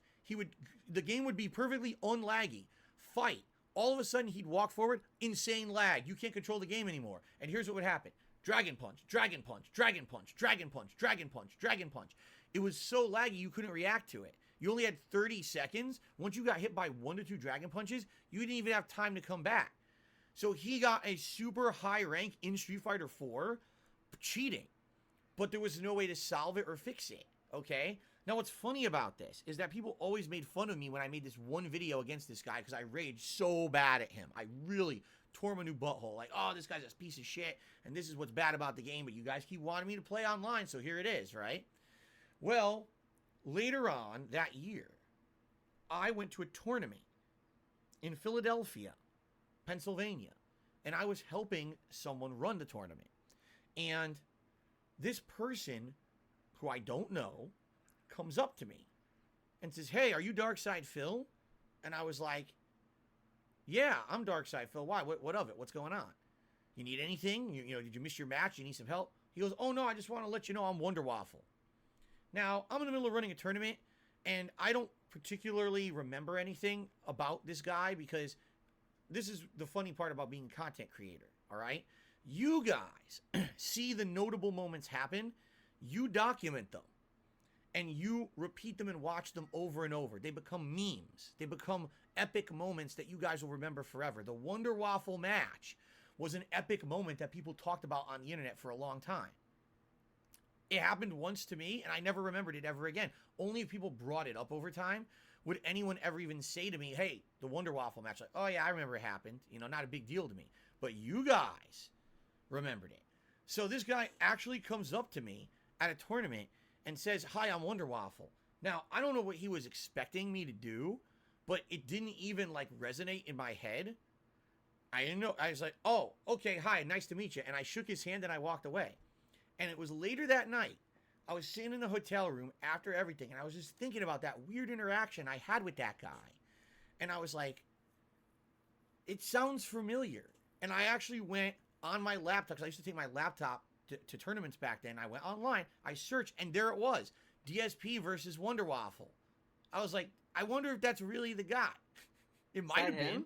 It might have been that he was trying to get some kind of, I don't know, a rise out of me by meeting me in person. Or maybe it was just someone who was full of shit and lying and it wasn't really them. I guess I'll never know, because the guy never came back and said anything to me the next day or anything. It's just funny how stuff works. But anyway, what if he just liked your content? He this liked was the a match? situation, infamous situation in my history where I raged at a Like, the Street thing Fighter is player for that basically the reason why this was a big thing was Wonder Waffle got a double perfect. He got a double perfect off DSP. DSP remembered the wrong story. He combined two different stories. It's funny that he's pulling this out of context, saying this is just what I did all the time. I mean, in reality, yes, I did rage and make fun of people online all the time. Again, that was my online persona. That was my that was my shtick. That's what I was doing to be popular on YouTube. And it was getting tired, and people were getting tired of me. Okay. You shouldn't fucking play online. You keep asking for me to do it, so I gotta do what my fans want. So hope you enjoyed this real shitfest session I had tonight. This last complaint may have merit, as his temper would often manifest as abuse of his equipment. This is fucking bullshit. Now that's ridiculous. Move, asshole. That is definitely not something that happened all the time. I would get angry at games. It doesn't happen all the time. There's like 2 montages of him slamming his controller. But I wouldn't abuse my equipment constantly. That's completely false. In fact, I usually took really good care of my equipment. I was the guy who was known as nothing really, ever. Yeah, that's why his like trigger on his was it the 3? Yeah, it was the Xbox One, the Xbox Series X controller, where the right trigger started to stick. The trigger sticks. There's drift on the PS5 controller, but even though there has been documents of that, I guess there's 2 times ever where I remember distinctly something breaking. One of them, I was playing a God of War game. I think it was either God of War 3 or God of War Judgment. And there was a gauntlet of enemies that I was fighting. And I got so angry because I remember the controller was not responding, and I slammed it on my coffee table so hard, I broke it. And it stopped working after that. I was like, oh shit, I totally broke the controller. I said it on camera and everything. But this case, you can say, oh, this is part of a controller slam compilation. This was a case where the game completely glitched. I was playing the game, a big segment of it. It was a big story segment. And all of a sudden, the camera froze right here, and I couldn't move the character. That character on the right-hand side there, I think Norman Jaden is his name. He's supposed to be walking through the nightclub. He wouldn't move at all. He was completely bugged out and frozen, and you couldn't make progress in the game. And it wasn't once or twice. Like, I kept restarting, and it kept happening. So I got progressively more and more angry, to the point where I got so upset, I started slamming things. I was so pissed. I was like, I want to play the game. I love the game. What's going on with this game? But that wasn't representative of what I did all the time. It was only in extreme cases where I'd be like completely slamming shit. And what's funny is you can say, oh, but Phil, there's a controller slam montage. Okay? Okay. I've made content for 14 years. Don't you think when I make content 8 to 10 hours a day for 14 years, maybe there's a few times I slam my controller? That doesn't mean it happened all the time. If you had showed me 14,000 times in 14 years that I'd slam my controller, I'd be like, damn, that guy's got a problem. Oh my god, this is so fucking petty, dude. Whatever. This is the internet trying to take something out of context and pretending like it's something that happens all the time and acting like that's a fact. Yes, my detractors over the years said this is what Phil... No, like how he's saying this, right? But he says the same shit. He treats detractors the same. The trolls, they always street me. They always do this. They always do that. And then we actually look at the trolls. They don't really do a lot. But whatever. All the time. So Frederick Knudsen watches the montage of it and believes this is Phil all the time. that was a rarity when I would be slamming stuff like that. Swearing like a sailor, absolutely all the time. Slamming my equipment, very rarely. Except my mouse today, because my mouse only works when I slam it. Philip would also become belligerent on his social media. For example, when game reviewer Mitch Dyer posted a review for IGN with which he disagreed, he attacked Dyer for not providing an objective review on his social media. What was the tweet? For example, when nothing is less important to me than whether or not my review affects sales. I'm there for readers, not PR. You know what's really funny? So Mitch Dyer did a review of Double Dragon Neon, gave it like a low score or whatever, and I think a lot of people didn't like that review, I guess. I don't know. I started playing Double Dragon Neon. I kinda dropped it, to be honest. Maybe I'll go back to it at some point. Whatever. But he reviewed it negatively. Whatever. But DSP wants reviewers to be honest and not kiss a game's ass, right? He wants to be honest. Mitch Dyer is honest and doesn't like sway, and DSP's like beg him to change his review. So then he says, rating a game a 3 out of 10 without understanding what it's trying to do in amateurish. It's amateurish, I guess. Wait. Game reviewer Mitch. Amateurish. It does appeal to certain audiences. You're ignorant. Holy shit, dude. Dude, this is great. This is fucking great. I love this. I love this. This dude has reviewed games and said it's not for me. It's not a good game. Whatever. Like Death Stranding, all these games. And he's telling this other guy that pretty much says, hey, this game is a 3 out of 10 for me. It's not my cup of tea. It sucked. And he's like, you're playing a game and you need to understand what it's doing. But the guy's just saying, this is my opinion. Like, it's my review. I'm gonna review it the way I want to review it. Pretty much. And then he says, didn't appeal to me. Oh well. Dyer posted a review for IGN with which he disagreed. He attacked Dyer for not providing an objective review, and after the argument, Philip posted a vlog onto his King of Hate HD YouTube channel attacking Oh my him god, further. look at me! And he just got all offended that, like, I told him that I work full-time. Look at me in this video. Like, okay. Alright, this is Ryuko. It's okay. So, first of all, I just gotta fucking respond. Look at me in this video. Holy fucking shit. Look how puffy my hair is. Look at how thick and dark my goatee is. Things have definitely changed in over 10 years, right? I could never even grow a beard like that if I wanted anymore. You wouldn't be able to see it because it's all white hairs, you know? But anyway, wow, I look totally different today. At least from this clip. But anyway, this was the situation. This was the beginning of me having an issue with the games media. Oh no! Alright? And this is a running theme with me over the years as a content creator. I've always been at odds with the mainstream games media because I feel that they have hidden under the guise of, hey, a review is just an opinion, man, so we can literally say whatever we want, say whatever game is good or bad, and we can never be held accountable for what we're saying because it's just my opinion, okay? Ladies and gentlemen, my response to that is as follows. Bullshit. Bull fucking shit for what we're saying because it's just my opinion, okay?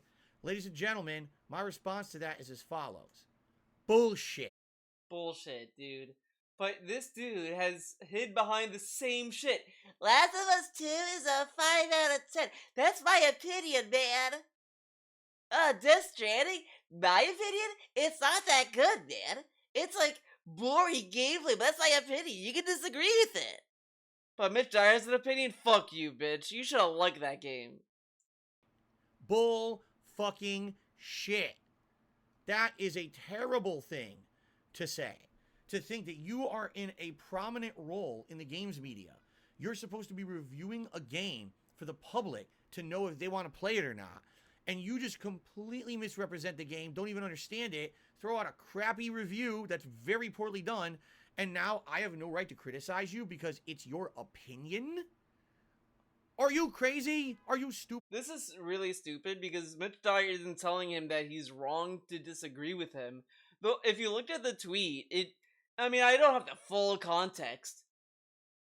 Maybe someone else has it. I don't want to do any more field trips. But all Mitch Dyer was doing was explaining why he gave the game that review. Like, look, that's my opinion. I made this review and that's what I got from it. And he's yelling at him for just telling him that, pretty much. You're telling me that, like, he's not even mad that DSP disagreed with him. He's just saying, hey, man, like, yeah, hey, if you like the game, that's fine. I'm just doing the review. I made the review about my experience with the game. And that's it. That's all he pretty much said. And DSP is, like, he's so bad at reading comprehension. He thinks that, like, he's arguing with him and upset, when all he was saying was that it's my opinion. Oh, well, it is what it is. Yes, they're both. They actually act like that. They think that they can just do that shit, okay? In this case, this is Mitch Dyer. This guy was a freelance writer who was taken on by IGN to do some freelance articles. Eventually, they hired him full-time. And then he literally botched thing after thing over there. I don't know if he still works there, but it was just a comedy of errors with this guy, okay? But this guy wrote an article, a review, of a game called Double Dragon Neon, all right? For those who've never played the game, Double Dragon Neon was supposed to be an homage to the old-school side-scrolling beat-em-up games of the 1980s. It's supposed to play like old-school Double Dragon. Like, literally, that's what it was designed to be. Look what now, I did it drew. have modernized visuals and a few... Low-key kind of proud of this.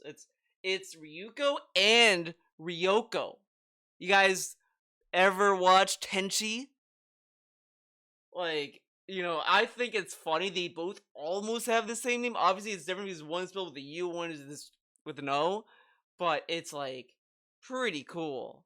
So it's like, she's the new hot, everyone's, like, talking about her, and she's, like, jealous. It's, like, a whole thing. Improvements, yes, but for the most part, the game was meant to be an homage. Imagine if there was a game called Super Mario Classic and it played like original Super Mario Brothers. That's essentially Double Dragon Neon. Mitch Dyer reviews the game a 3 out of 10. His major criticism... What's also a messy thing about this is that he complains about games for playing like they're outdated. Like, Fury is designed in a very specific way. And DSP's like, it's a game in 2016 and it needs checkpoints. If you die, you have to start the whole fight over? No, that's terrible. Terrible gameplay, man. Oh, it plays like an old game, and I don't like those old style of games. It should have been more modernized. 3 out of 10. Dude, the game was made to be a throwback homage. That's the point of the game. Okay, you don't like it. If you don't like old games, why are you reviewing it? That's like saying, I know I hate Chinese food, but today I'm going to order Chinese and review it and say it all sucks. Like, what, this is are you, really fucking lame. stupid? You never seen Tenchi? Okay, Almighty Gangsta. You gotta watch it. But, you gotta be careful, there's some shitty Tenchis out there. Watch, this is sound really weird. But try to find the original Tenchi Muyo. The original. Don't watch the newer ones. There are newer ones, they all suck. Don't bother with those. Watch the original. If all else fails, I recommend Tenchi Universe and Tenchi in Tokyo. Those are good. I kind of like Tenchi Universe more. Tenchi Universe is pretty rad. Like look, we're gonna... Okay, this we will definitely do a field trip for. Because Tenchi Universe is worth it. Well, they have the whole thing from episode 2 to 26? Can't escape it, ain't no use in crying. No exception, love will leave you crying to death. You're a broken man, boy.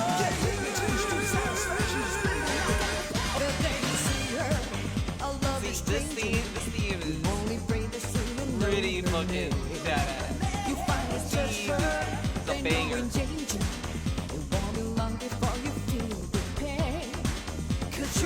emotions will overtake you. You look for heaven in her big brown eyes. But she's no angel, and she'll forsake you. It shouldn't come as any great surprise. Passion isn't really happiness. There is trouble in her sweat. This song is so good. Lost in confusion, you try no delusion.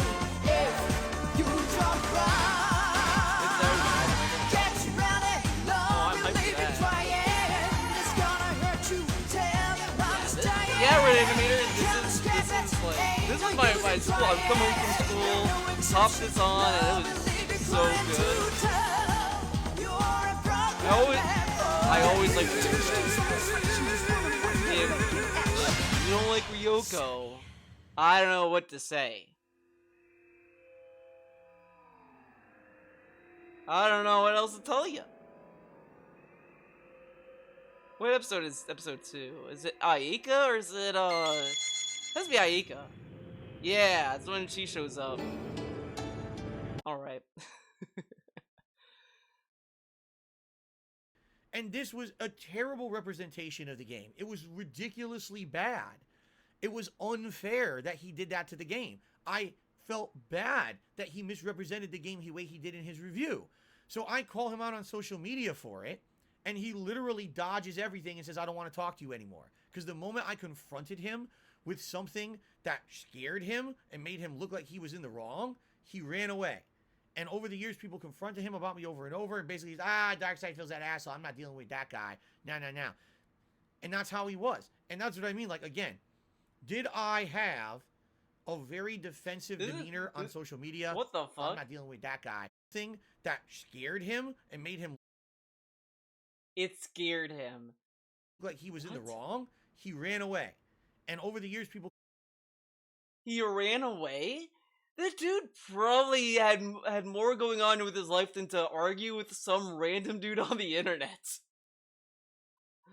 Like, this is kind of lame, in my opinion. Like, it's so annoying when you're on Twitter and you're just, like, chilling, and then someone just starts, like, arguing with you, and eventually you're just gonna be like there's a point. Like, sure, you could be open to a conversation to a point. But when it gets to the point where it just keeps going, at some point you're just going to cut your loss and just leave and walk away. And that's probably what Mitch Dyer did. He was like, why am I arguing with this guy? And he walked away. And these were like, he ran away. He got scared. He probably didn't want to waste his time talking to you. Confronted him about me over and over. And basically, he's, Darkseid feels that asshole. I'm not dealing with that guy. No. And that's how he was. And that's what I mean. Like, again, did I have a very defensive demeanor on social media? Yes. Did I sometimes lash out at people on social media? Yes. I will absolutely positively admit those things.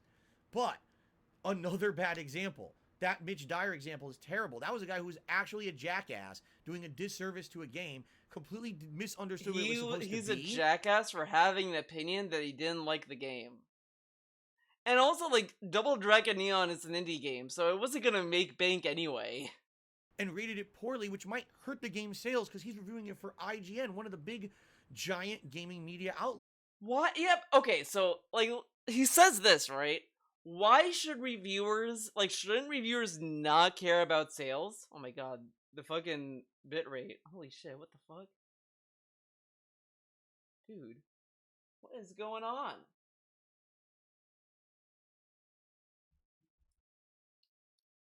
Why is the bitrate going crazy?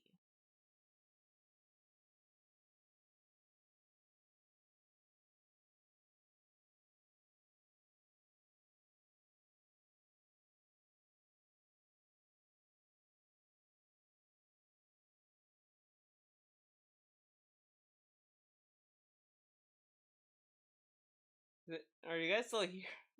Okay, now it's stable. What the fuck? And I'm supposed to just say, I have no right to criticize this guy because it's just his opinion, man. It's like, no, fuck that. I called him out, and rightly so. And, you know, giant gaming media outlets. And I'm supposed to just say, I have no right to criticize this guy because it's just his opinion, man. It's like, no. This dude is so weird. Everything has to be, like, a reason. Oh, that. The dude is just explaining why he reviewed it to you. and said it's my opinion and all this stuff. He didn't say you're wrong for disagreeing with him. He just explained to you why he gave the review. And he's telling him like, I don't care about sales because why should reviewers care about sales of a game? Because if they did, then wouldn't they be giving out false reviews? Because imagine if that was the case. In order for them to review a game, they have to be considerate of affecting the sales. So then they can't ever be honest. Because they're gonna have to weigh, well, if you give this game a low score, no one will buy it. Well, like, it's really, really weird that he wants reviewers to really consider sales of the game. It's so weird. I don't understand this. Fuck that. Fuck I called him that. out, and rightly so. And I have no idea again what happened. Obviously, he didn't really get any negative consequences. He got hired full-time by IGM and just continued to fuck things up over and over. Like what? What else did he do? A couple shout-outs here. Snowcrawl tipped $1.50 and says, super interesting take. It actually really changed my perspective on some issues. What would you say is the biggest difference between old and new Phil in your opinion? What's changed? My ability to see from other people's perspectives. My ability to listen to feedback and try to weigh and balance it instead of just immediately dismissing it all. And basically now being very careful about the kind of things I say and realize that now what I say has weight because I could say something that really hurts someone. Back then I didn't care. Back then I really didn't give two shits. I was like, oh well, if you're offended, you're just a sissy. That was my mentality back then. And that was completely false. I should have never been like that. I should have been more open-minded and sensitive to what I was saying and doing, realizing that what I said had weight and power because I had clout on the internet.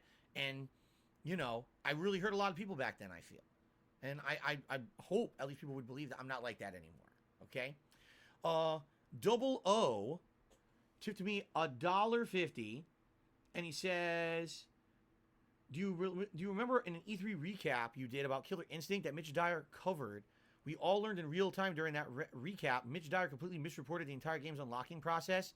Yes, I remember that.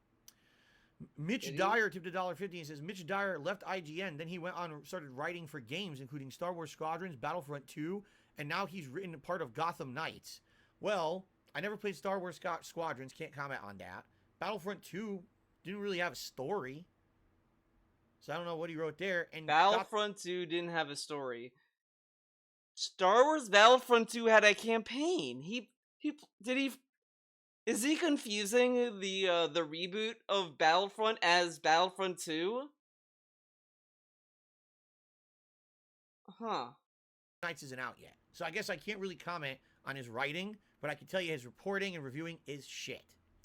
The Crunchiest Onion tipped $1.50 says, I don't think Mitch Dyer is a good example for Nudson to use regarding your Twitter behavior at the time. I think your old tweets about Minecraft, yes.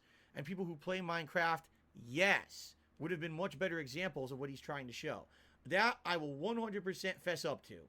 Back in the day, I had this bug up my ass about any game that got viral popularity. I felt it didn't deserve it. So Minecraft was a prime example of this. This was a game that looked kiddie. It looked like pixelated graphics, silly things you're building, there's sheep, and I always argued that the game looked like a kid's game. And I can't understand why that game is the biggest game in gaming. At one time it was, not anymore. At one time it literally was the biggest game in gaming, okay? And I would say really dumb things that were unqualified statements because I had never played it, okay? I would outright insult people who played Minecraft saying, you're dumb, you're childlike mind, you're an idiot, you're immature, like why would you play that shit? Why, when there's many better games out there? Then years later I played Minecraft and I'm an idiot. And now he does it about It's fucking really good. Oh, it's a really great game. Fortnite. For multiple levels of He reasons. calls it It's a kids really game. great game. Why is it The still building popular is and all that addictive shit? Fun. It's got a chill atmosphere. It's got a feeling of survival. But once you actually build your own, ability to survive and be self-sustainable, it's actually really neat. The engine, what you can do with that engine is absolutely. I just keep dancing over my own face. What you can do with that engine is outstanding. The world is open and so much content to explore. There's alternate dimensions you can go into. The game is outstanding. It's a cultural phenomenon for a good reason, and I just sat there crapping on it for years like a fucking idiot because I refused to play it. I was a moron, And that would have been a great example of what Nudson's trying to say here. Sadly, that's not the example he used. All right, let's continue, guys. I almost choked there. Excuse me. Here we go. But anyway, He also would attack other YouTubers, notably PewDiePie, iJustine, and Tobuscus, each for different reasons, while his former fans... I mean, that's true. Some were really stupid and others were warranted. Like, iJustine never said a negative word about me, and I attacked her saying really nasty, disgusting things about her that I never should have said, and I feel really bad about that, and I apologize for that because that I never should have done. You should apologize to her in person, not in a video to his fans. Whatever. It wasn't my place.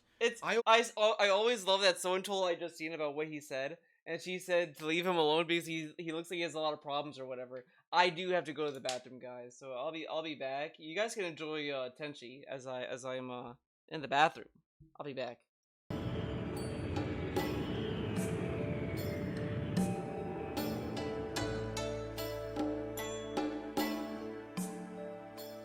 Princess Ayeka, what are you thinking about?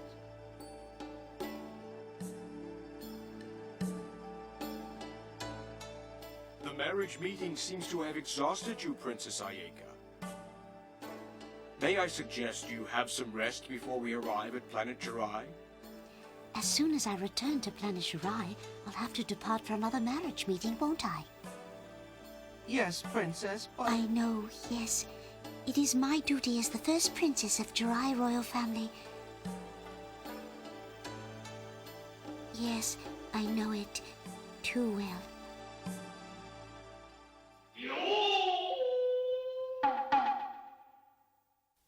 Hey, Tenchi. Come on, Tenchi. Let's go play. Your silly chores are boring. All right, that's enough. You know, Grandpa's very fussy about keeping the shrine clean.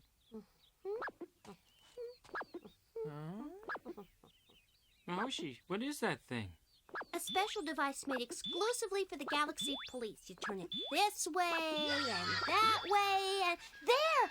I can send out a distress signal now. We're in the boonies, kiddo. Can you really count on a toy like that? According to the statistics, one case in 200 years is reported to result in successful rescue. Yeah, right. That's what I'm talking about. Well, it's better than just sitting around here doing nothing! What is it, Azaka? Princess Ayeka, we are picking up a distress signal. Really? From where? Just a moment, I'll find out. From the third planet of a nearby solar system. Well, we can't just ignore it, I guess. We have some time left before our scheduled rendezvous with Sasami, don't we? Yes, Your Highness. Head for that planet. Let's go. Yes, ma'am.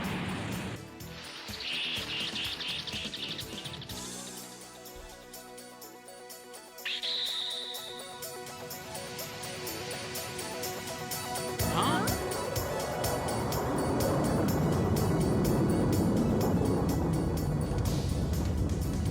What the heck? Uh-oh. Hooray! Here I am! I'm right here! Yahoo! That spaceship looks awfully familiar. Let's wait and see.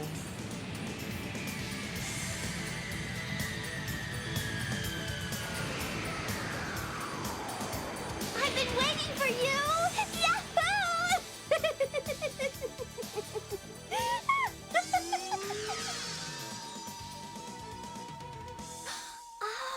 Huh?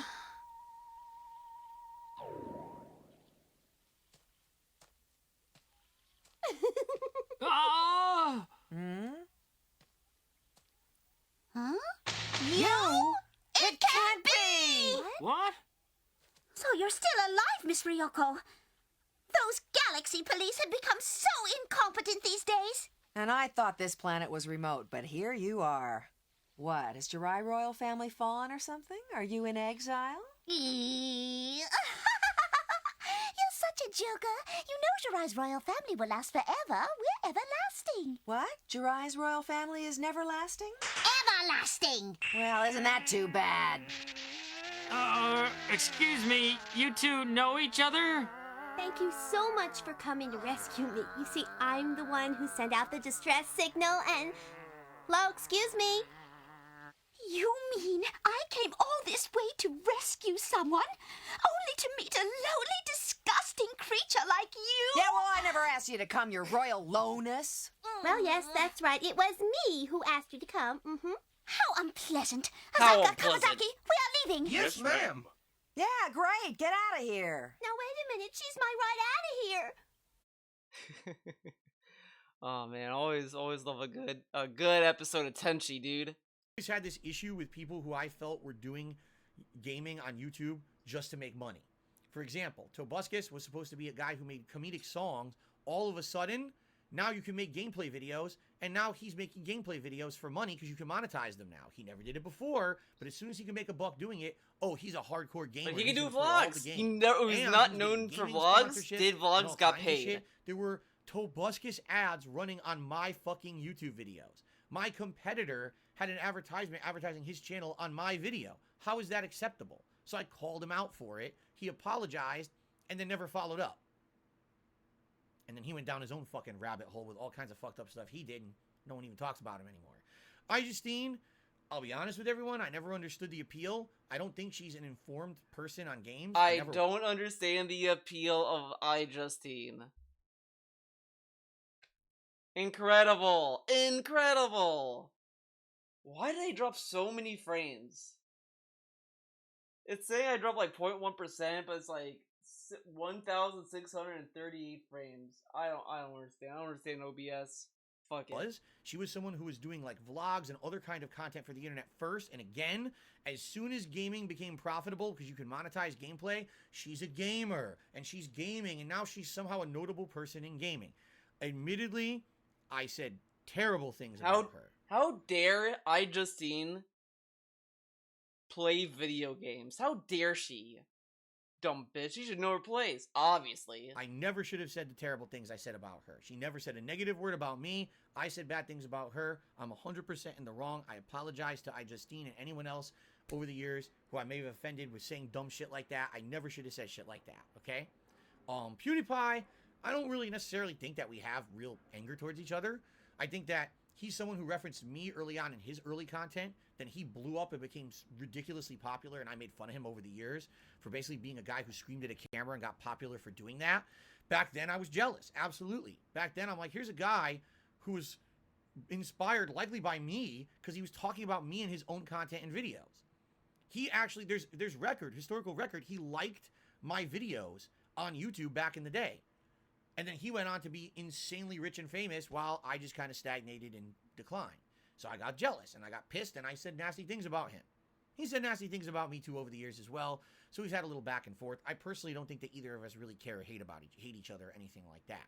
But yes, from an outsider's perspective, this is true. It seemed like I was picking fights with people who were bigger than me. Why is Phil doing but this he instead said of making way his own worse business? things. I totally understand this. Like, this dude, like, said that PewDiePie should apologize for saying the N-word and all this stuff. Like, whatever. This guy has a good the fact that he said he just proves he doesn't know anything about marketing. His degree was from Stereolux. Yeah. Claimed that this was a change in character, Philip's detractors would point to these things as already existing issues becoming more evident. In light of these problems, Philip's viewership, and therefore his livelihood, began slipping.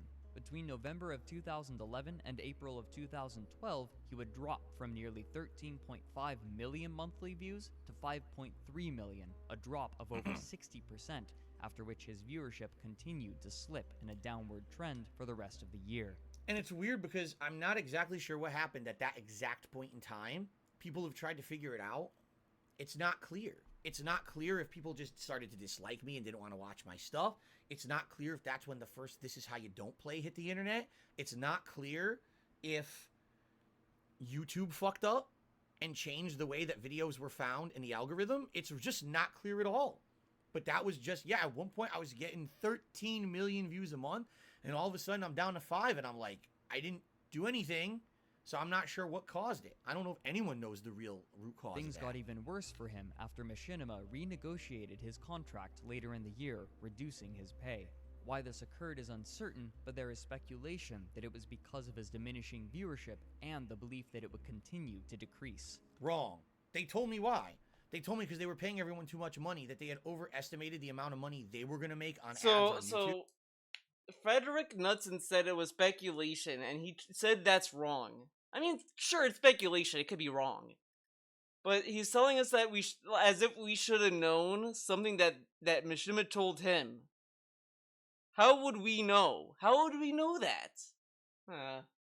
Here's how it worked with your partner with Machinima.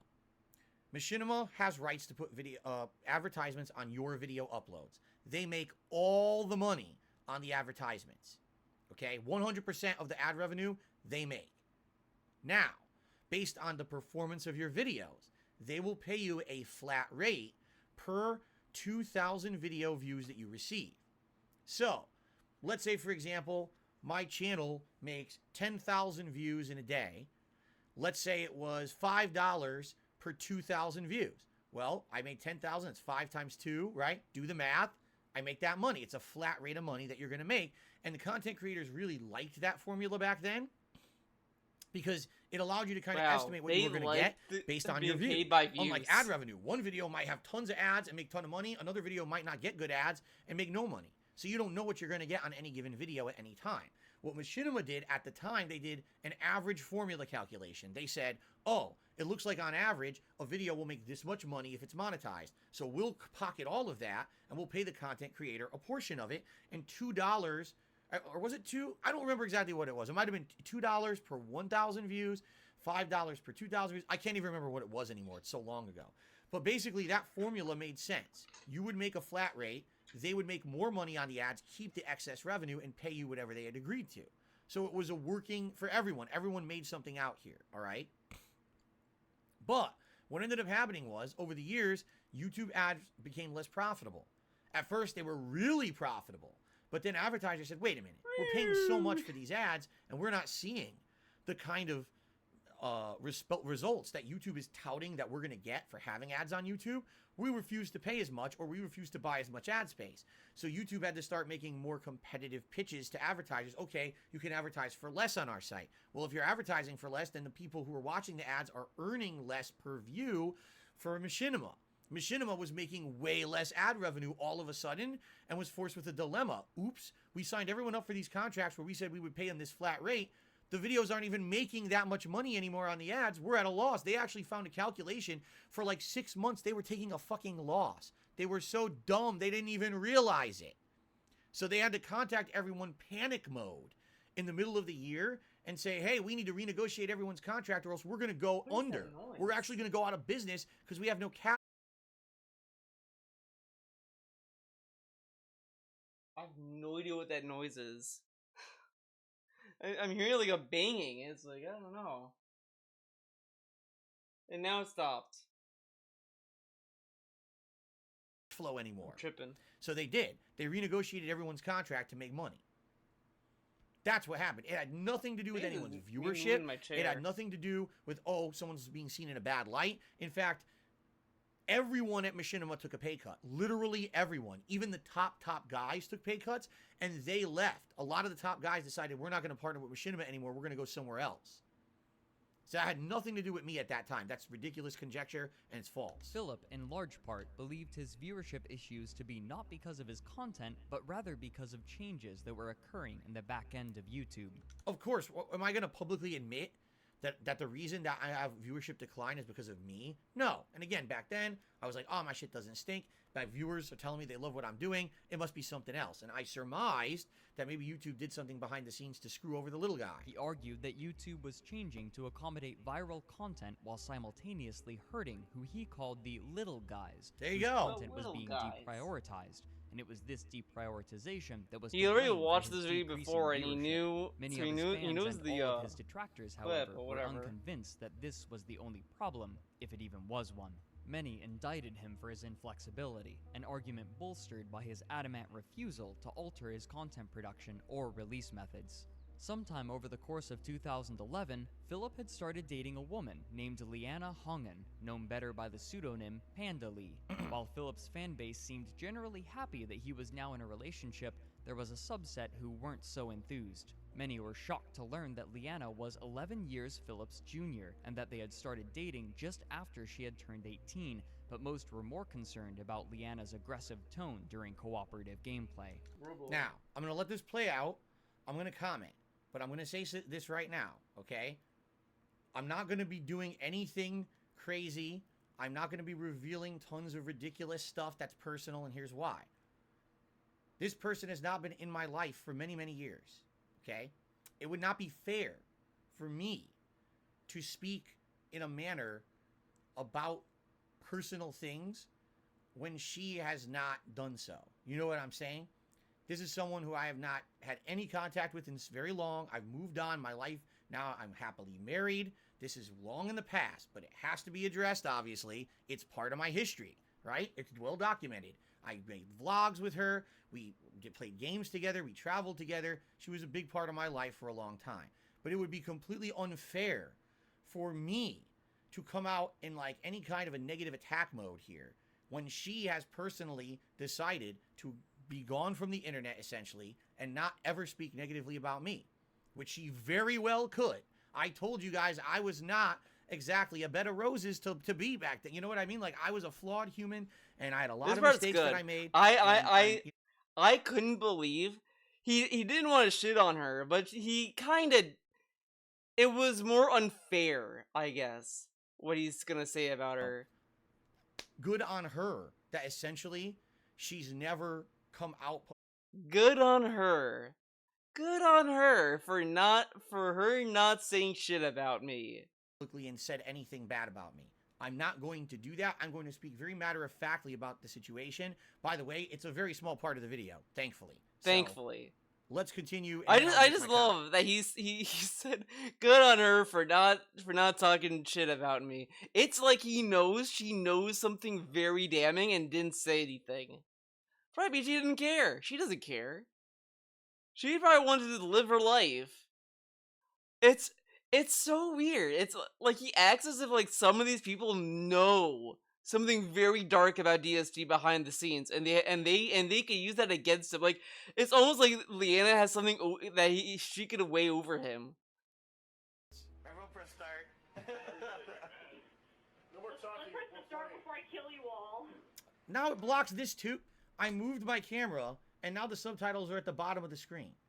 Hold on. I gotta fix this. I want you guys to obviously see the subtitles. Hold on. Because the audio quality is not great. Back then, everything I did, the audio quality was shit, so not surprised it's pretty much, not able to be heard here. Actually, I have no idea if this is centered or not. I don't think it is. I don't care. All right. Let's continue. It's fucking stupid. Here we go. I'm going to rewind it so you can hear this part. Leanna's aggressive tone during cooperative gameplay. Everyone press start. No more talking. Let's press the start before I kill you all. Jesus, press it. Well, now you still can't see it. Press a button. I know how to press the button. Probably a better gamer than half of you. You probably can't even ready up. Are we level 2? 2011 also marked other strange behaviors from Philip. For example, for his Probably a better gamer than half of you. You probably can't even ready up. Are we level 2? I don't need to the beginning of this. Let's continue. No more talking. Let's press the start before I kill you all. Jesus, press it. Well, now you still can't see it. Press a button. I don't know. Probably a better gamer than half of you. You probably can't even ready up. Are we level 2? 2011 also marked other strange behaviors from Philip. For example, for his DSP Tries It series. Oh my god, we're gonna watch this. Okay, but anyway. Okay, so here's what I have to say about this, all right? First of all, there's been so much bullshit misinformation on the internet about my former relationship that I'm just going to clarify a few points and then we're going to move on. Number one. Yes, it's absolutely true. We had a ginormous age. Hold on, I want to see something. I am hearing noises, and I don't know what it's from. It's like driving me crazy.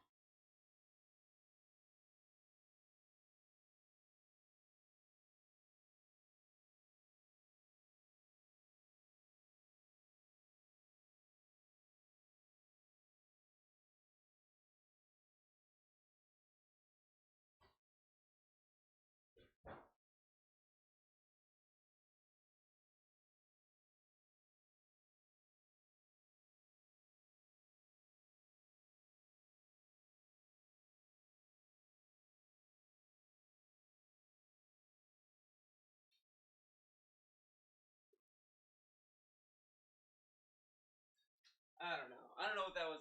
I keep thinking I'm hearing like something in the woods or something like a banging.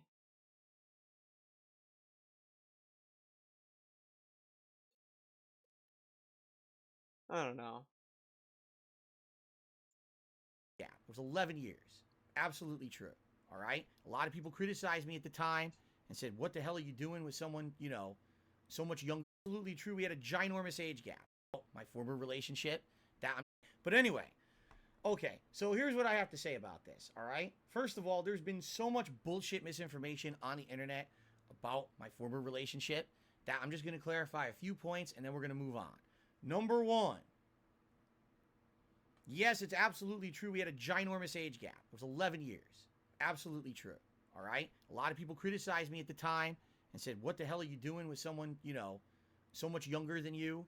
Doesn't make sense. Kind of ridiculous. Some people don't agree with that kind of stuff. A lot of people don't care. A lot of people say it's your own A business. lot of people don't agree with that kind of stuff. It's really fucking weird. It's the same shit why people feel about Hollywood. Like how you have like these old ass actors hanging out with like people that could be their kids. Like if I'm not mistaken, I think Leonardo DiCaprio, dude, has a girlfriend that's like he's like in what, in his 40s, 50s? I don't know how old he is. I want to say 50. I want to say 40s. Hold on. Hold on. Why do this when we have the internet on our phones, guys? I could just use the phone. Leonardo. Okay, here we go. He is 47 years old. I think he has a girlfriend that's like in her 20s or something. Let's see. Is there like a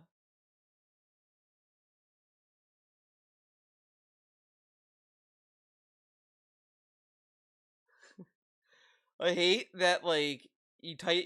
I don't know. Whatever.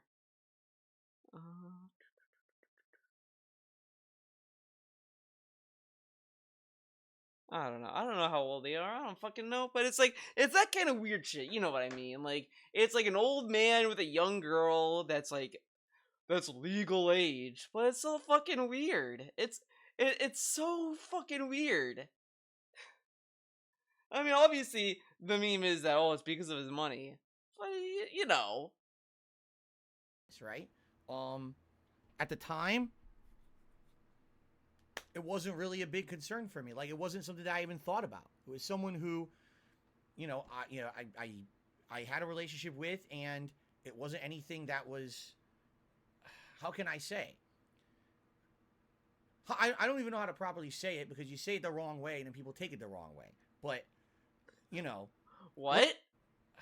For me, like it wasn't something that I even thought about. It was someone who,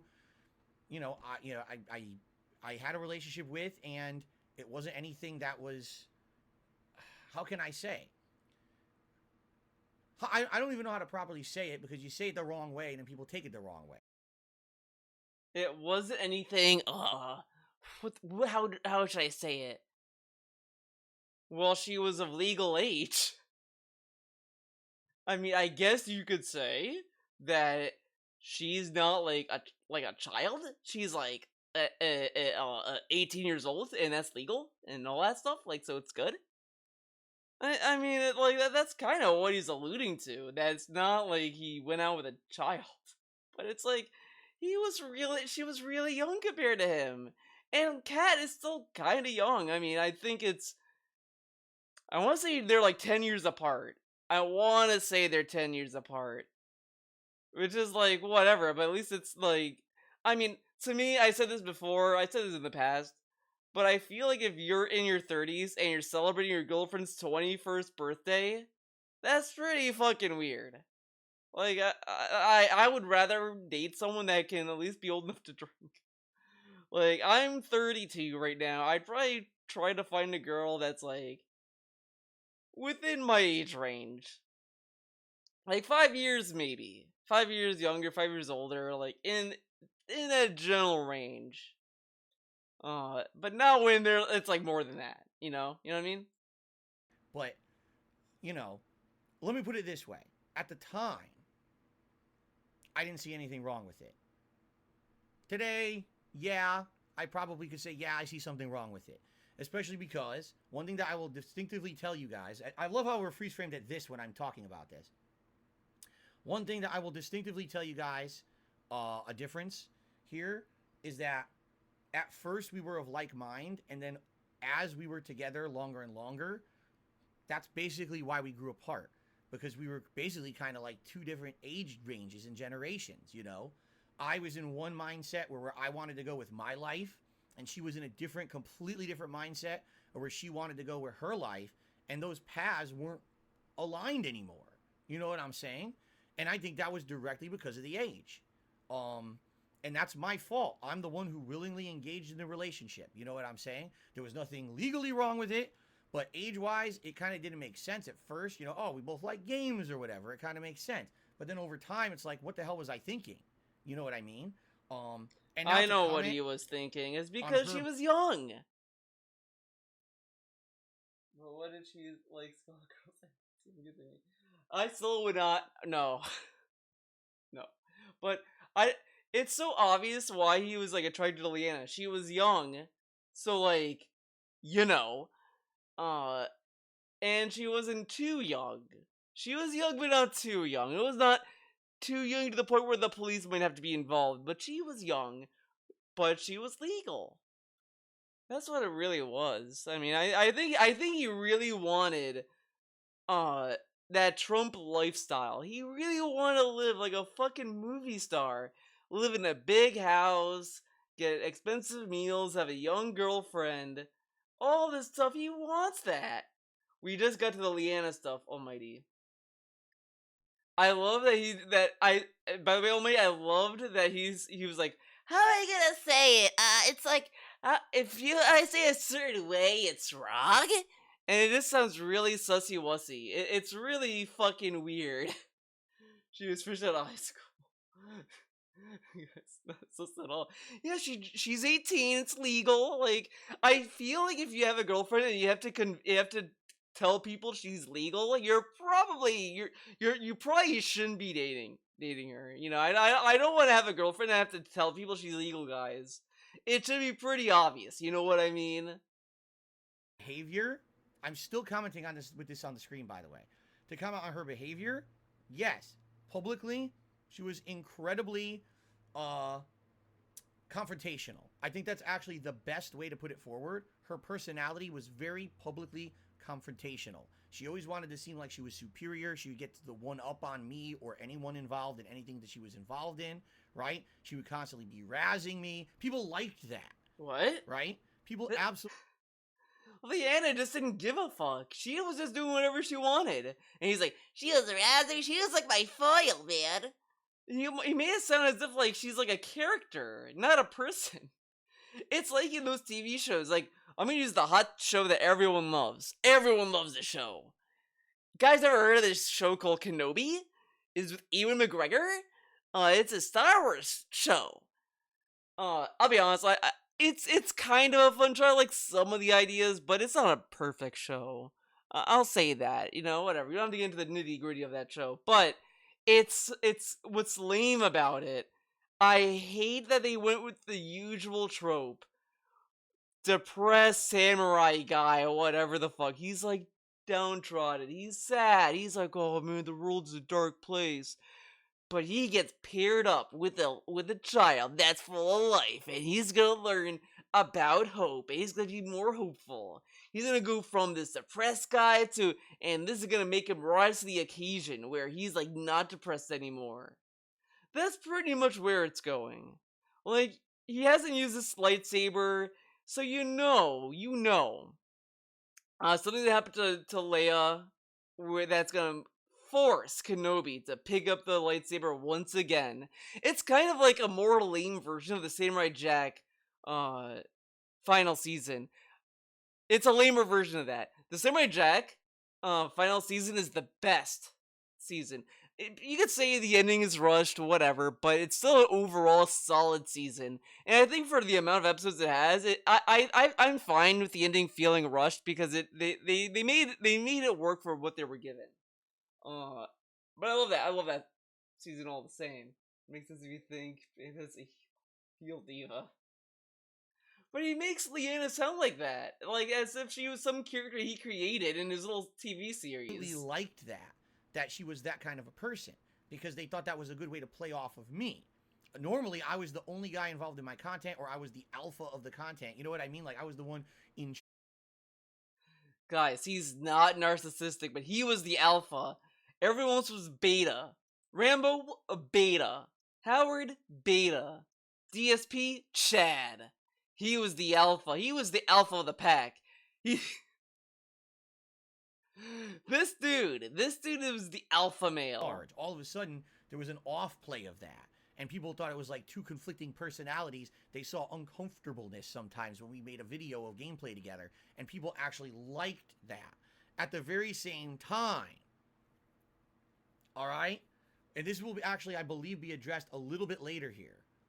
But we're coming up to it. I will say he this. called his chat sexist for not liking her. Take responsibility for the fact that if she was ever in my content and was deemed offensive, that's my fault. Why? It was my content. I can argue a million ways to Sunday to try to defend myself, but I feel that's an indefendable position. It's my channel. It's my videos. It's my content. It's my streams. I am the one ultimately in control of my content and, quite frankly, my life. I was the one who actively made the decisions to have my ex as part of my content. And when I did, a lot of people... She wasn't part of all his content, and I also think it's kind of lame to sit there and be like, and act as if he shouldn't have had her be on his streams. Because I'm sorry, but if you want to do games with your girlfriend, that should be fine. Like, people can be upset, you don't have to like it. I'm not saying that they have to love it or anything. But if I had a girlfriend and people didn't like her, let's say, and I still did some videos with her and some streams with her and all that stuff, like, it is what it is. I just tell people, like, hey man, I just want to have a good time with her. She's fun and I like hanging out with her. And then, like, I would do stuff on my own as well. But I shouldn't have to sit there and be like, oh my god, I should have never had her on. Because that's a little unfair, because at that point, I'm not putting my own enjoyment out there or anything, you know? Like, it kind of makes it seem as if it's her fault that she was there. It's kind of weird. That as a turnoff and said, wow, I really don't like her personality. She's very confrontational, she's very offensive, and says things that are meant to piss people off and demean you and degrade you, right? And totally I get that was a negative thing for my viewing audience. But if DSP was not offended by what Leanna was saying, why should they be offended? If DSP was fine with Leanna being like, wow, Phil, you're a bitch, and DSP's okay with it, why should they care? It's like the meme, guys. It's very funny.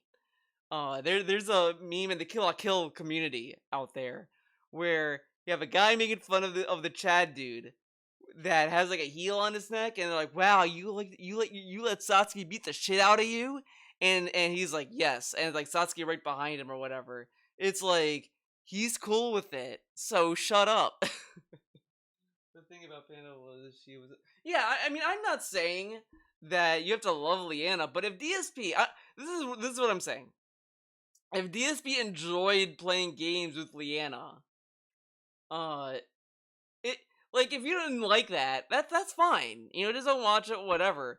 But DSP should just not be like, oh my god, guys, I shouldn't hang out with her. I shouldn't have had her in my content. But, like, if you wanted her in your content, she wanted to be there, so what?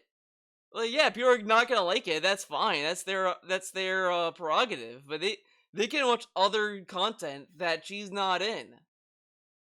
Like, you know? Like, I don't know. Like, everyone's different, and something might be turned off completely, which is fine.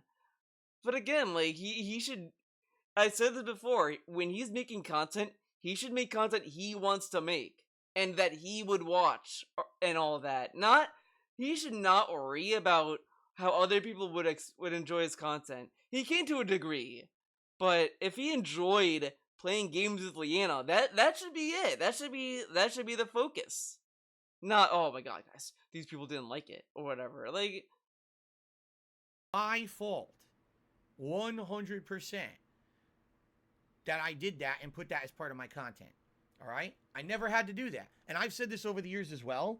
I've absolutely said, listen, one of the biggest mistakes I ever did, and now I know this, and I'm very different now in my personal life now than I was back then. I literally shared you guys everything. I vlogged every piece of life.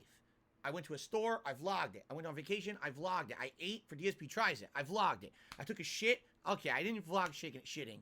One time I pretended to shit, but I didn't actually vlog my shitting. But you understand what I'm saying? Like, everything was shared with the public. And when I shared everything with the public, I had no private life anymore. So now, all of a sudden, you're seeing things that are harmful to us, to our private life. And people were capitalizing on that, especially if they did not like my ex. Oh, let's use this as an attack. Let's use that as an attack, right? You're going to see things coming up, things that people commonly said as negative things towards me that are relation to her. And it's like, if I just separated that, if I had made my private life separate from my public persona and the content that I put out on the internet, I likely would have avoided most, if not all, of those issues. It is 100% my fault, and I am taking ownership for that. And I am not ever going to blame someone else for my shortcomings because I put that stuff in my content, okay? So now I'll say that. Back then, not so much. As you guys know, back then I was a very defensive person. Right now, I will take ownership of that. Now, without further ado, let's see me take a shower. He took video of himself showering with an Axe body scrubber. I use the detail inside to wash off. Oh my god. Oh. You don't want to use the detail inside to wash your balls. Oh. But even compared to all of this, his worst trouble was yet to come. What's wrong with me recording myself with an Axe body scrubber? I thought it was a funny video. Like, literally, I was looking for a variety of content. Okay, I was looking for variety stuff. I think that this was a meme. This was a DSP Tries It, a one-off DSP Tries It, a silly thing that I did. It wasn't meant to be a serious thing or anything. And one night, I bought an Axe body scrubber. This is like, nonsense. Frederick brought the shower video as a meme. It was a gag, and DSP is taking it seriously. Because he's using the shower thing as a comedic tone. Oh, thanks for the raid of 28 people, Ludwig. Thank you for the raid and the host. Let's see.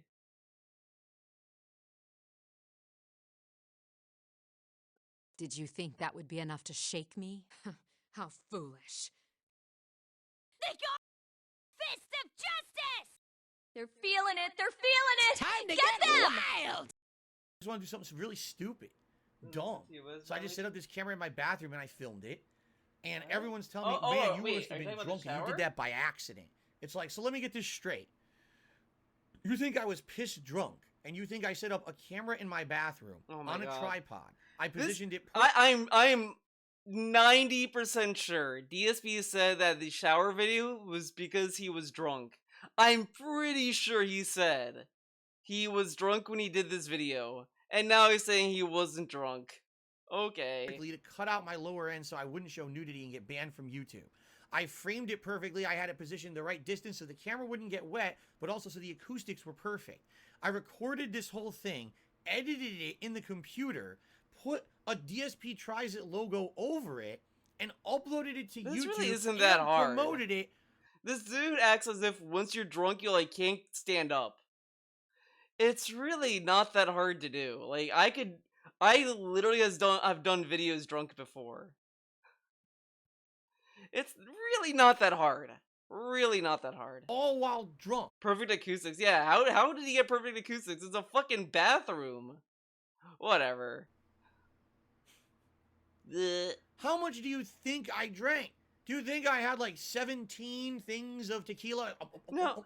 I love that if you just accuse him of being drunk, he thinks that you're saying that he drank 10 kegs or whatever. It's like, you could be drunk and not be blackout drunk. This is so semantic-y. To be fair, I get a bit wobbly. That's getting up kind of sucks. I have had issues navigating. I understand that, I guess. I mean, to me, it depends on how much you drink, obviously. But I'm saying, like, for this particular instance, we don't know how much he drank, and we don't know what he's capable of being drunk, because everyone's different when they're drunk. Whatever. But this dude acts as if, like, when we say, oh, DSP was drunk when he did that video, it's like he thinks that we're insinuating he drank, like, so much that he was slurring his words and tripping over himself and falling down and all this stuff. But he could just be buzzed for all we know. Oh my god. Right? Of course, this is absolutely ridiculous. Ridiculous. What people were saying back then. I did it on purpose because I thought it was something stupid and funny. I didn't take myself seriously, right? I didn't. I seriously didn't think it was a big deal. I made another one of these videos. Hey, Billy. All right, with Head and Shoulders shampoo in early 2017 or 2018. I forget exactly when it was. I think it was early 2018.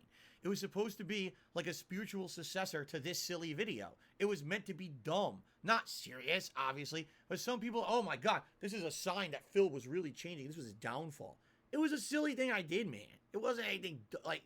It would have been one thing if it was like a series of videos where you could see me nude or half nude or whatever. It was nothing like that at all. It's completely preposterous.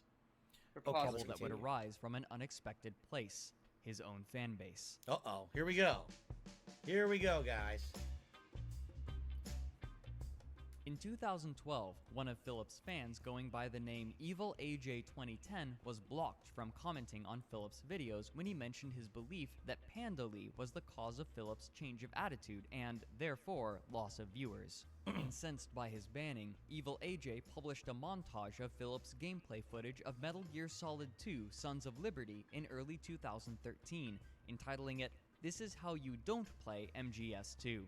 Throughout the nearly hour-long montage, he peppered in comments from viewers frustrated with how poorly Philip was playing, especially noting how he was ignoring important mechanics as a direct response to Philip's claim that viewers were extremely positive to the playthrough. This video showcased some of the worst of his play, where he would often blame the controls or game design for his poor performance. When exactly this video went online and its precise viewership have been lost, but some sources claim that it quickly garnered over 1 million views. One of Philip's tweets, apparently criticizing the video for stealing his footage, predates the upload that currently exists. These imply that the original was somehow taken down, possibly by Philip, and then later re-uploaded by Evil AJ on February 15th, 2013. This has already been debunked. I did not take this video down. The only times in my entire history as a content creator that I ever attempted to take a video down is if someone actually 100% stole my content, okay? Didn't edit it, did nothing to it, no commentary, no editing. They literally just ripped my raw video and then re-uploaded it. There's been times when I did attempt to take down that style of content.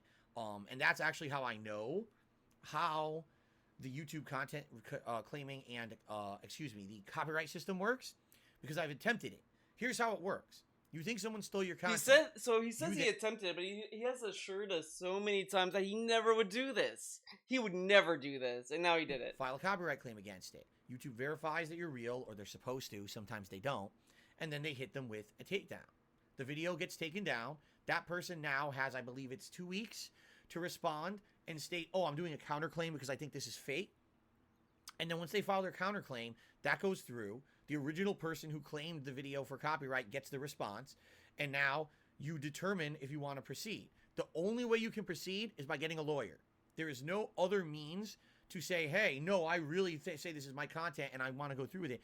YouTube's opinion is, at that point, get a lawyer and sue them, or the whole thing gets dropped. Okay? So that's the process. It's a garbage process. There's literally no way to permanently take down a video on YouTube without a lawyer. It's just not possible, okay? Now, maybe big companies have other ways around this. I don't know. I'm just telling you from my perspective as an individual content creator, this was the process that was used by then. Okay? Okay. Look at my food just got delayed. It's not going to come for about another 20 minutes, so you guys are in luck. We're not going on break yet. So, in this case, I absolutely positively have no recollection whatsoever of taking down any This Is How You Don't Play videos ever. Ever. I don't recall this. If someone took down Evil AJ's original This Is How You Don't Play, it wasn't me. It sounds to me like maybe someone It's not me. abused It's not YouTube's me. copyright system. Just how someone impersonated Ubisoft and said, "Hey Phil, we're taking down your Splinter Cell playthrough."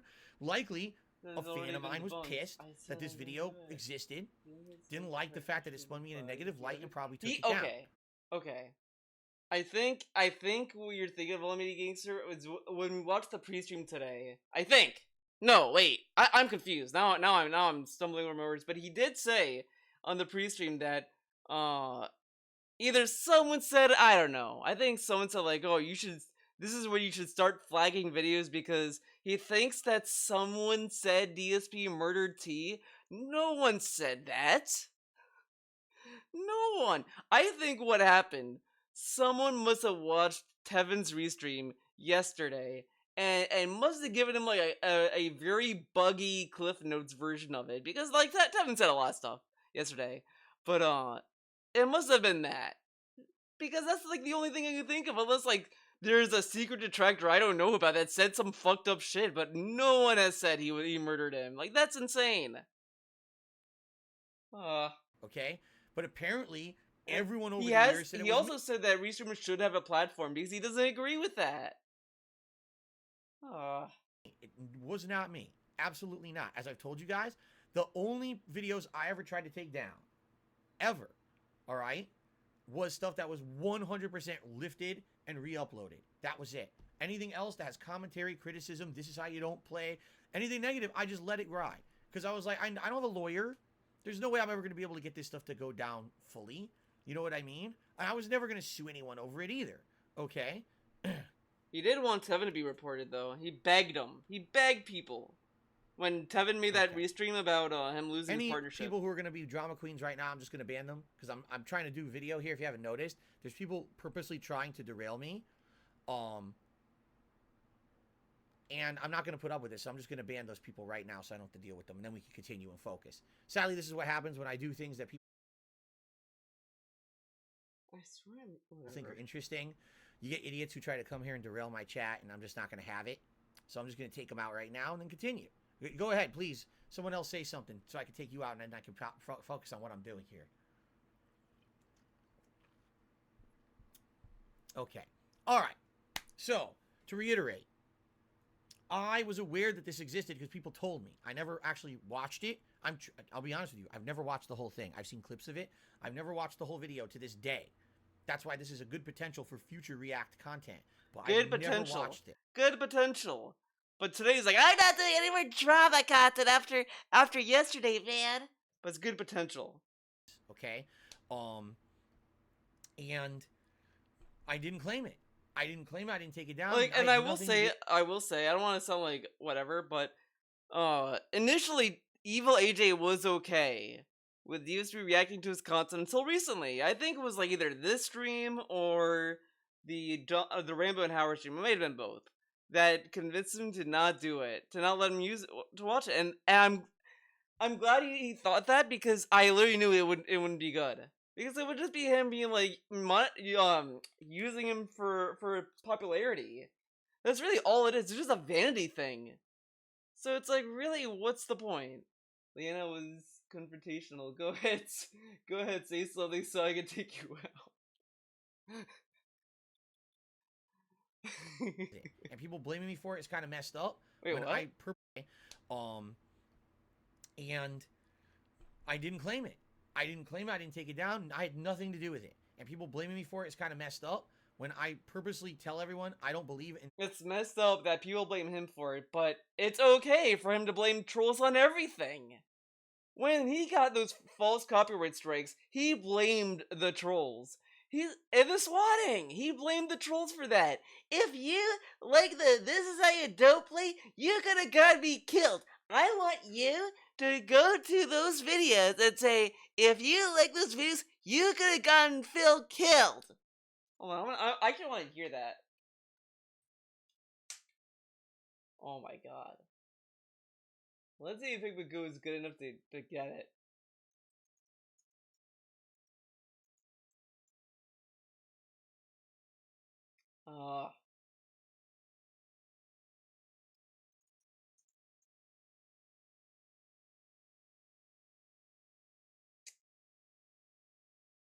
honestly, it's worth finding. DSB gaming. I think I misspelled swatted, by the way. Bullshit. And he has made me think that, honestly, to her. And there is a large difference between them. I'm going to give you an example of someone who, as a person, he has made peace of a bad YouTuber. When he started doing videos, parody videos, even, parody personas that looked like me, truth in my website, and how I did a serious content. That's the kind of criticism you positively think that because they took a video game and then put it on the internet, all right?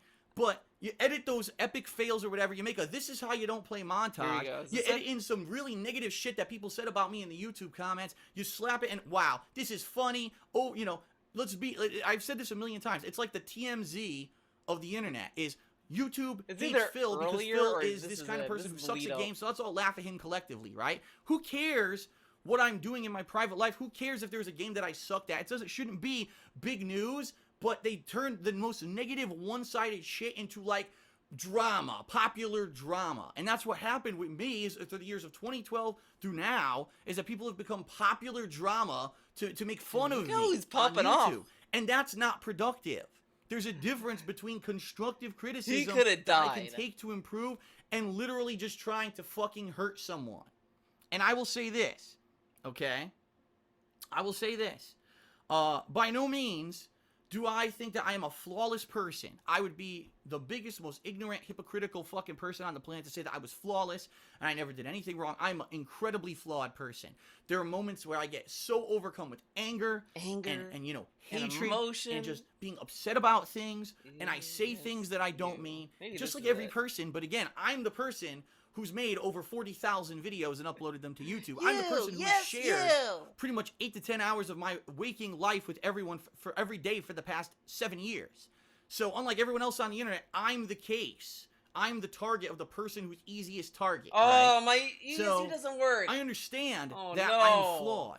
And you at can it. point out those flaws, but to represent to the internet that is all that I am is not only irresponsible, it is immoral, it is wrong, it is incorrect.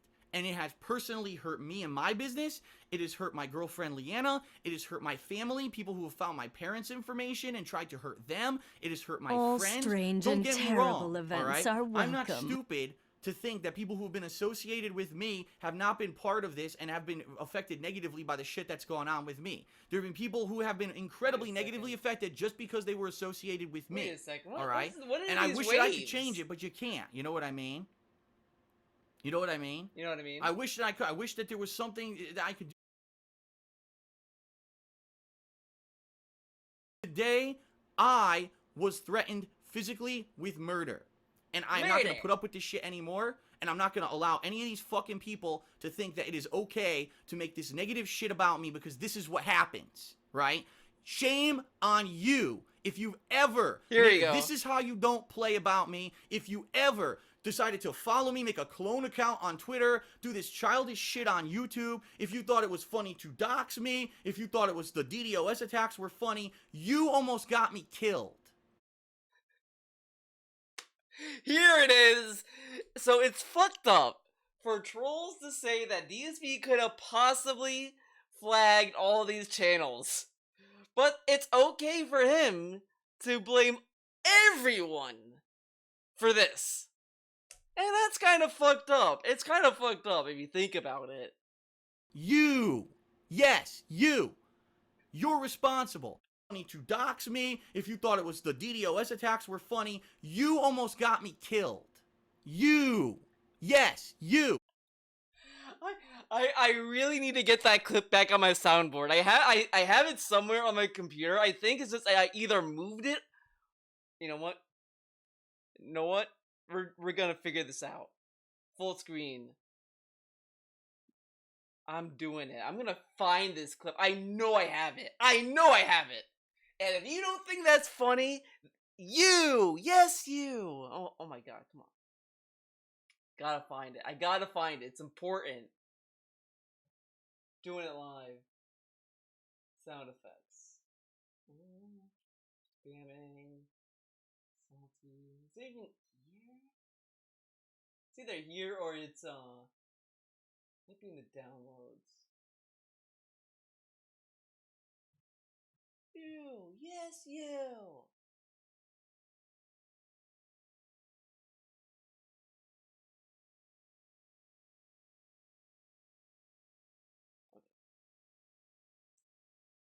Make another window, go to downloads. It's here. I know it's here. I know I have it. There's no way I deleted it. There's no way. It doesn't make any sense. Me deleting it is like impossible. It's an impossible concept.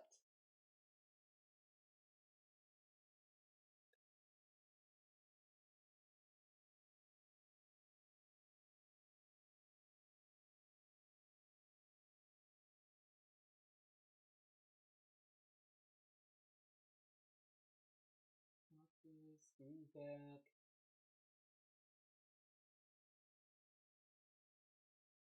Here it is. Okay.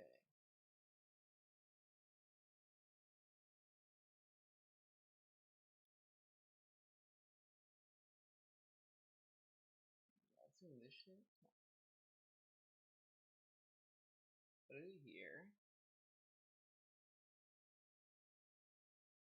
Change this to an M4A file.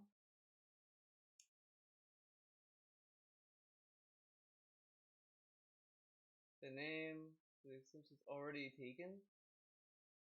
What? So I have it. Then where is it? Whatever. You, yes, you.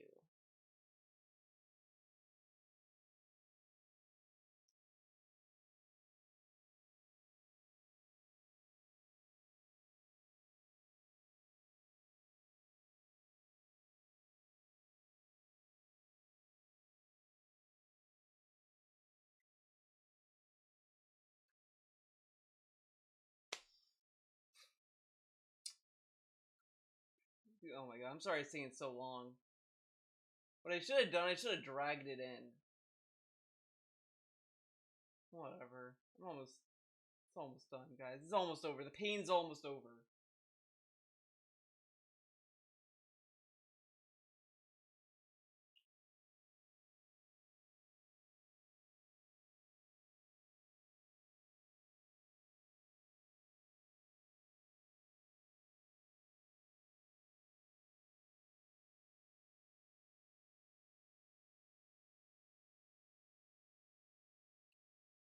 What is still not playing it? What?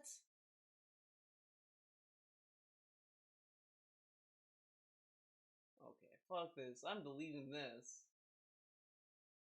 How do I delete?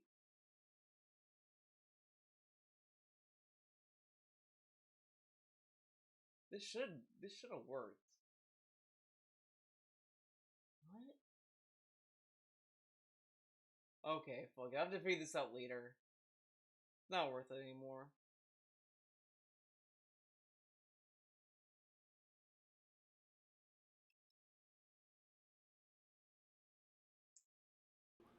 You're responsible. And if you are a human and you have morality in you, you should understand that. You contributed to it. You because contributed. no one fucking thought of me in a negative light until that shit fucking started.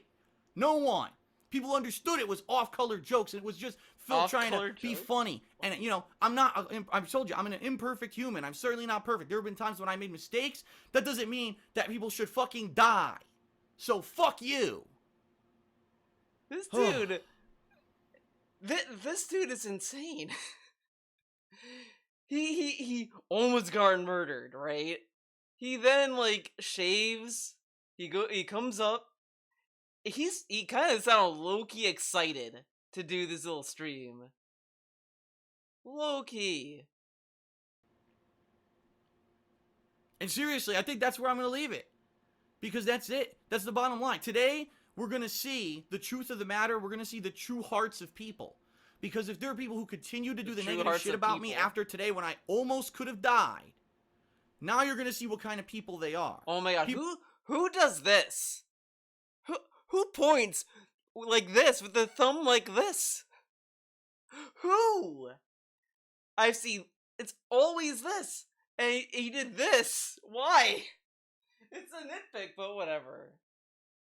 Who say, okay, you know what? Fair enough.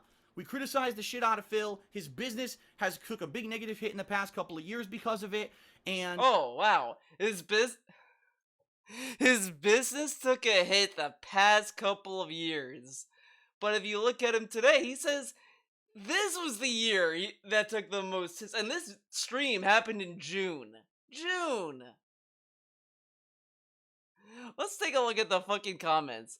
Damn, Phil. You came up with some really motivational shit in this video. Whether people hate you or love you, everyone should recognize what you said here as truth. Swatting is a despicable act, and whoever did it can rot in hell. Stay strong and rise above the hate.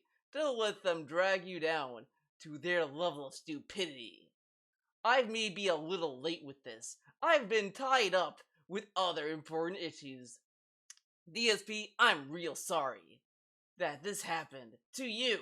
This isn't right at all. Now, okay, so what's great kind of reading this is that these are just comments, whatever. You know, you can hate swatting. Swatting's pretty bad. But if this happened today, I love that there's a super thanks. There's a super thanks in this video. That's great. But you can literally, if this happened today, he would be getting super chats and massive tips. Massive tips. Wow, Phil, the trolls took a new low. All that stuff. We all did it in the name of criticism. Today, Phil almost died. I think we'll lay off of him. But there will be people who will still keep it up. Those are the people who you need to look at and say, what the fuck? What the fuck? And everyone just needs to collectively say, enough. Shun that fucking negativity. Take those people and ship them off to I think I said this when I first covered this video, but what if, like, if someone did a troll video, but it was only, like, but they didn't like the swatting? You know, it's like, hey, I'm not for this, but I'm just saying that this is pretty fucked up, or whatever, right? Is that bad? Like, what if he made a mistake and I just want to correct him? Special corner of the fucking internet where they can have all their little perversions to themselves. And we can be normal fucking people here and enjoy daily experiences together and sharing stories about gaming and pop culture and fun and positivity and try to help each other through shit like this. And not have to worry about the... But I thought this is when he was in an isolation booth. Didn't he say this was back when he was in people out there who isolation booth? only are following you because they are fucking really nasty, evil fucking creatures. Shit like this. And not have to worry about the people out there who only are following you because they are fucking really nasty, evil fucking creatures. Creatures. Take a sip.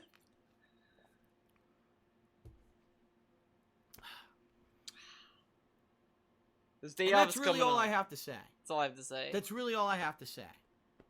You know? You know? That's it. That's all I have to say. Oh, man, but it's fucked up, right? Using YouTube's copyright system, I think it's messed up because it's happened to me before.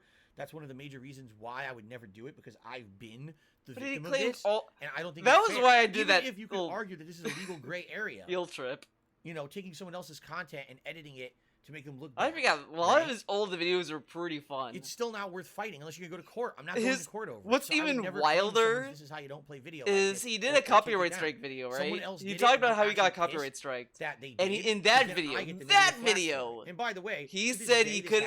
It's like putting a gun to his head. Notifications on a daily basis. Like, he was more upset about that than the swatting, which is wild, well, here's an right? On the content that you requested to be taken down. I'm like, sure, you could say to it like that he was justified being pissed off in the swatted video. Has basic information, but during the about me, and copyright these strike, services are so he dumb, was pretty they much think it's more really upset. me.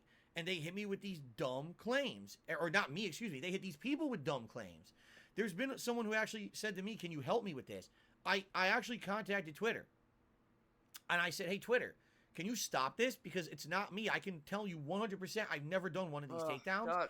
Twitter came back to me a week later. They ignored my request. A week later, and said, "Hey, do you still have this problem? And can you elaborate on it?" And I said, "Yes." And I gave them examples. I said, "There's 2 examples here where people are saying that their content was taken down and it wasn't me." Twitter then closed the request. They didn't care. You know? I wish that there was an avenue where these companies cared. They don't. They just don't give a shit. They don't To them, care. they're They like, don't well, care, I'm not in man. trouble, so fuck it. They just completely ignored me. So I feel bad for people who get their shit claimed in my name. It's never me. I don't do this stuff. Trust me, I'm a busy enough individual. I don't have time for this shit. I just want to play fun games, have fun with you guys on streams. I don't care about people making fun of me and this shit. But back then, this incensed me. This video, knowing that there was someone out there taking my content and spinning it in a way that made me look really bad, I was afraid, admittedly, that this was the beginning of a slippery slope. That, yeah, the first video that comes out and is negative about me, big deal. The second video that comes out, all right. But when there's 10, there's 20, next thing you know, all people are going to care about is making fun rather than being a part of the original content. Laughing at instead of laughing with. You see the difference? See the difference? And quite frankly, that is exactly what happened. Literally overnight, when these started to become popular, instead of being, oh, let's go watch Phil's content and laugh because he's kind of silly guy and this is his shtick, which made me money because of ad revenue, it became, let's watch This Is How You Don't Play with the stolen content, and Phil makes absolutely no money on it, yet somehow he we all know about him and we're watching his content.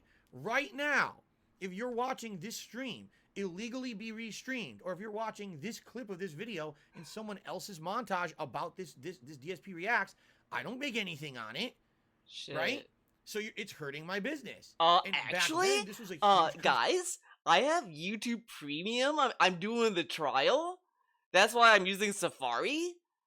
Because Safari, I know, doesn't have this weird, like, slowdown that sometimes Chrome has, so I thought Safari would be a good option. It was pretty good, I'll admit it. I think it was a good choice. So I have YouTube Premium. So guess what, guys? I'm pretty much paying the licensing fee to watch this video. Pretty cool, huh? For me, I was like, man, I didn't have crowdfunding back then. I didn't have alternate sources of income. All I had was ad revenue. All I man. saw was these are views that likely I should be earning, and I'm not going to get because someone took my content without asking me and made this montage. And by the way, I outright have said this over the years, I would have given permission as long as the person gave me some kind of a positive shout out. At least saying, listen, I'm making fun of Phil, and yes, we're all going to let. So before it was just, as long as they ask me for permission, I would say yes, man. But now it's like we have to give him a positive shout out. Is he a fucking baby? So if I ask him, hey Phil, is it okay for me to do a video about you? I have to say something nice about him. Okay. I like the Mega Man shirt. There you go. I gave him a positive shout out. I like his Mega Man shirt. Pretty cool. You're welcome, Phil. I gave him my positive comment. It's okay for me to do this video. Pretty cool. At his expense, but in reality, he's been around for a long time. Give it an effort to maybe check out. He's been around for a long time. I've been around for a long time. Okay, guys, DSP has a nice Mega Man shirt. I think it's worth checking him out for his shirts, man. You might see a lot of shitty shirts, but you might get the lucky shirt of the Mega Man shirt. You might be lucky to get graced by the Mega Man, but you might also see some shitty shirts. I think the worst shirts he wears is honestly any of his white shirts. He looks terrible in white shirts. Like that's like. I look whatever in a white shirt, but for him, it kind of makes him look like he's topless. It's pretty bad. Original content if you like this video. If they had just said something basic like that, I would have said everyone could just take my content, no problem, go ahead. But none of them ever cared. They just took it right off my channel without permission, made these montages. But you know what? But why should we, though? He gets, according to him, a lot of his viewers that come by come from troll videos, and they always say, well, Phil, you're actually pretty cool, and like what the trolls say. I watch troll videos, and you're actually pretty cool than what they say in the troll videos. So they're already checking your channel out even without us giving you positivity. So why should we? If anything, we probably shouldn't. Because if he start, praising him, people might not check him out. Because then why would they check him out? Because if we shit on him, people might be curious to see if he's actually as shitty as we say. But if we start praising him and saying nice things about him, they're probably gonna say, okay, so why should we care? So you know what? Maybe DSP's wrong here. Maybe we shouldn't praise him because he gets more viewers this way. Bad, and this was directly one of the reasons why a lot of people stopped watching my content and moved on to other stuff or just watched the negative shit. Directly cause and effect. This is how you don't play was the beginning of that. Thank you to Jay Hale for a $20 tip saying didn't know that you were going to do this today. Good shit. Well, thank you, Jay, for the tip. I appreciate that. Again, a reminder that I am trying to make enough on today's stream as if I were doing 2 streams because this is the only thing I'm doing today due to the marathon. So thank you for the support. Yeah. Let's continue, shall we? And by the way, I believe my food is still... Oh, my food's on the way. All right. We can maybe go 10 more minutes, but then we got to adjourn for a break here. Let's go a little bit further. Here we go. Because we're just getting to This Is How You Don't Play. It's just getting good. Here we go. Whatever the exact case may be, this video quickly sparked a series of similar montages. Here they all are. With the I title might prefix, have when This I Is How first You started Don't watching Play, troll showcasing videos. Philip's worst moments. And I thought These it was videos would alright, range but it in was length kind of... from 10 minutes to over 2 hours. You know, whatever. Actually, I've seen ones that were over 5 hours.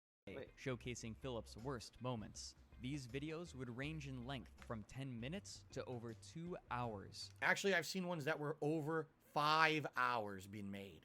Shouts out The Outsider because he has name dropped The Outsider a few times. So it's very clear he knows of The Outsider because The Outsider has been doing very long This Is How You Don't Play. Hey, The Outsider is a cool guy. I like, you know, he's pretty down to earth and all that, but dude, if you're watching this video, please just don't do long This Is How You Don't Plays like that. It kind of got a little too long. Like 3 hours, fine. 4 hours, okay. I mean, this is a long video, but I'm watching like a fucking stream worth of videos. But I mean, I think 9 hours is pretty wild for this. Hey, This Is How You Don't Play. But I mean, I guess to a degree, it would be something nice to put on in the background. Sometimes when I'm sleeping, I just put a random playlist on and just have that go as I sleep. Because it's kind of fun to see what I wake up to. Like, recently I found a Chris Chan playlist that had like 800 videos, so I just have that playing as I'm going to sleep, so I wake up and I see what I get. It's pretty wild, but I might want to stop doing that after a bit because of Chris Chan.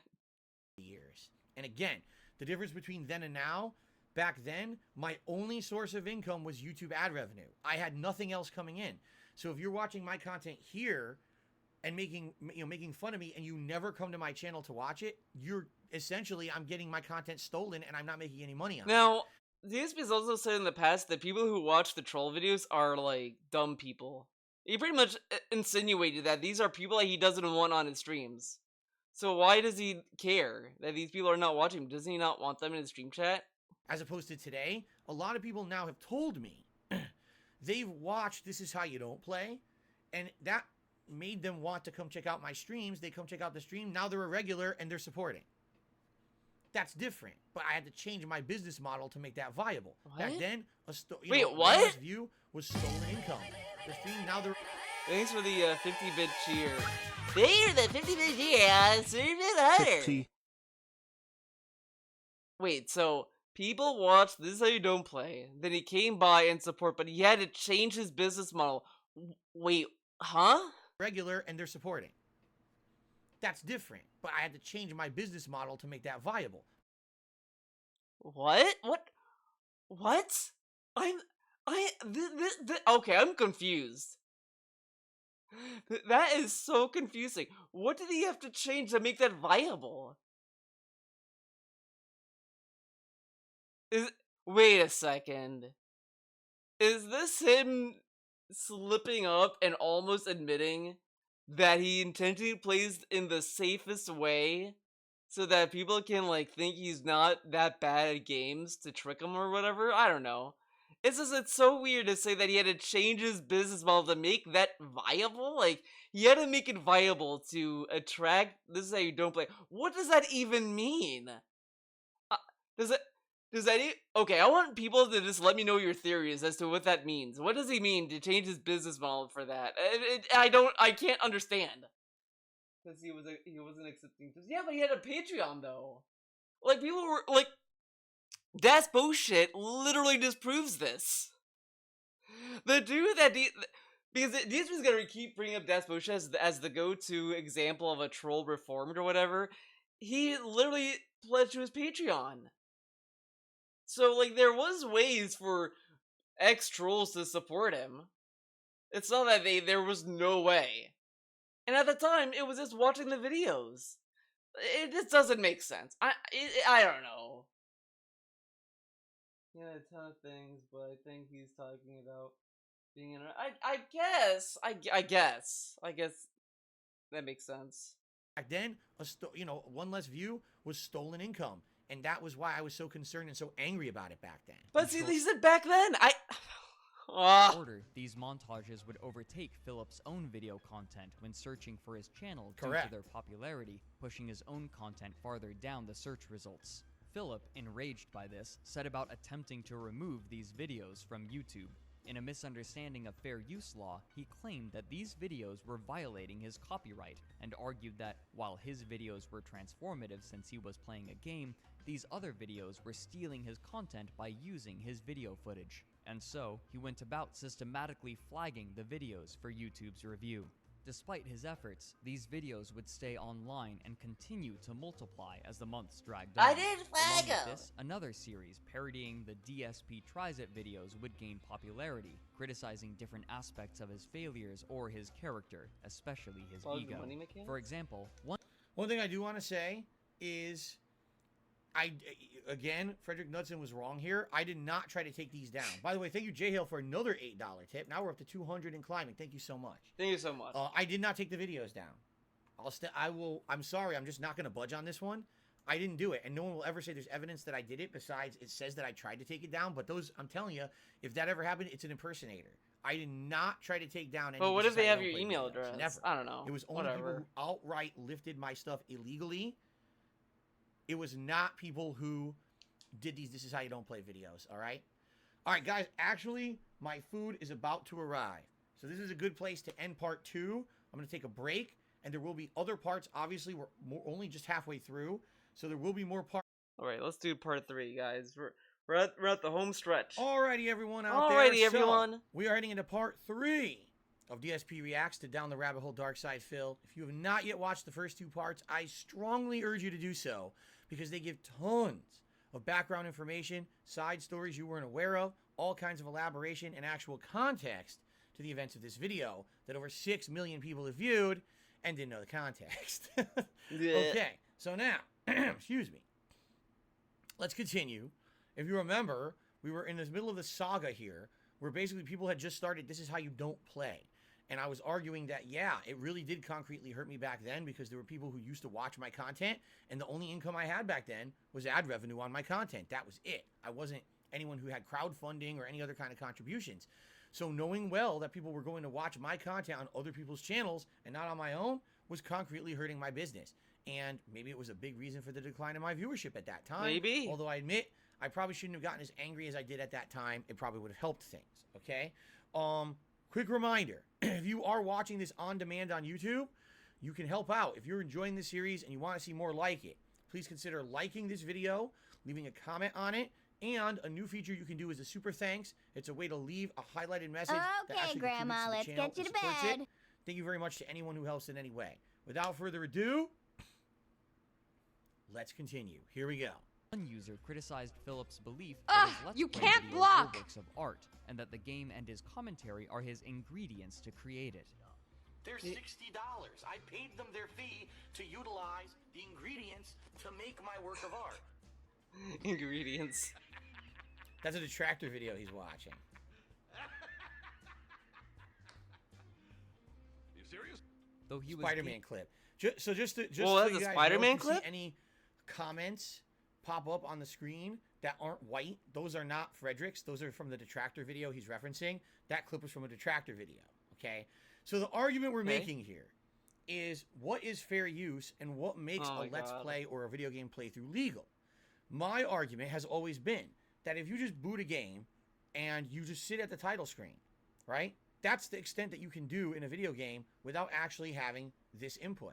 And the moment that a gamer pays a licensing fee to access the code of that game, and then decides that they're going to play the game, that moment they start playing is now their own unique experience, and they've created a work of art with it. If you're going to argue that video games are art, you can't therefore then argue that the video gameplay is also not art. What?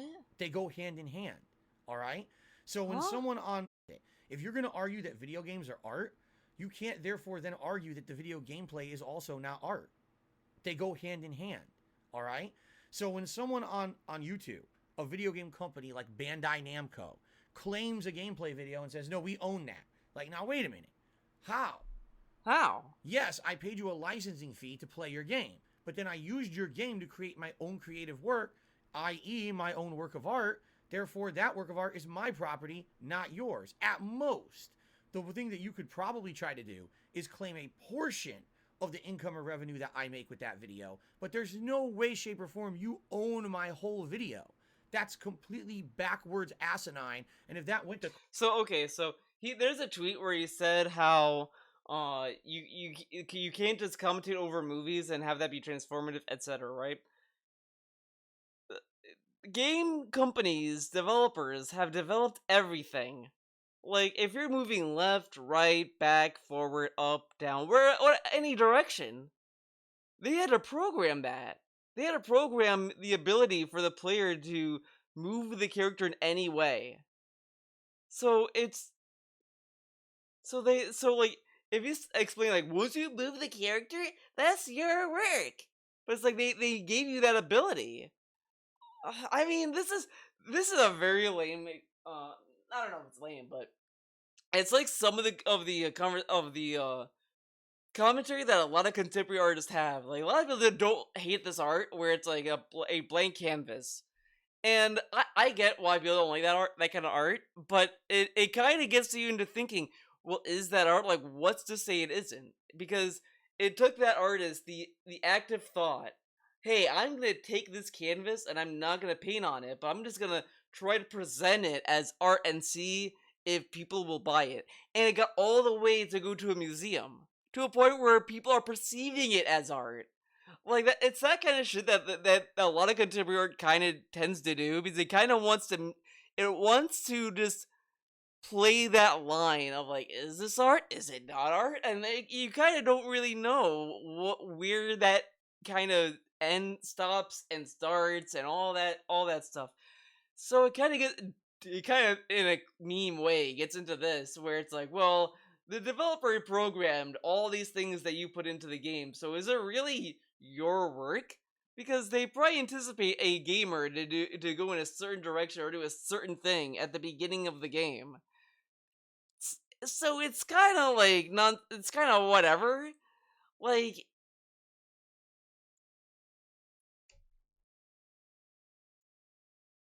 this logic is very flawed for quick time events as well as the game. Yeah, like that too. Like that game, and like any linear game, like where you can only do one thing or just go in a direction, like that's stuff the game is forcing you to do as well. Like, it's just it's whatever. It's kind of, yeah. Or that would not hold up in a court of law, in my opinion. All right? And that's always what I've argued. But what people try to say is skew my words and say, oh no, Phil just says that video game playthroughs are full works of art and you should always own everything. No. The truth of the matter is, it's never gone to court. You've never seen someone sue over a video game playthrough or let's play. And therefore, there is no legal precedent for it yet. If someone eventually does that, we may have clarity. What happens is, most people who make I don't think let's plays or I low-key think he wouldn't want this to happen, because the court system as it is, if you really want to look at it, it's full of boomers. I mean, a lot of stuff that's there is kind of old legal mumbo jumbo. Like the DMCA stuff is kind of draconian and it's kind of old. So it's kind of old rulings that we're all like living by, because the stuff that's written in the law was not written with streaming in mind, because in the 1970s no one was thinking Twitch.tv was gonna be a thing or any of this, really. So there's really no real update as to anything, and when they try to update it, it's always some like weird like thing that kind of makes it more of a pain in the ass to deal with, and it should be, but whatever. Are allowed to do so because the game companies see it as not only fair use, but free advertisement. It's like, okay, we're going to get free publicity out of this footage. Why on earth would we strike it down? Why would we stop someone from trying to do that? It wouldn't even make sense when you're getting something for free out of it. Although some people have argued that if you're doing a full Let's Play, that now you're using too much of the content, and now someone might not want to actually play that video game, especially if it's a narrative-based game, and the narrative was just completely spoiled. So it could basically be argued either way, but with no legal precedent, no one can ever say someone's right or wrong. Who is someone to laugh at me and say that my opinion he didn't want with no them factual to basis? claim his It just videos. makes them look more stupid. Ha ha ha. Oh, J. Jonah Jameson laughs at you because he thinks you're serious. Well, hey, J. Jonah, can you reference the court case that says I'm wrong? Oops, you can't because you're stupid. Just like that argument against me is stupid. Okay. Gaining newfound notoriety, it wasn't enough to change the downward trend of his viewership. As more and more of these videos proliferated, public opinion against Philip worsened, as did his viewer count, and more internet denizens became aware of his existence through a negative paradigm. Even switching over from using a video camera to direct capture couldn't 2013. staunch the leaking viewership. That's when I switched. 2013, I started direct capture and live streaming because people had basically said at that point, like, dude, you've got to swap or you're just going to die. Like, you're going to kill your own channel if you don't adapt. So on a whim one day, my friend John Rambo was over. We were going to do co-op gameplay. I said, fuck this camera. Let's just go to Best Buy. We ran to Best Buy. We bought a HD PVR 2 and a Elgato capture device. Plugged it in, started using it, and just used direct capture from then on. To make matters worse, Machinima He needed a had Rambo to again help him. cut He his couldn't pay do it by in himself. early 2013. It was a Correct. two-man increasing job. Philip's financial strain. They did it to everyone However, again. with his Not just AdSense me. account disabled indefinitely and his public image souring, Philip had little recourse. To supplement his income, he began streaming on a new platform called Twitch, which offered an online venue for gamers to play games cool and website, interact with Twitch. fans live. But even here, he couldn't escape trouble. He became known for banning and censoring people with negative comments, as well as berating and insulting his viewers. Some people just aren't as intelligent. I don't even know what else to say, because if you're in my stream right now and you're whining and stomping your feet like a 5-year-old brat, you're just making yourself look bad. Again, Frederick didn't put that comment. This is a detractor video he's replaying, okay? And it's funny. Gotta make sure we're not mad. Was when his No, so I girlfriend- love that we just watched the clip where young DSP was shitting on his viewers, and DSP didn't say anything about that. Cool, pretty cool, Anna huh? derided the game Kingdom Hearts 2 in the chat section while Philip was playing it. And Now, I think this may be factually wrong because I remember it as Kingdom Hearts 1, but I could be wrong. I swear it was the finale of Kingdom Hearts 1. It was probably where I one. was in the final sequence. We were heading towards the Because I end, but there was think an if it's 2, insanely there'd be long way more gauntlet of enemies. detail on Now, the again, models. I don't. will I claim think fault on this. this had to be 1. My ex was made a moderator on my Twitch TV channel. I don't know why I did that. That was my Why did I make my girlfriend a mod? Probably the same reason why I made Angelina a mod. You know what I mean? mistake. Yeah. Okay, again, I'm crossing the boundaries of my personal life and my business. That was stupid, and all it did was cause more drama. Okay, obviously, knowing someone like her and that she was confrontational, this was probably gonna cause you know problems what? with the viewership. She should be I a stupidly mod. did it anyway. So If you think what I- about it, Kat could ban all of the people that try to bring up her past. You know, that's what he should have done on the Halloween marathon. He should have made Kat a mod and told her, Kat, if you see any trolls, ban them. And give her special banning powers. happening was it caused problems. What a shocking situation. I remember this, that at the end of the playthrough of Kingdom Hearts 1, there was a crazy, endless gauntlet of enemies. It was taking forever It'd be to funny, finish this like game. a troll knows that she's cheating on DSP, and a troll comes in, Phil, Kat's cheating on you. Kat just bans him immediately. He's like, what was that, Kat? A troll saying something stupid about your goatee. I took care of it. I thought I was going to finish it in like 20 minutes, and it took me like 2 hours. I still wasn't done. So, as usual, I went on my usual diatribes. Oh my god, this game. Ever to finish this game. Wait, what? What a shocking that she was confronted of my ex was made a moderator on my Twitch TV channel. I don't know why I did that. That was my mistake. Okay, again, I'm crossing the boundaries of my personal. But what if you thought that she would be a good mod? I mean, she did have a YouTube channel. So it's not really unreasonable to think that she would know how to mod. You know? But she didn't stream, so maybe she doesn't have the full experience. Life and my business. That was stupid, and all it did was cause more drama, okay? Obviously, knowing someone like her and that she was confrontational, this was probably going to cause problems with the viewership.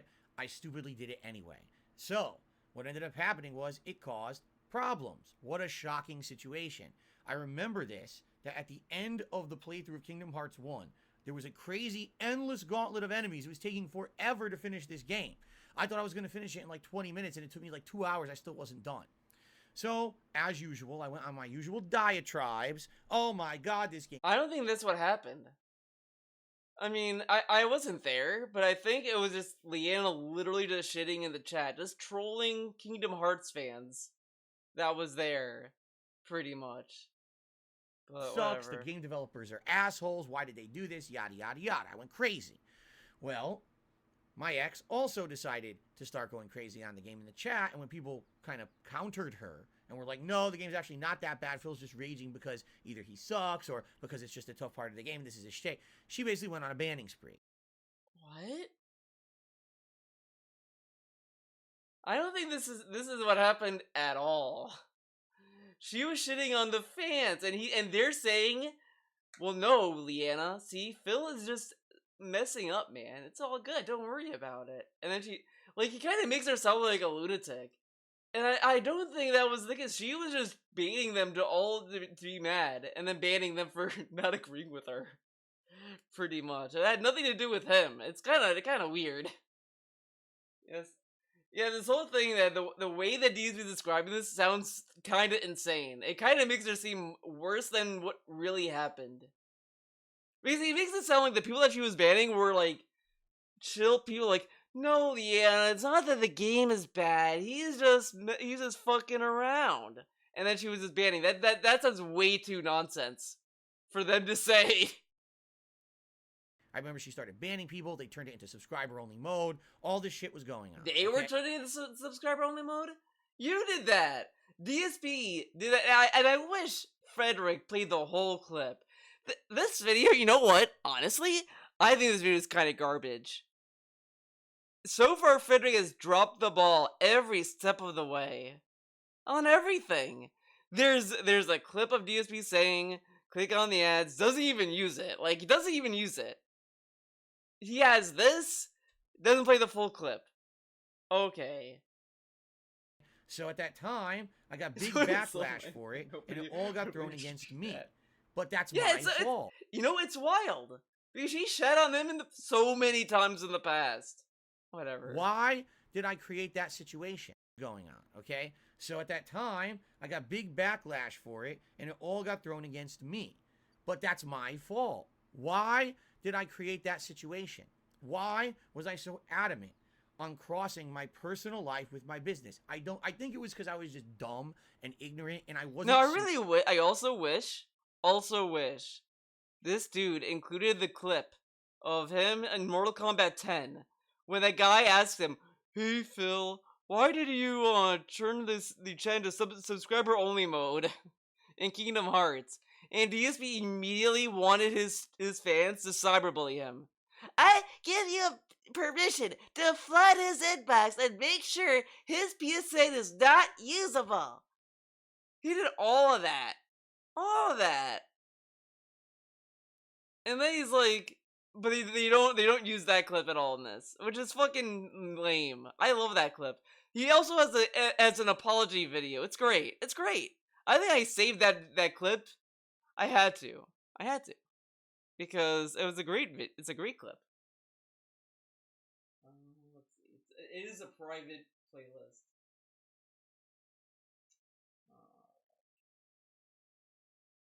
These people to watch. It has to be here. I had to have saved it. Here we go. I got baited.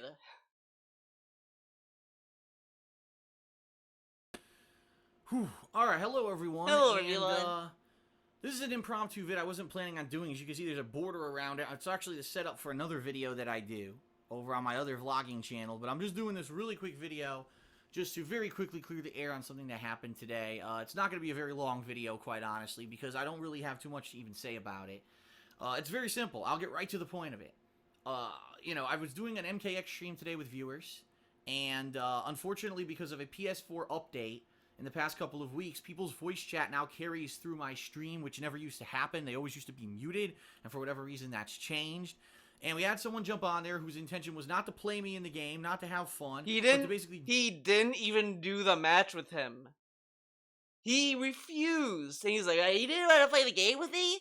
He didn't even want to try. derail the entire thing and insult myself, insult everyone who actually was there to just play Mortal Kombat and have fun. The dude wasn't even insulting him. And he a lot of just people don't asked a understand it question. because the question was about.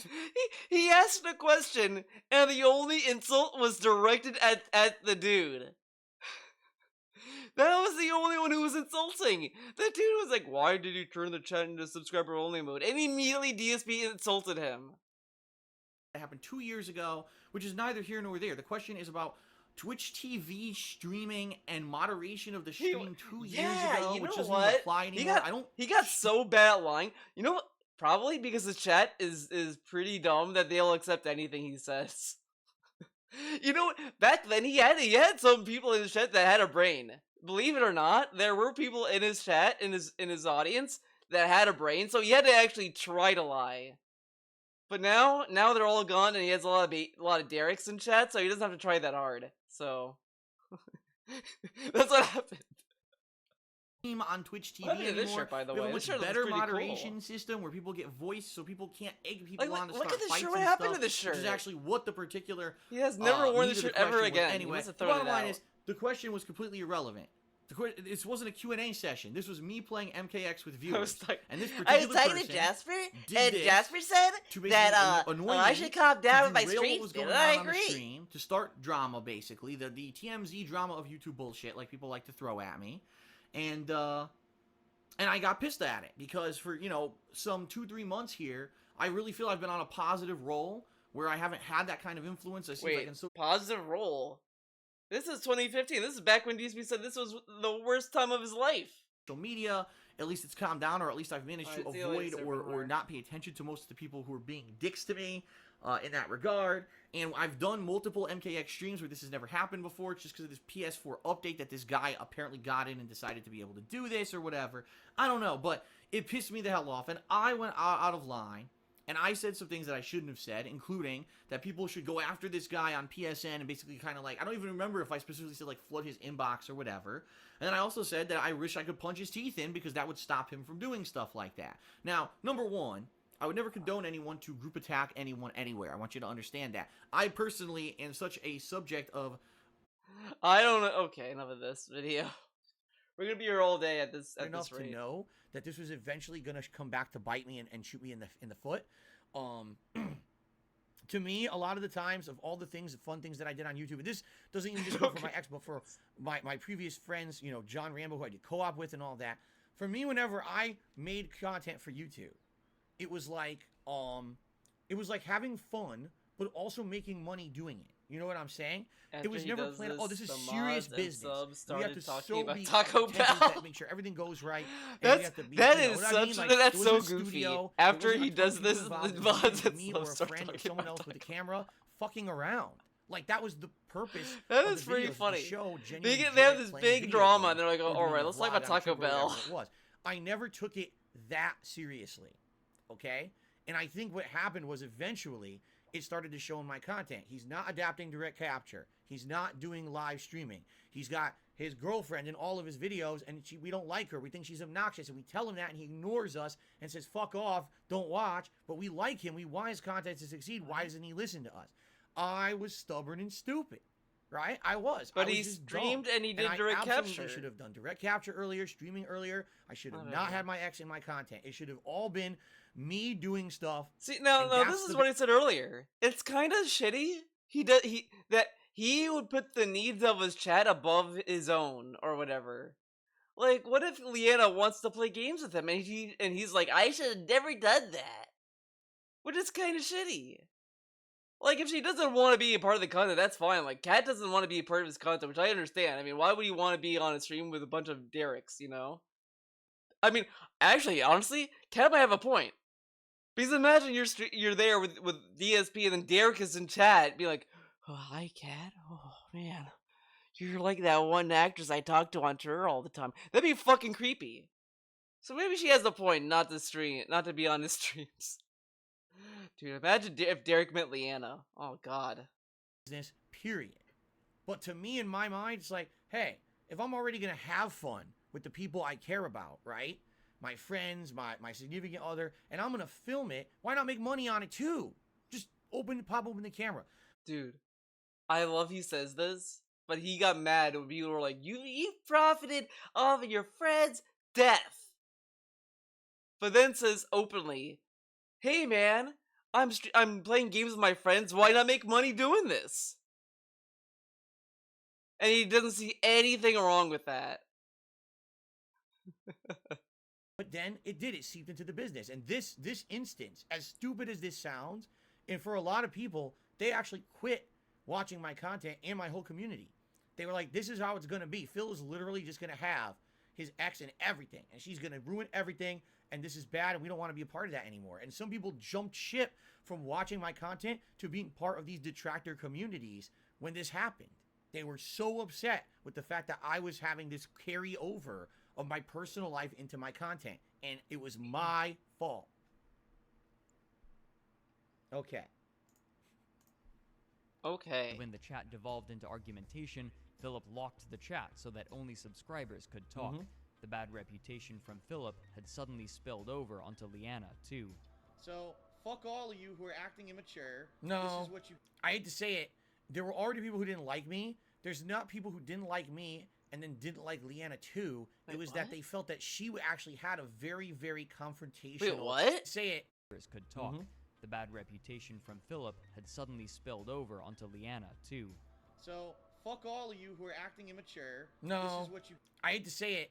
There were already people who didn't like me. There's not people who didn't like me and then didn't like Leanna, too. It was that they felt that she actually had a very, very confrontational mannerism. Confrontational mannerism.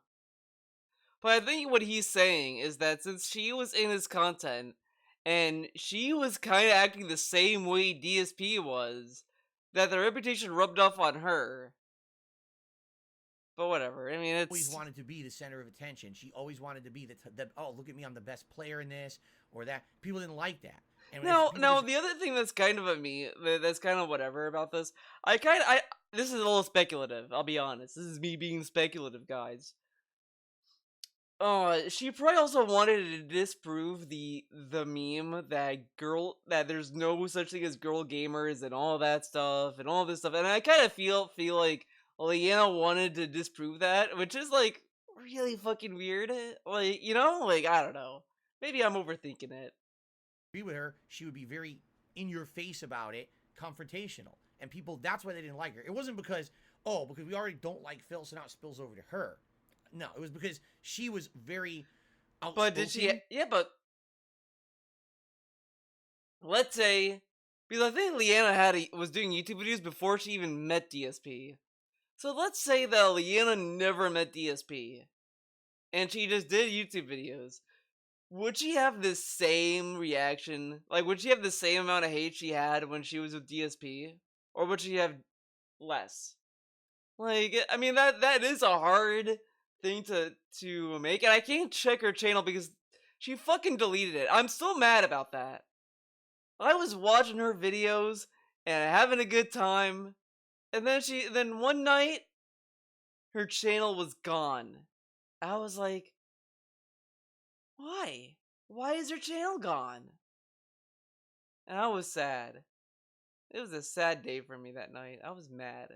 And everyone there agreed with me. They were like, Theo, that sucks. And we didn't know what to do that night. That stream was a disaster. It was like terrible. I had to scavenge something together. It's crazy. She wouldn't be a machinima partner, that's for sure. And whoever snitched about that, we hate you. It wasn't a Tevin stream. It was a Theo stream. I mean, there was a Tevin stream. There was a Tevin stream of him watching Leanna videos. So I'm not talking about that. But I did it my own stream. It was a late night stream, and it was cool. I was playing like NES games, listening to Leanna review games and shit. And then, well, there was a Tevin stream. There's like so many. The things are intersecting, I guess. But Tevin did his own stream. That had his own issues. I mean, there was a whole thing there. But for me, I was just doing it was another thing. The day she deleted it, though, yeah, that was me. That she deleted her channel when I was streaming. That was you. If that was you, my. Yeah, the day she deleted it was when I was watching her videos. It was awful. It was awful. But there is a channel that recovered some of her videos, so there's that. But it's bullshit. It's such bullshit. I man, I'm mad. I'm mad. I'm getting mad again. This is bullshit. And people didn't like the things that she was being outspoken about, and it really rubbed people the wrong way. You know what I'm saying? Yeah, we're putting it into sub love. Fucking idiots. You're trying to play a fucking game. It's hard to concentrate when a bunch of little immature. Philip continued to quietly that make is a videos shame. and stream through 2013 Oh, as his viewership hemorrhaged and God his damn it! detractors uploaded. You know more what? and more, Maybe "This is how you don't play." guys. What if DSP deleted the channel? What if? Because I think that was going on when he had trouble with his own Google AdSense. Parody DSP Tries It videos.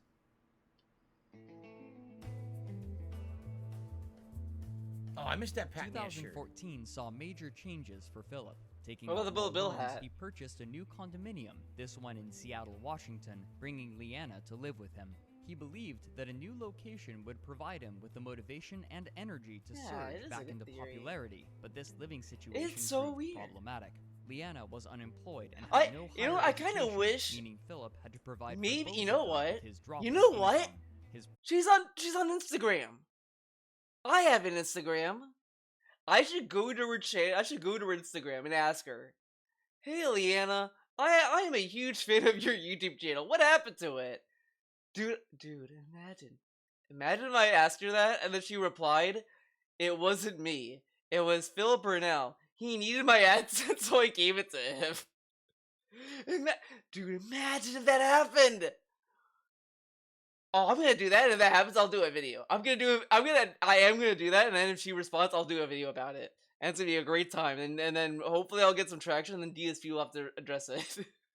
problems would worsen later in the year. Really? after There's a dispute with video Twitch talking admins. about At the my time, ex's Twitch's AdSense, and this is according to true. her, she gave You know, me her again, AdSense. That doesn't make I any take full sense. responsibility for it. Okay, I absolutely do. Yeah, you My know, fault. and then I should. I got it. I'm gonna lead in. I'm gonna lead in with Cleo. Cleo will help me with this. I don't know. I'll just say I'm a huge fan of buns.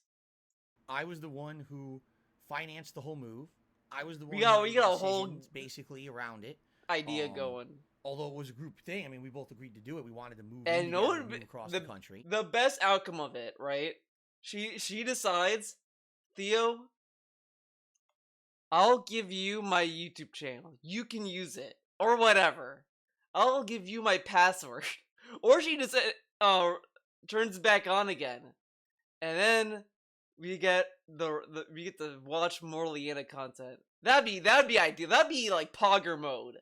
I'd be so excited. I'd be like, hell yeah. And I'll do a special stream for it. But I made very poor financial decisions. Incredibly poor. Financing the move. I emptied my bank account to pay for the move. And then I financed the rest of the move with credit cards and things. And it racked me up to my eyeballs in debt. Alright? And it screwed me over. That's why, to this day, I'm still in the financial dire straits from time to time that I'm in. And sometimes I'm going paycheck to paycheck. You got know what I'm bankruptcy. saying? That's why. And it sucks. Because I made bad decisions, and I'm paying for them now to this day, 8 years later, and we're still not done. It's going to be years and years possibly before I even get back on my feet, because something else always seems to hold me up from recovering, which really blows. And yeah, when we moved out here, of course, my ex didn't have a job. She really didn't have much to do. After about 6 months of living out here, she was bored, and that's when she had the idea she wanted to start her own soap making business. She was bored and made a soap making business. And then she also did YouTube videos. I'm pretty sure she did YouTube videos even in Washington. But she was bored. Okay. Finance that. Like, I low-key don't think she was bored and she just wanted to do soap because she was bored. I kind of feel, because she was doing soap even if I remember the Tevin videos. Because Tevin watched a lot of the soap videos. I archived his streams, by the way. I have access to his to those streams. I kind of want to rewatch them. Because I do think it's funny. He endured all of that and it left an impression on him. I do think about that from time to time. Like, he sat through all that, and then like there are like rare moments where he just kind of references that and says like that she had a lot of crazy videos and all this stuff. And I think of that time where she was in that car and she was like saying like, "Oh, Dorian, he's." he's black, but he's not, or whatever the fuck. I don't know. It was weird. It was weird shit. She had a lot of weird videos that are wild. Like DSP. You know what? DSP thinks he uploaded crazy shit, but Leanna truly had a lot of crazy content. Like it's kind of ludicrous what she posted.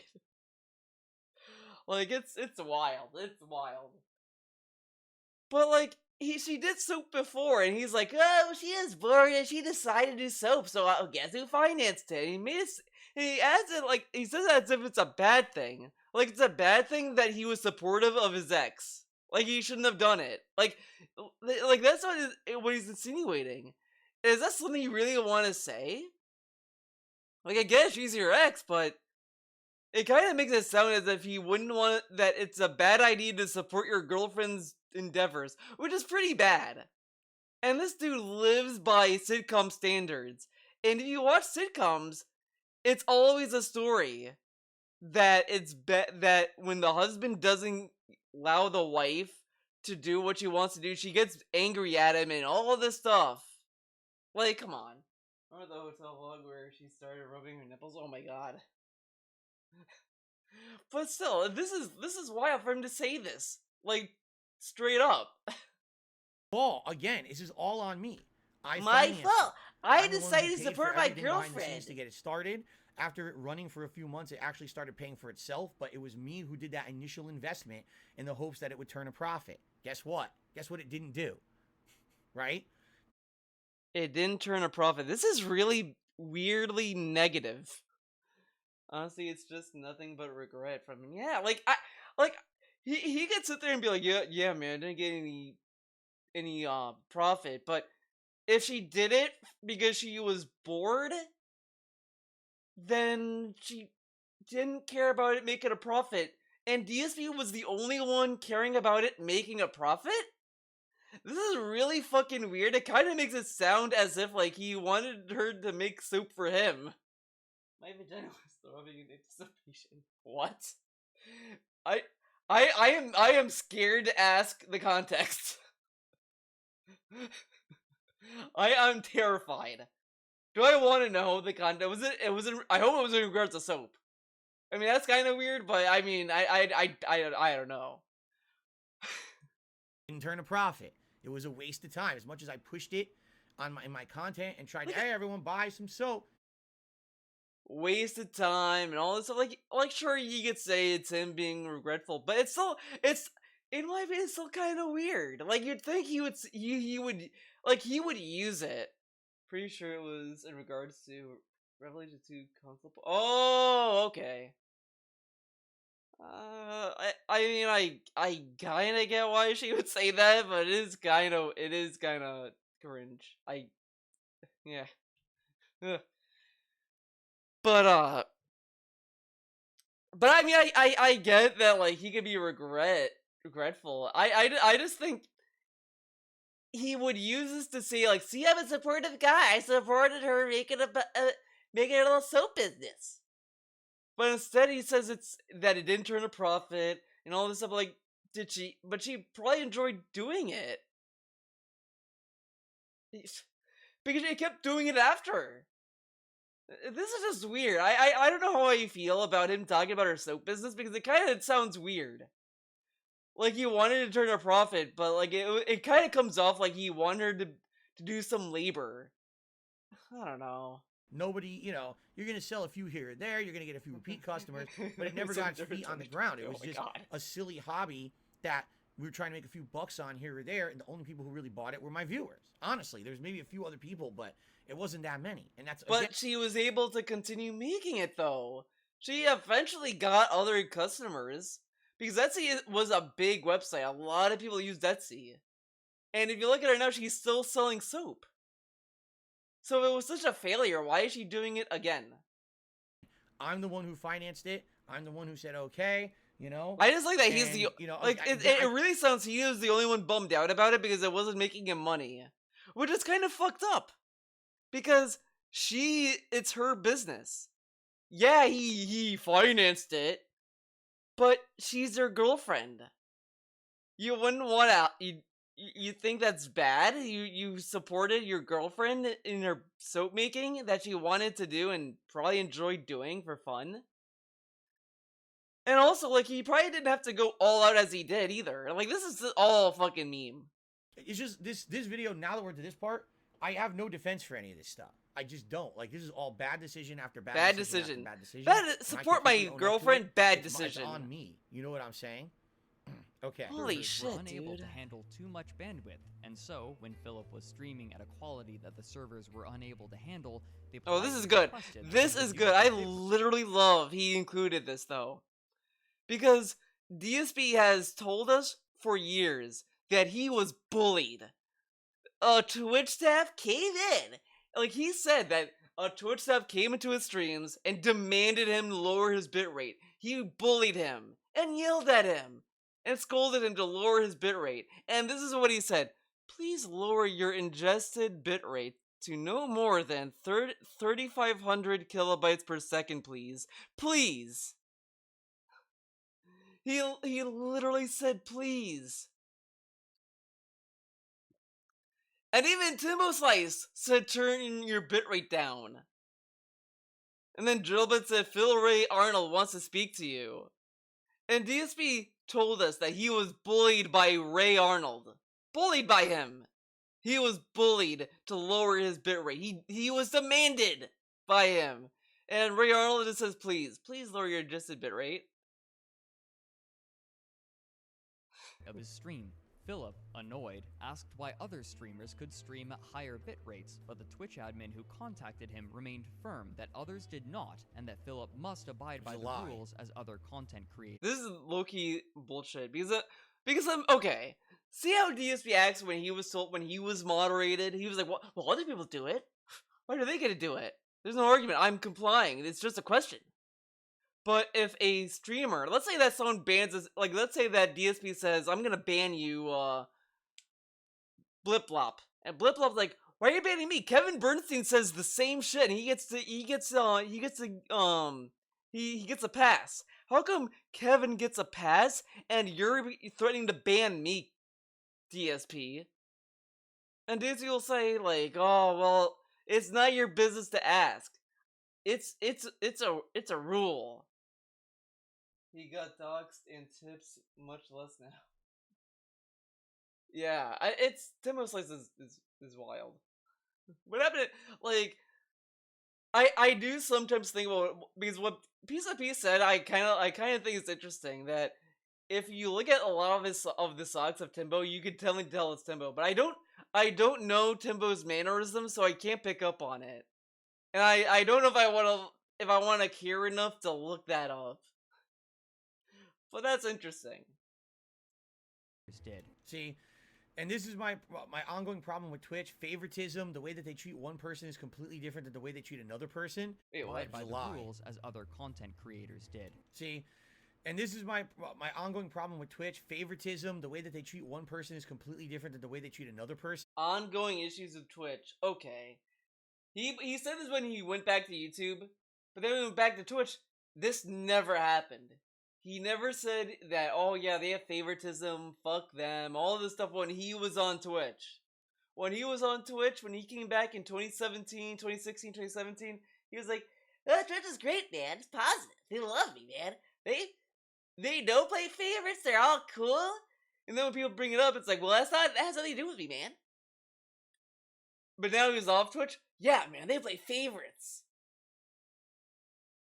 Okay. So at this time, I've been streaming on Twitch since early 2013, and this was late 2014. So I've been there a year and a half. And for about a 6-month period, I determined that their limitations of streaming at 3,500 kilobits per second were not sufficient to do any kind of good quality video. There were certain games, if you didn't up your bitrate to like 6,000 kilobits, the game was just a pixelated mess, all right? So I asked around and I said, how's everyone else doing it? And come to find out, seriously, come to find out, all their top streamers got whatever they wanted. If they wanted to stream at 6,000, 8,000, they could stream it whatever they wanted with no limitations. How do you know? All you had to do was look at the source code of their page, and it says right on it the quality they're streaming at. So Twitch had absolutely no defense against this. They came to my stream, oh, lower your bitrate. What about everyone else out there who has a higher bitrate? We don't care, lower your bitrate. Oh, so you're personally targeting me because you're an unfair website. I see. Personally targeting him. But they probably went to all these other small, like, it's inconsistent how Twitch operates their business, and that's a fair criticism to have. But it's kind of like nonsense to be like, well, what about them? Well, they're not there for them. They're there for you. Bye, and that's exactly what happened. I left. The moment this and then happened, he went back. I was out the door, and I went to YouTube. And then went back to Unwilling Twitch. To accept the drop in quality, the best they began streaming on YouTube when it was instead, positive. Who had launched their streaming platform, but received far fewer views, again decreasing his income. It is funny. Still in debt for the It's condominium. very funny when you look at his, like, the way he operated his Twitch. He accepted subs on Twitch back then, by the way, but he didn't give them shoutouts. He didn't give them like perks, like they get emotes obviously, and then they also get like access to the hardcore gaming giveaway that he did. The subs got access to that, but he also, what am I thinking of now? Oh my god. He got subs. Oh yeah, the views. He had a lot of viewers. It was like if you go back to his old unboxing videos, he had a lot of views back then. And then it went to Twitch, it went to YouTube, it went down to like 500. It was a huge decrease. It was wild. The OIC doxes.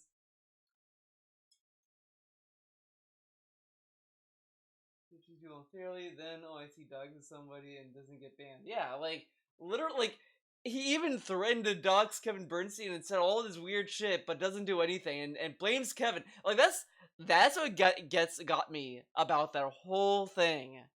Was that OIC was directly singling Kevin out, saying all this creepy shit, like, I'm gonna look into him, man. All this stuff. And DSP, what does he do? He blames Kevin. He blames Kevin! Because he dared to change his name to Only Iced Kevin. But you have all these other clowns, like Only Iced Caffeine, and all this stuff. Like, yeah, all these other Only Iced socks hanging around. Doesn't yell at them, but demands Kevin to change his name and never ever use Only Iced Kevin, or he deserves what he gets. It's insane. And I said this before, Kevin gets bullied by OIC and DSP, and Kevin still loves them. It is insane. I really feel they bullied him into submission. They bullied him into becoming their bitch. OIC was creepy this morning too. Listening to his irritation race. Oh my god. I every time I hear about OIC, I just, oh man. For many different reasons, because YouTube, number one, has no discoverability for streaming. Number two, the stream chat's absolutely terrible. I didn't even use the YouTube stream chat. I made my own client, an IRC client. I made it. Wrong. Onyx made it. He didn't make it. Onyx made it. On Twitch, we made ourselves, and I had it at that point in my own website. You would go to my website, watch my embedded stream, and then use my own stream chat to talk, because it was such a nightmare trying to use the YouTube chat. You know what's funny? He hyped up a new website, and then it died, and it didn't go anywhere. And now it's just a forum that KG uses. And that was a lot of hoops to jump through to try to stream on somewhere other than Twitch. And it wasn't profitable because there was no memberships, no super chats, no super stickers. None of that existed at that time. It was just ad revenue. So for me, the live streaming aspect of it was essentially just fan service. And that's what I called it. I said, you want to be there live? You can be. Please consider contributing in another way because he hates Howard. He loves OIC. Why would that doesn't make sense at Ultimate Gangster. Come on. January 10th, 2015, prospects were looking better for Philip. It actually makes more sense for OIC to be Cat. First month, he made over $1,300 from 134 patrons, helping to shore up his lost income. But this he doesn't use that fan art anymore. Would not last. On June 24th, 5 months after the launch of his Patreon, Philip was swatted while he was streaming. The term swatted refers to the questionable online practice that had been increasing in popularity during that time period. It involves a person calling in an anonymous tip to the police in the area that there is some serious situation at a streamer's location, such as a hostage, You've been duped. thus instigating a response from a SWAT team who would go to the I guess since you wouldn't see it. And by the way, no, it looked nothing like any of these pictures. When they showed up, here's the thing. I was smart. As soon as I moved out here, all right, I put in a phone call to the local police. This story has evolved so many times. It even evolved during that vlog because he said, oh, it was like 2 people, then it was 3 people, then they had armor, then they didn't. It was weird. It was a weird story. I don't remember the exact evolution of this story, but I do vividly kind of remember it started off with like a few cops, and then it grew into many cops. In a week of me living here. And I said, hey guys, just so you know, I want to let you know I just moved here. Here I am. I'll give you my YouTube channel. You can check it out. Check it I out. live stream every day. Become a member. And sadly, we're hearing more and more cases. I love that he kind of went to the police and kind of gave them a pre-stream. Hello, everyone. Officer, I am a YouTuber called DSP Gaming, and I upload gameplay videos every day, and it's pretty cool, man. I am like an interactive streamer, game player, and like I do all kinds of. Feel free to check it out and swing by it. Hopefully you can become a sub, man. Maybe you like my content. Maybe tell your kid about me. You know, I'm family friendly. By the way, trolls might try to get me swatted, so keep that in mind, okay? Dude, the cops started multiple. I just think of that, like the cops show up on his property, they start having sex, and then immediately they start having babies, and the babies immediately grow up. Like it's like these are super cops. They're super cops with very high reproduction rates and shit. They just are fucking to expand. I don't know why that came to mind. I don't know. Do you think yes if he make a press conference outside? That would be something. Swatted. I'm afraid it might happen to me, so all I'm doing is I'm putting in the word that I'm here, and if you ever get a call at this house or from this house or claiming to be from this house stating that something's happening, people it's have likely rented false, Seattle. and you gotta definitely judge it with a grain of salt. I already Don't come in here neighbor. guns blazing because people have done it before. The swatting. Dude, you think when he moved in, he went door to door telling people, "Hi guys, I'm darksfadilio, and I'm a streamer, so don't worry if you see things going on. It's probably my trolls." Gonna do it again. So I gave them the heads up, and when they showed up, they showed up in full force. Don't get me wrong. There was like a van, a bunch of cop cars. They came out with their vests, but that was it. Was their vests? Yeah, that's what he added. That's what he added. Because it wasn't that, and then it became that. In full body gear with a giant fucking wall ram like that. They didn't come out with the fucking dogs and shit. It was a few cars and a van, and they had to drive up. They walked right outside the street, and they with a bullhorn. They said, "Philip Burnell, attention, or anyone else in the house, come out with your hands up." And they just kept saying it repeatedly. Now, what's funny about this? DSP has said that he had a text message from the police, but he couldn't hear it because of the game. Well, let's see if I can actually get to that story. I doubt it. Doubt it. History.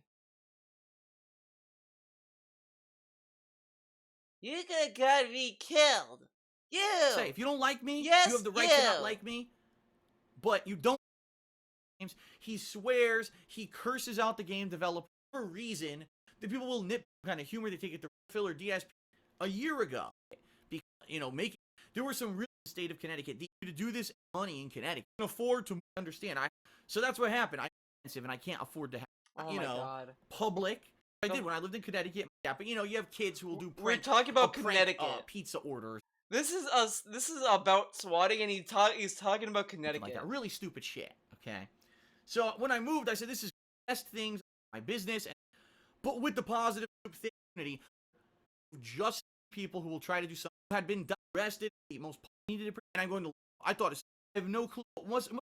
And luckily, I have his name. I'm not going to get all his name publicly, but there was a local sergeant in the police department who's like, I know this. He's like, I heard about this in the news. He's like, yeah, that was that kid, right? And he even talked to me. We had a conversation about Kutra. He's like, I heard about this. I can't believe how ridiculous it is. Thank you for letting us know ahead of time. So if something does happen, we will preemptively contact you, and we will make sure that everything is handled, you know, properly. Okay. Okay. So this is a year ago when I moved here. So fast forward to this past week, all right? This past week in particular was the build-up to Batman Arkham Knight, which is a huge video game. Everyone's been waiting for this game to come out. In particular, fans of mine have wanted to see me play this game for several years because Arkham Asylum was one of the earlier games I played way back when. What was it, 2009, which was the first year I'd been doing this on YouTube. It was a major playthrough, one of the first ones I did from start to finish with a widescreen camera, and people really liked that. And we're, wow, comes full circle. Phil can finally full circle. do This is ongoing DSPism. At this time, it was insane. Every game was full circle at this point in time. Arkham Knight, full circle. Metal Gear Solid 1, full circle. Fallout 4, full circle. Full circle, full circle, full circle. Bug up their ass about me. Says, this is it. Now I'm going to get him. For those who don't know the full situation, yeah, step back. 5 days straight, you know, I'm DDoS. So, for 4 I modem and doing goof. Phil's been, as of yesterday, so what happened was, yesterday, I said, you know what, because I need to get some work. Could it be more? The furthest possible physically threatened is the one in a new generation, then means you're someone who can hurt, either in the last year, to know that it's just, they had a, they went there seriously, even knowing their job. I'm sitting here with my semi-noise canceling headphones on. Thank goodness I was using these. These are the Astro A40 headphones, okay? The soundproofing on these isn't very good, meaning when I wear these, I get a little bit of noise cancellation, but I don't get full noise cancellation, all right? So I could still kind of hear things going on around me, but not great. In fact, it does help a lot to keep the game noise isolated. I have other headphones that if I were wearing them, I would have heard nothing, okay?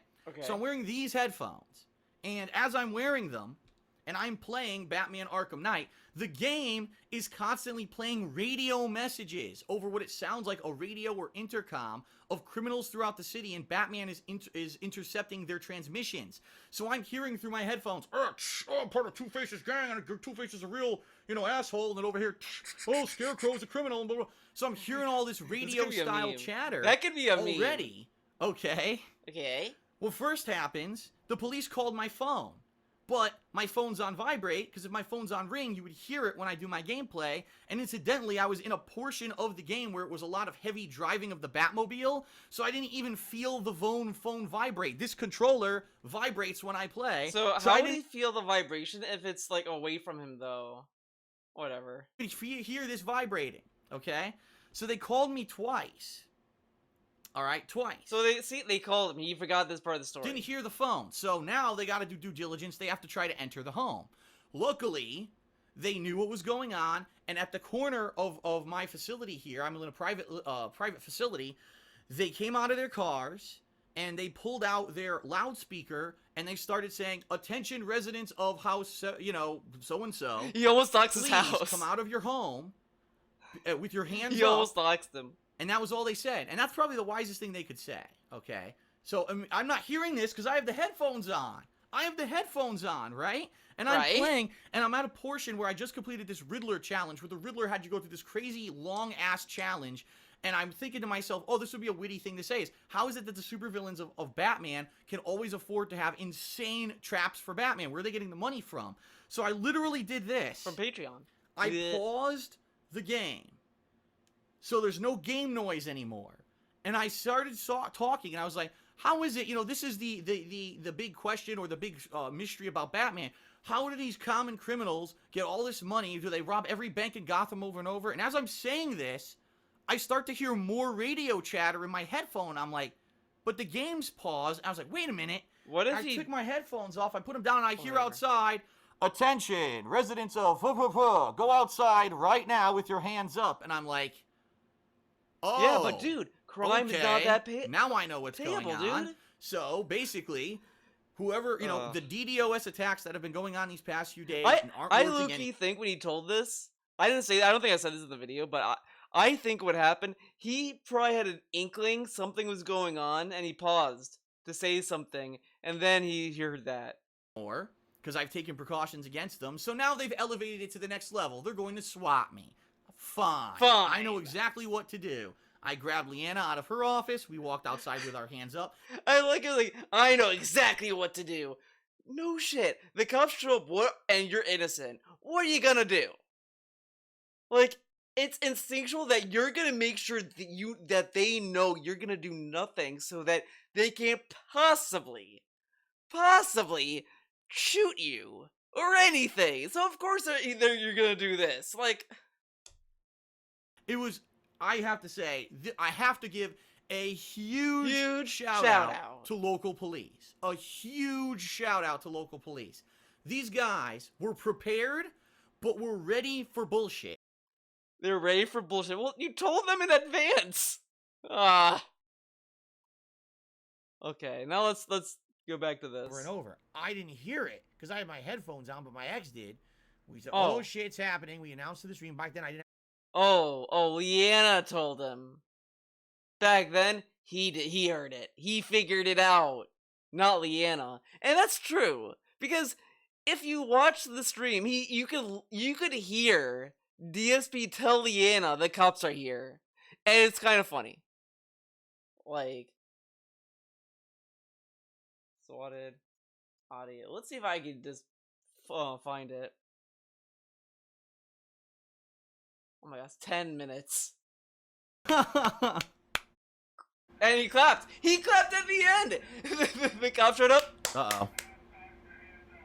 Hold on, everyone. I think I might have some cops outside. Hold on. Uh-oh. Uh-oh. Hold on, everyone. I think I might have some cops outside. Hold on. He sounds as if like they're pests. Like oh my god, guys, I saw a mouse. Hold on, everyone. I saw a mouse. Guys, I think we have some mice outside. We got some cops outside. We gotta take care of them. You heard that, honey? Honey? Honey? Cops outside. Honey? Cops outside. The cops are outside. We're coming. Come outside with your hands up. Come on, honey. Someone call the cops. It's alright, we're coming. This just sounds so fucking weird. You heard that, honey? You heard that? Honey?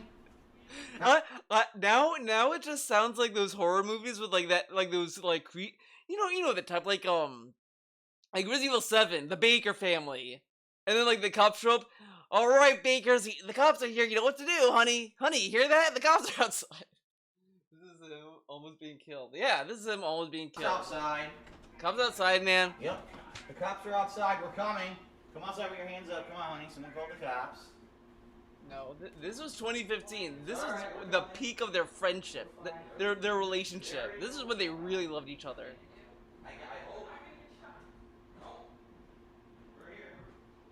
We're here.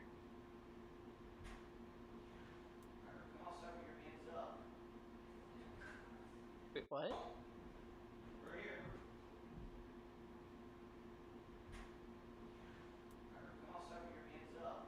Come outside with their hand. Okay. Okay, so they told him that. Oh shit, they tell you the most replayed. That's pretty cool.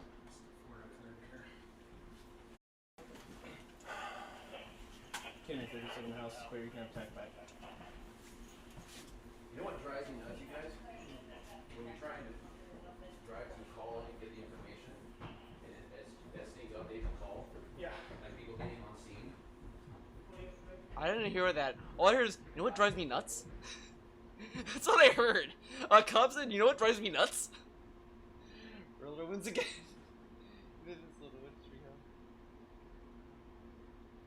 You know what drives me nuts? It's these fucking YouTubers, man. That was quick.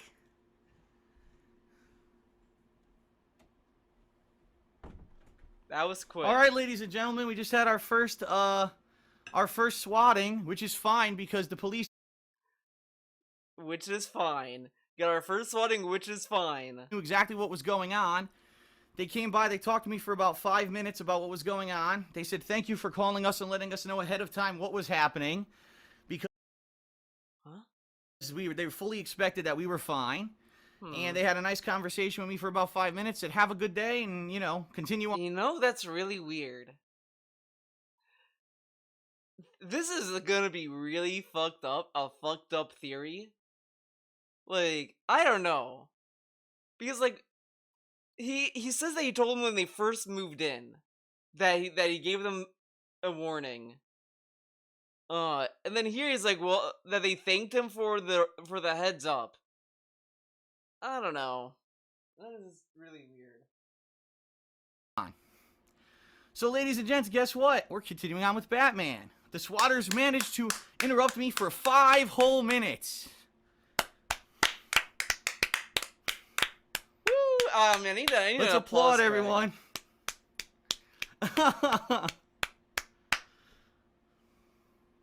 All right, hold on. I got a tweet about this too. Let's do a nice little tweet. This is cool because I'm getting that positive vibe. Let's that do I a had for tweet. most of Yeah. 2017. I'm getting it back now. But now I'm getting that groove back, getting that vibe. What a back. bunch I'm of ready for idiots. fun stuff. I hope you guys are ready too.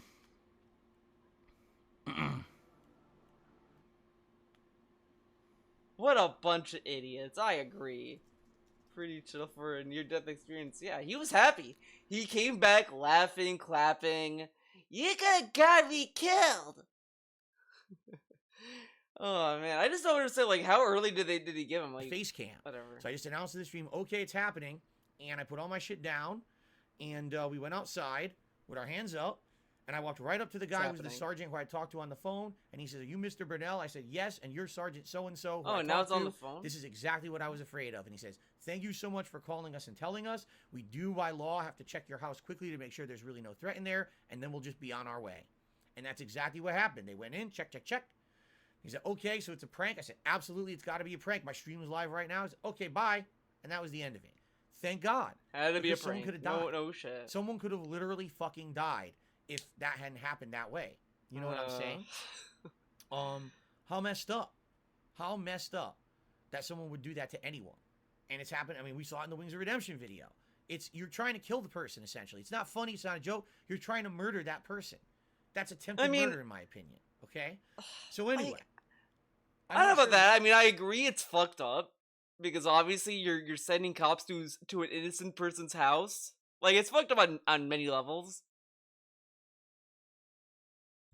But I mean, how this is going to outline it. But, just so everyone knows, essentially when that happened, and I've never talked about this publicly before. You know what? Hold on. Let's play the rest of this and let's see where it goes, and then I'm going to tell you something.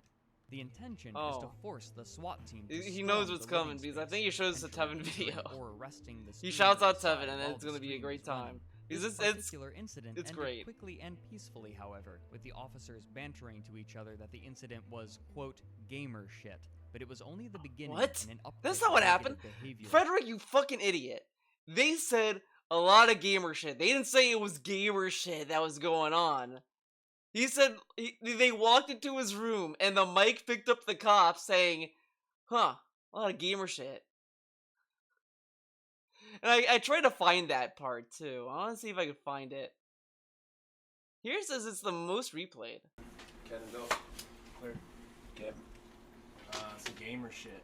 Hell yeah, it's a lot of gamer shit. Some gamer shit, a lot of gamer shit. You can tack back. Wait, what? Kev. It's a gamer shit. Hell yeah, it's a lot of gamer shit. Alright. You can tack back. What? He's like, give that back? Wait, what? Was one of the cops considering stealing something? I literally heard the cops say, "Give that back," and I'm like, "What?" Yep. It's a gamer shit. Hell yeah, it's a lot of gamer shit. Alright. You can tack back. That's what I think whenever I look at the countertop, and get covered in bullshit. A lot of bullshit. Dude, I think one of the cops was considering stealing something. What? I swear I heard one of them say, "Give that back." But it could be something else. Put that back. Oh man. Targeting Philip. Put that back. Here's the next thing. Just 2 days after the swatting attack, Philip. Dude, what if the whole time... Guys. What if one of the cops staged it?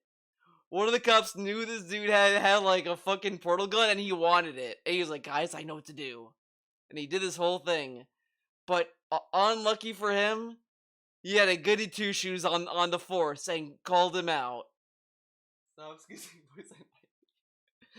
And this time with a dedicated denial of service attack, better known as a DDoS. The function of such a... The funny part about all this, if you look at the videos on the right, look at this.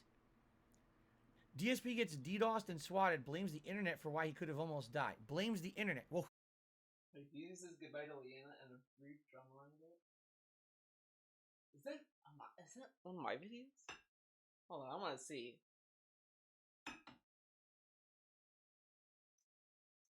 Goodbye to Leanna. No, it's someone else. I was like, "Oh, is that me? Am I there?"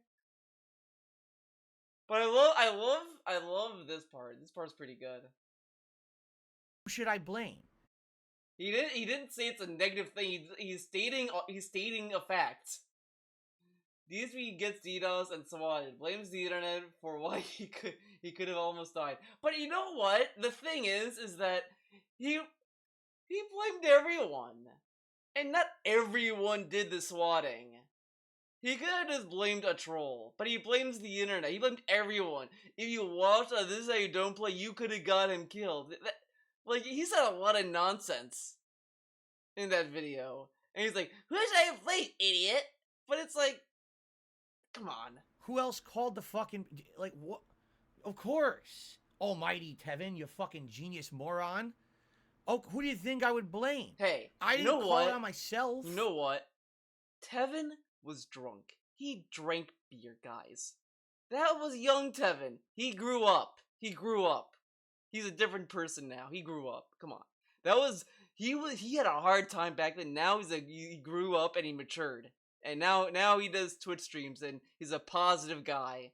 That's why he's on twitch.tv. He's the only one positive streamers on their channel. Someone tried to fucking hurt me.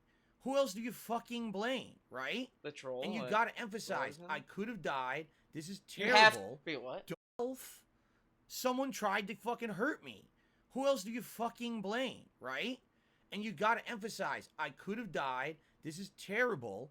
Don't think you gotta emphasize in a video he monetized, by the way. Oh, is the rocking chair? Yeah, dude, the rocking chair. You know, I do like watching old Tevin videos. They're really fun to watch sometimes. You get a lot of interesting stuff back in the day. Back when he dropped his something. That and then like oh man. it's a joke. Don't do this shit, right? Why would you make a video acting like that's bad to say that that's bad?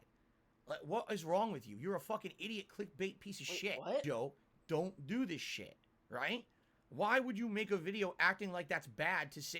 Why would you make a video acting that's bad? DSP made a video, and I guarantee you that's a monetized video. I guarantee there's ads on it. I guarantee there's ads on that video.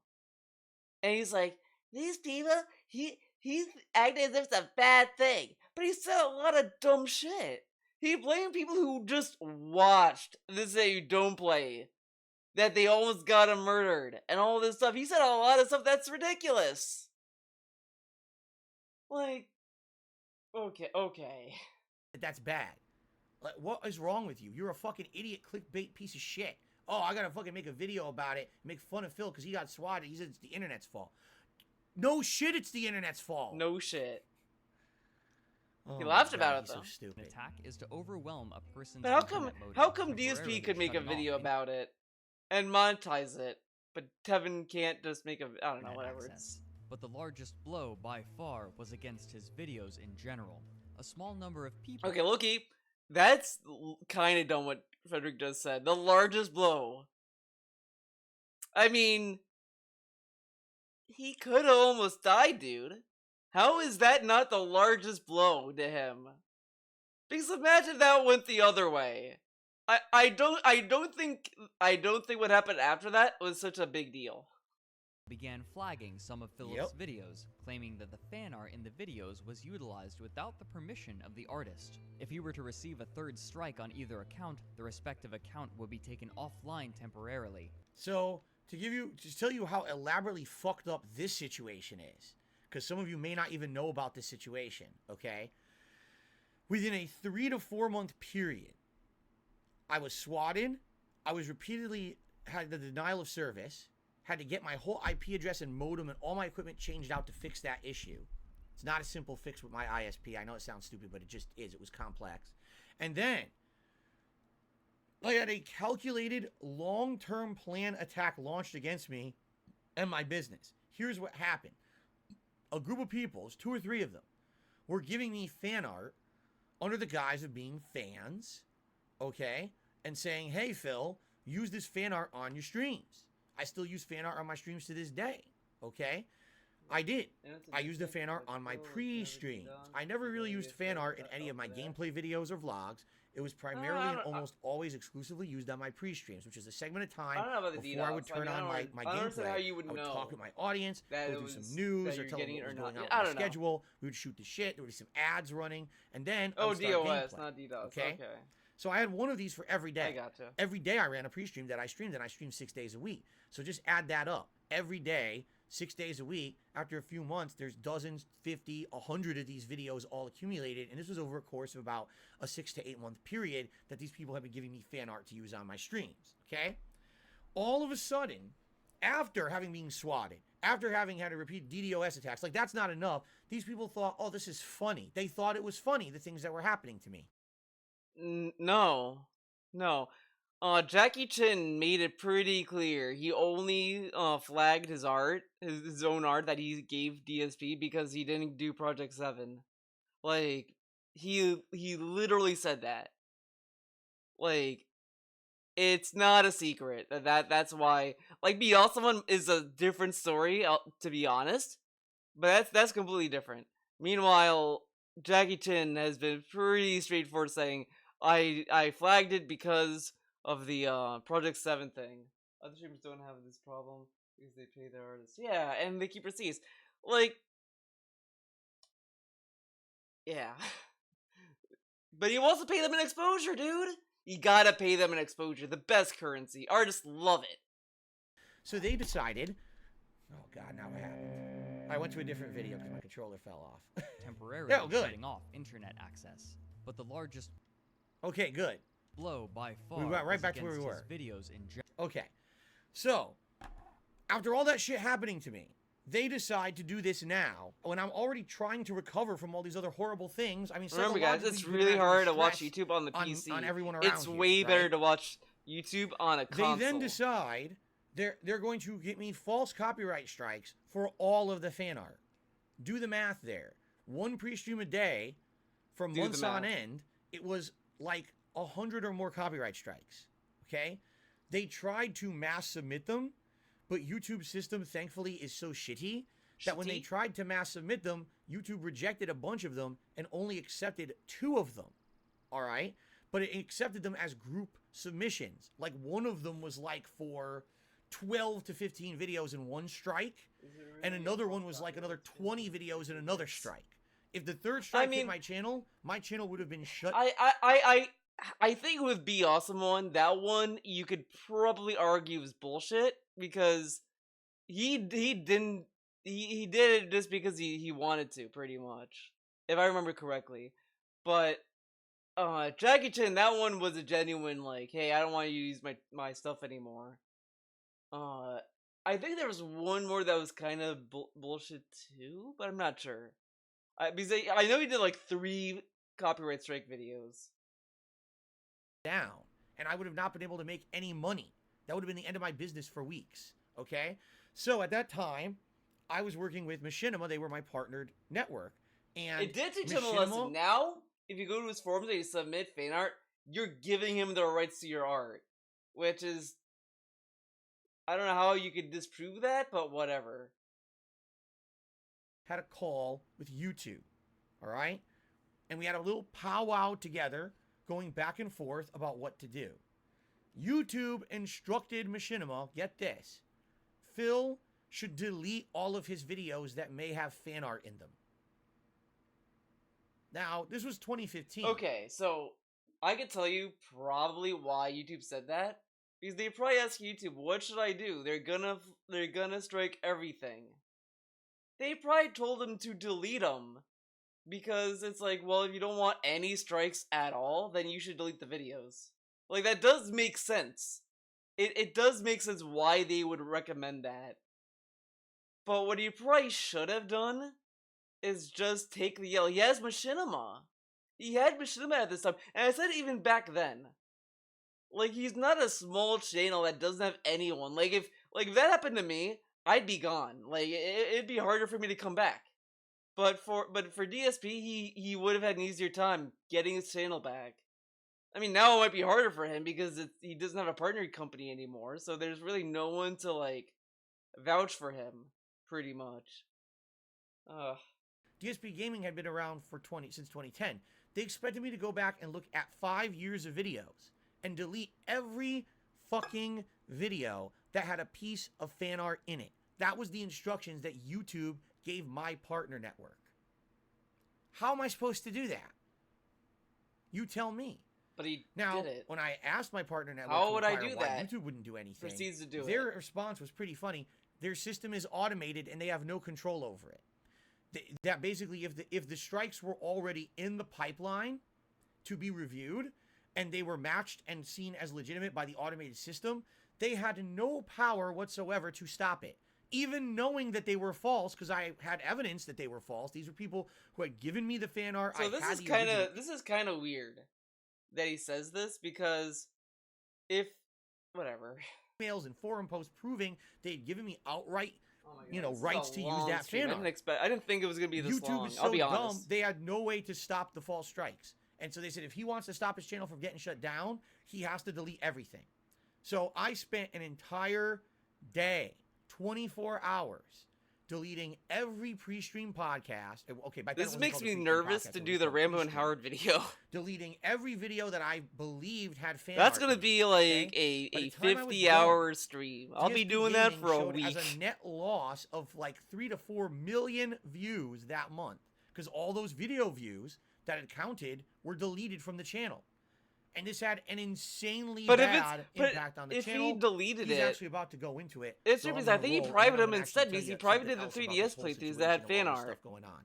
Let's go. Play.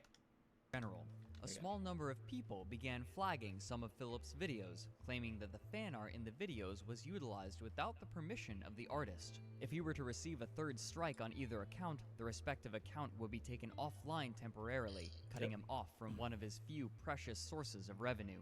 At the recommendation of Machinima, Philip set all of his videos that used fan art as private, thus... Wrong. It wasn't the recommendation of Machinima, and it weren't set to private. It was the actual recommendation of YouTube themselves, and it was delete your video. If they were set to private, that would have been fine. But here's what happened. I set a video to private. This was the second video that got hit with a copyright strike, and it still got hit with the strike. So even setting the videos to private, they were still susceptible to strikes if the strikes were already in the pipeline. I had to delete the videos entirely to make them ineligible for a copyright strike. So this is actually wrong on 2 fronts. It was YouTube saying to do it, and I was told to delete the videos outright, which is what hurt my channel. I think it was the Ocarina of Time. No, it was Majora's Mask. He played Majora's Mask on 3DS, or was it Ocarina of Time? Whatever. He played a 3DS game on 3DS. SocialBlade.com And that had fan art. graphs Look show at that, this. And then according he to made it YouTube's public algorithms, again. Philip Net lost But whatever. 1.37 million views on his channel in August of 2015 when he set these videos to private. In doing so, his videos Essentially, it said that month I made no views. Like, I had negative views that month. How is that possible, right? Because I deleted so many videos.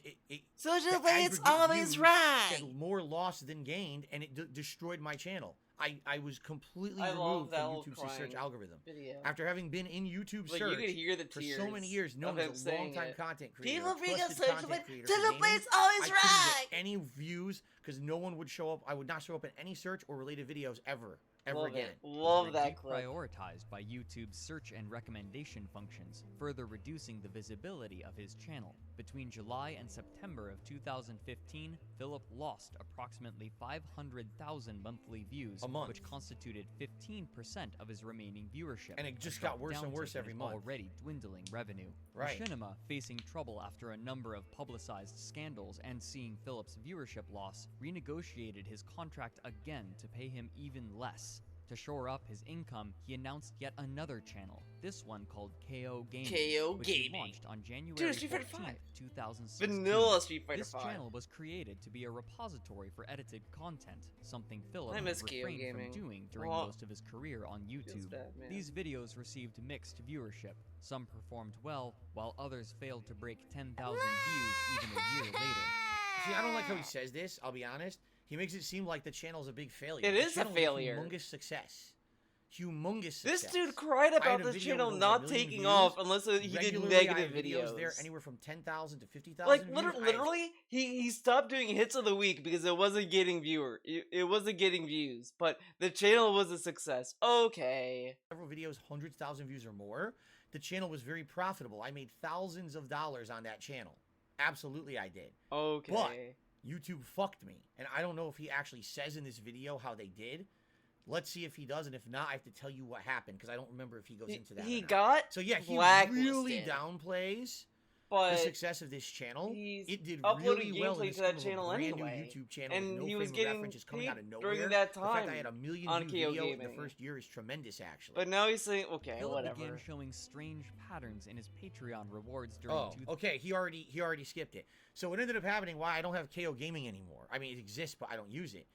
YouTube had a weird thing that they did in late 2016, So early you know what's also 2017. funny? They started running yet another VSP algorithm got really that would upset that auto-detect Rambo and certain Howard videos was and selling flag stuff them as out of unfit for order. advertising. Out of order. For some odd Out reason. of secrets. They That's flagged right my timeline, entire But Frederick channel literally selling on, shit the whole out KO of Gaming order. channel as unfit for advertising. And DSP I is wasn't not able calling to this monetize out. the videos.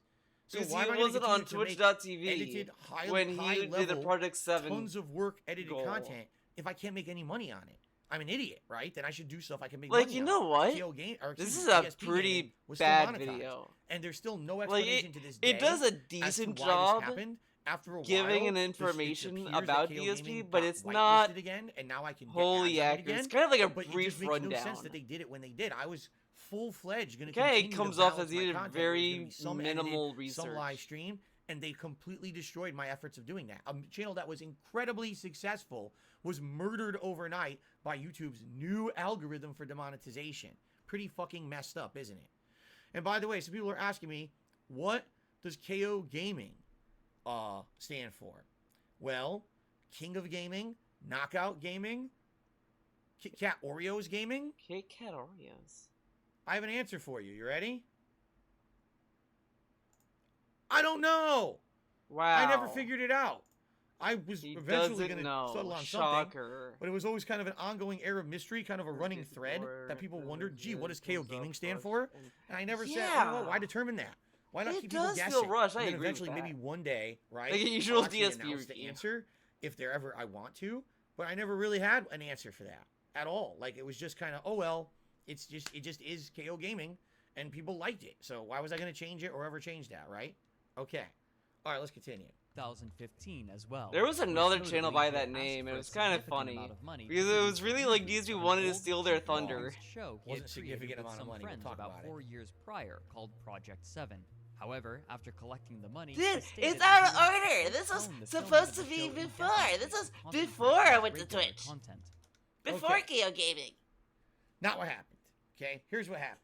Wait, what? he would have to postpone the filming of the show indefinitely to concentrate on his regular content. Okay. Not what happened. Okay, here's he oh my god. Significant amount of money to produce a reboot of an old, cheaply produced show. Wrong. Significant amount of money. Friends We'll talk about about 4 years prior, called Project 7. However, after collecting the money, it was like he stated that $12.50. he would have to postpone the filming of the show. It was indefinitely to $1,250. concentrate on his regular content. Okay. Not what happened. Okay, here's what happened. In 2015, I absolutely needed to supplement my income with Patreon. I had to. By the way, I used to call it Patreon. Now I know it's Patreon. I just couldn't make enough money on YouTube anymore to make ends meet because of all these things that had happened. Wrong. He made that Patreon when he moved to I almost said moved to Twitch. Moved to YouTube. Oh my god. When he moved to Seattle. That's when he made Patreon. He didn't make Patreon because of the copyright strikes and all that. He made it because he moved to Seattle.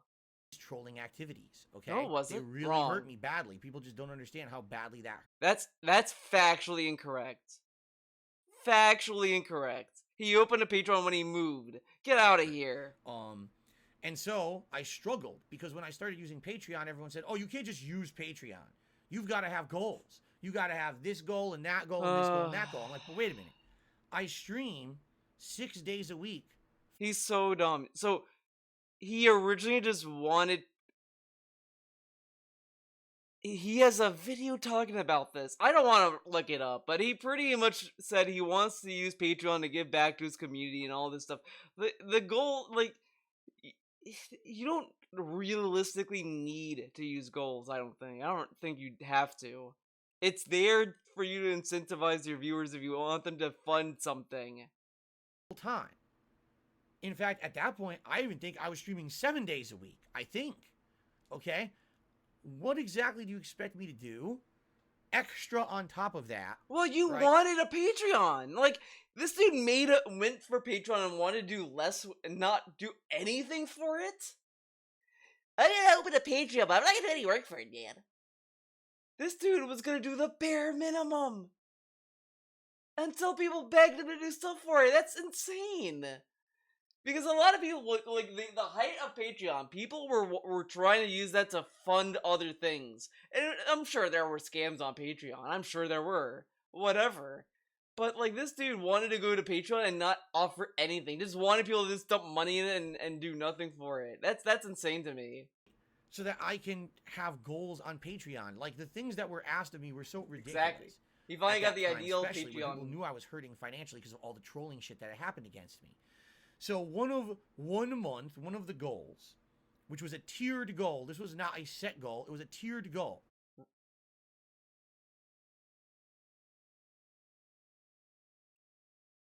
Guess what?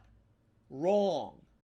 It was not a tiered goal. It wasn't. It factually wasn't. I'm sorry, DSP. That's not true. Patreon. Project 7 was one goal. It was one goal. It was the main goal of that year, of that summer. It was the one goal he was asking for. He hits it, and then spent an entire month being like, "Alright guys, I hit the goal." And I knew the second he was saying this kind of shit, he wasn't gonna do it. He got the goal and said, "I don't know what you guys want, man. I don't know. I don't know what to do, man. I gotta give you Project 7. I just don't know yet. I don't know, man. I don't know. I'm thinking about it. I don't know." I'm like, dude, if you don't know what you're doing and you're asking money for it and it got hit and you don't know what you're doing, you're not doing it. Like, you really have to want it to really do it, and you really have to put something down. You have to, like, work on it if you really want to do it. If you're just sitting on an idea and you're just not doing anything with it, it's not happening. It's not gonna come out. And he spent so much time saying, "I'm gonna have to take times off to think about it. I'm gonna have to do it. I'm gonna have to do it, man. I don't know, man. I don't know." And it's like, this is stuff that you should have had worked out before you even asked for the money. Like, it's kind of like, no one, like, even in the film industry, dude, no one goes to investors and says, "Guys, I have a movie idea. I don't know what I want to do with it yet, but the title is Project 8.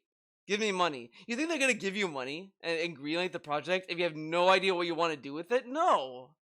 But this dude was able to con all these people to pledge for Project 7, to then say, I don't know what I'm doing, and then just cancel it. And it wasn't even a tiered system. The only tier he did on Patreon was, he did it at the beginning, to be honest. But he also did a tier for the camera goal. And that was another thing that was kind of confusing, to be honest. Was that I was going to attempt to at least make an attempt at a reboot of Project 7. Project 7 was a campy show that originally I had started myself back in 2010. I then made another version of it in 2011, 2012 with my friends at the time. And I was going to reboot that, not as the reboot show, but a reboot of the original show. I know that sounds really confusing. The premise was that I was supposed to be stuck around playing a shitty game that I didn't want to play. And it was going to be like an antagonist. His name was Deathface. And he was going to be taunting me with jokes, making fun of me, and doing messed up things to me while I tried to play the game. And it was going to be both gameplay, raw gameplay, but edited in with skits and things like that. That's what the premise How would of it the be original raw if show you're was, editing in the okay? gameplay? So, 1 month I made an incremental goal on Patreon that if we reach this amount of funding, I would attempt to at least stage some kind of a reboot of Project 7, starting with the trailer, and then eventually, likely, it is a tired idea, and I guarantee you, he got the idea from Mystery Science Theater. I guarantee that's where he got it from, because isn't that the premise of Mystery Science Theater? Not that they're watching a shitty movie, but a dude trapped on a space station or whatever, watching movies. That's pretty much what's going on here. And I think Mega 64 had a similar idea of that too, but theirs was at least more interesting than what DSP was thinking of, to be honest. Just, I would do it, okay? Well, here's what ended up happening. First of all, to clarify everything, it was a tiered reward system. It was not, oh, if Phil raises $1,000 on Patreon, $1,000 goes to Project 7. That's not what it was. It was like, oh, raise $250, you guys get one reward. Raise $500 this month, you get another reward. Raise $750, you get another reward. And if you happen to raise $1,000, the tier goal is that. It's like kind of like when I put on my vest, it's not $150 for the vest. It's that we already got the glasses, we already got the hat. Now you complete the ensemble with the vest. It's a tiered reward system. You understand that? Oh my right? god. Everyone gets that. Today you get that. But back then, people wanted to be assholes, and of course, they wanted to spin everything. Like, I'll be honest, it is kind of confusing when he talked about his fucking Patreon. It was confusing. Like, I really don't know, because maybe I didn't understand at the time. Because the thing is with Patreon, if you have multiple goals, like you're building off from the last one. So like, yeah, if one goal is $50, you can't have two goals being $50. Like, the next goal would have to be 100, obviously. So you're building off the other one, like you're building off on top of that, and that's how he was structuring his goals. But if I feel like what he was doing was he was trying to get another goal for the camera, and he would hit that goal, but he would need to hit it multiple times before he would get the camera, and he wasn't hitting it all the time, so it was really weird. I don't know. I honestly would have to watch all these old pre-streams and read paragraphs, because he talked about it a lot. It was really confusing. But this is just nonsense, because technically you need $150 to get the vest, though. To get the whole thing. Like, yeah, individually you don't need $150 for the vest, because you're building on top, but if you just want to get the vest immediately, you're gonna give $150. Pretty much. That was completely untrue. So they were saying, oh, you see what Phil did? He had a high-ass tiered goal. Or not tiered, they didn't even say that. Forget the tier system. Act like it doesn't exist. Phil had a high goal on Patreon of like $750 or $1,000. He pocketed the money, kept it, and never did anything with it because he never made Project 7. Didn't. Okay? Which is not how it works. So then, where did that money go? He got that money for Project 7. If you even go with the meme of the tiered system, right? Oh, we got the tier system, man. But where did the money go? Like, this really is just the dumbest shit, because it's semantics that don't go anywhere. It's one thing, at least some of his semantics go somewhere. But he still got the money for Project 7 and did nothing with it. So let's say, okay, sure, it's a tiered system. So let's even play with this meme, right? Let's say it was $100, $50 for one thing, the other 50 for Project 7. Where did that $50 go? It went nowhere. And the thing that's so corny about this is that the following month, to make up for that, he lowered the amount of the goal. But he only lowered it to a portion, which I sat there and was like, the goal that month was the same amount of money he was asking for Project 7. So in reality, that should have been a free goal. He should have just done that. But he didn't. He still wanted money for that month, so he still got more money. He was able to keep the money and ask for more. Pretty much. So it's actually even worse.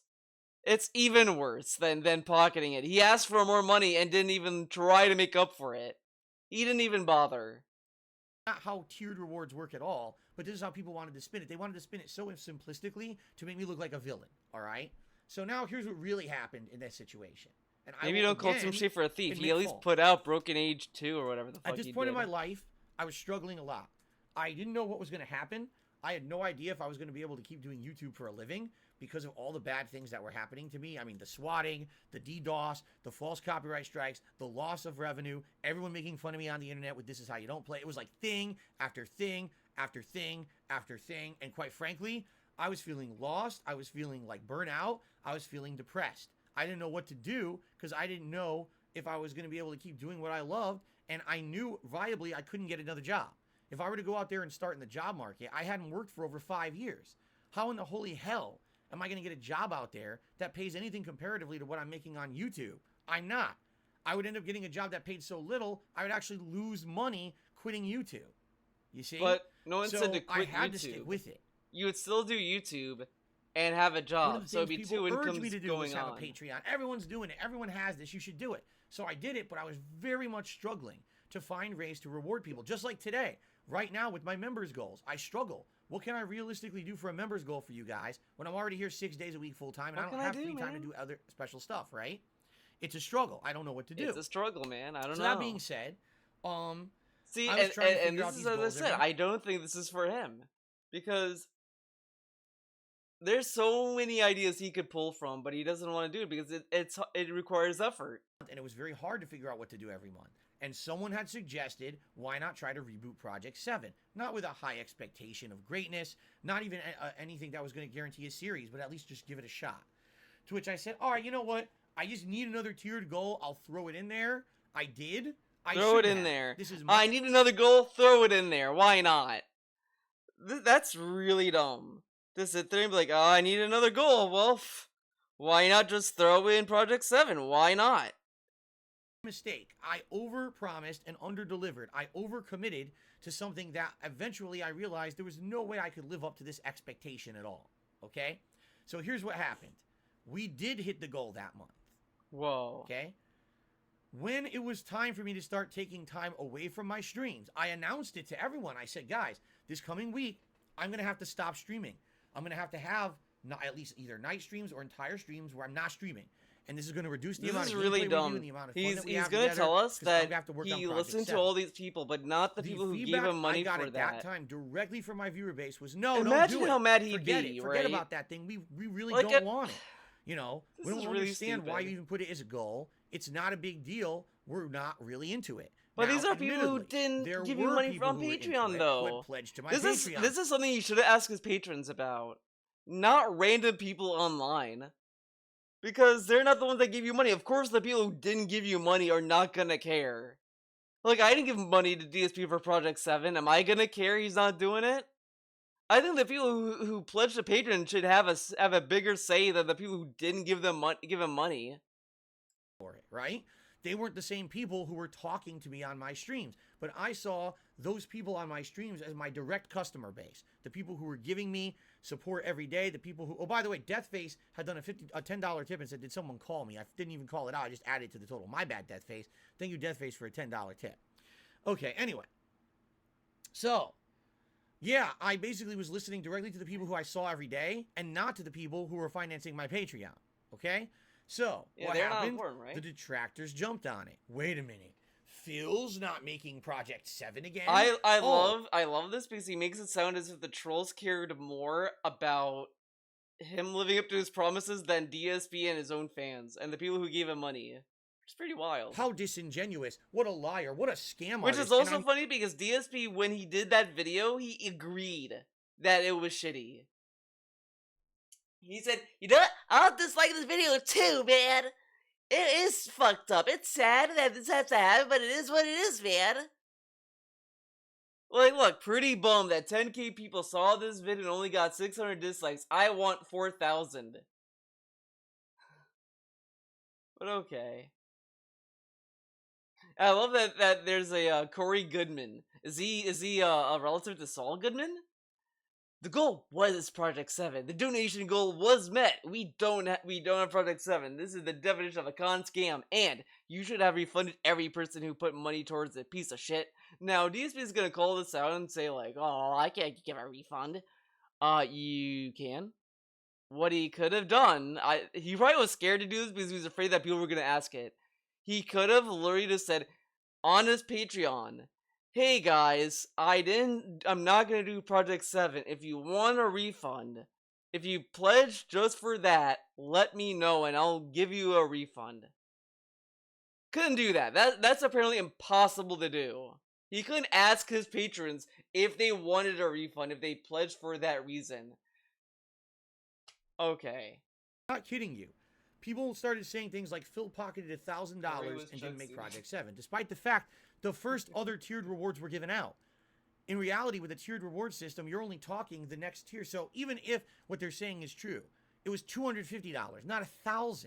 But already, let's multiply it by 4, because who cares? When you're hating on Darkside Phil, it doesn't matter if you're truthful. But there or was you just no exponentially, tier. I don't make the really situation believe worse. there It's was fine a as long as you tier. get to shit on Phil. That's just how the meme became on I'll have the to internet. double As check, long as I you're guess, hating on but I Phil, it don't doesn't matter think it if was it's a truthful tier. or how truthful, as long as you're making him look bad. Okay? So He that still was looks number bad. one. Even Number two- if you accept it, there was a tier system, he still looked bad. Again, he got money for that, and he didn't do anything with it. As I said, if you give him $100, $50 to do Minecraft, and $50 for Project 7, he doesn't do Project 7. So where does that $50 go? Okay. My direct viewer base told me not to do it, so I didn't do it. All right? Out of all the people who pledged to my Patreon that month, all right, I received 2 complaints. One person was kind of pissed, but said, you know what? In perspective of things, I understand. No big deal. One person was genuinely angry with me, and we actually had a lengthy private conversation. I apologized profusely. I told them how it was my fault. I should not have promised it. I'm sorry that it didn't happen. That person left my community for several years. They did eventually come back, but they left for several years very angry that they had pledged directly to see Project 7 return, and it never did. Okay? So I did have a consequence. I had a fan who was a longtime fan who left the community entirely for a long time. All right? But what do the haters and detractors say? Phil's a scam artist. Phil pocketed the money. What about all the people who pledged to see Project 7? Where did the money go? Did he ever refund the money? No, he stole their money. These people are so dumb. They stole the money. They gave DSP money for a goal. Didn't do anything for that. Didn't try to make it up to them, and ask for more money for the next goal. He could have just done the next goal for free to make up for not doing the other goal. It's insane that wasn't a thought, and he doesn't get that because it's a tier system. But that doesn't make sense because again, where did that money go for that tier?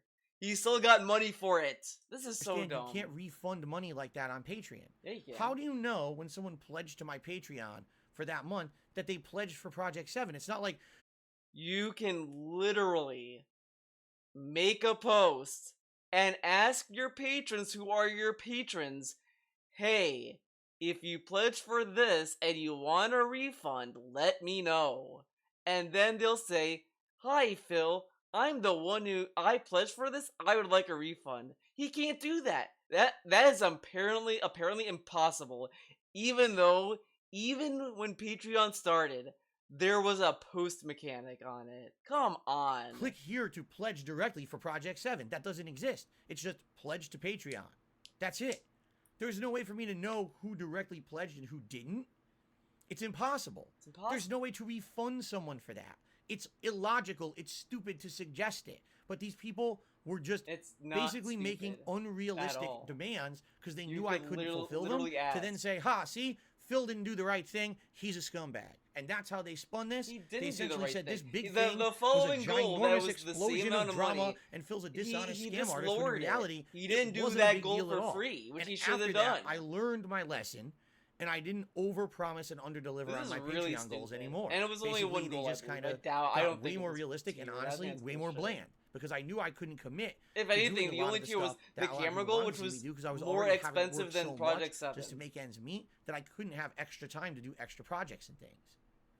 But if you knew you couldn't do it, why did you do Project Shout 7? out to Phil Smokes Crack, who just tipped $20, said, "You're real to me, brother. You give me hope because you're not perfect, but you're not as bad as people say." Well, thank you very much, Phil Smokes Yeah, guys, Crack. I don't think DSP I've did ever not commit genocide, believed in my so head that he's I was pretty perfect good. nor said it without, joking in mind. And you give me hope because you're not perfect, but you're not as bad as people say. Well, thank you very much, Phil Smokes Crack. I don't think I've ever believed in my head that I was perfect nor said it without, joking in mind. Oh and my I God. definitely appreciate the kind words and the support. I did say that. Guys, in we're a almost serious done. way. You ready for the You have to finale? look. Let's do this. Here we go. No He shit. also Wow, made you don't promises think you're for other perfect. videos Holy with shit, high man. monetary goals on Patreon. For example, That's his so patrons unique. voted for him to make Never a heard that best one and before. worst moments montage of his playthrough of Alan Wake, Oh, and which was to be now released this was that something he September. could have done, but However, he didn't do after it. the first part received So weak what's the viewership, excuse? he It decided was the against fans' fulfilling fault. that obligation. Again, this happened right at the same time as Project 7, by the way. Project 7 was like a month before, and then there was this. It like happened boom, boom, boom, everything at once. Correct. My patron said, let's vote on a project for Phil to do for a Patreon reward, and it was the best and worst of Alan Wake. Yeah, then I enduring. made part 1. He and took the like views were terrible. Swaggin's like And idea the of feedback I changing his received was, name to other we thought this was memes, going to and be it's better, really but you know shitty. what? Maybe we got rose-colored glasses on. Maybe we were not remembering the game I exactly always how it think was. back Maybe we think it's when better he than was it really Mr. was. 'Cause Swaggins, honestly, and even your people funny kept moments highlight wasn't memeing that him great. saying Mrs. So instead of that, Swaggins. do something else. I So fucking- I did. I did I- other that projects was with a other great big streams and time. things. Here Where we you're go like, with the "Oh, hi, detractors Mrs. again. Swaggins." And he's Oh, like, "Yes, but I'm Phil not Mrs. scammed Swaggins, them I'm again. Mr. Swaggins. Another month The where he DSP didn't do got his goal. mad It's like, about wait, it. It was my it was viewers so fucking told me funny. not to do it. They Like, said, that please that do something that else. was This is so boring. such It's a good that you tried unique it, time in but Swaggin's why continue with a career. series That was that probably we're the not liking? highest point of That was the Swaggin direct time. feedback I received. And then after that, so it just why he would just I became go a against the lame desires person. of my own viewership? Like, the truth what's of the matter his is I gimmick have now? hate viewers. These are people To who say watch everything not I do Swaggins and just like to no shit one on me. cares about so him they were anymore. watching all these things happening and then creating it's videos kinda- and it's kind of controversial topics about it funny. on their own channels and streams, saying that I was a scammer and everything. In reality, my viewership did not care. My fans who were supporting me Okay. never cared because why would they continue to support me? If that Okay, was he the case? says this, but what about the people who like Tim Schafer and still like Broken Age? He said that Tim Schafer was a thief. And so where's the light, Tim? But what about the people who like the game anyway? So does that mean that what you said about Tim Schafer being a thief is not valid? But if other people can objectively say DSP is a con man, that's fucked up because the fans still like him. Okay, cool. They would have left. The gimmick But is the haters to just be kept the making no fun. worse and worse with the crap The they no would fun extrapolate and the allowed shit that they mod. would make up. It wasn't true. No one cared that Alan Wake Part 2 was never released. They wanted other content, and they got other content. It wasn't like I said, oh, I took all of your income, all this Patreon pledge, and I just canceled streams for a week and went on a vacation with the money. I continued to work every single day. Yeah, but you asked for things That's from not Patreon. what you'll hear from my detractors. Yeah, because these were things that I were missed Super tied Chat? to Oh, my bad. Patreon you didn't do.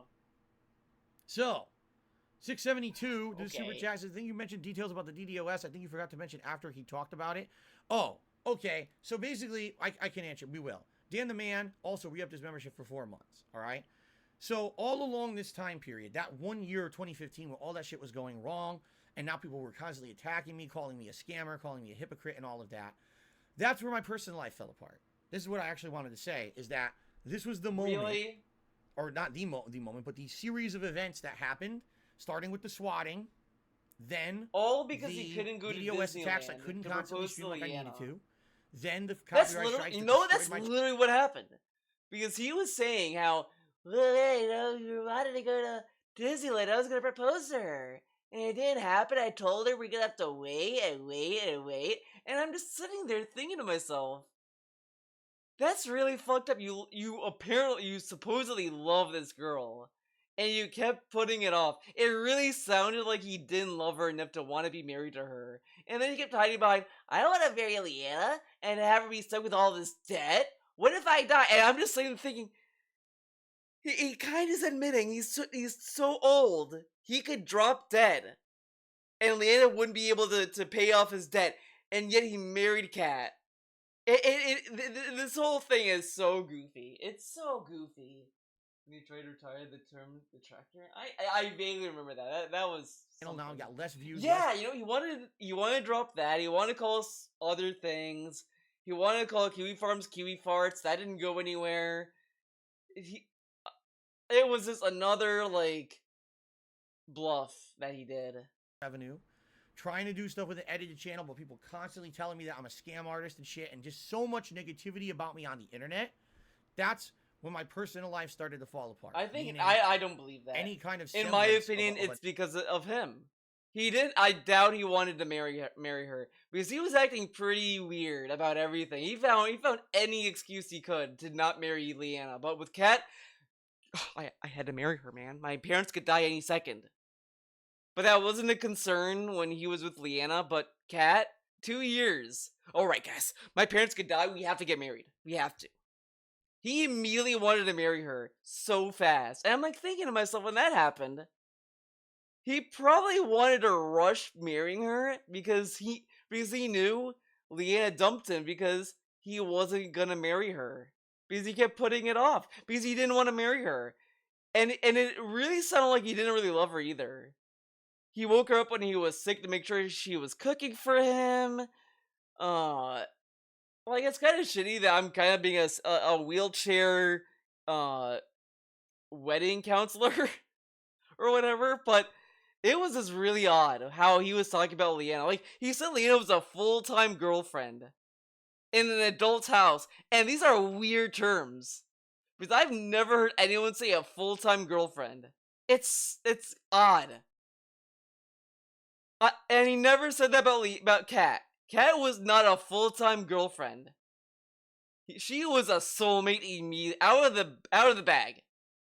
The Kat out of the bag was a soulmate, but Leanna, full-time girlfriend. Kind of odd.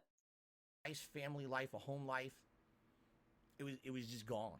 All right, it was just. But it was the troll's fault. Okay. Constant worrying about money. How am I gonna make ends meet? How are we gonna pay for the bills? How are we gonna do this? How are we gonna do that? He still has these thoughts today, and he married a cat. Yeah. Okay. Okay, buddy. My ex got a job, and started working, and essentially we lived 2 separate lives Sounds like at that point. Quick as some. And no one knows this. Okay, but yeah. It was, what was Blanca? Yeah, Blanca is my full-time girlfriend, and the dumb trolls won't break us up.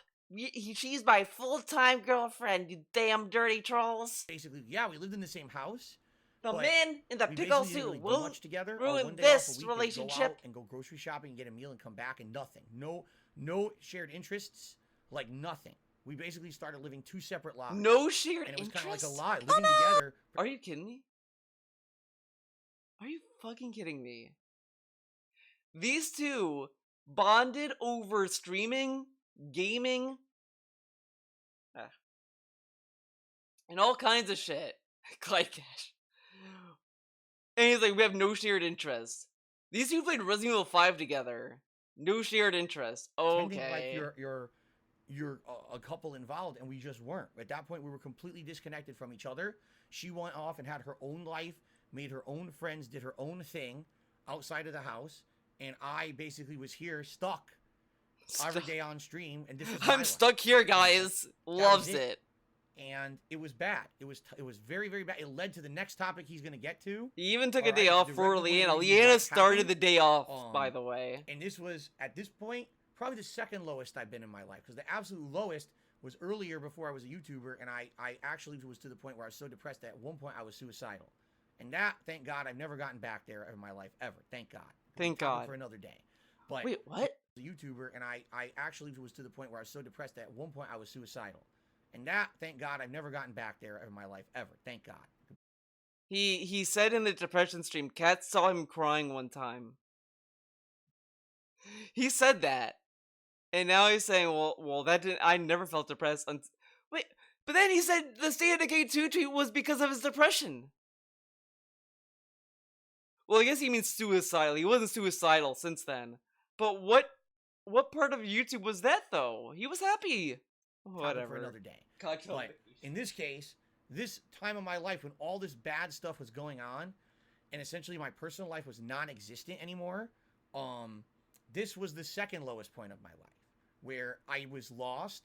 I didn't feel like I had a future as a content creator. I didn't even like making content for YouTube anymore. I had actually lost my passion for it because I felt like no matter what, people were still going to hate me. Like there was never going to be a way to have people like me again because so much This is bullshit. nasty He toxicity. literally says he loved doing what he's doing. Even in the swatting video, he was like, "We have a good time together. We do all this stuff together, man."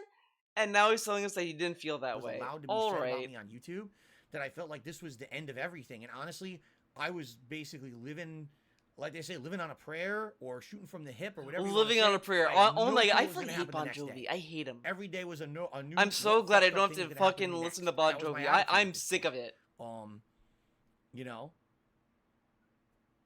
So now I'm thinking of that dumbass song. Into Shot 2016, through the heart, KO and Gaming, you're and now let's to see what happens blame. next. You give Also made love goal a for bad 4 name. extra Minecraft sessions, There's but another he thing. neglected that obligation as well. Only Well, playing another one more obligation he session for dropped. similar Another reasons of one. low viewership. Actually, not true. It was because there was technical problems. The first 2 streams that I did, you can even see it right there. I couldn't figure out how to get Minecraft to work on my PC properly, and at that time there was no pure console version to play yet that worked. So it was shit. It was terrible quality, and people were angry with me. He never The did quality was multiplayer so in bad, Minecraft. and they were like, "Go to when my he world, went to go to my Xbox. world, go to my world." And it was like, so let me get this straight. Let me get this straight. The visual quality shit, right? There's really no goal. Like I liked it. I liked Minecraft, but it just was not a good project. It was a project that wasn't going anywhere. And it felt like if I continued to play after 2 or 3 sessions, I would have nothing to do. So I played 2 or 3 sessions, and then I let it go. And people were upset with me. Again, who I was really forgot upset? about A couple this. people who I wanted knew me he to consider did Minecraft for like 3 for people, Patreon, but I kind of forgot about detractors. this. That's all who was upset. People continued to pledge to my Patreon. Pretty wild. Continued to support my content. If they thought it was a big deal, they wouldn't have done so. Okay. Though these failures attracted considerable negative attention, this was nothing compared to what was about to occur. Here we go. Here it comes. Here it comes. Uh-oh. The big one. On May 1st, 2016, while preparing for a live stream, Philip accidentally streamed himself masturbating. Though the video itself wasn't graphic as it only captured his chest and face, what he was doing was clear. I First, think he it's attempted to kind of cover it up, disturbing. banning people who mentioned the incident from Like his his channel. The word spread quickly. even his O face was fucking creepy. And then I just think about after that we saw the camera's on. Hello. That was fucking terrifying. Oh my god. Of a spot on Keemstar's show, Drama Alert. All right. So, ladies and gentlemen. All right. You Oh ready my for god, this? This is gonna be a we stopped on bombshell. Keemstar This again. Revelation. Okay. No, we're not doing this. Sorry. That's waifu. And no one was paying attention to. I gotta go with the classics. Gotta go with the classics.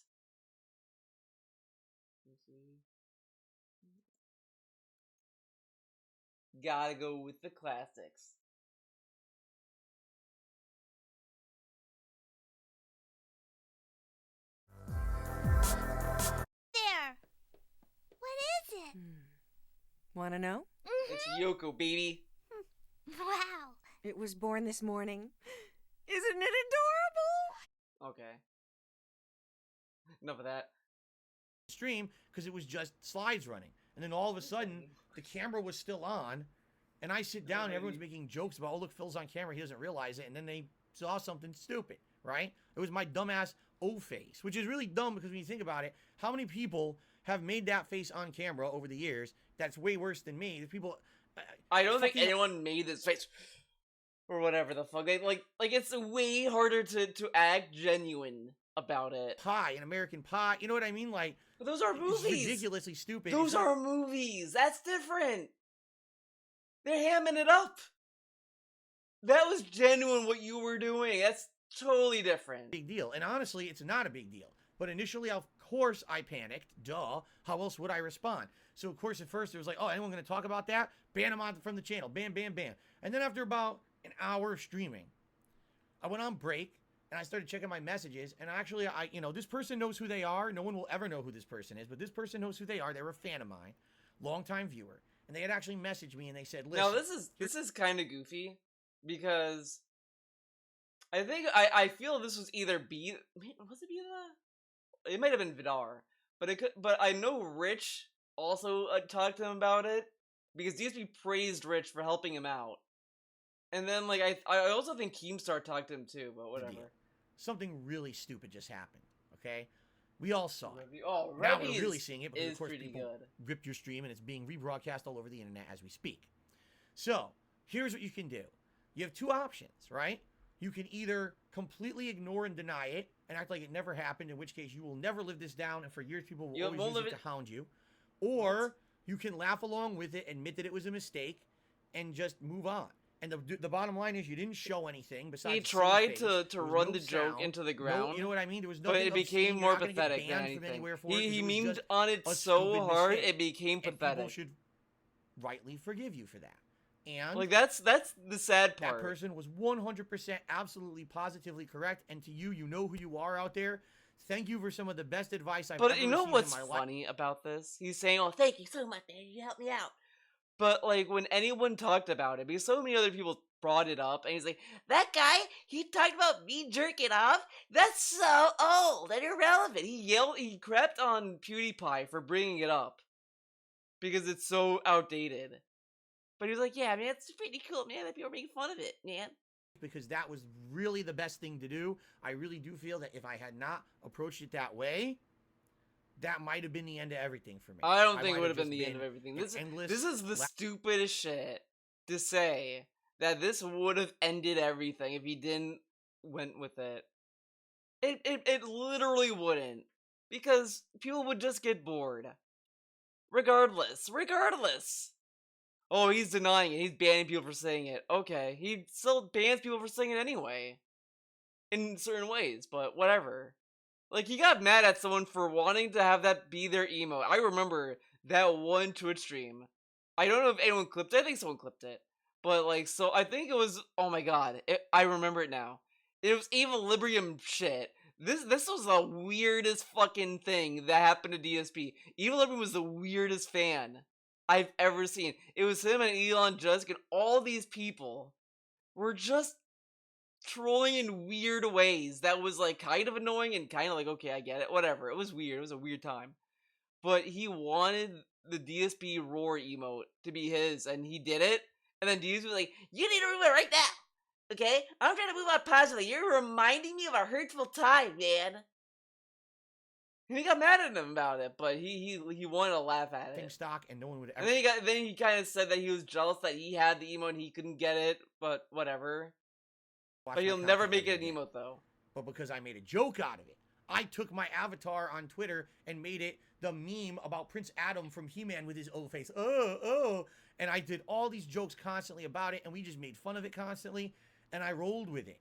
I rolled with it, man. Rolled with it. I even responded until to people Keemstar had about fun it. with it your on their own. Show's funny. It's not. Show sucks. But I just wanted to roll with it so he wouldn't make a big deal out of it. Wait, what? I completely rolled with it. I even responded to Keemstar about it. Your show's funny. It's not. Show sucks. No. He did not say, haha, your show is funny. He asked him to be part of his show. He literally asked Keemstar to be a part of Drama Alert. And Keemstar fucking ignored him, I guess, or ghosted him, whatever. But he asked. He asked to be on that show. Thank you to Pro Agent for $1.50 tip, saying, what were you watching? And Elaborate to $4.20. It says, what were you watching? This is really close. I don't thinking. No, this is a dumb.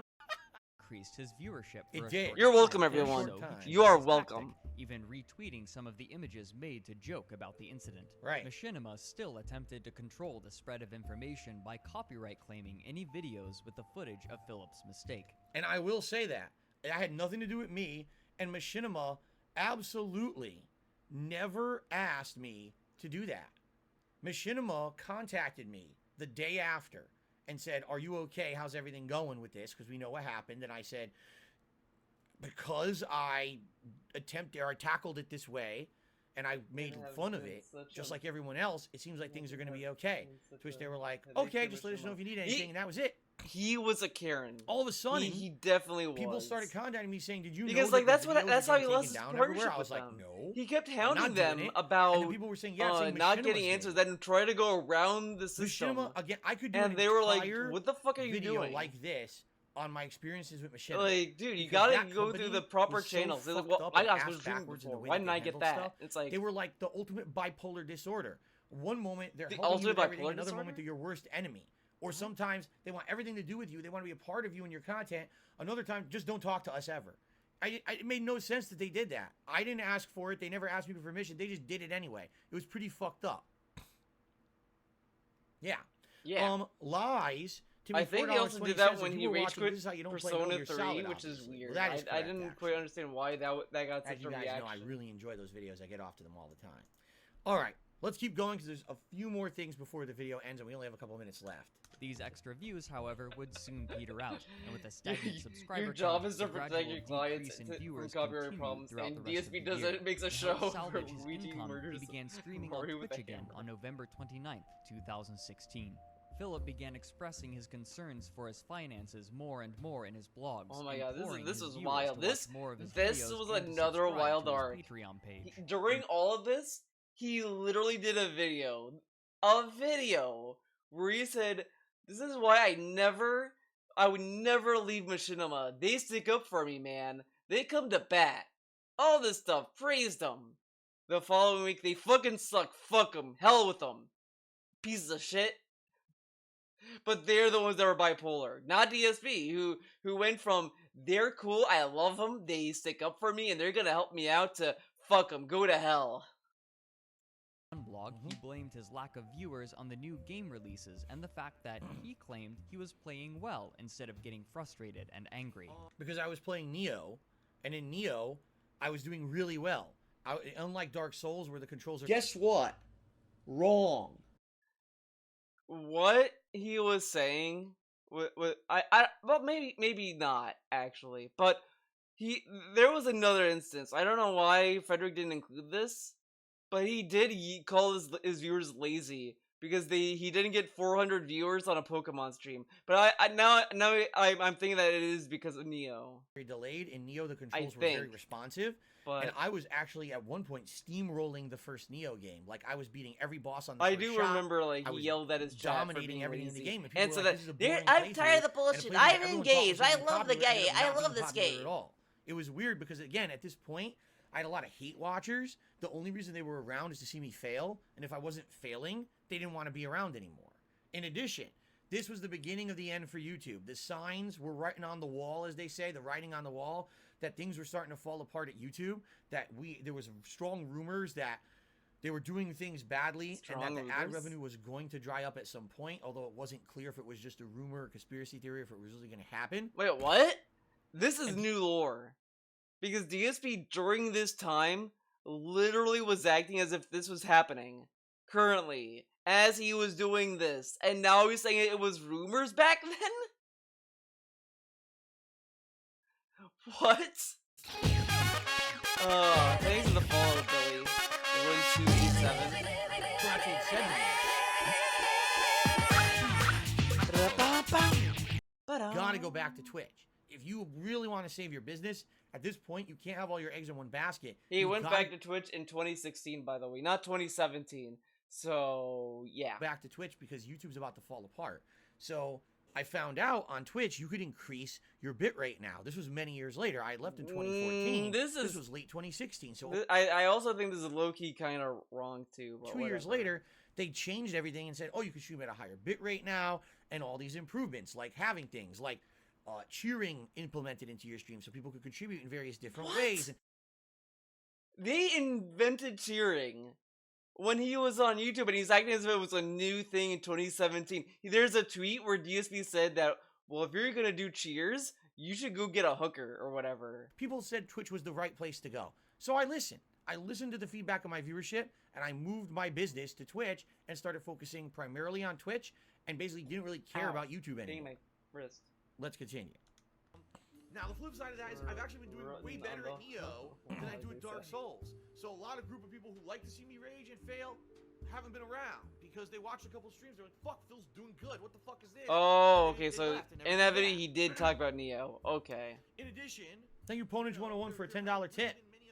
Awesome, thank you guys. But I think it was, I don't know, it could have been about any game. Whatever.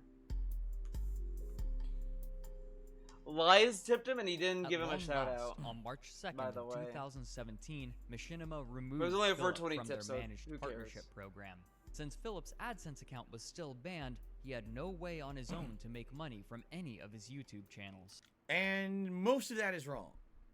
He has The not point- worn the that shirt in part a that's long correct is that time. I'm Machinima pressing removed buttons me is a from their pretty partner good shirt program, and he never wears but that was it. because of me basically telling them to. All right? So here's what really happened. Here's the full story. So, here's the full at story. this time, the YouTube adpocalypse happened. This was early February of 2017. It happened.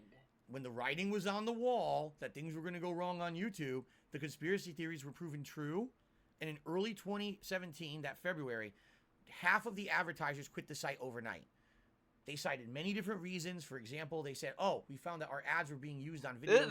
This was stuff that they said earlier, though. But whatever. Racist content, very polarized political content. We saw a video that was basically a terrorist talking about killing people, and you had a Starbucks ad on it. So we're pulling all our advertisements from the site. Okay? That was number one. Number two, advertisers felt their ads were no longer effective on YouTube. Big companies like Walmart felt that they were throwing their ads to the wind and that YouTube's automated algorithms were not putting the ads on appropriate videos, and therefore people were just not seeing the ads that were appropriate, and it was ineffective advertising.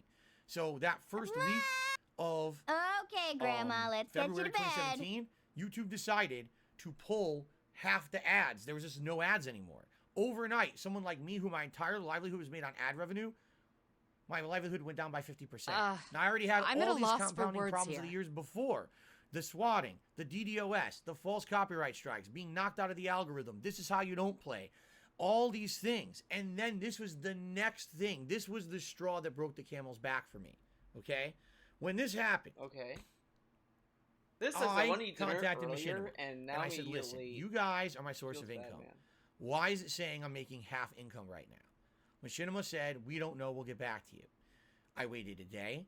I waited 2 days. I waited 7 Literally days. I got nothing no this shit was gonna response. be this I long. asked again, hey, what's going on? I need an answer.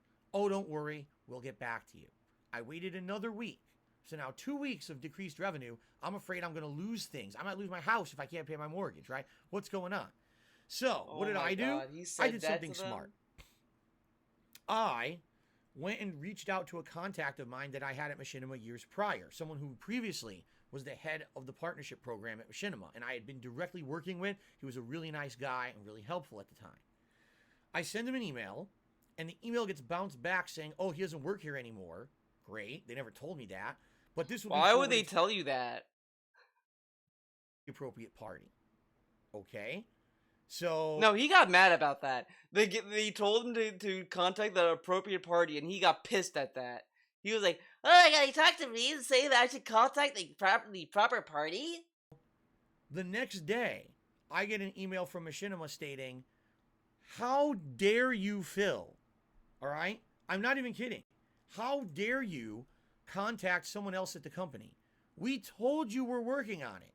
It's not your right to go around us when we're already working on it. You should just sit there and wait like a little child, and we'll get back. Like, Daddy will get back to you someday on this. You wait, See? and you sit there in the... This entitlement. I demand answers now. I submitted and I demand answers, and they're like, we're trying to figure it out. No, I want to know now. Like, and this is like, yeah. If let's say you take your car to get serviced, and it's taking a long time for it to be serviced, you might call them to be like, hey, what's going on with my car? But see, that's different because you're going to pay them for that car. He's talking to his employer about his paycheck. So they're probably not going to be very, like, patient with that. Because it's like, yeah, we'll give you your money, just fucking wait. What do you want us to do? We're trying to figure this out. Like, imagine you went to your boss, and it's like, boss, where's my money? Like, they're like, hey, we're trying to figure it out. Like, there's a lot of reasons for this. Like, sure, you could say it sucks, but come on. Right? This is my livelihood. This is my job. I'm going to lose my everything if I can't pay my bills. And they're not getting me information, and they're not getting back to me. Then they give me an insulting response. Okay? So I responded to them. Now, he says this, right? But let's say that you're a viewer, and you try to go around his mods to get unbanned. You think DSP is going to be cool with that? Saying, I want an apology because you just insulted me. I'm an adult running my own business. I have a right to talk to whoever the fuck I want. And if you're going to tell me that I can't talk to someone at the company who I know and was friends with, then fuck you. I didn't say that in the email, but in other words, fuck you. I don't want to be with you anymore. So it's this simple. I want an apology, or I want an answer, or I want to sever my partnership with you. 24 hours later, they severed their partnership with me. So it was kind of mutual. It was kind of mutual. I didn't want to be with a company that was going to disrespect me. It was mutual. I gave them an ultimatum, and they chose the thing I didn't want them to choose, but they chose it anyway. Talk down to me and say, who are you to ask for help? Because you're not giving me any. You're a bunch of idiots. You know what? It's kind of strong words for him to call that dude friends, but he didn't know that he left the company. So apparently they were not that close. I was friends with him, man. I just didn't know he didn't work there. If you were friends, wouldn't you have known that? Because you would still be don't you still talk to your friends? So get you to answer me or stop blowing me off. And don't tell me what to do like I'm a child. Alright? So, that was the end of that. I didn't have a partnership anymore, okay? Okay. Take a sip. However, what Mr. Knudsen just said was incorrect. He just stated that since my AdSense account was still banned, I couldn't have ads on my videos anymore. That is completely wrong. Because one thing that was never addressed, and I never told anyone over the years, is that YouTube reinstated my AdSense relatively quickly. It was in about a year and a half, 2 years after originally they suspended it way back when in 2010. Around 2012, no one tells adults what to do, and I was able to use it fully. Why? There's no because rules. YouTube Once you're an adult, you can do whatever you amnesty. They rebooted. You go to work, you don't have to answer to anyone. Actually, you just tell your boss, "Fuck you, bitch." That their original AdSense program was I know what I want. And a lot of people were suing YouTube for not getting paid and having all these issues. So YouTube had to redo their AdSense program from the ground up and made a whole new program and had relaunched it. When they relaunched it, everyone was granted the ability to have AdSense again. My AdSense account had been completely reinstated. And at any time from 2012 onward, I would have been able to run my own ads on my YouTube videos again, including gameplay as well, because that was all allowed. However, I didn't want to do that because at the time I was at Machinima, and Machinima gave me that managed partnership that protected me from the auto content ID claims, meaning there was no risk of me getting shit claimed from a third party. If I'm playing a game, I won't get claimed for the music or the intro cutscene. I'll be able to make money on all my gameplay videos, okay? So I always wanted to stay with a partner network because it meant I was going to be free from having those claim issues, all right? So at this point, when I lost my partnership. Really, I wanted to leave and they granted me my release, essentially, is what happened. Grant my release. Basically, I had an option. You gave him a threat, seek a new partner network, or I could try to do my own. Now, I was deathly afraid because at the time, the rumor was that if you had your own AdSense, you had less money. Basically, the ads you got on your personal AdSense account were not equivalent to the ads that YouTube was giving to partner networks. So if I put my own AdSense account on my content, I would make way less money. As opposed to if I tried to jump to another partner network right away, I should make more money. So I can make less money or more money. I think it's kind of a no-brainer, right? Right. So now we're going to talk about the next steps that happened here. Thank you, VAC29, what is going on with this? for 9 months of membership. There's too much misinformation out there. I'm glad that you cleared this up. Too much Thank you, Zach. misinformation. Let's continue. We're almost done. He began. These to we plan. got possessed, guys. However, That's what's within going the on. month, a company named Curse This is a cursed offered video. Philip another contract. Get and Philip's it? attitude immediately turned again. That was though totally some of his thoughts non-intentional. were I'm mixed. being serious. On one hand, he was making more money than he had been with his machinima contract. Because with Machinima, they were taking a certain like percentage of the ad revenue. With Curse, they were actually taking less, if you can believe it. Machinima originally had been paying me that flat rate for views, but they just kept renegotiating every year when they were making less ad revenue, to the point where now it was way less. When I went to Curse, they said, oh, we're paying a higher amount. I was like, you're paying more than Machinima did? They're like, yeah, but we can't give you the managed partnership, so you're still going to get content ID claims and you're going to get lost revenue that way. So I didn't know if it was going to be more advantageous or less to be with Curse. There was no track record of evidence to tell how it was going to go. Okay. But on the other, he had lost the protection from automatic content ID claims that Machinima's managed partnership had provided him, meaning that videos of his with copyrighted music or video would have the money earned from them taken away. So I just Sometime in April, a company by the name of Poltavi approached Philip Oh with boy, a tempting Poltavi. offer. They These told people. Philip that they could offer him more money These than Curse was people. currently giving him, and more. He is They so promised that they lucky. could give him another People were managed saying partnership, already as well that as these one people were other thing, scams. that they would He find w- all of the parody videos. I that had really become wish so no popular one said anything claim and he them went for with them. Philip, That placing would have been advertisements funny. on them and funneling that money to him. Like, so probably does wonder if he knew. half of that's true, half of that's false. When I was going to join But Curse, and I was telling it's everyone kind of publicly I was sussy-wussy going to what he Curse, was saying. this company contacted me and said, hey, we're interested. We know you have a good following, good viewership on YouTube, and we would like to make you some money. And what we're going to do is we're going to put you in a managed partnership right away. You're going to be one of like maybe 12 content creators we're trying to recruit right now. And we're going to promote your content with our management network. We're going to give you the same kind of a deal like This you also had doesn't over add there up to with his Curse, story he told but us we're going to initially manage you in so his that way you podcast, don't by get the the content way. ID claims. Great. This is And that was new it. lore. There was That Rick no Conceal. discussion whatsoever that they were going to claim detractor videos. That never happened. I don't No, know he where that said they discussion did. came from. He said I don't that. know if It that's came from the him. misinformation He that happened openly after said the- on stream, they told me that they were gonna claim the troll videos, and I didn't ask for that. They told me that, and I was like, so be it, man, because the trolls, they're gonna keep making videos. Might as well make a little something or whatever the fuck. Like, he did say that they were gonna do that. He did say that. Which I will talk about in a moment when we get further in, because wait till you see what happened with these jackasses. But that's completely false. I never agreed to that. That never happened. It was just supposed to be, I want the managed partnership. Now, just so you guys know, I smelled a rat because I couldn't really find much information on this company. This and it- dude, the dude is saying he smelled a rat. Meanwhile, he gets tricked and baited by so many people on the internet. And he's telling us he knew they were rats. He knew. He saw him and it was like, these people are fake. Okay. Definitely smelled- That's why when someone was saying, it was during a Neo stream, someone was saying Laveria is a scam, and DSP banned him, said, hey man, don't call them a scam. They're just a small time company. He got really mad that someone was calling Laveria a scam. That is why he called Howard a jackass. Too good to be true to me. So here's what I did. I did departner my channels from Curse, but I never partnered DSP Gaming with Poltavi. Okay? I decided I was going to test them. So here's what I did. I told them bullshit. I lied to them.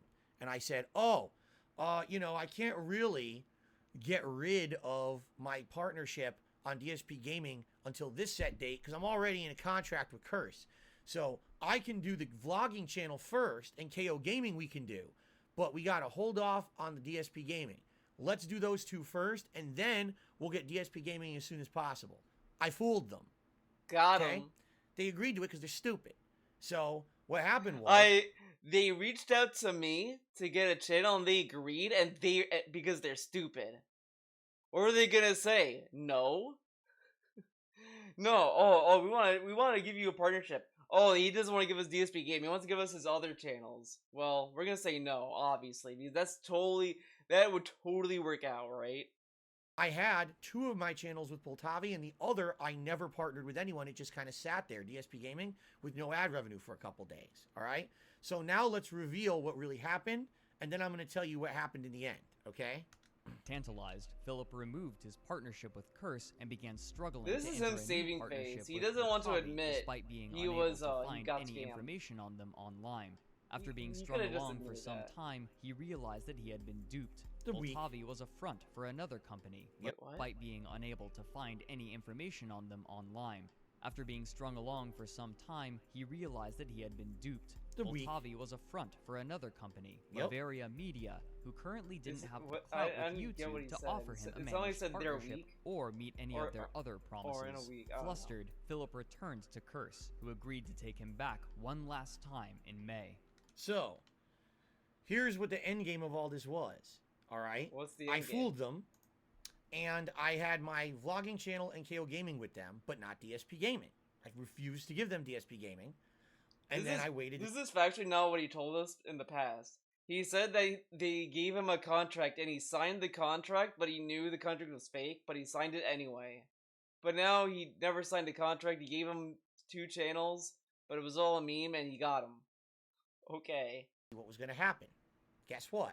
Lo and behold, they lied. They could not get me a managed partnership status, which was the reason I was going with them. I didn't care about claiming detractor videos. I never had any intention of doing anything like that. Like I said, I never did copyright takedowns, nothing. Never did I do any of that, okay? So, after a week, I'm like, where's the managed status, you guys? You said you were giving it to me on these channels, and I have 2 channels that have been with you for about a week, and there's nothing. To which they responded, sorry about that. We didn't mean that we could do it now. We mean down the road. What you really need to do is trust. That's bullshit. He literally said when he first got wind.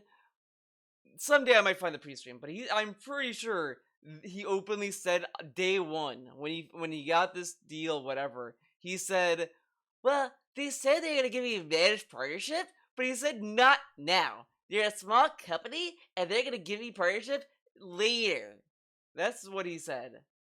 I never watched them taken down. I just call them illegal. Us and just, sign over DSP Gaming's rights right now. Sign them up with us right now. Assign it to us.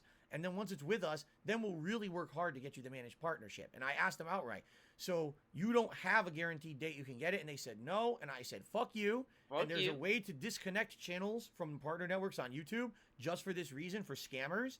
And I disconnected my vlogging channel and KO Gaming from them, said fuck you, and I went to Curse. And that was the end of that. So why was he and by so the way, scared? just for the record, I only spoke with one person ever. It was not from Lavaria, but from Poltavi. I don't remember the guy's name. It was basically only via emails. That was it. I can't remember if we did a Skype call, but it was definitely several emails. Okay. And that was the only person I ever spoke with. It wasn't the president. It wasn't anyone like that. It was just supposed to be some line level guy who was in charge of the partnership kind of deal there. And that was it. And that was the absolute positive end of my relationship with them. Once I severed those channels, I never spoke with them ever again, and they never contacted me ever again. Okay? Supposedly, later that year, my detractors, of course, looking for drama, wanted to get to the bottom of the situation, and I wasn't going to publicly talk about everything that happened. So they apparently tried to contact these guys behind the scenes, and I guess they got in contact with them or someone else, and they were completely lied to. Apparently they had him on a podcast, and they said things like that, like, oh, well, the reason that Phil wanted to be with us is because we offered to claim all his detractors' videos. That never happened. That literally never was discussed. It was only, I want the managed partnership. That's so it. far, the only thing he had was that I was he already didn't talk going to with Curse, Lavaria, which was which going is to pay whatever. me more. Why would I want to go with them? It didn't make any sense, right? I don't even understand where that came from because they outright lied. Essentially what it was is they knew I wasn't going to go with them. And they needed to save face. So I guess what they tried to do was lie. Guess I'm on gonna be the Tracker saving. I'm podcast gonna or be whatever about it. It was thinning out, 100% dude. bold-faced, blatant lies. They were 100% Well, let me get scammers. small snacks. They didn't scam me because they didn't get anything out of me. I was wise enough to not give them DSP Gaming because I wasn't stupid. I honestly did not So expect they this got stream to nothing. be They this got long. essentially This 2 is dead wild. channels for a few days, and then they got nothing. Can't believe And then they this looked like happened. idiots, and they got to appear on a Detractor podcast. So hey, maybe that got them another new partner that they scammed. I don't know, but they got nothing out of me. You got nothing, man. Okay. It's time for the finale. Here we go. For now, Philip's short-term future seems somewhat secure, despite everything that has happened to him. No, He he's claims not to on be Twitch making anymore. Good money from streaming on Twitch, and his partnership with Curse will be at least enough for him to pay his bills. Even so, his Wrong. viewership is He's steadily not on decreasing, Curse where he anymore. once He's had not nearly on Twitch 13.5 anymore. million views But a it month. is looking This up. number has He got decayed gifted to members. 1.84 million. It's And way if his less deal now. with Curse were to break, it's uncertain what 5 he'd years do. later, it's way He worse. survives online And I'm not with Curse dwindling anymore either. viewership and as a joke amongst other content creators, but he also serves as a warning to those same creators about the volatility of a fan base and how quickly it can turn against them. Alright, here's the last part. And I'm gonna have to read this to you, because I'm blocking it. Yes. During the production of this video, Philip and Leanna broke off their relationship after Philip discussed Leanna's personal medical issues in a vlog. That is kind of a meme to say. Where is it? Philip Where now is lives it? alone in his condominium. Again, I don't live spelled my name alone. wrong. I have a lovely Kind of weird that he soulmate didn't get my wifey name wife. right once in this whole video. I flew her in and she False. moved in. The second income The came only in. truth of this entire discussion here is, yes, we did break off our relationship, and yes, I will admit, I did discuss personal medical issues in a vlog. Those things happen. This is all right? wild. However, the way that this is phrased makes it seem like this is direct cause and effect, right? When you see this statement like this, in fact, here, I'll do it like this. Now you can actually see the whole thing. This literally makes it look like cause and effect. Okay? Here's what really happened.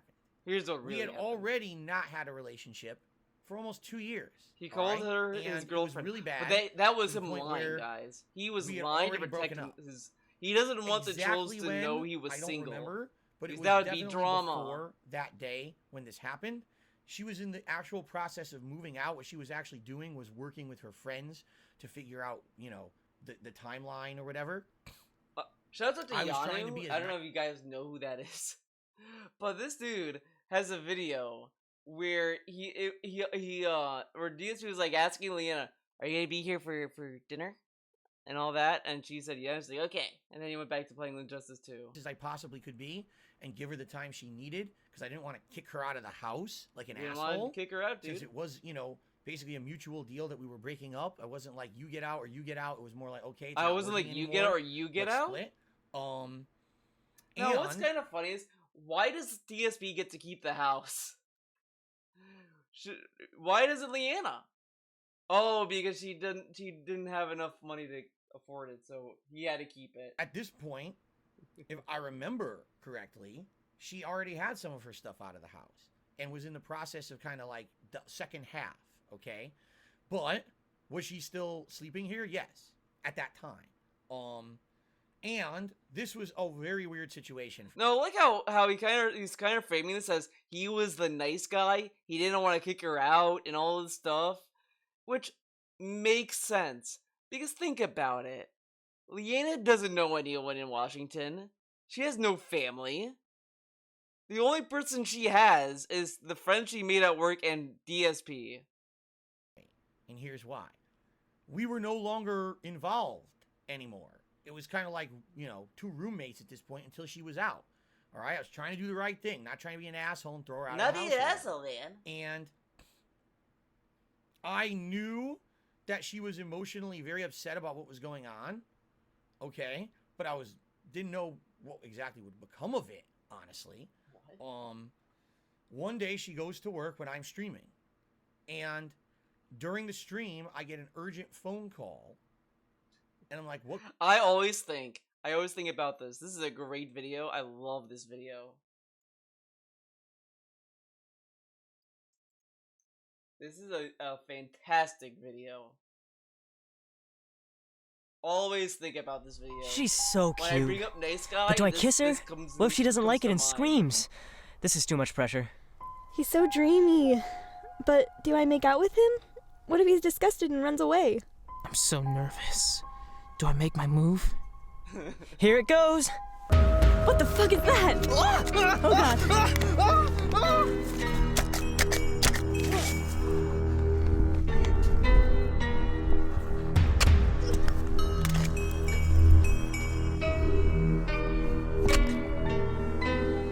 Oh, Oh, she's so cute.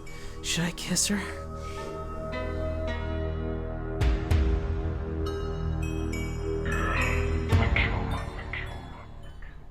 Thanks for coming over. I really appreciate it. Oh, no problem. You always have my shoulder to cry on. So what's up? I found out that Brandon's been cheating on me. I don't know what to do, because part of me still loves him. Oh, I'm sorry. What this guy did to you was an epic fail. I mean, you took an arrow to the knee for him, and he just betrayed you. The easy solution is, just dump him. Well, I can't just dump him. I mean, we've been going out for so long. Haven't you ever been in a relationship? No. I mean, I wish, but most girls are stupid, and they just seem to forget about me. I guess I'll be forever alone. Well, don't be so negative. What about that My Little Pony Club? Aren't there any cute girls there? None over 10 years old. Oh. Well, don't give up just yet. Yeah, you know, maybe this is someday, DSP. some girl's gonna be really, really lucky to have you, because you're a nice guy. Oh, thanks. Hey, What he's about you? playing a character. What This about isn't me? real life. I mean, isn't it obvious? I love you. I'm a classy gentleman. Get rid of Brand Dumb and go out with me. I'm your hero, milady. Oh no. No, no, no. I like you, but just as friends. Huh. Well, you better start calling me Platonic Sonic because you're putting me in the Green Hill friend zone, and that's no good. I love that What part. does that even mean? It means I'm tired of second place, okay? Very I'm sorry that I'm Platonic good enough to Sonic. give dating advice to you, putting me in the Green Hill friend. Oh, no, no. I like you, but just They as call me friends. Platonic Sonic. You're putting me in the Green Hill You better friend start zone. calling me Platonic Sonic because you're putting me in the Green Hill friend zone, and that's no good. What the fuck does That that even cringe. mean? It means I'm tired of second place, okay? I'm sorry that I'm good enough to give dating advice to you, but never good enough to date. I'm sorry that I can help you with your computer problems, but you can't help me with my virginity problem. I'm sorry, but I'm not sorry anymore. I love you, and you can either take it or leave it. Okay, leave. Wait, what? No, that's not what's supposed to happen. You're supposed to be my girlfriend now. I'm not supposed to do anything. I mean, what are you talking about? Just because you come over and help me with favors sometimes doesn't mean that I'm just gonna give you sex as a reward. You better help to God some girl's gonna be able to deal with your sociopathic bullshit someday. But it's not gonna be me. Hope to God? Meh, there is no God. You know, I was nice to you, but you just blew your chance like all the other stupid sluts in the world. Get out of my house! You know, you're gonna be a virgin forever. What did you say?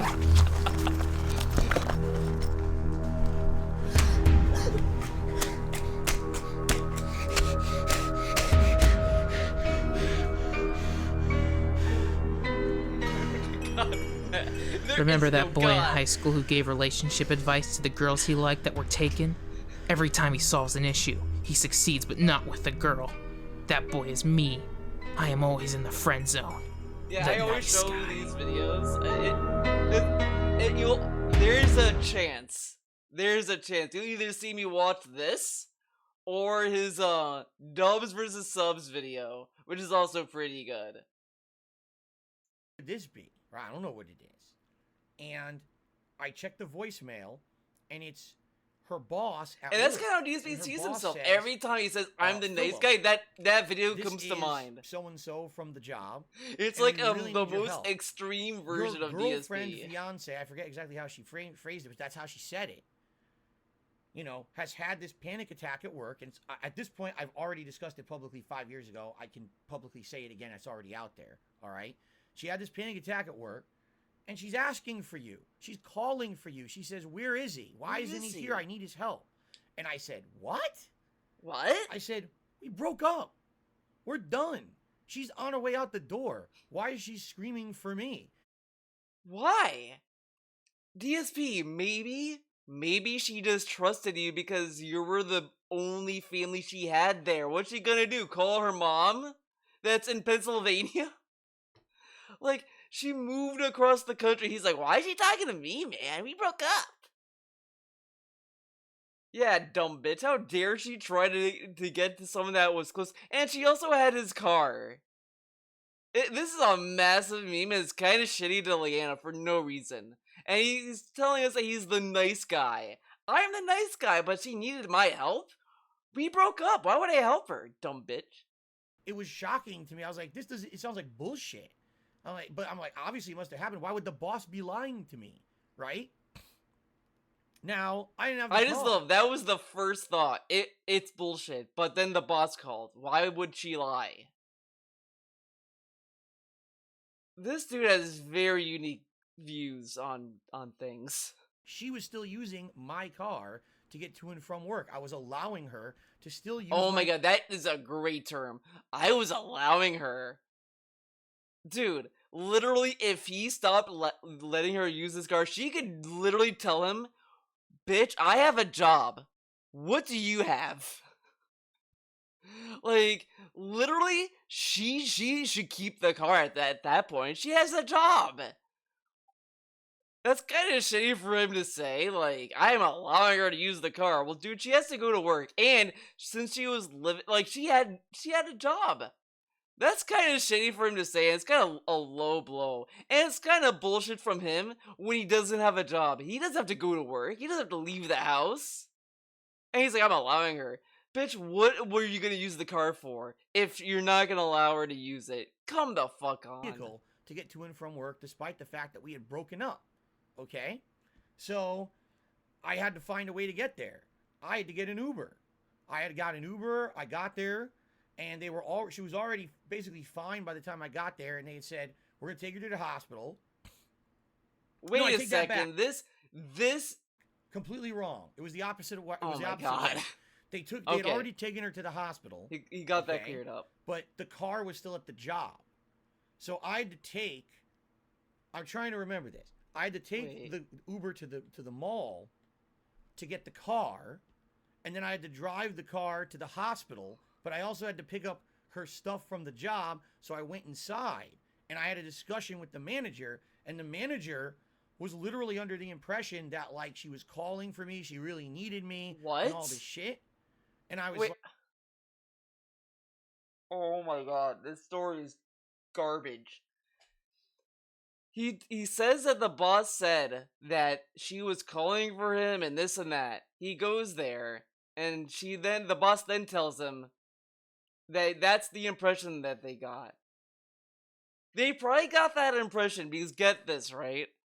The ambulance came and took her to the hospital. They probably thought that out of all the people, she probably would rather have DSP show up at the hospital because she also was living with him at that time. This is massive, wild nonsense. It's crazy. This is really dumb, and it kind of makes him look like an asshole. I don't know why he's telling the story like this, because it makes him look like a shitty person. like, why? We're broken up. I really don't understand this. I just didn't get it. It was blowing my mind. Like, why is she acting like we're still together? We're not. It's been, a while that this has been determined or whatever. So anyway, Like, literally, he has to ask I got himself, the what car would he from the do if he mall went to the parking lot. hospital? I drove Who's it he to gonna the call hospital, before he met Kat? found her in, an emergency area. And I already told this story in that vlog 5 years ago, but essentially I was blown away by how bad healthcare was. Essentially, they just gave her pills to calm her, and literally Yeah, had that's her the sit other there thing. for She had to put an emergency contact, and he's like, well, why did he call me? Yeah, 5 hours that's and do nothing. No crazy. doctors came and helped her. No one talked to her. No counseling. Just sit there. So she sat there for 5 fucking hours doing nothing, and then finally they released her. How does he know she got no help? Because she had to have seen a doctor at some point. That doesn't make any sense. You don't go to a hospital, you never see a doctor. Said, just go home. Nothing. No help. We gave you the pill. We drove you to the emergency room. You sat here. We did nothing. Go home. So, of course, I've already What did he want them to do? criticized American healthcare. It was, about this. I was she was there for a panic attack. Why would they do an MRI? Like, it's kind of like he wanted them to do all this stuff so she would be stuck with a hefty medical bill, which is really dumb. But like, why would they do that for a panic attack? I mean, unless there's something else going on. flabbergasted at how bad it was. Now, Ugh. at the time, I didn't announce to anyone yet that we had broken up. No one knew publicly. So when I came home, everyone wanted to know what happened. Is she okay? Is everything all right? Obviously, I was going to tell you guys that she was okay. Obviously. I cared about her. She was a part of my life for a very long time. She was a part of my content. People were concerned for her and wanted to know what was going on. All right? I like how he's acting as if like that they only cared about her because she was in the content, not because she's a person, right? we only cared about her because she was part of his content and all this stuff, not because she's a person that lives with him. This is really goofy. So if Kaya has to go to the hospital, should we not care that she went to the hospital and or care that how she's doing because she's not part of the content? So this Kaya's not part of the content. We can't care about if she's dead or not, I guess. Should not have said that she had a panic attack. That was my bad, and I am definitely in the wrong for doing that. It was her own medical issue. It was her decision if she wanted. She had a public presence. She had her own social media.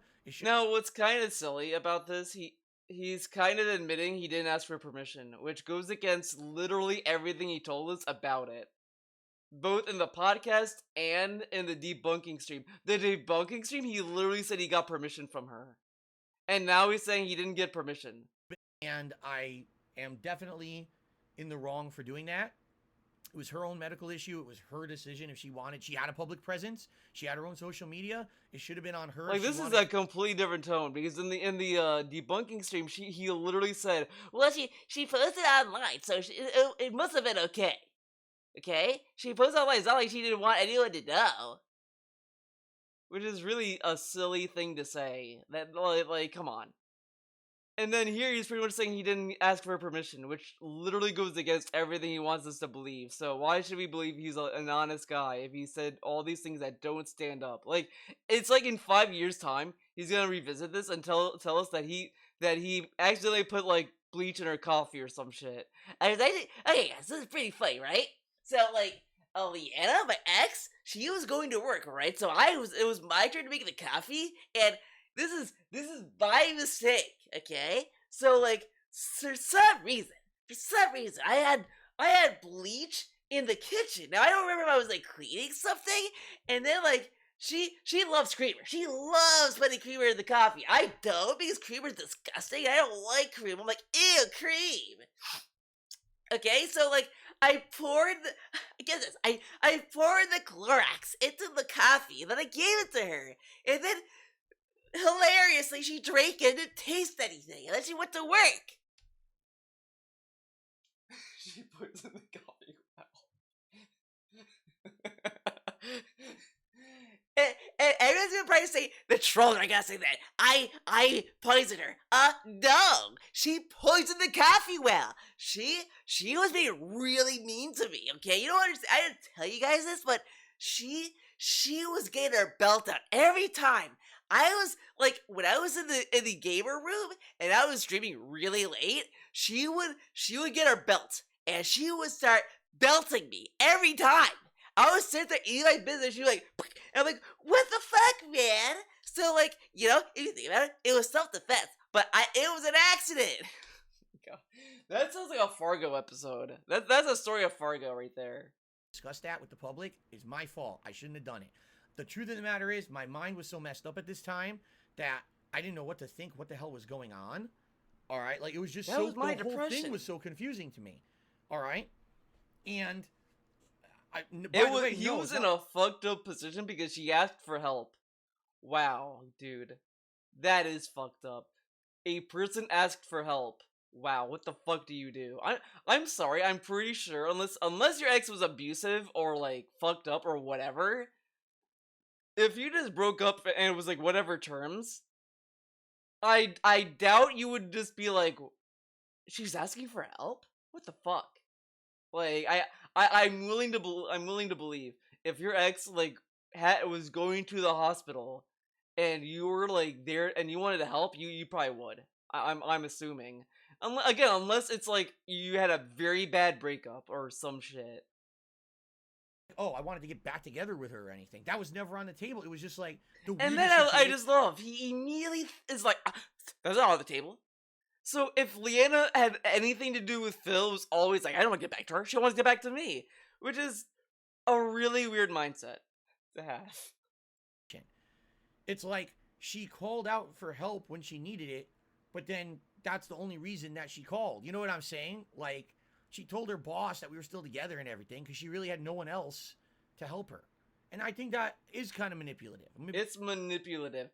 This dude admits that he fucking guilt-tripped fucking Howard to come over.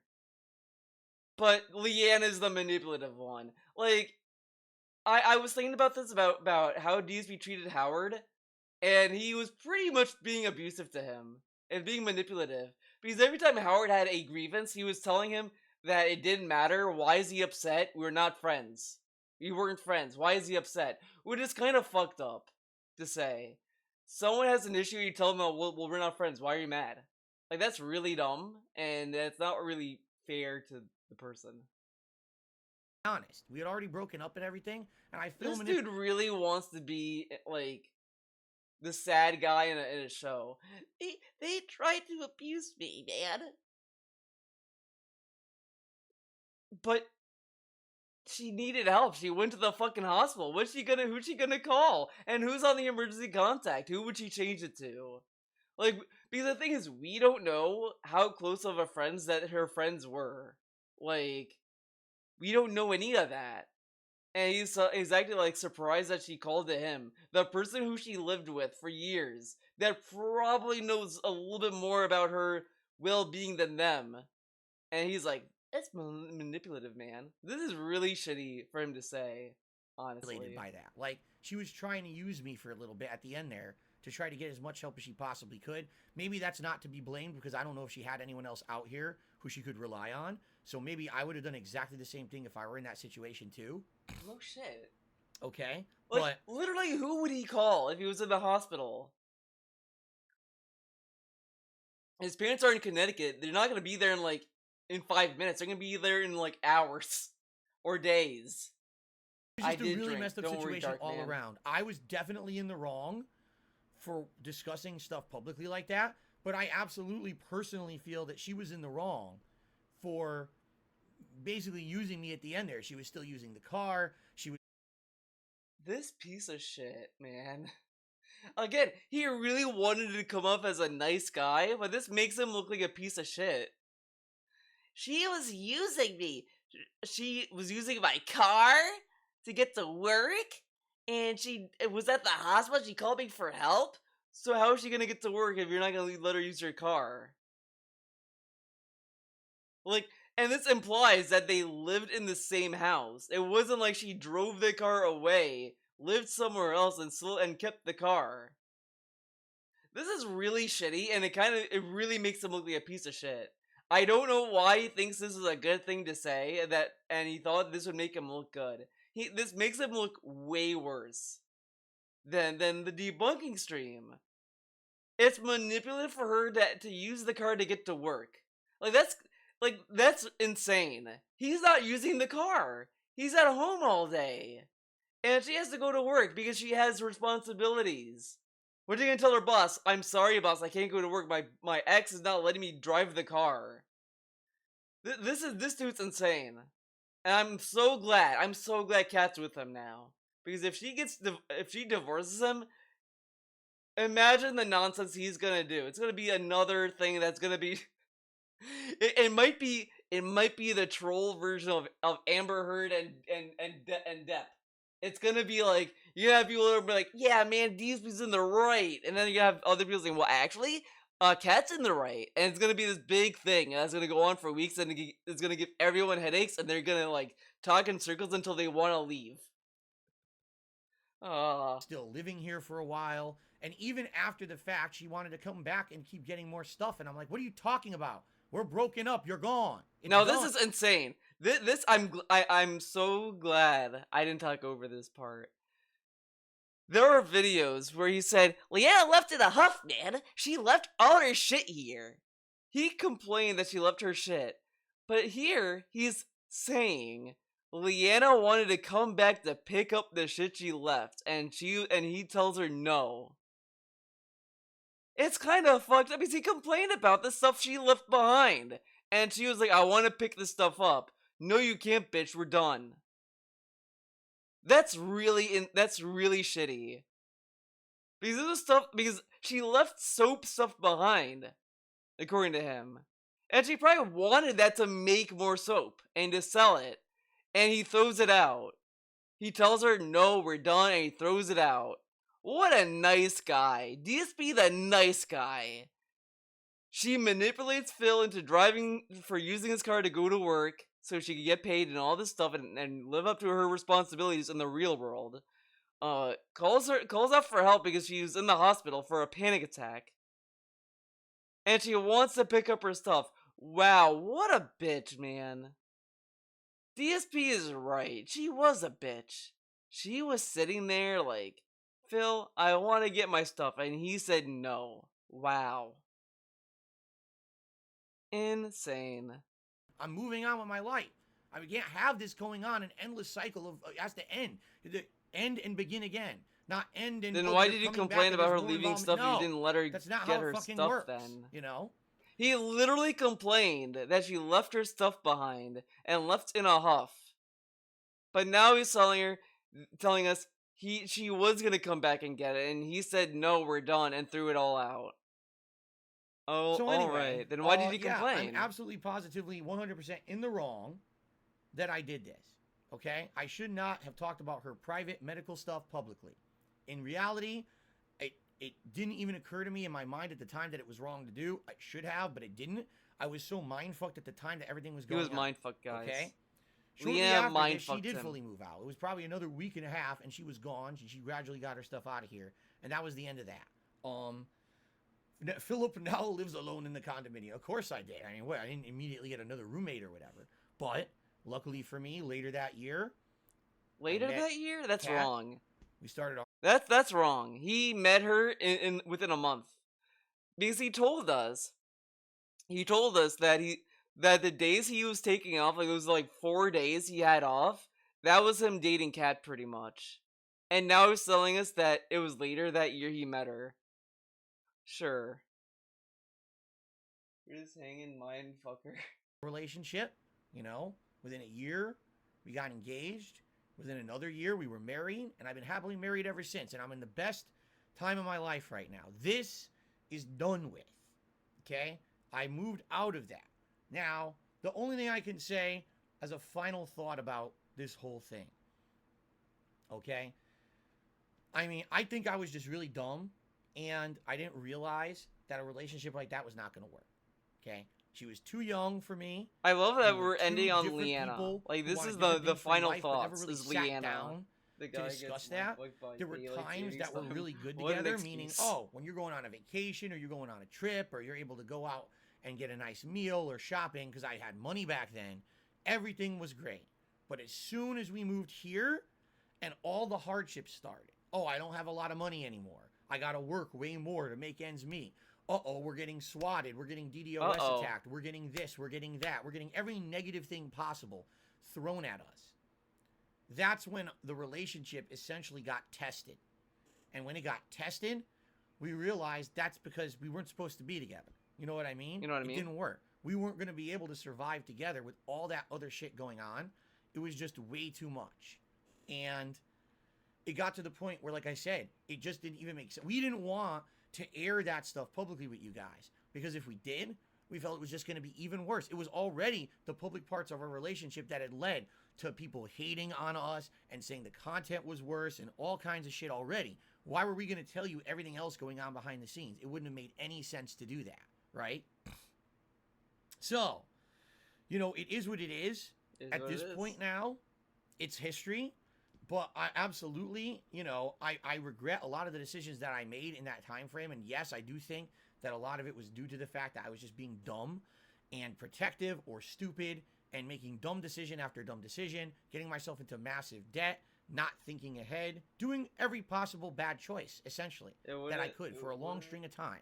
But the problem was every time then that I tried to get myself out because of it, he was protecting his family. something else would happen to screw me over. And it became a viral thing to hate on Phil. You know what I'm saying? You know what I'm saying? It became, this is the end of the video, by the way. Now it's just the credits.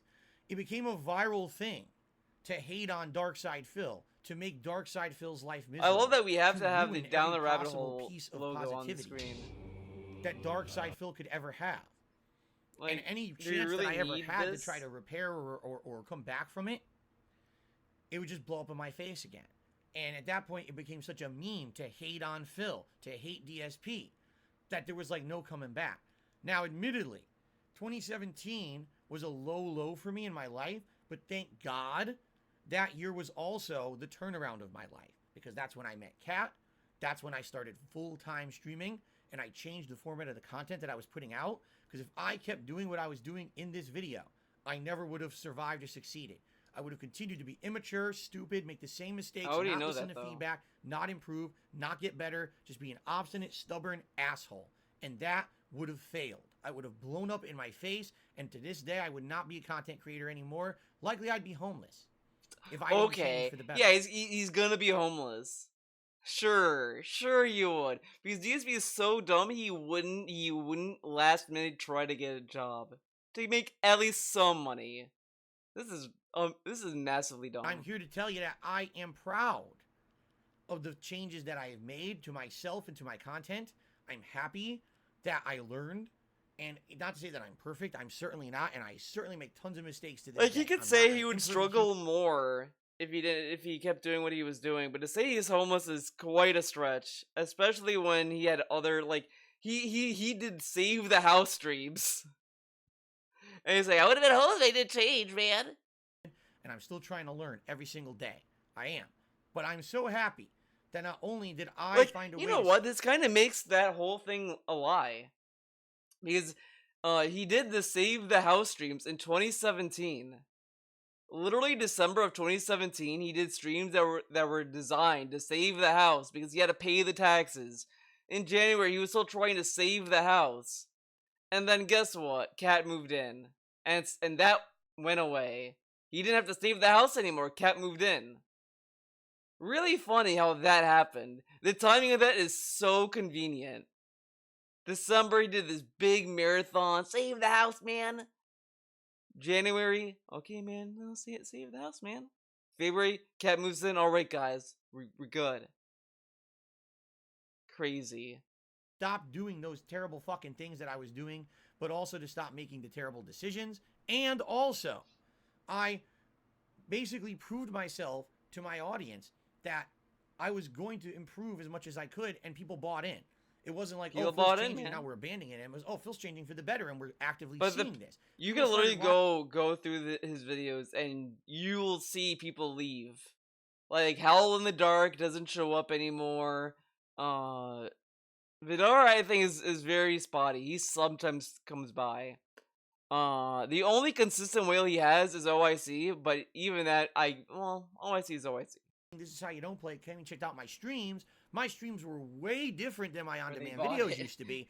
You almost Whoa, lived there. this is positive. This is fun. There's interaction. got it. There's They cool, bought chill it. stuff They going bought on. it, dude. This is Phil's a changed man.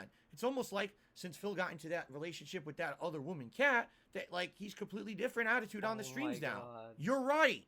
That's Literally, you're bullshit. right. This dude intentionally changes his attitude whenever, and he's blaming everything else around him for it, which is whatever. But no one has said this. This is a massive meme. If anything, people were saying Cat ruined him.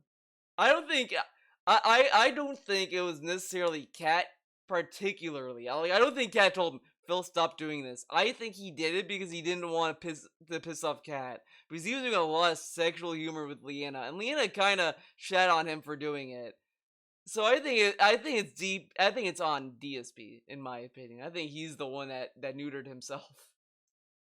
It was a life-changing experience meeting my wife. But you can believe whatever you It want. blew me away. It made me a better man to meet someone like her. It changed me from How do we my know this, though? foundations all the way up through that top of my fucking hair. I'm a different guy now because I met her. And I'm so happy he now dances that I for did, money. because What I don't a know if I great would have been improvement. here Thanks, if Cat. it weren't for that. You know what I'm saying? He Sometimes dances things for happen money. for a reason. And I think that maybe the reason that I went through all that fucked up shit is because at the end of the day, and at the end of all of it, there was a kind of a light at the end of the tunnel.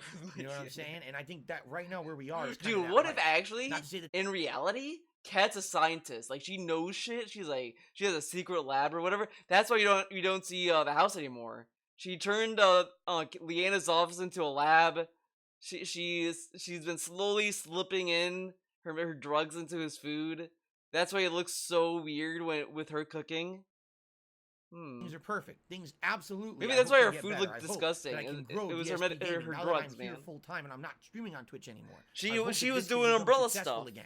I hope that I can get out of this debt that I'm still in. She gave her the Crazy she fucking gave him the backtax K debt, all kinds of virus. shit going on, you know.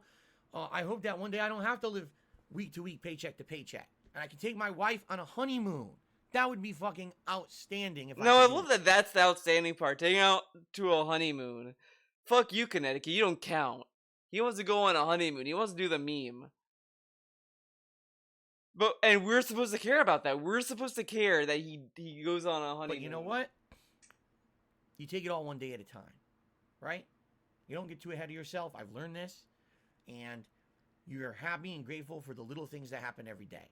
Right now, I'm incredibly happy with my home life. I'm in a much better situation than anything that happened in this video, and even though I have way less viewership, way less engagement, way less. Yeah, you didn't cry about money for not I'm making still able to make the a living, honeymoon. do it. And then I guarantee after that, because you would think naturally, okay, he's gonna stop talking about taking his wife to a honeymoon. He will then complain. Well, I would like to take her on vacation, man. I'd like to go on vacation. I can't go on vacation. I would love to go on vacation. I would love to go on vacation. And I'm a happy person, and I think that's more important than maintaining any kind of a following like I had in 2010 on YouTube when I was virally popular and everyone knew who Darkside Phil was. But I gave you money though, and gave you clout. So, ladies and gentlemen, so this is better. To not thank have you for clout? watching. DSP Alright. reacts to Down the Rabbit Hole, Darkside Phil. I hope you enjoyed this project. I hope that you learned from the project. And I sure tried to add as much as I possibly could and put perspective. As with everything, take this with a grain of salt. This is my perspective. Doesn't mean that it's factually true. It just means that this is how I remember it. I see that tomorrow. The mind can somehow do funny I things. see that next year too. I know for a fact there's been times in my life that I've misremembered stuff. So just understand this is all subjective from my point of view, and I tried to Actually, make you know what? as There was an informative- article that said that that Nintendo Land, whatever, was gonna open next year. So, you know, and interesting as possible. Okay? Whether you watched on stream or on YouTube on demand, thank you. Thanks for the likes. Thanks for the engagement today. Thanks to those who watched on demand. I hope you liked the videos. Leave comments. Let me know what you think. Any super thanks were greatly appreciated. Thank you all very, very much, guys. Really. I really enjoyed doing this, and I'm very happy that I eventually got to do it. By the way, there's way more stuff that I can do in the future in regards to this kind of stuff. Like Howard and Rambo. There's other things I can react to. If you liked this because it was my take on something that involves me, I could react to other stuff. What if I react to This Is How You Don't Play? What if I react to the video that John Rambo and Howard made about me 7 years ago? Why they broke their friendship with me, right? There's other things out there we could do if you like this. But guys, he didn't monetize them. He just threw it in as a possibility. So, let's see. What if? Guys, thank you so much for watching. Until What next if, time. man? Peace out. What if I did a video and I talk about Ann Lee and I explain to everyone my take on Ann Lee and his VTuber thing and shit? What if? Like that Marvel show, the What If show. All right, let's see who you could raid because this is getting ridiculous. Okay, we're raiding an artist. I like your art. Her art's great. I'm sure you all love it. Thank you for watching this long fucking stream. This was a long stream than I thought it was gonna be. But what can you say? What can you do? I'm just opening my stream because I want to see where I'm at. Alright. Thank you for watching. Hope you had a good time. See you when I see ya. Bye-bye.